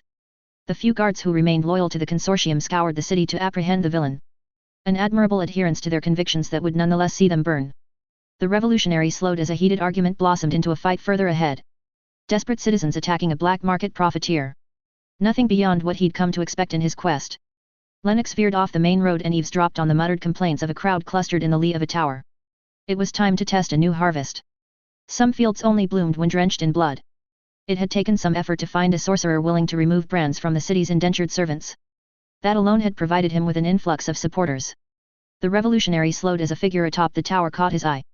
He smirked a moment later when they cast themselves over the railing. There was a satisfying squelch as their broken body fertilized the soil only a few moments later. Lennox approached the shattered carcass and examined it closer. Dead. Lennox spared not another thought before he continued his stroll. It was nothing more than another bloated merchant fat on gold collapsing under the weight of their own avarice. The city would drown in bodies before his work was done. His feet took him to an open plaza. A mob of disaffected citizens thronged on black and white tiles. Dissatisfaction had taken root within a handful of revolution cells in the past few weeks. His messengers were losing their way, and he had yet to determine why. Lennox was not prepared to see the seeds he'd sown rot in the shadow of their greed. Better to throw more kindling into the blaze than allow the fires of revolution to dim. Lennox shoved his way past oblivious rebels and climbed onto a podium. The guards who patrolled this part of the city turned a blind eye to his activities. They had long been turned to his cause through purchased loyalty. One of the darker ironies of what occurred when everything was for sale. Is this enough for you? He thundered as he swept his arm out towards the throng. He met the eyes of each person in the crowd, watching as their interest sparked. The veil he had once cast upon them vanished as he took to the stage. How many of you can afford to eat? He asked. Silence fell as thousands of appraising eyes descended upon him. The merchant lords spirit the fruits of the earth away deep in vaults where they do nothing but rot while the workers who grew them starve. He shouted and raised a fist into the sky. There was a hardened intensity buried within the eyes of all who turned his way. Lennox caught a glimpse of muttered disagreement near the back of the crowd. A crop of red flickered for a moment, then disappeared. They torture you for a sport. He shouted again while repeating the motion. The shoulders of a small army firmed as he spoke. His ears caught the muttered oaths from those who served among the merchant lords. They murmured of betrayals given, indignities suffered, and possessions confiscated by their rulers. They laugh while you die. He bellowed a third time while pointing in the direction of the princely palace. An angry mob repeated his words. Do you feel it? The echoes of his words whispered from the walls on the opposite end of the plaza. The ember in your chest?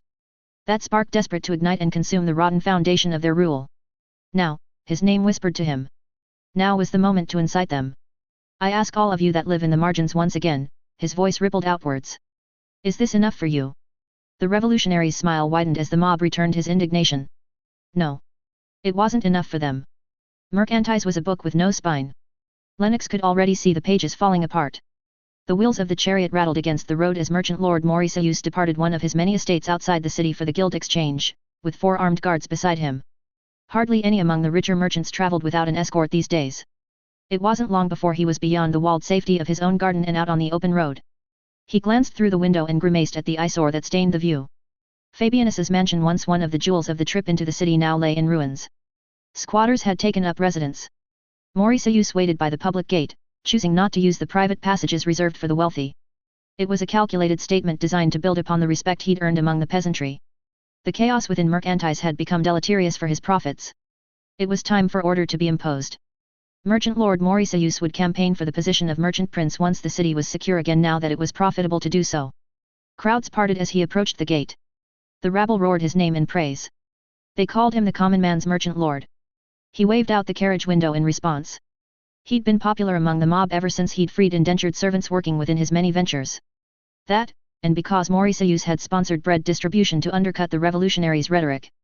Little did they know that he'd only made those decisions after running the numbers on his latest scheme to capitalize on the growing influence of the revolutionary.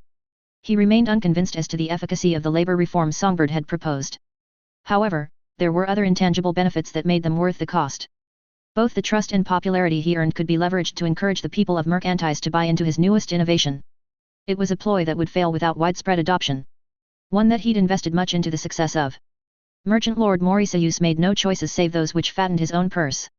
The carriage halted outside the walled enclosure separating the Guild Exchange from the more common rabble. Mauriceus adjusted his cloak and huffed as he climbed out of the vehicle. His guards followed behind as he strolled towards the gilded doors. 6 attempts had been made on his life by those who had bought into rebellious doctrine in the month and a half since Songbird had first set foot in Mercantise. His rise in popularity had undermined the revolutionaries' doctrine in a manner that made his continued survival anathema to the movement. The polished wood stairs creaked as Merchant Lord Mauriceus ascended to the second floor of the Guild Exchange. He passed two of his rivals whispering to each other in a red leather booth and moved towards the gated podium overlooking the floor below. He handed the guards before the podium the permit that he'd purchased. It wasn't long before they'd verified it and ushered him through. 3 sharp tugs of the purple silk rope beside him had the brass bell overhead let out a thunderous gong. If all of you would spare me a moment of your attention, he cleared his throat as he addressed the assembly of merchants. Numerous heartbeats passed before the raucous din that typically punctuated the Guild Exchange at last died down. Mauriceus had paid the requisite fee to address the full gathering of the Guild Exchange. He would milk every moment of their time for what it was worth. Only 6 members of the 40 Stole Court remain among the living, he announced as he leaned over the gilded railing. Mercantise has no merchant prince. Rioters have taken to the street. Shipyards have been set alight and the people of Mercantise have lost faith in the value of coin. Merchant Lord Mauriceus pulled a steel token branded with an intricate series of markings out of the pockets of his green and gold jacket and raised it in the air. This token is a solution to our woes, he paused for effect. I expect that many of you are confused by my revelation. You are asking yourselves how a circle of steel can restore order to Mercantise. Rest assured, that question and many others will be answered during the course of this demonstration. There was nothing truly novel about the invention. It was a modification of an existing enchantment that he had commissioned from a talented pre-sea sorcerer that had been provided to him full-time by the Dread Empress. Militia had a vested interest in seeing the fall of the Ravel Bank. She deemed it more expedient to control the problem through him than by adding another ball to her juggling act. Mauriceus was content to play the part provided it fattened his purse. Most of the complexity lay in adding deliberate layers of obfuscation to the final working. He examined the crowd below him for any hints of interest. None had taken root yet, but that was to be expected for any grandiose claims. This token uses a repurposed version of the brands we use to enforce servitude, he explained. It was engineered to fulfill 2 purposes. The first is to prove the owner's identity. The second is to store and update a numeric value. Merchant Lord Mauriceus watched the eyes of the members of the consortium light up as he continued to both dive into the intricacies and extol the virtues of the token. It was nothing more than a variation on existing methods of banking backed by real gold. The enchantment once set in steel used for transactions wasn't replicable by the Fae and thus any tokens produced by them would fail to trigger. Transactions were done through tokens instead of through coin or anything else, and were authenticated through a series of proprietary tools purchasable only from his new bank. Banking was a risky venture that Mauriceus would have remained away from less chaotic times. However, discord presented an opportunity. Mauriceus was never one to turn away from new wealth. He'd leaned on malicious sorcerer to authenticate his existing gold before establishing his new bank. Those who adopted the system were secure in the knowledge that any gold they traded in had real worth. It was unfortunate that the man claimed that providing such a service within the bank to others for a fee was a waste of his time. Sorcerers were truly blind to what mattered in the world. There were many ways he planned to capitalize on the trade upheaval that unfolded. Passing labor reforms to make newly freed workers dependent on his banking system would unfortunately have to wait for him to claim the position of merchant prince, but with time it was all but assured. It had been some time since Merchant Lord Mauriceus had fought against such a stimulating opposition. He was under no illusions that this was the end of the game he played with the revolutionary. No, it was nothing more than the start of another round. Profit remained his innoxious guide.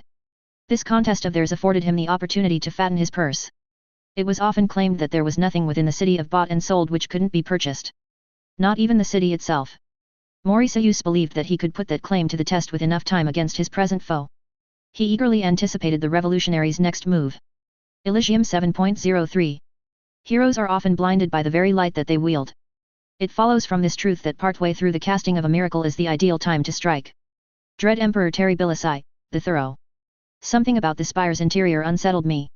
The puzzle pieces in my mind spun circles while I tried to articulate what.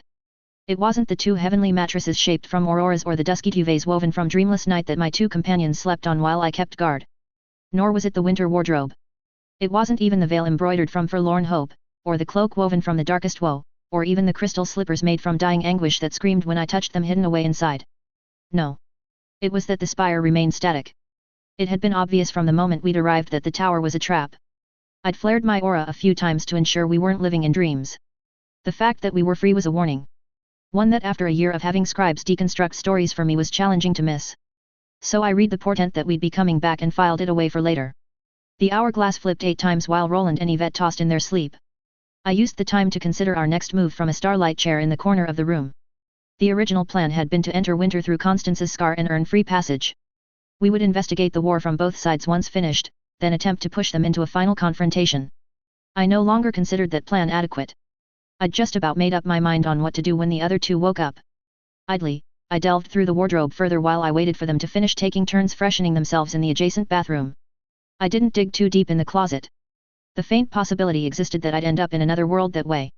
A tempest sparked as I brushed against a wedding dress of cumulonimbus clouds. I'd find its artistry tempting, if not for the storm goddess had turned me into. The others emerged as Yvette set detection wards, and we discussed our next move. We're adapting our old plan, I paced while I talked. It won't work with our new goals. So we change it. I thought you had no trouble with killing Faye. Roland brushed a hand through his curly hair as he replied. Not the problem, I confirmed. Death was only temporary state of affairs for the Fae. They didn't care about it. They likely didn't care about torture either. I was far more worried about what killing the Fae would teach us about acceptable targets than I was about how the Fae received it. Throwing out all our preparation sounds like it'll end wonderfully, Yvette muttered darkly. I don't throw things out, I repeated, I rebuild them better. Streaks of light appeared in the air around us as I painted out what we knew so far. The nascent court beyond the stars, the fact that the Fae didn't know the new stories but could be pulled into them.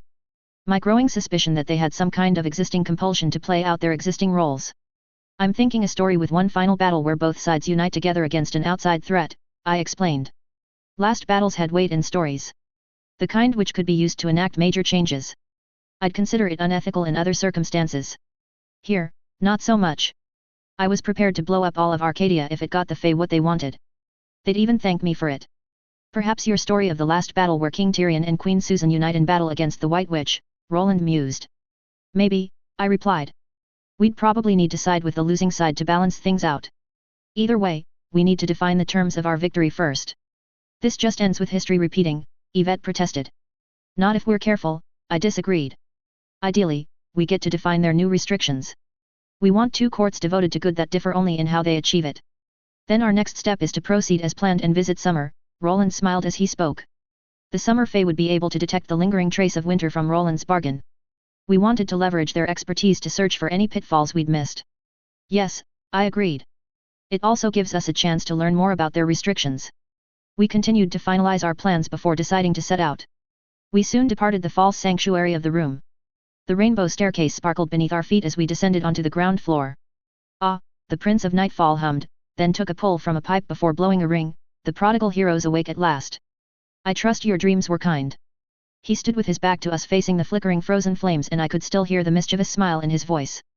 Or perhaps you've been dreaming all along. I glanced towards Roland. He inclined his head an inch in return. We're awake enough to know when someone's angling for a repeat performance. Roland folded his arms and leaned against my shoulder. Was the rainbow staircase shifting away from us? No, that lacked importance. I didn't know what story the one-eyed Fae attempted to pull us into. Perhaps the myth of Cupid and Psyche? No, I didn't feel as if it fit. How about the children's tale of Rapunzel with the tower? That didn't quite fit either. No, I shouldn't dwell on this. We'd bargained for free passage and weeping heavens we'd have it. He just misses the audience, Yvette muttered. The kind that doesn't walk out on him. Not now, Yvette. I caught the echo of yesterday's smile on the creature's obscured face and grimaced. Who knows what might unravel if you aren't too careful, I warned. We bargained for free passage, remember? So soon. The Prince of Nightfall mused. You've only just woken and already you rush away. It's almost tragic. An icy crackle from the fireplace punctuated his voice as he paused for effect. Or do you choose to linger, much like a good story? The end of one teases the dawn of another. What's one more dance between adversaries? We linger because you're blocking the door, Roland challenged, not to stage another performance. I ground together my teeth in frustration while I listened to them argue. The danger of allowing this to play out sobered me. The more we bantered, the further he might pull us into a story we couldn't escape. It's funny how he keeps fighting to have the last word, Yvette whispered to herself as she surveyed the illusory city. He's a bad poet with no sense of pacing. I swear I wasn't this bad as a teenager. We're heading to Summer, I told the chiseled-skinned Fae before pointedly ignoring him and facing my companions. Let's go. Of course, my dear, I could hear the villainous smirk from behind me. The road is long and lonely. Surely you won't object to my company along the way. What? Why would he know? You know what? No. Don't follow that line of thought, Taylor. It isn't worth pursuing. Engaging in a verbal spar that we hadn't prepared for with the one-eyed Fae had defeat written on both sides of the page. The Prince of Nightfall had an upper hand that only grew more pronounced the longer we traded words. We were deep in skid. We had prepared for a negotiation with Summer to check for lingering influences. Granted, we hadn't prepared for one where we had one of evil's frozen manifestations hounding us, but I'd rather improvise with that than walk blindfolded through this minefield. Fine, I breathed out, it'll be easier to find another story to be rid of you on the road. The others gazed at me as if I'd grown a second head, before Roland's eyes widened in understanding. The menace in question passed me and through the door, and laughed whimsically as we trailed behind. That would be a sight to see, the Prince of Nightfall drawled, considering the road bends where I will it to. We conducted the trip down to the boat and across the glacial waters in silence. We mounted up and headed out of Skid in the opposite direction from where we entered less than a blink of an eye later. Pandora the traitor had been cavorting with an ebony unicorn. I waved my hand to the side as we stepped beyond the city gates. A ghost disappeared, and a length of wood with a truce banner at the end appeared between my fingertips. My eyes widened as my name thrummed with life. This was my weapon. It became clear in retrospect, and surprised me that it had taken me so long to realize it. My fingers tightened around the pole instinctively. A prickle on the back of my neck warned me about danger as we passed through the twisted forest again. I furrowed my brow and took note of my surroundings. A stranger followed at the edge of my perception. Somebody who became better at avoiding my notice the longer I tried to focus on them. Remain calm and don't give away that you know they're there. My attention became diffuse once again. I didn't know the identity of our stalker or what abilities they had, but they were dangerous enough that they were confident to travel through Arcadia alone. Training them without knowing more about who they were sounded like a phenomenally bad idea. Time shifted into a dreamlike substance. Brief moments seemed to stretch on towards infinity. I had no idea how long we traveled. The temperature warmed as we passed out of the twisted forest. Dying wood gave way to sickly fields in the distance. Signs of the raging conflict were present all around us. Smoldering craters, a wilting withy of willows, frozen flowers, and glassed-over patches of soil. Should we confront our unknown follower? I glanced at the one-eyed monster left of me. He grinned at me from the back of his ebony mount in return. No. I decided reluctantly. Better not to. I didn't know if it would become violent or how it would end. Being confident in my own survival didn't instill the same surety for the survival of anyone else. Everything is becoming so complicated. We passed beyond the sickly fields into the ravaged remains of a desert. White powder dusted blackened sands, and every so often the occasional cacti peeked out from between the otherwise glassy dunes. We spotted a black and white checkered bridge spanning a half-frozen river between summer and winter in the distance. Frozen cacti lined our side of the divide. They were distorted into strange shapes and cast shadows that reminded me of ravens and crows. I stared upwards. Roiling thunderclouds clashed with an ocean of brilliant flames. I couldn't spot the faintest trace of sky at all. Reeds wailed, heralding unwelcome company. Considerations of our mystery guest faded to smoke as Roland, Yvette, and I tensed. The red pavilion roof was the first sign of the madness that approached. My aura flared when I saw what arrived next. An opulent throne loomed from atop a massive dais. 50 naked slaves carried it on their backs through the summer wilderness. It peeked through the dying greenery as another 10 marching ahead cut the fields of yellow down. 6 animated gargoyles swiveled their heads towards us as their party marched onto the road. It took one glimpse of the dream of the crippled boy on the golden throne to know that I'd found my first nemesis. I stared at him. He grinned. I glared at him. The grin widened. All we need now for this to be a western is for a fucking tumbleweed to roll down the... I cursed under my breath as a snowball rolled past me on my side of the bridge. I could almost hear the saloon music. This story did nothing for either me or my gods. I needed to change it to something else. A woman with officer's stripes on her armor stood on the left of the ornate seat. I spared her only a moment's consideration before studying the opposite side.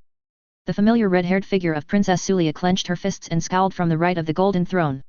She had no dream. What did that mean?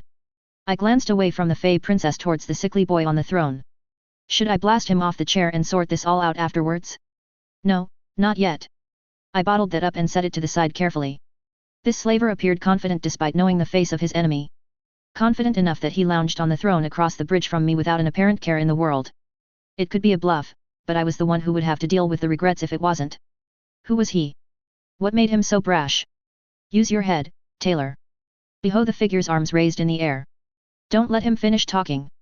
His gods appreciate this kind of panache, even if mine are indifferent towards it. Kairos Theodosian, I interrupted. Is this your idea of a last stand, or just an act of vanity?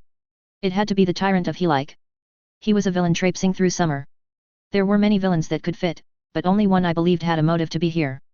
Summer invaded Helike and here he sat before us. So you do know me? He asked while slouching in his chair and pouting at the interruption. Your presence wilts flowers. Even puppies cry. It's impressive. Perhaps you should consider not being evil if being around me offends you so much, I commented. The gargoyles jeered. Not even my insufferable nephew had such a bleeding heart, he derided me. Well, he didn't, until I ripped it out. His eyes fell upon Roland, and he cackled before declaring, "You've even found yourself a page of your own. What have you done to Princess Sulia?" Roland demanded angrily. My focus drifted from their conversation to the fields behind the tyrant. Slaves and soldiers marched endlessly from the reeds. Their faces were marked by mixed expressions of loyalty and fear. It took conscious effort not to gawk. The sheer madness of it all fed my fury. Who marches an army into Arcadia? The casualty rate must be catastrophic. She's my wife, the tyrant said while drumming the shaking fingers of his one hand against the golden arm of his throne. We're happily married. The princess in question snarled at him. He could have at least made the lie believable. Those slaves have unusual enchantments on them, Yvette traced symbols in the air while muttering. Can't you feel it? Her fingers twitched of their own accord as she tilted her head towards Roland. Those brands, they do something when exposed to the light. Her attention shifted towards the villain on the throne. This sorcery is awful, she sounded incensed. It's like it was done by a child with finger paints. I stared at the slaves again for an instant before focusing on the tyrant. They're my footmen. Kairos waved an ivory scepter with a golden dragon's head before him as he spoke. You could call this my queen's gambit. A knot of righteous wrath anchored itself within my soul. I clenched my fingers around the truce banner. He squeezed the ivory scepter and cocked his head to one side. I imagined the faint outline of a Stetson ringing his head. I conceded to myself that he was exceptional at this. The monster killed what fun I could have had engaging with the theater. I found myself wondering if this is what Dragon felt when I held a school hostage in Arcadia. Or when I'd pretended Imp had second triggered. Or what she'd felt when. Yet. I'd been a really shitty teenager. A stab of sympathy, melancholy, and nostalgia for my long-lost friend lanced my heart. I hoped that she'd survived the end of the world. They'll die if we attack you, I voiced my suspicion. There's probably something else to it as well. I'd bet you gain something from the sacrifice. Quite right, the madman's one malevolent red eye twitched as he cackled. You're more fun than I believed you'd be to toy with. You're the kid who never grew up from pulling the wings off insects. I tapped the side of my leg as I replied from the back of my horse and reflected on what to do. Should I risk it? Perhaps I could heal them all before the brand killed them? The tyrant reminded me of Jack Slash in some ways, only he had real charisma. Better to end this now than take the risk. I started to subtly spread out a diffuse cloud of light. You do have a few limbs that need to be plucked, he retorted while leering at me. The angels leaned over my shoulders and warned me then. The brands would boil the slaves alive in under a heartbeat if they were interrupted by the light. I detested the hollowness that accompanied that discovery. I couldn't strike him down or free them without killing them as well. Bile tinged the back of my throat as I released the light. I'd need to find another solution. Queen's Gambit declined. I scowled as I admitted that I wouldn't take the risk. Besides, he'd have used the sacrifice to kill either Roland or Yvette. I'm sure of it. I don't think that he can kill me, but he's the kind of person who will use his own death as nothing more than an act of spite. That's boring, he taunted. Where's the swords and righteous rage? Come now, he moaned. And here I'd just said that you're fun. You might be the worst person I've ever met, I told the tyrant.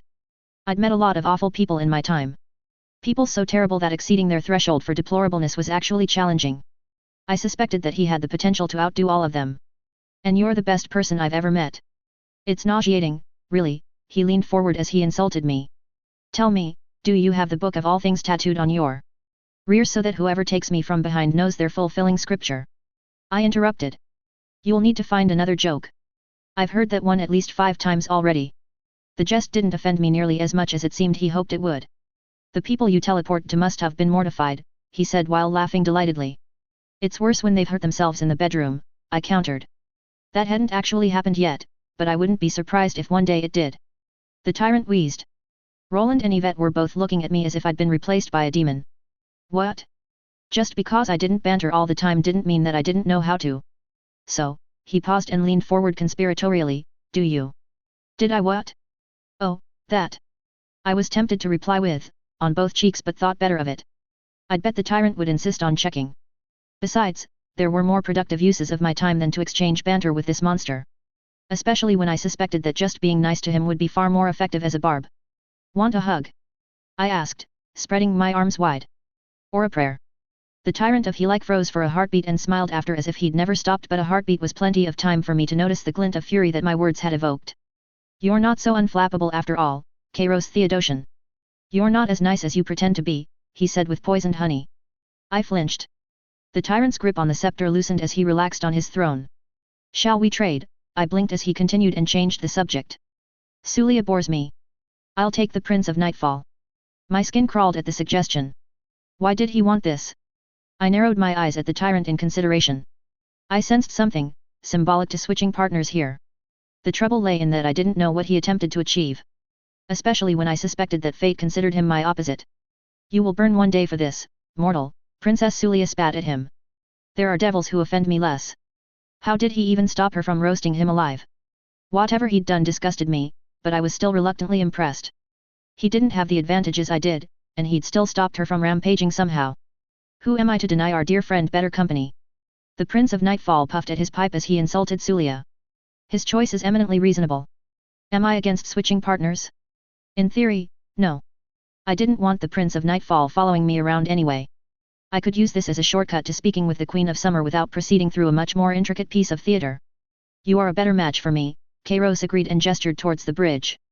I think it's time for the pieces to return to their rightful place. You amuse me, the Prince of Nightfall directed an eerie laugh towards the child on the throne. Do try to survive the game. I'd hate to clean up another king's mess. I considered the one-eyed Fae's words with care, then reflected on everything Kairos had said. It appeared as if they were shifting this into a Shatranjay metaphor. Something similar to the story of the chessboard of fate. Could I use this? No, not this story specifically, but, my heart leaped at the realization. I'm not a prissy priest, Kairos drawled. The devils always claim the last laugh. You can have this win. Your victory here won't mean much once we set the board ablaze. I met Roland's eyes, then glanced towards the Prince of Nightfall. He followed my gaze. Come on, come on, come on. Roland stiffened. Beware, tyrant, Roland declared, we will free them all from your vile clutches. I'm quaking in my boots, the youth mimed the act while mocking Roland. Nobody shall be left under your spell, Roland continued, not even the Prince of Nightfall. Oh no, Kairos Theodosian drawled with a smile as sharp as a blade, he's mine now. You're not as clever as you think you are, Jafar. I bit down on the smile as triumph surged through me and warred with my disgust. The first game is yours, the words tasted like ash as I conceded the fight. Both of my companions appeared as upset as I felt. Oh, Taylor, he tutted. The first game hasn't started, he sniffed and waved his now steady hand disdainfully at me. In fact, we've yet to play the first move. Now, scuttle off the road, will you? He cocked his head and giggled again. Unless you'd prefer for them to die from exposure. You'll excuse me if I don't applaud your retreat, I retorted. Oh, but you will, his voice took on an ominous edge, everyone will applaud when the curtain falls. There was a thunderclap as he waved his scepter, whether they want to or not. Our party grudgingly moved to the side of the road while the tyrant and his entourage crossed over the bridge. The gargoyles blew raspberries as they passed. I forced myself to meet the hollowed-out slaves in the eyes as they departed. To see the face of the monster I fought. It was nothing that hadn't already existed on Earth, but my instincts screamed that the tyrant only needed the opportunity. I'd known at the back of my mind that there were shades of evil in Calurnia up there with the worst I'd seen on my old world. I wasn't sure if the tyrant had done anything that atrocious yet, but I knew that he would do worse if nobody brought him to task. This isn't the end. I'll free you and stop him. A justifiably angry Princess Sulia dressed in nothing more than vines and flames flew over to us, while the Prince of Nightfall took her place. You will be spared the wrath of summer if you swear yourself into our service, mortals. Princess Sulia's lips curled into a sneer as she tried to assert ownership of my friends. She didn't even glance my way. We come under a flag of truce, Roland argued. I can sense the taint of winter upon you, pest, she slandered my friend in a haughty voice, be thankful that I even offer you this much. The winter fae tricked me into a bargain, Roland lied. I seek the guidance of summer in escaping it. Sulia's lips parted. I decided to insert myself into their discussion. I had a hunch. An unsubstantiated feeling that I bet would ease our progress. I wouldn't normally upset an existing plan, but this called for an exception. They are under my aegis as part of my court, I told her. The fae looked as if she'd swallowed a whole bag of lemons. Why do you bargain with those abominations? She inquired. Their touch should offend you as much as it does us. It does, I agreed. That is why we have come to your borders to negotiate. The Princess of High Noon's body language fluctuated between furious, confused, and relaxed for a few moments. It took effort to mask my mirth. I nodded to Roland. He stepped forward and began to negotiate with her. Part of my regard remained fixated on their back and forth, while the rest remained fixated on the army. There were thousands of men and women marching through Arcadia. Not just soldiers, but also slaves and camp followers. I stared as madness reared its ugly head. Complete and utter madness. The fervor in their eyes stoked the fires of my anger more than anything else. These people were devoted to this monster. They shared the same devotion I possessed for the gods above. Roland's attempt to placate Princess Sulia proceeded far smoother than I expected now that I'd intervened. Her apparent absence of narrative awareness surprised me. Roland sold the story of the poor hero taken advantage of by the Prince of Nightfall with minimal fuss. I felt metaphoric pain seeing how easily Roland could soothe her wounded ego. She was eager to assert her superiority and tell him about the details of the agreement. I hoped that the Queen of Summer didn't consider it rude when we asked for a second opinion. We crossed the bridge behind the princess as the last of the tyrant's army disappeared into winter. The ice faded away. Winter dissolved into a fragile mirage behind us. A heightened awkwardness stole over the journey. Princess Sulia tried to engage me in conversation a few times. She ignored the existence of everyone else. I did my best to listen but cared little for what she said. She only spoke about war. War, war, and more war. It took what must have been hours of navigating that swamp of zombies before she abandoned the topic. I'd never met such a poor conversationalist. I wasn't even that bad after my mother died or after Emma had broken me down. Desolate plains gave way to lush fields. My thoughts turned towards both Kairos Theodosian and our concealed follower once again. Both of them had added themselves to the fragmented enigma I assembled in my mind. The follower had no hostility towards us. I was certain of it. However, they were using us as some kind of keystone to search for somebody else. Determining how to account for them would likely prove pivotal. Fields became orchards. Our stalker disappeared when I tried to approach. Not hostile, but not friendly either. It left me uneasy and I dropped further attempts. They were dangerous. I wouldn't be providing them with the opportunity to learn how to avoid the light unless I knew they were on my side. The tyrant presented a much thornier problem. I suspected that he attempted to run a scheme with the Fae contrary to my own. He'd be in bed with the King of Winter as soon as I'd arrived at Ain. It shouldn't have surprised me that I couldn't have a goal with no clear antagonist. It still felt akin to having a wet blanket being tossed over the fires of my ambitions. Not knowing what his sins were didn't help me at all. He was a tyrant, so he'd have something like rule, or coerce, or manipulate. He was also my opposition, which meant, maybe he had a twisted version of dream? Could nightmare be a sin? I'd need to think on it. I had no idea what his third sin would be. The thought of seeing any of them filled me with dread. My mind returned to our plans. Some adjustments would need to be made to our existing fallbacks. The second contingency wouldn't function in its current form and would need to be adjusted. Blowing up Arcadia when there were who knows how many thousands of living people traipsing through the countryside wasn't acceptable. The first contingency would probably need to be used, and I hoped we didn't go past 2 because then we were in uncharted territory.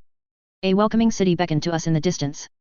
It surprised me to discover that the Summer Fae were not experimenting with their cage. What made them different from Winter?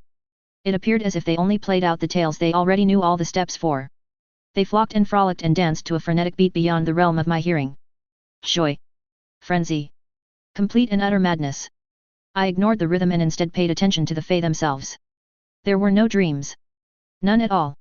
I traveled through an entire society where every single person had given up hope. Profound unease ate at me. They were a people who reminded me of a book with no pages, a house with no residents, or a blade with no edge. I hadn't believed that I'd see something worse than Winter. I imagined that existing as a Fae was equivalent to living alone in a Hyperborean hell with nothing more than a candle to survive with. Summer had snuffed the candle out. We passed beneath verdant walls manned by creatures clad in silk and steel who stood beneath red pennants trailing in an immaterial wind. I drank in the sight of the surrounding city. It lacked both the coldness and intricacy of Winter, but just as beautiful despite its absence. A bitter smile graced my lips as I examined the spires of wood and leaves reaching towards the fiery heavens. Soon I lost interest in examining my surroundings for anything more than their narrative weight. Arcadia is an entire realm spun from the threads of tragedy. We were guided into a private garden housing flowers, shrubs, and trees of every variety imaginable. Firs grew beside acacias grew beside jacarandas. No rhyme and reason governed what we saw. I could find no hint to explain their arrangement. Then the flora switched from realistic to downright bizarre. Poppies that sang lullabies, trees dripping in golden sunlight and fungal abominations that changed shape whenever I looked away. It reminded me of Alice in Wonderland, but I doubted we'd be playing into that story. Not unless Summer started experimenting beyond their past. Has all the strangeness I've already seen inured me to this novelty? Princess Sulia left us waiting at a wooden table that looked grown out of the earth itself. A wooden teapot and cups sat atop the surface. None of us dared to pour ourselves something to drink. Remember the plan, I whispered to the others. Both of them nodded. This place is so beautiful, Yvette breathed out. It is, I agreed. Don't let the scenery cloud your senses, Roland warned. We won't, Yvette assuaged his fears. Do you think we could paint a picture of it later? We can, I confirmed. We lapsed into an easy silence. Now came the risky part. Running a scheme akin to the fox and the grapes on the Queen of Summer wouldn't be easy, but we had to at least make the attempt. Much has changed, a soft voice said, and yet the underlying nature of the garden remains the same. My fingers tightened around the truce banner. A young girl with tan skin and loose golden curls appeared before us out of nowhere. She had broad shoulders and couldn't be older than 14. Her hands had the lines and calluses of a farmer. There was nothing remarkable about her.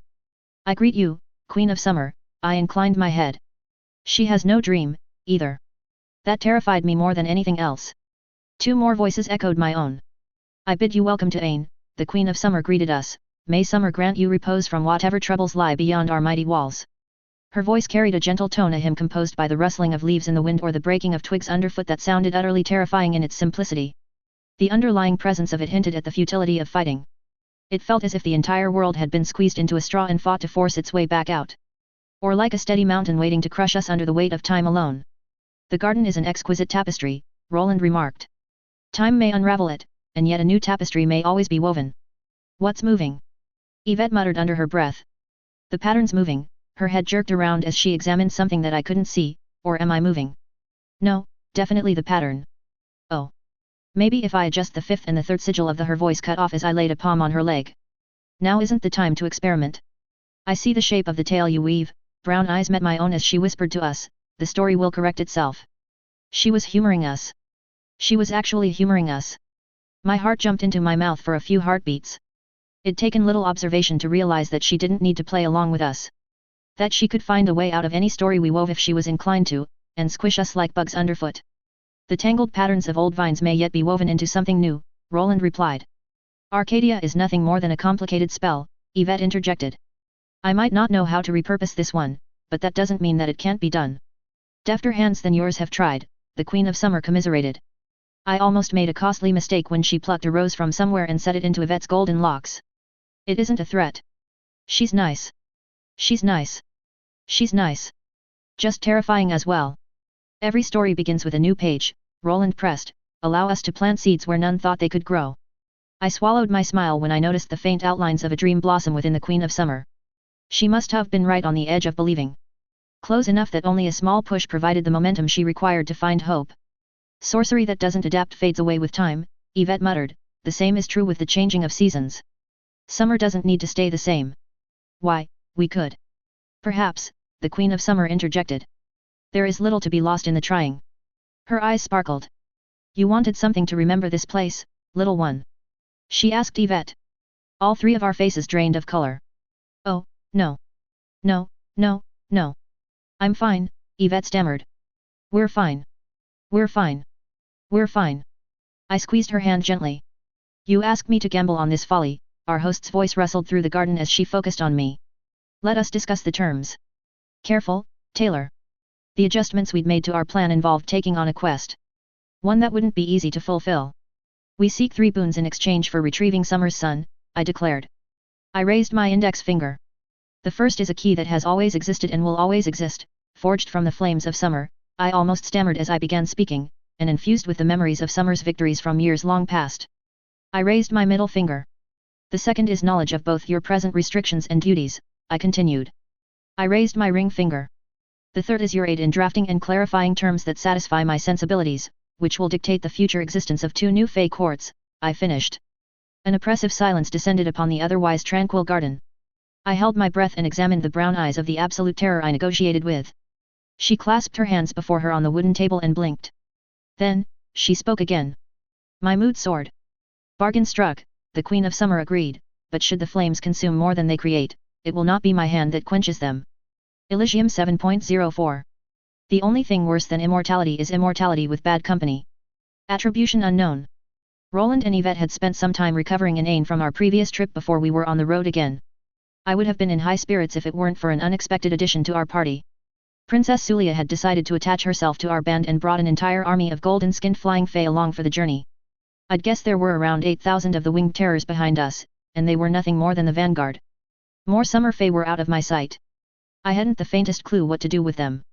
We'd move faster without your mortal baggage, Sulia sneered, her fiery hair crackled as she loomed over my shoulder. Sulia no longer questioned me about war. It could have been a pleasant change if not for the fact that she'd chosen to denigrate my friends instead. They're my friends, I gripped the truce banner tighter as I replied. The two heroes ignored her, and I couldn't blame them for leaving me with Zulia. She treated me as an equal but only in the loosest sense of the word. These mortals are a liability, she insulted my friends. Pandora tossed her silky white mane to the side like a banner trailing in the wind and snorted in disapproval. They're fine, I responded. Winter had crept further into summer's lands, turning green fields to frozen wastelands. Both of them are cut from a lesser cloth, she dismissed, you hamper yourself to protect those spun from little more than glass. Sounds lonely, I commented offhand. A minor fraction of my focus was spared for the flaming princess. I didn't care to hear her demean Roland and Yvette. I only deigned to answer her because she was too dangerous to otherwise risk offending. The passage of years will lead you to forget what it is like to be mortal, she buzzed at me. You will calcify into a cycle of your own. I'm counting the seconds until I can stop enduring this winged disaster. Then I should make the most of now, I muttered back while gazing longingly at the horizon. Zulia almost makes me long for the Prince of Nightfall. He's pleasant in comparison. You are beyond the trappings of time, she argued, why do you bind yourself to those who will fade within a fraction of your years? It frustrated me how I could actually benefit from a nuanced perspective on immortality. The Princess of the High Noon, wasn't that? I'd be tempted to interrogate the Queen of Summer if her presence didn't terrify me. That remained true for all the Fae that I expected had more encompassing philosophies. I'd drag the wandering bard to a corner and pull some answers out of her the next time she showed up. Should do more with them, I countered. Keep it together, Taylor. One war at a time. Just because she's been at it like this for at least 5 hours is not an excuse to blow up part of Arcadia. Remember the army in the sky behind you. Without them, we'd already be at Skid's walls, Zulia snapped with a tone sharp enough to draw blood. Perhaps I was being too judgmental of Little Miss Murder Machine. I'd spent so long verbally sparring with people who veiled their words at least 3 layers deep in metaphor that I did find her flavor of bluntness refreshing. It was a pity that this hammer wasn't attached to somebody with a nice head. Everything that came out of her mouth was vitriolic. Aha! Yvette exclaimed, I've figured it out. She looked at our confused faces and bit her lip, then colored. Not the time things. Or the winter things. Or the rattling things. The brands. They can be disabled. Now I wonder if... No, not like that. Can I use it with... Bless her heart. If I smiled and interrupted her, focus. Slave brands. I can disable them. Her eyes roamed across the tempestuous sky as she confirmed my suspicions. It'll take some work to cast, but I figured it out. At least, I think I did. I'll need to test on one of them to be sure. Now, if only I could. My shoulders relaxed a small amount at the news. I'd find a way for her to verify that. We wouldn't be allowing the tyrant to escape in the future. You should teach your pets not to speak out of turn, Zulia's wings flared as she interjected. It reflects poorly on you when they don't know their place. I've had enough of listening to her tear down good people.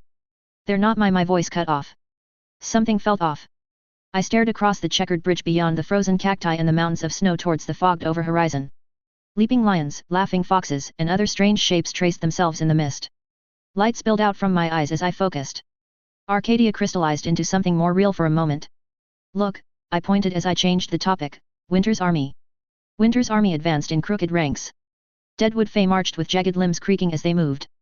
Their hollow eyes glowed faintly, casting eerie shadows on the frost-covered ground. Pale winged figures supported them in the sky. I'd never been relieved to be facing down an army before. The novelty would wear off momentarily, but for now I allowed myself to relax.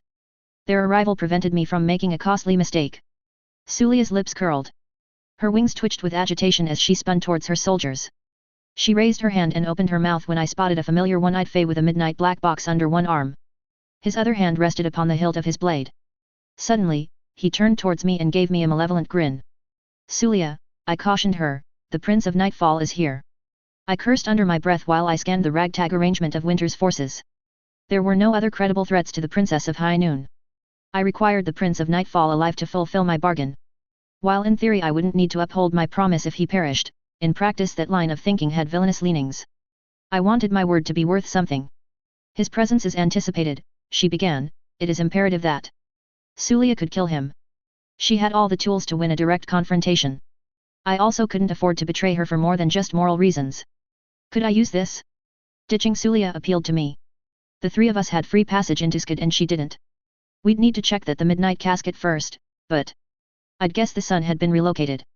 Truce banner, I interrupted and raised the object in question, remember. Maybe if I framed it right? I needed to set the stage for a story that favored summer, but had the potential to favor winter if summer broke their word. I didn't have a guarantee that it would work, but it was my best chance to untangle this mess without burying my own plans 6 feet under the ground. An easily rectified oversight, she spread her wings as she dismissed my words. Come on. He has the midnight casket, I pressed, we can negotiate. The Prince of Nightfall had no reason to allow Summer's son out of Skid. I didn't understand the shape of the story, but it provided a potential solution to my issue. Even better to strike soon, Princess Sulia's eyes hardened as she argued.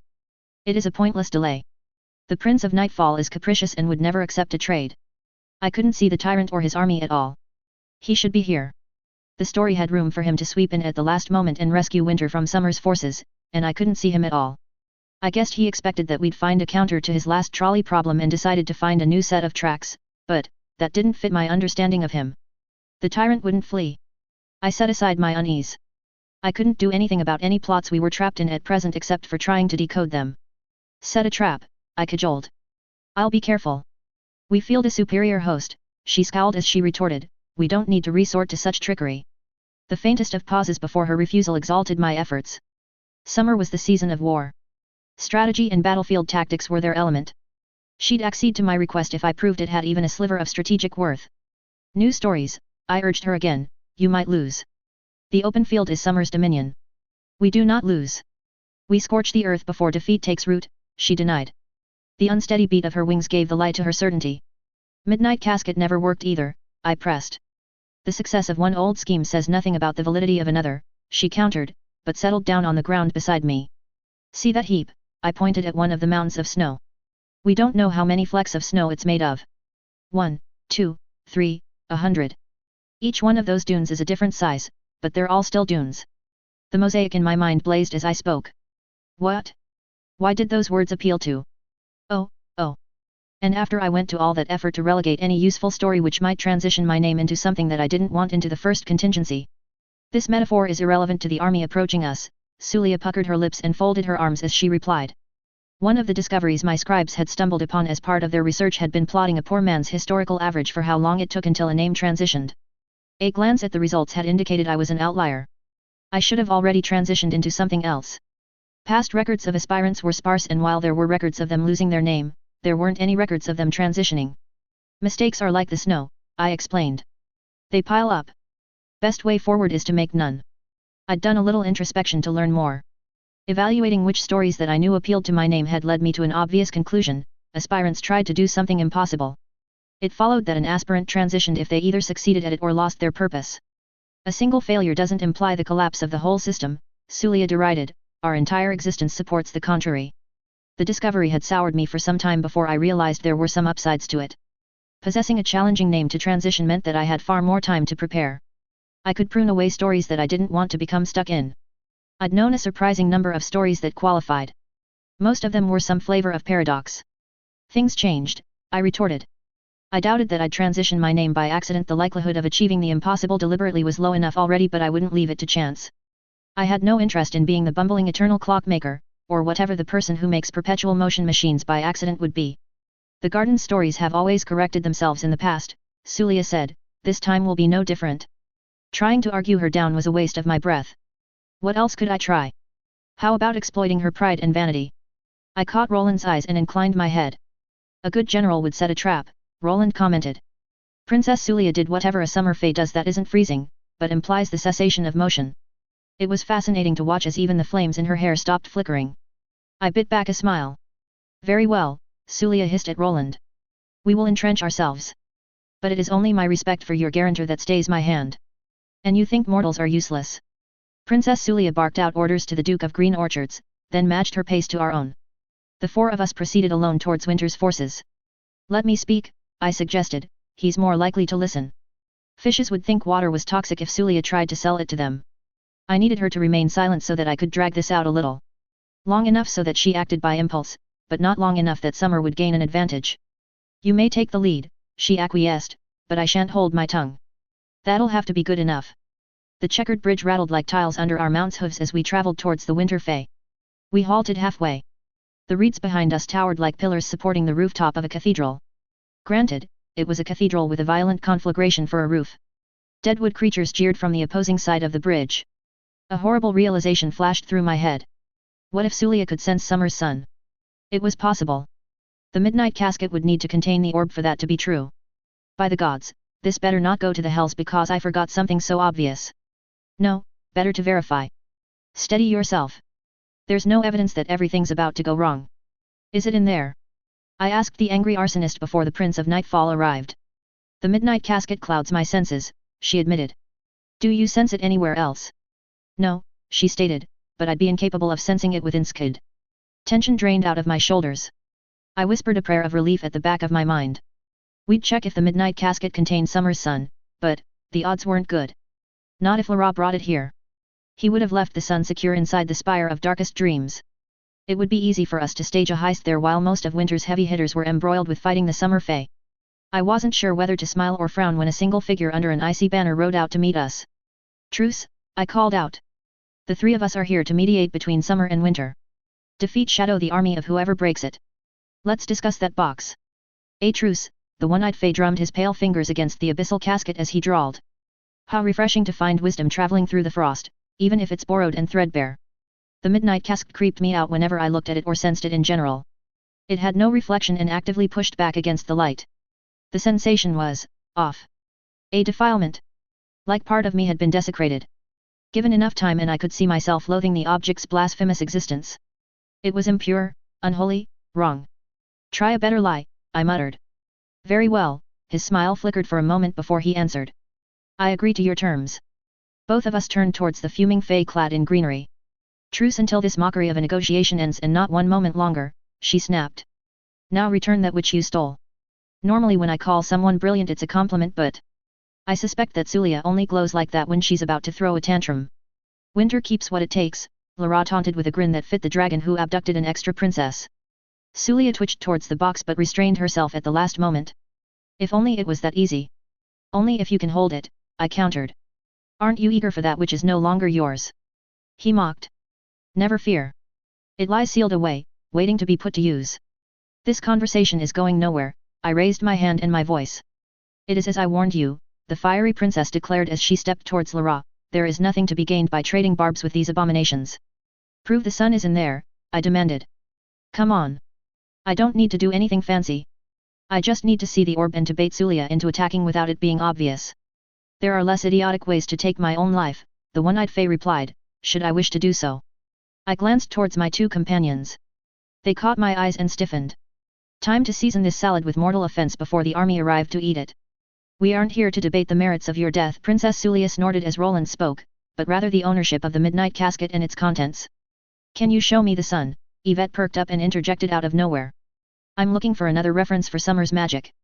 Abstract flowers only go so far, and I had other worries when. This is your chance to be a snarky teenager with my approval. Don't blow it. Does your nattering never cease? Sulia's fingers sparked as she snapped at Yvette. It is not spirit but suicide to test my patience. Return it, she flared gold and turned towards Lara. Your touch alone defiles it. The heart of summer is no trinket to be bartered over in a market. The artifacts should go back to their owners, Yvette said. The Prince of Nightfall can keep his empty box, and Princess Sulia can take the sundae. And she blew it. This wasn't the right setup for the judgment of Solomon. The inside of the midnight casket looks better when lit up, Lara drawled. You could say that they're married in purpose at last. There's little point to negotiating if you aren't willing to prove you have the sun, Roland argued. Isn't there? Lara taunted, I thought we were negotiating the terms of your defeat. His grin widened, the old order is broken. A new tale is being spun. All of you will look far prettier once your arms are shackled in winter's white. Couldn't the tyrant not have ditched his new spouse? That's not happening, I replied. Are summer's chains snug around your wrists? He mocked. I can see the silken knots you've tangled yourself with. The Prince of Nightfall reached into a pocket with his free hand and pulled out a pipe. It burned cold moments later. Your companions can have the midnight casket if you agree to spend the remainder of your years inside a crystal ball. I thought Ma was the one trying to do the impossible, Yvette muttered. Talk about awful deals. She reached into her pocket dimension and pulled out a slice of cake of all things, then started to nibble at it. What? She mumbled defensively as the rest of us all stared at her. This is going nowhere, and I wanted cake. We're talking about appropriate goods to bring into Arcadia later. Along with this attitude being completely out of line with the severity of our situation. Summer's victory on this field is much like that cake, the one-eyed Fae said, it's transient. An old age passes, he puffed at the pipe, and another dawns. The breaking of the circle lies in choices not yet made. All this pontification is meaningless, Sulia snapped.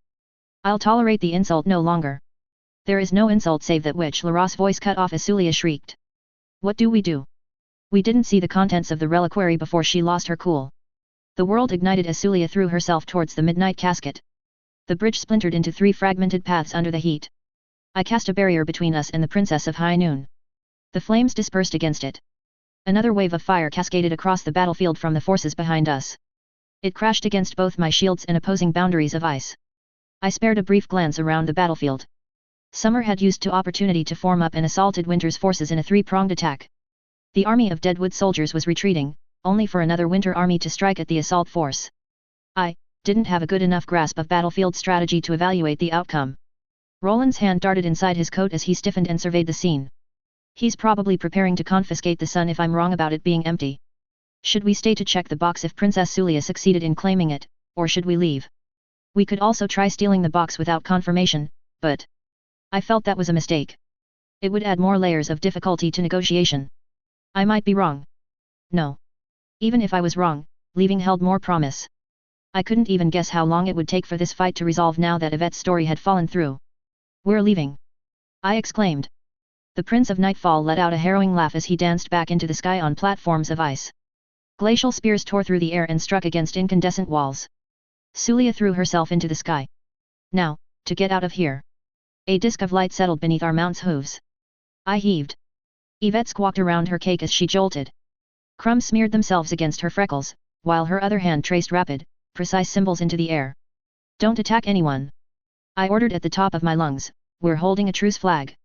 Flashes of orange and blue scattered around the landscape. Crackle. Bang. Lightning arced and rippled above us. One of the golden flag bearers toppled from the sky. Arrows hissed across the battlefield. I watched as the failed negotiation devolved into full-on war in a matter of heartbeats. We shouldn't leave. Roland exclaimed, not until we know for sure the box is truly empty. Balls of fire streamed towards the Winter Fae. I raised my hand and threw up a shimmering silver dome. The inferno roiled over the top of my barrier and hissed as it struck against twisted trees and walls of frost. The world held its breath between one barrage and the next. It won't be, I denied in the interval. A harsh corona erupted from Sulia as she blazed like the sun high up in the sky. Streams of fire and ash poured out from her, in stark contrast to the vines that wrapped around her body. Reality rippled under the heat and the reeds behind us blackened then disappeared entirely. The smell of molten dirt reached my nose as shadows stained themselves onto the now glassy landscape. My force field shattered against another harsh detonation that emanated from Sulia, only for the now weakened flames to be mitigated by a shield of frost. Roland shuddered from behind the shield and muttered words of prayer. There was a ripple as I attempted to summon another shield, only for it to buckle under another detonation. Smoke trailed from the truce banner. This is ridiculous. We don't know that for sure.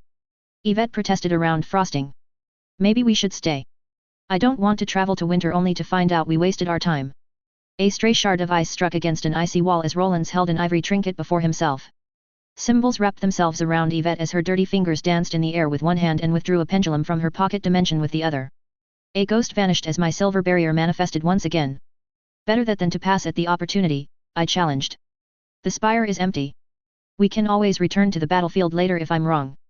Our group hurtled through the air perpendicular to the conflict. Neither side aimed at us, but that meant little considering the sheer volume of power brought to bear. Summer's next volley poured across the battlefield like fast-moving treacle, only to be swallowed by banks of shadow and snow. There is. Roland's voice cut off as the world lurched. A tornado of ice ripped up trees as it tore across the battlefield and smashed itself against my barrier. The force alone sent my ball spiraling through the air. I clung to my reins as our poor horses reared back. Purple symbols rippled outwards as Yvette's incantation ended. The tornado detonated. Icy splinters fanned away from us as we hurtled further away from the fight. This is a mess, Yvette wailed, a mess. Such a mess. Just look, she reached into her storage and withdrew a cloth and dabbed the cake out of her eyes. How are we supposed to fix this? She gestured with the cloth at all the warring soldiers before storing it again. We also need to talk about priorities. Removing cake from your face can wait until after the fight ends. A ripple of force stole the momentum from the next series of Winter's frozen lances that approached as Yvette concentrated and incanted. This is a mistake, Roland complained. Do you think Winter could manufacture another midnight casket? No, I admitted, but they wouldn't bring it here. The tyrant must have given them an alternative. He also could have persuaded the Prince of Nightfall to bring it here, Roland protested. Conversation stalled as the next wave of summer's conflagration lit up the sky. I threw up barriers beyond our sphere between us and the warring armies. Better that being sent spinning again. Actually, could I do something about the momentum? I don't think so, I denied. Laros' dream hasn't changed. That's not evidence if the sun doesn't play a part in his dream, he ran a hand through his hair as he argued. A scorching wind slammed against an icy blizzard in front of us.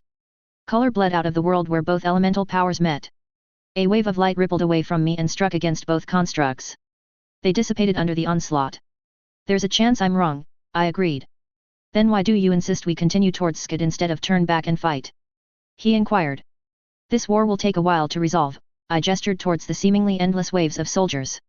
There's time for us to search the spire and return to the front later. Being wrong now is safer than being right and passing on the opportunity. Roland's eyes narrowed for a moment before he gave a grudging nod. I pulled our party low as we skirted the edge of Winter's forces and flew towards the twisted forest. Exchanges became less violent the further we drew from the epicenter. All of us sighed when we passed the last of the conflict and into the lines of trees. We passed successive lines of troops. Deadwood soldiers, winged unicorns, a pair of dukes. My unease spiked as we approached Skid. Forts we'd paid no heed to on our journey to summer lay abandoned. So many Fae were all on the march. It had to be almost all of them. Where is the tyrant? I kept expecting Kairos Theodosian's malevolent red eye to appear from the darkness and turn the tides of the conflict. He didn't. What is he plotting, and can I work around it? The trouble with Kairos Theodosian was that he had a sin-like dream. Part of his dream had changed to include spiting me from the moment he laid eyes on me. The nature of the alteration implied that he'd inferred more about me than he could learn from a glance alone.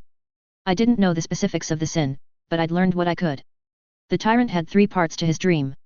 To slight everyone in the way that hurts them most, to live, and to be entertaining to the gods below while achieving the first 2. The second dream would be pitiable if it weren't for the first and third. My sphere descended as we neared the walls of Skid. We passed through the storied gates and Escher-esque streets again before boarding the slightly less skeletal than before boat. The other 2 expected we'd need to fly across the waters. It didn't surprise me when the galleon sailed with no captain at the wheel. Lightning arced between darkening clouds that churned in the sky above. Haunting voices from past regrets crooned at me the longer I examined the spire. Yvette hunched her shoulders and grabbed at the edge of her purple robe. Roland stiffened, then relaxed. A tranquil expression stole across his features. The spire beckoned. We reached the base of the structure and opened the door. 3 heroes shuffled into a darkened tower. 3 heroes shuffled into somewhere else. Elysium 7.05. Pity the villain who doesn't speak before their own downfall. Sinning saying. A cold dagger traced my spine as we stepped onto the first floor of the Spire of Darkest Dreams. City skyline, stars, dinner table, fireplace, everything looks the. Nothing appears different from when we last visited, Roland commented. Bothers me, I agreed. It's changing slowly, Yvette's fingers twitched as she explained. It'll become more pronounced on the next story. I can't see the specifics, her shoulders hunched. I think, we'll see enticements. Visions designed to tempt us into never leaving. Stay vigilant, I commanded. Can you break this? Yvette's voice wavered, and she clasped tight at her robe. I don't want to see whatever it's going to show us. The sensation of a hot bath with scented soaps and rich chocolate suffused every part of me as I immersed myself in the light. I smiled for a moment before my stomach dropped. Invisible claws scraped against the back of my throat. Space buckled like warped glass as I reached for the light and funneled the glow back into me. It was as if I had invisible bindings coiled around me. I strained against their clawing grasp. The constraints didn't budge. I swallowed. No, I admitted. The King of Winter is here. I could still use the light. I doubted it was possible for anyone except the gods to take that away from me. Even this was more than I expected the King of Winter to be able to do. The bulk of his attention is probably focused on pinning me down. We should leave then, both declared. Defeat was bitter, but I wasn't arrogant enough to challenge Winter in its domain. Agreed, I bit back an oath and replied. We turned. There should have been an open door. A starry expanse stretched behind us instead. I suspect, Roland said in measured tones, that our host is unwilling to grant us exit. I scrutinized the missing doorway under the light for another quarter-hour before admitting defeat. There were no seams to be found. I can't undo this, I shivered as I spoke. We go ahead. Treat this like a fight with a powerful villainess named Monster, Trial, Pivot. We avoided the monster. This is the trial. It's not an exact match, but it's better than proceeding off nothing at all.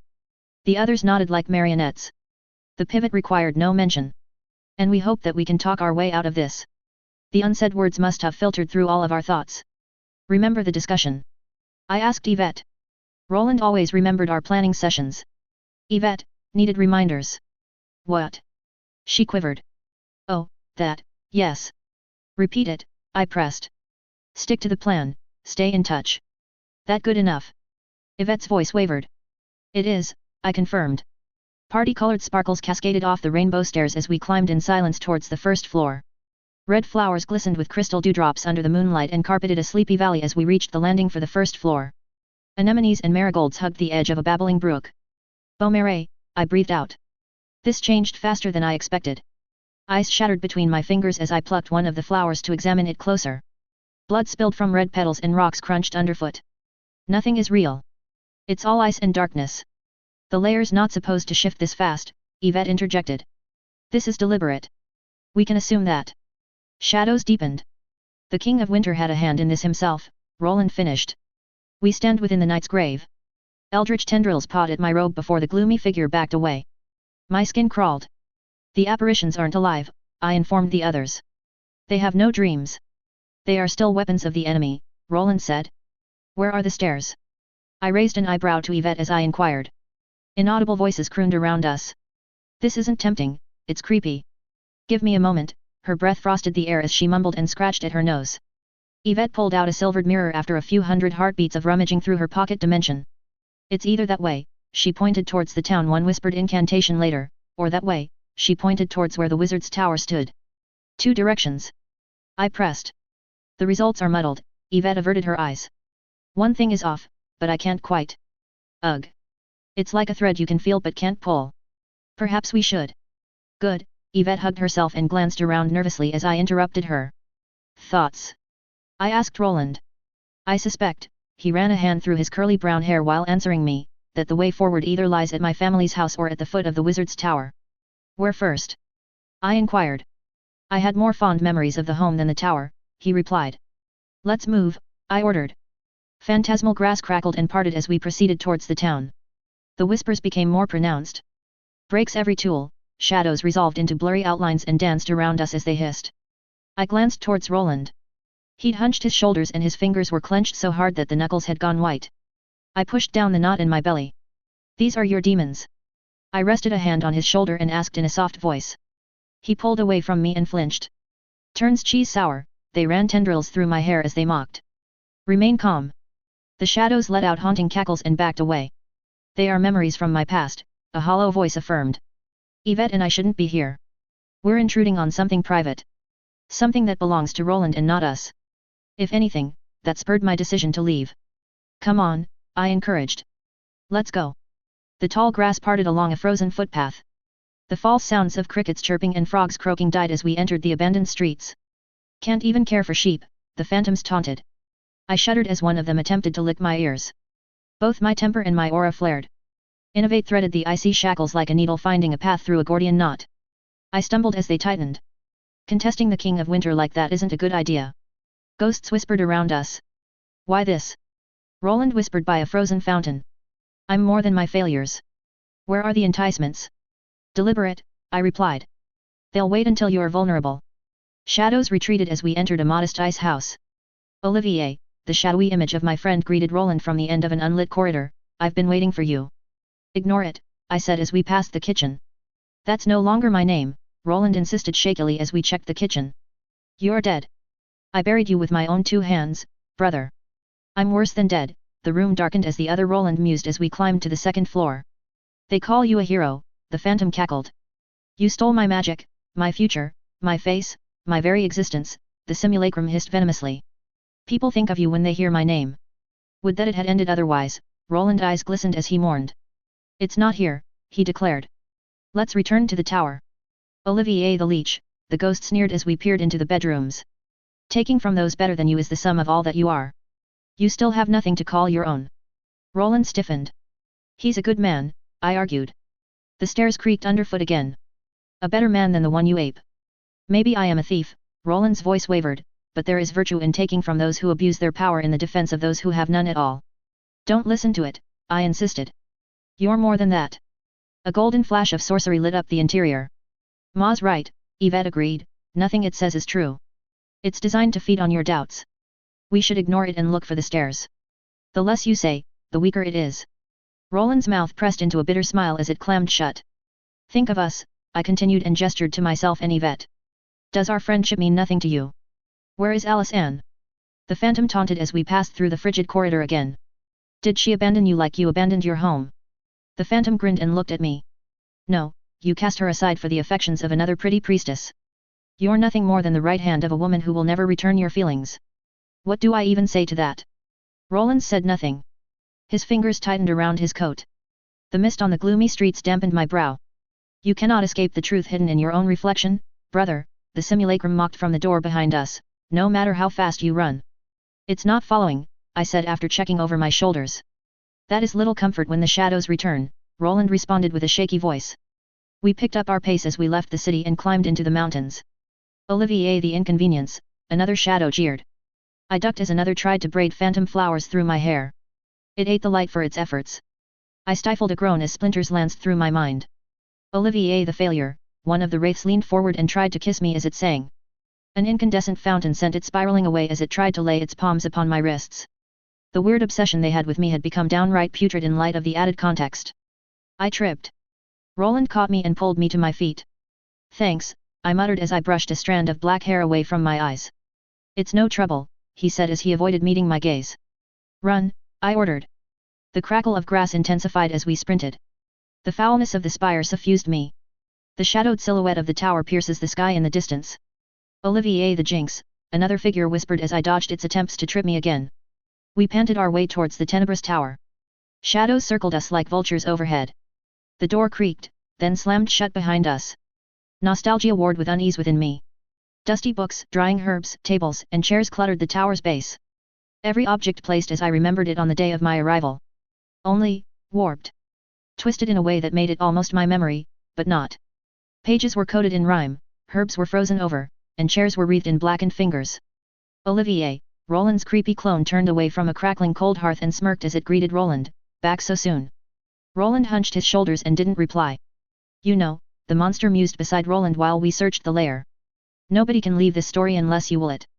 We ignored the voice and canvassed the ground floor. All could be the way you remember, the reflection continued.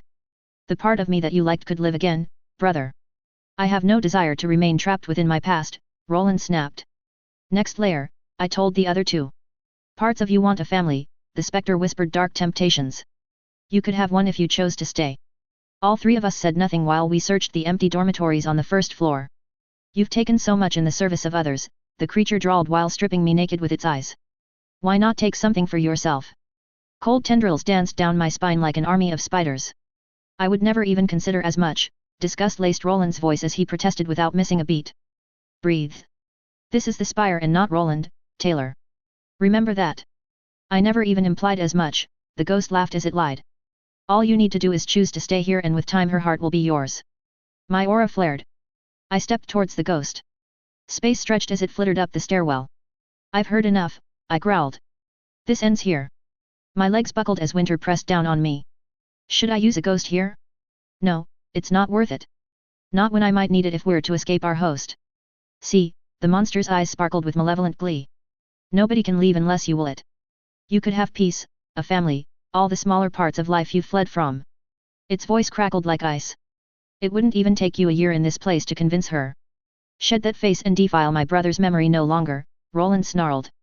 Yvette helped me to my feet and pointed towards the hints of rainbow sparkles glistening at the opposite end of the stairs. Roland, I tugged at the sleeve of his jacket as I addressed him, let's go. There is nothing for us here, Roland avoided my eyes and agreed. The apparition of his brother blocked the way forward. Fleeing so soon, brother? The ghost mocked. I thought there was more fire to you. You are nothing more than the sum of what you take. Why not take what you want? Roland stilled. His dream shifted. Wants to be more than what he steals. I am more than what I take, he told the ghost. I am more than the twisted mockeries of the darkest parts of my mind. Step aside, he ordered in soft tones with eyes as hard as flint, I'll hear no more from you. What about her? Our enemy taunted derisively. I'm not so easily dismissed. This is not about her, Roland declared confidently. You would turn as. The creature shrieked. An incandescent flash of purple light burned through the wraith as Roland raised a hand and took something from it. No, Roland's voice was harder this time. This is about whom I want to be. Let's go, I ordered as I sprinted towards the spiral staircase, who knows if it comes back. A stiff silence stole over our group as we ascended the wide rainbow stairwell. What was I going to say? I felt violated by the previous floor, and while I understood that Roland hadn't created it and wouldn't ever act on it, my disgust still remained. It might not be fair or rational, but it didn't make the feelings disappear. I'd not be surprised if part of the intended effect of the layer was to divide our group. We'd climbed halfway to the second floor before I called a halt. Stop! I exclaimed, we must discuss this. I'm sorry for Roland cut off as I folded him in a hug. I know, I told him. You don't need to apologize. But his voice died as I squeezed tighter.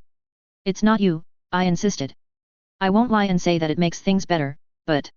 You two should go bar hopping together, Yvette interjected with exactly the wrong thing at the wrong time. I'm sure Ma can help you find someone. Or you can find someone yourself. It's ridiculous how. If I growled at her. Not the time. I let go of Roland and backed away. Why?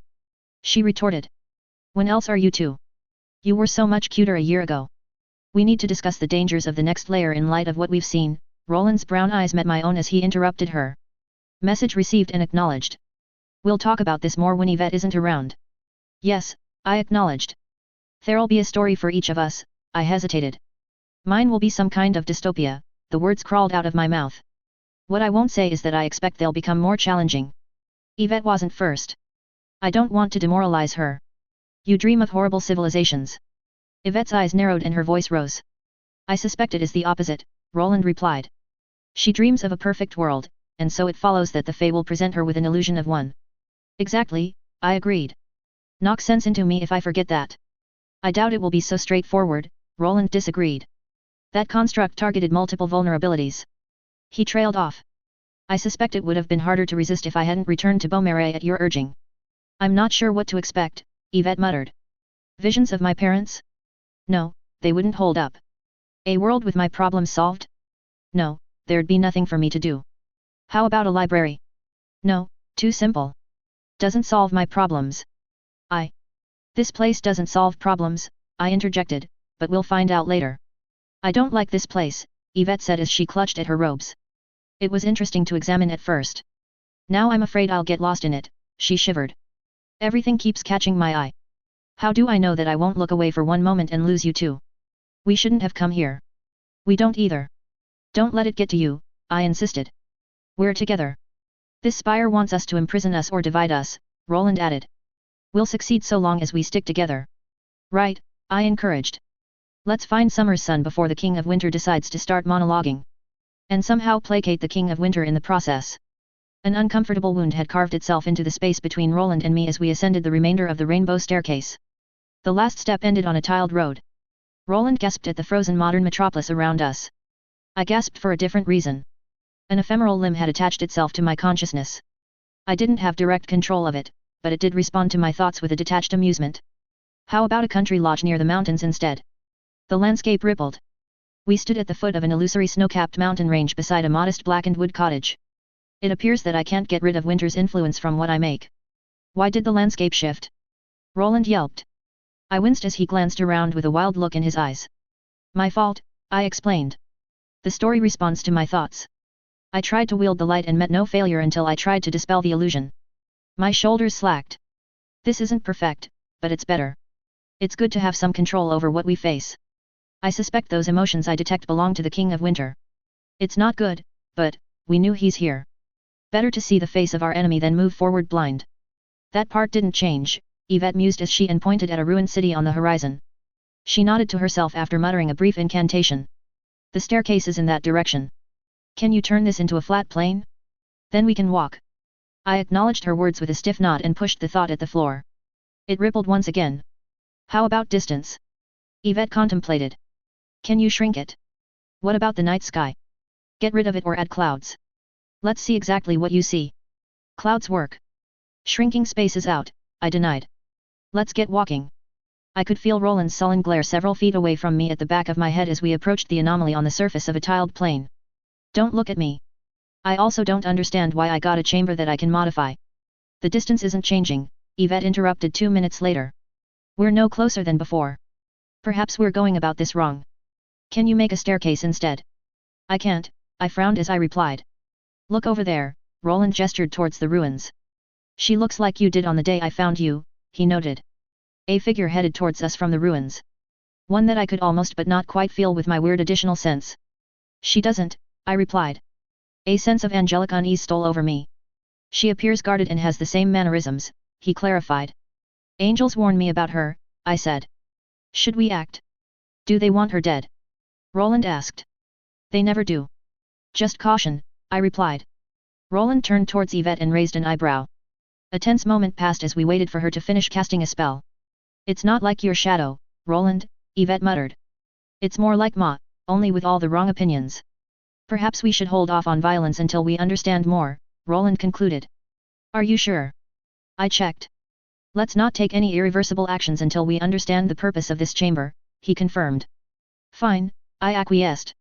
We don't act until we know for certain, and we look for the exit in the meanwhile. I paused. I can feel her. What do you mean? Roland questioned. Like everything else here, I explained.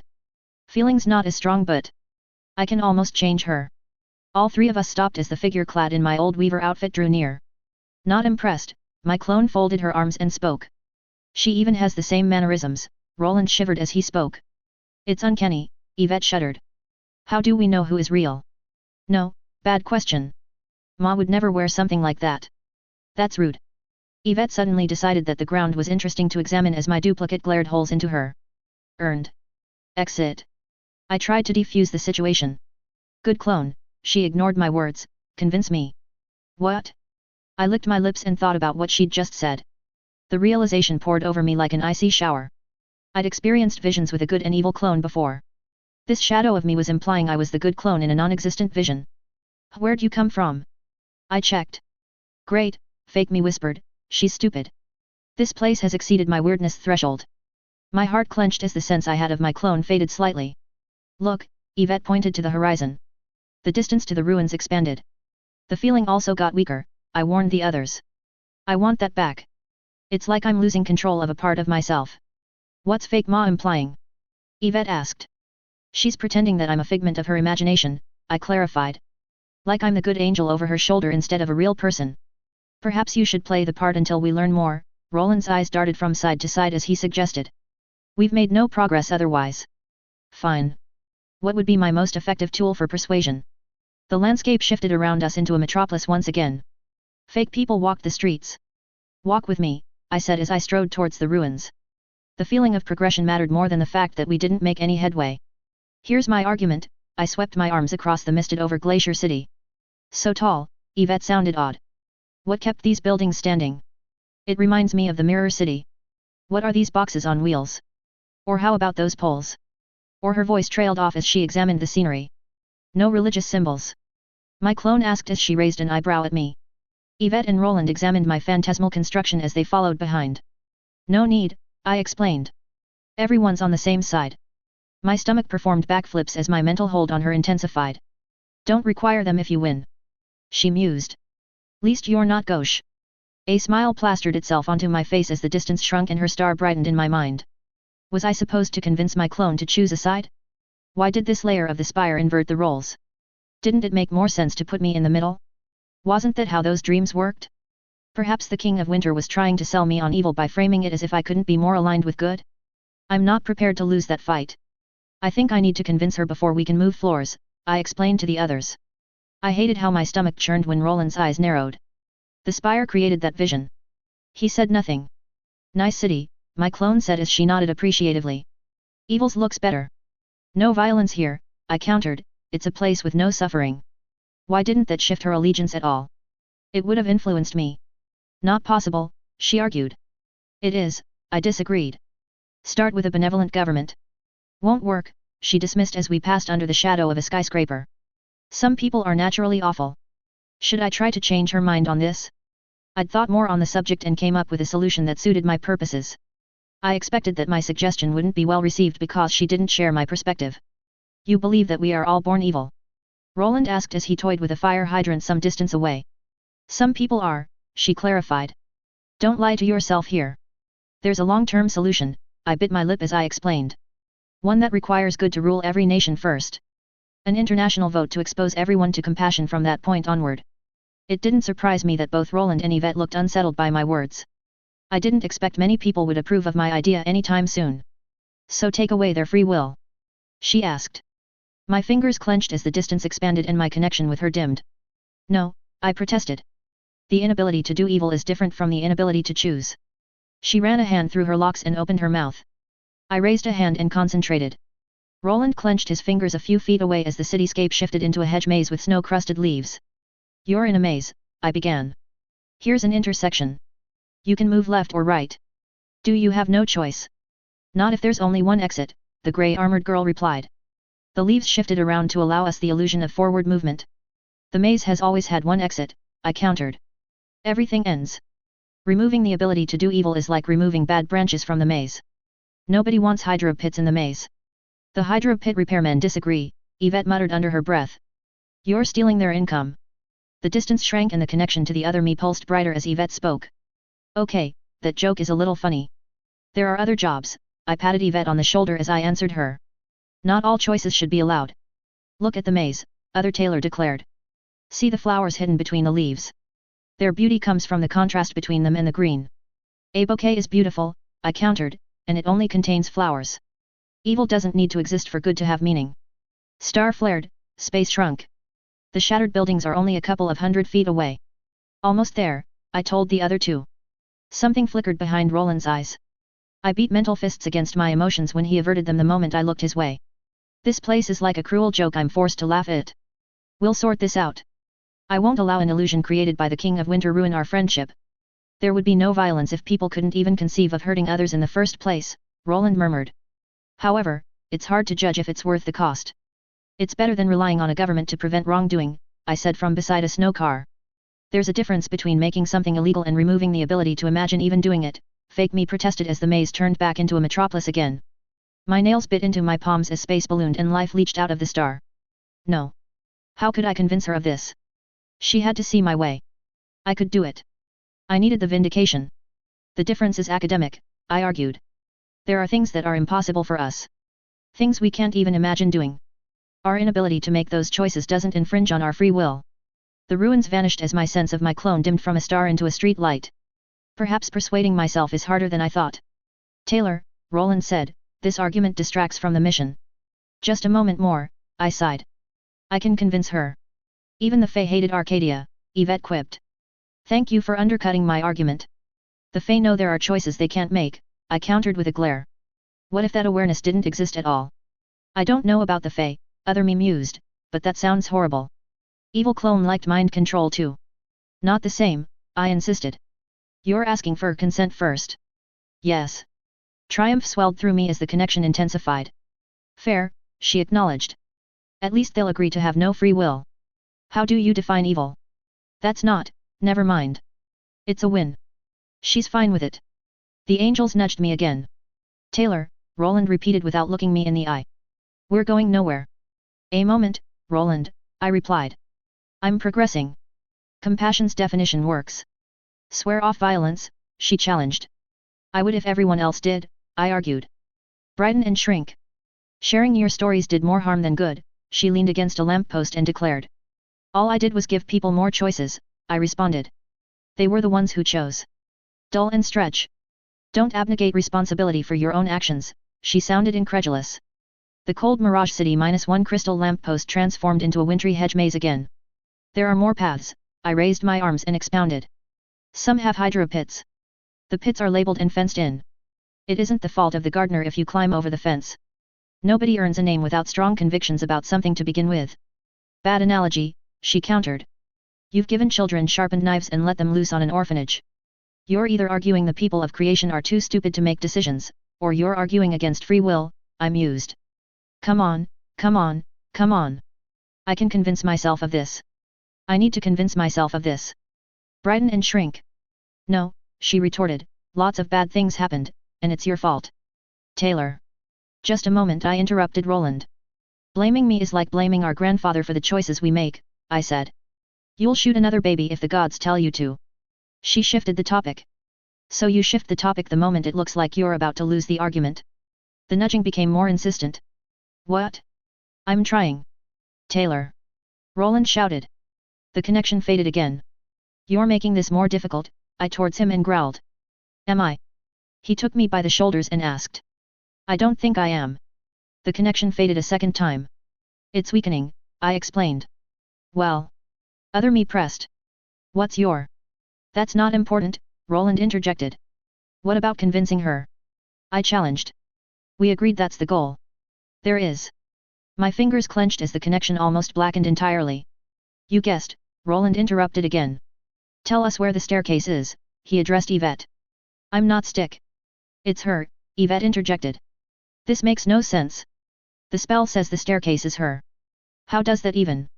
Oh. The frigid breath of winter traced the hairs on the back of my neck. I think, I whispered, that I've justified enough. The phantom howled as it burned under the light. A haunting laugh echoed in my mind as the presence which allowed me to modify the floor pulled away. A rainbow staircase appeared in the phantom's place a moment later. What was what? Yvette asked in a hesitant halfway up the spiral stairwell. Can you explain your dream? It made no sense. There was nothing interesting there. Why do you dream of arguing with yourself? We thought wrong, I explained.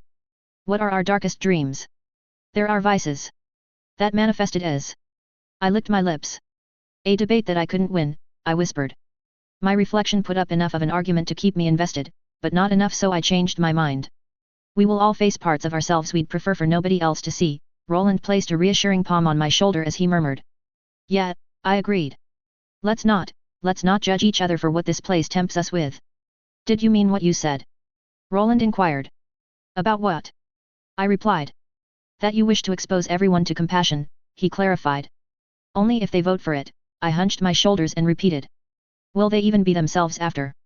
Roland's voice was thick with doubt. No, I admitted. They'll change, but it's their choice. Your plan might prevent evil, Roland said. But would you be happy with it? The tailor I met wouldn't. You're right. Maybe, I prevaricated. This layer has given me things to think about. The remainder of the ascent to the third floor proceeded in silence. The staircase terminated on what I could only describe as insanity given life. We arrived at an island in a sea of inky blackness. An island of ice-crusted books and scrolls and loose pages that sprawled out in all directions beneath our feet. Shadowy scribbles and figures and symbols stretched across from one tome to the next. Gloomy tendrils traced hints of glyphs into the air before us, only for them to fade away moments later. Books dove in and out of the umbral tides, only to take flight and soar through the night sky. If I addressed her, where's the exit? She bit her lip and traced silver symbols into the air. I think. Her voice trailed off as a flying scroll struck the side of her head. A symbol flared red. She growled and began casting once again. I think. Her voice cut off a second time as she stumbled when the books beneath us shook. She huffed and brushed aside a golden lock. I think. Her eyes lost focus, as a phantom sigil traced itself in the air before her. A thunderous detonation sent her stumbling to the floor. Third time is a pattern. I was beside her and cradling a broken arm in less than an eye blink. And of course the restrictions are back again. I bit back an oath when my attempts to heal her met spatial complications. Innovate had better do something here. Unreality warped. The light twisted with it. One dead end. Another. Another. 30 heartbeats of nothing but futility passed. I started progressing a few mental knots later. My head turned into a blinding headache as at last my healing took. No spells, I ordered. But. Doing anything with the light is hard here, I interrupted her protest. And our host won't let you. Fine, Yvette huffed and pouted. The sullen glare didn't move me at all. This place is alien to all of us, I continued. We'll search it one corner at a time and see what we can find. Half an hour later and the atmosphere of the Eternal Library, for want of a better name, had become suffocating. The whisper of crackled pages, the sound of quill on paper and the sloshing of ink. A stillness that I could drown in pervaded every corner of the room. There were always more books. And the books were always moving. Yvette's eyes flitted from one book to another. The text on those manuscripts changes whenever I blink, she muttered. Why does it keep changing? I can't read all of it that fast. I'm certain to miss something. That's by design, I explained. It's awful, she pouted. Her fingers quivered like electrocuted cockroaches.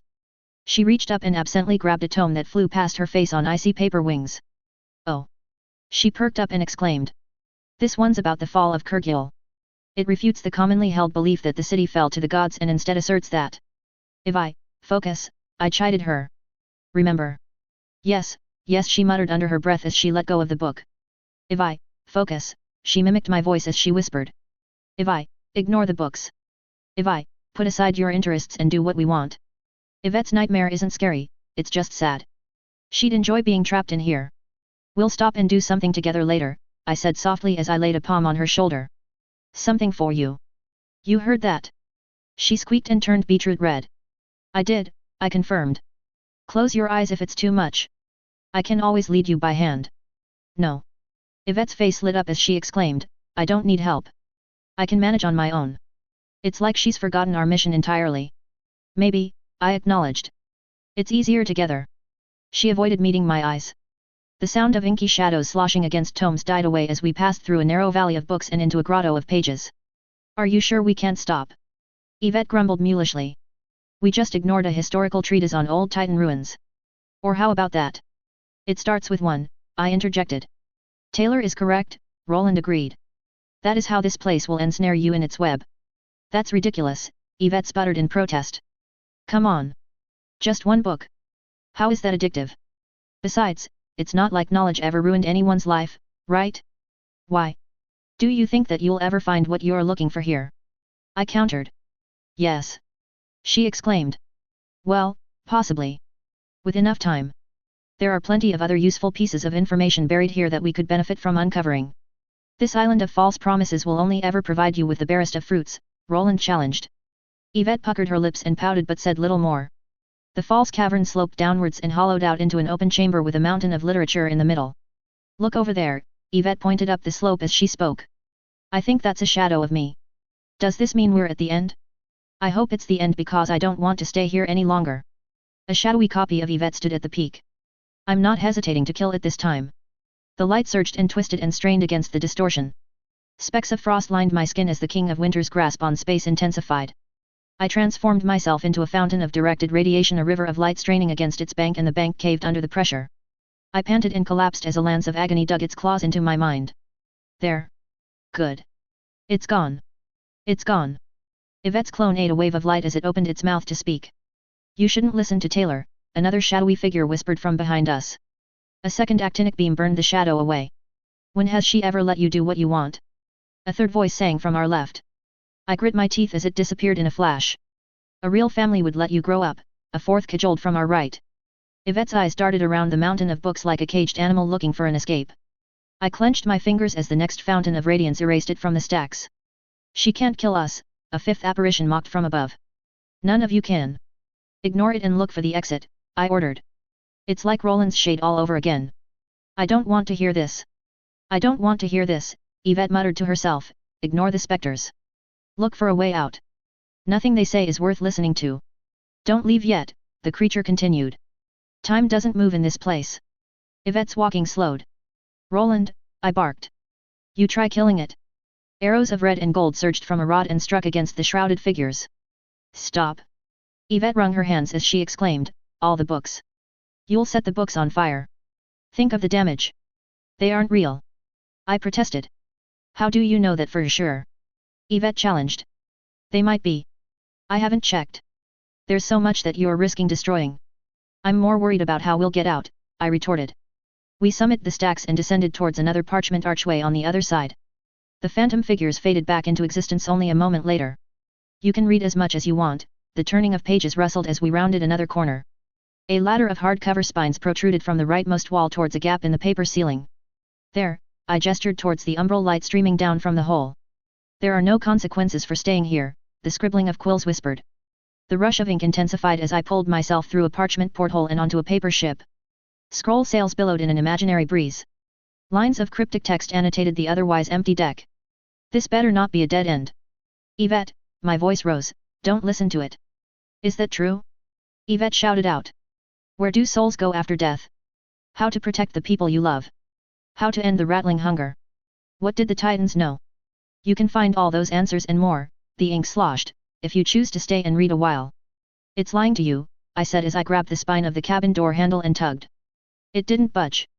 We entered a dusty room after a concentrated ray resolved the problem. Where is the staircase to the next floor?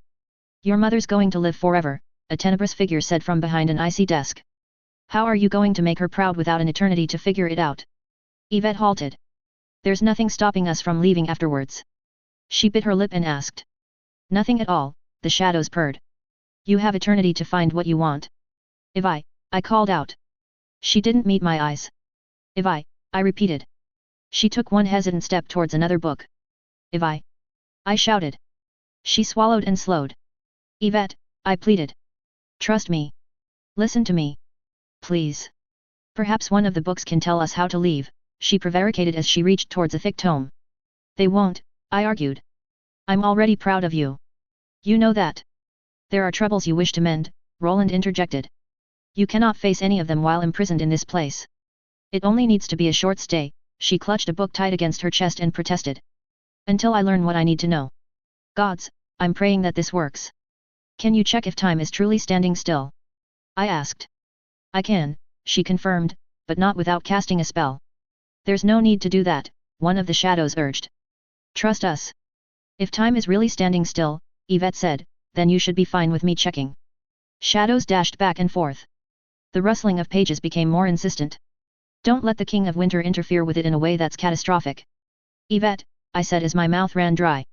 I'm shielding this room in a barrier. Don't do that, she shook her head vehemently as she spoke. We saw what happened when you healed me. This is about as complicated. Prepare the detection spell, I ignored her and kept elaborating, and find us a way out. Pick up the book, a shadow insisted. Your mother will calm down once she sees it's fine. Wintry chains twisted and pulled at me as I tried to weave the light into a shield. Reality rippled and snapped against me for my temerity. My body dispersed into a cloud before reforming. Yvette's eyes widened. The book she held thudded against the ground. This isn't working. I'll take the risk to protect her. I called and Persevere answered. A silver barrier shimmered into existence around us a moment later. Now Yvette! I exclaimed. One hand's fingers danced as she incanted her spell. The other reached into the place she stored her possessions. Hundreds of specters surrounded my shield and whispered temptations from beyond the barrier. They're lying, Yvette whimpered as the first of her spells completed. It's not, none of it is true, and I almost fell for it. She closed her eye and clutched the mirror so tight that her knuckles had gone white. Another heavy press against my barrier broke me into a diffuse cloud again. One of the symbols shattered at my touch. I'm sorry. I can do more than make mistakes, Yvette cursed as she fumbled her spell. I'm not just a forgetful mess. I pulled parts of myself away from her ritual as the weight of a glacier pressed down upon me. Roland and Ma are relying on me, Yvette muttered. I can do this. I can do this. I can do this. My barrier shattered. Yvette did her best to balance as the paper boat rocked. Shadows swarmed inwards. I struggled against our host again. Roland pulled out a rod and coated the shadows with flames. Purple sigils thrummed and cascaded outwards as the spell completed. That way. She pointed and shouted. We sprinted as if death itself hounded our every step. Out the cabin, down the hatch, through the caverns. Yvette pointed, we ran. The world became a blur. Shadows laughing, cajoling, burning under magic and miracles. I think, I said as we footed the base of the rainbow staircase, that I have some complaints for our host. Yvette collapsed into a heap on one of the steps and sobbed. Hey, I sat down beside her and hugged her with one arm. It's going to be okay. Roland sat on one of the stairs a few feet away and rested his legs. The first vision wasn't his fault, but that doesn't make it any less uncomfortable. But it's not, she wailed. I'm the one who keeps dragging you down. Why do you think that? I asked as I rubbed her back. Isn't it obvious? She hiccuped. You both did fine. I'm the one who almost gave in. I'm the one you needed to save. Yvette wants reassurance and not answers. That's not true, I denied. You helped us navigate our visions. It is true, she spat. We sat like two rocks for a while. I waited in silence for the tension to drain from her. Her shoulders relaxed. Is there anything else you want to say? I pressed. Yvette's eyes adopted a faraway expression as she thought it over. Later, she said with all the enthusiasm of a moving sloth, when we're not in this place, she shuddered. Later, then, I replied. A brief discussion on how to approach the next level didn't yield much we could use. Stick to the plan. Don't offend our host. Don't start a fight. Follow our rules. The staircase beckoned. A heavy teak door set into a granite wall blocked the top of the passage. It groaned as Roland pushed it open. My hackles raised. The room was nothing but blue ice. Where's our host? Check for summer's sun, I ordered. Best not to turn away from the opportunity. Are you certain it's wise to proceed? Roland questioned while he examined an intricate ice armoire on the far left of the room. We've already resolved to steal from a Fey prince, I said. There's a difference between a prince and the king, Roland shook his head as he cautioned.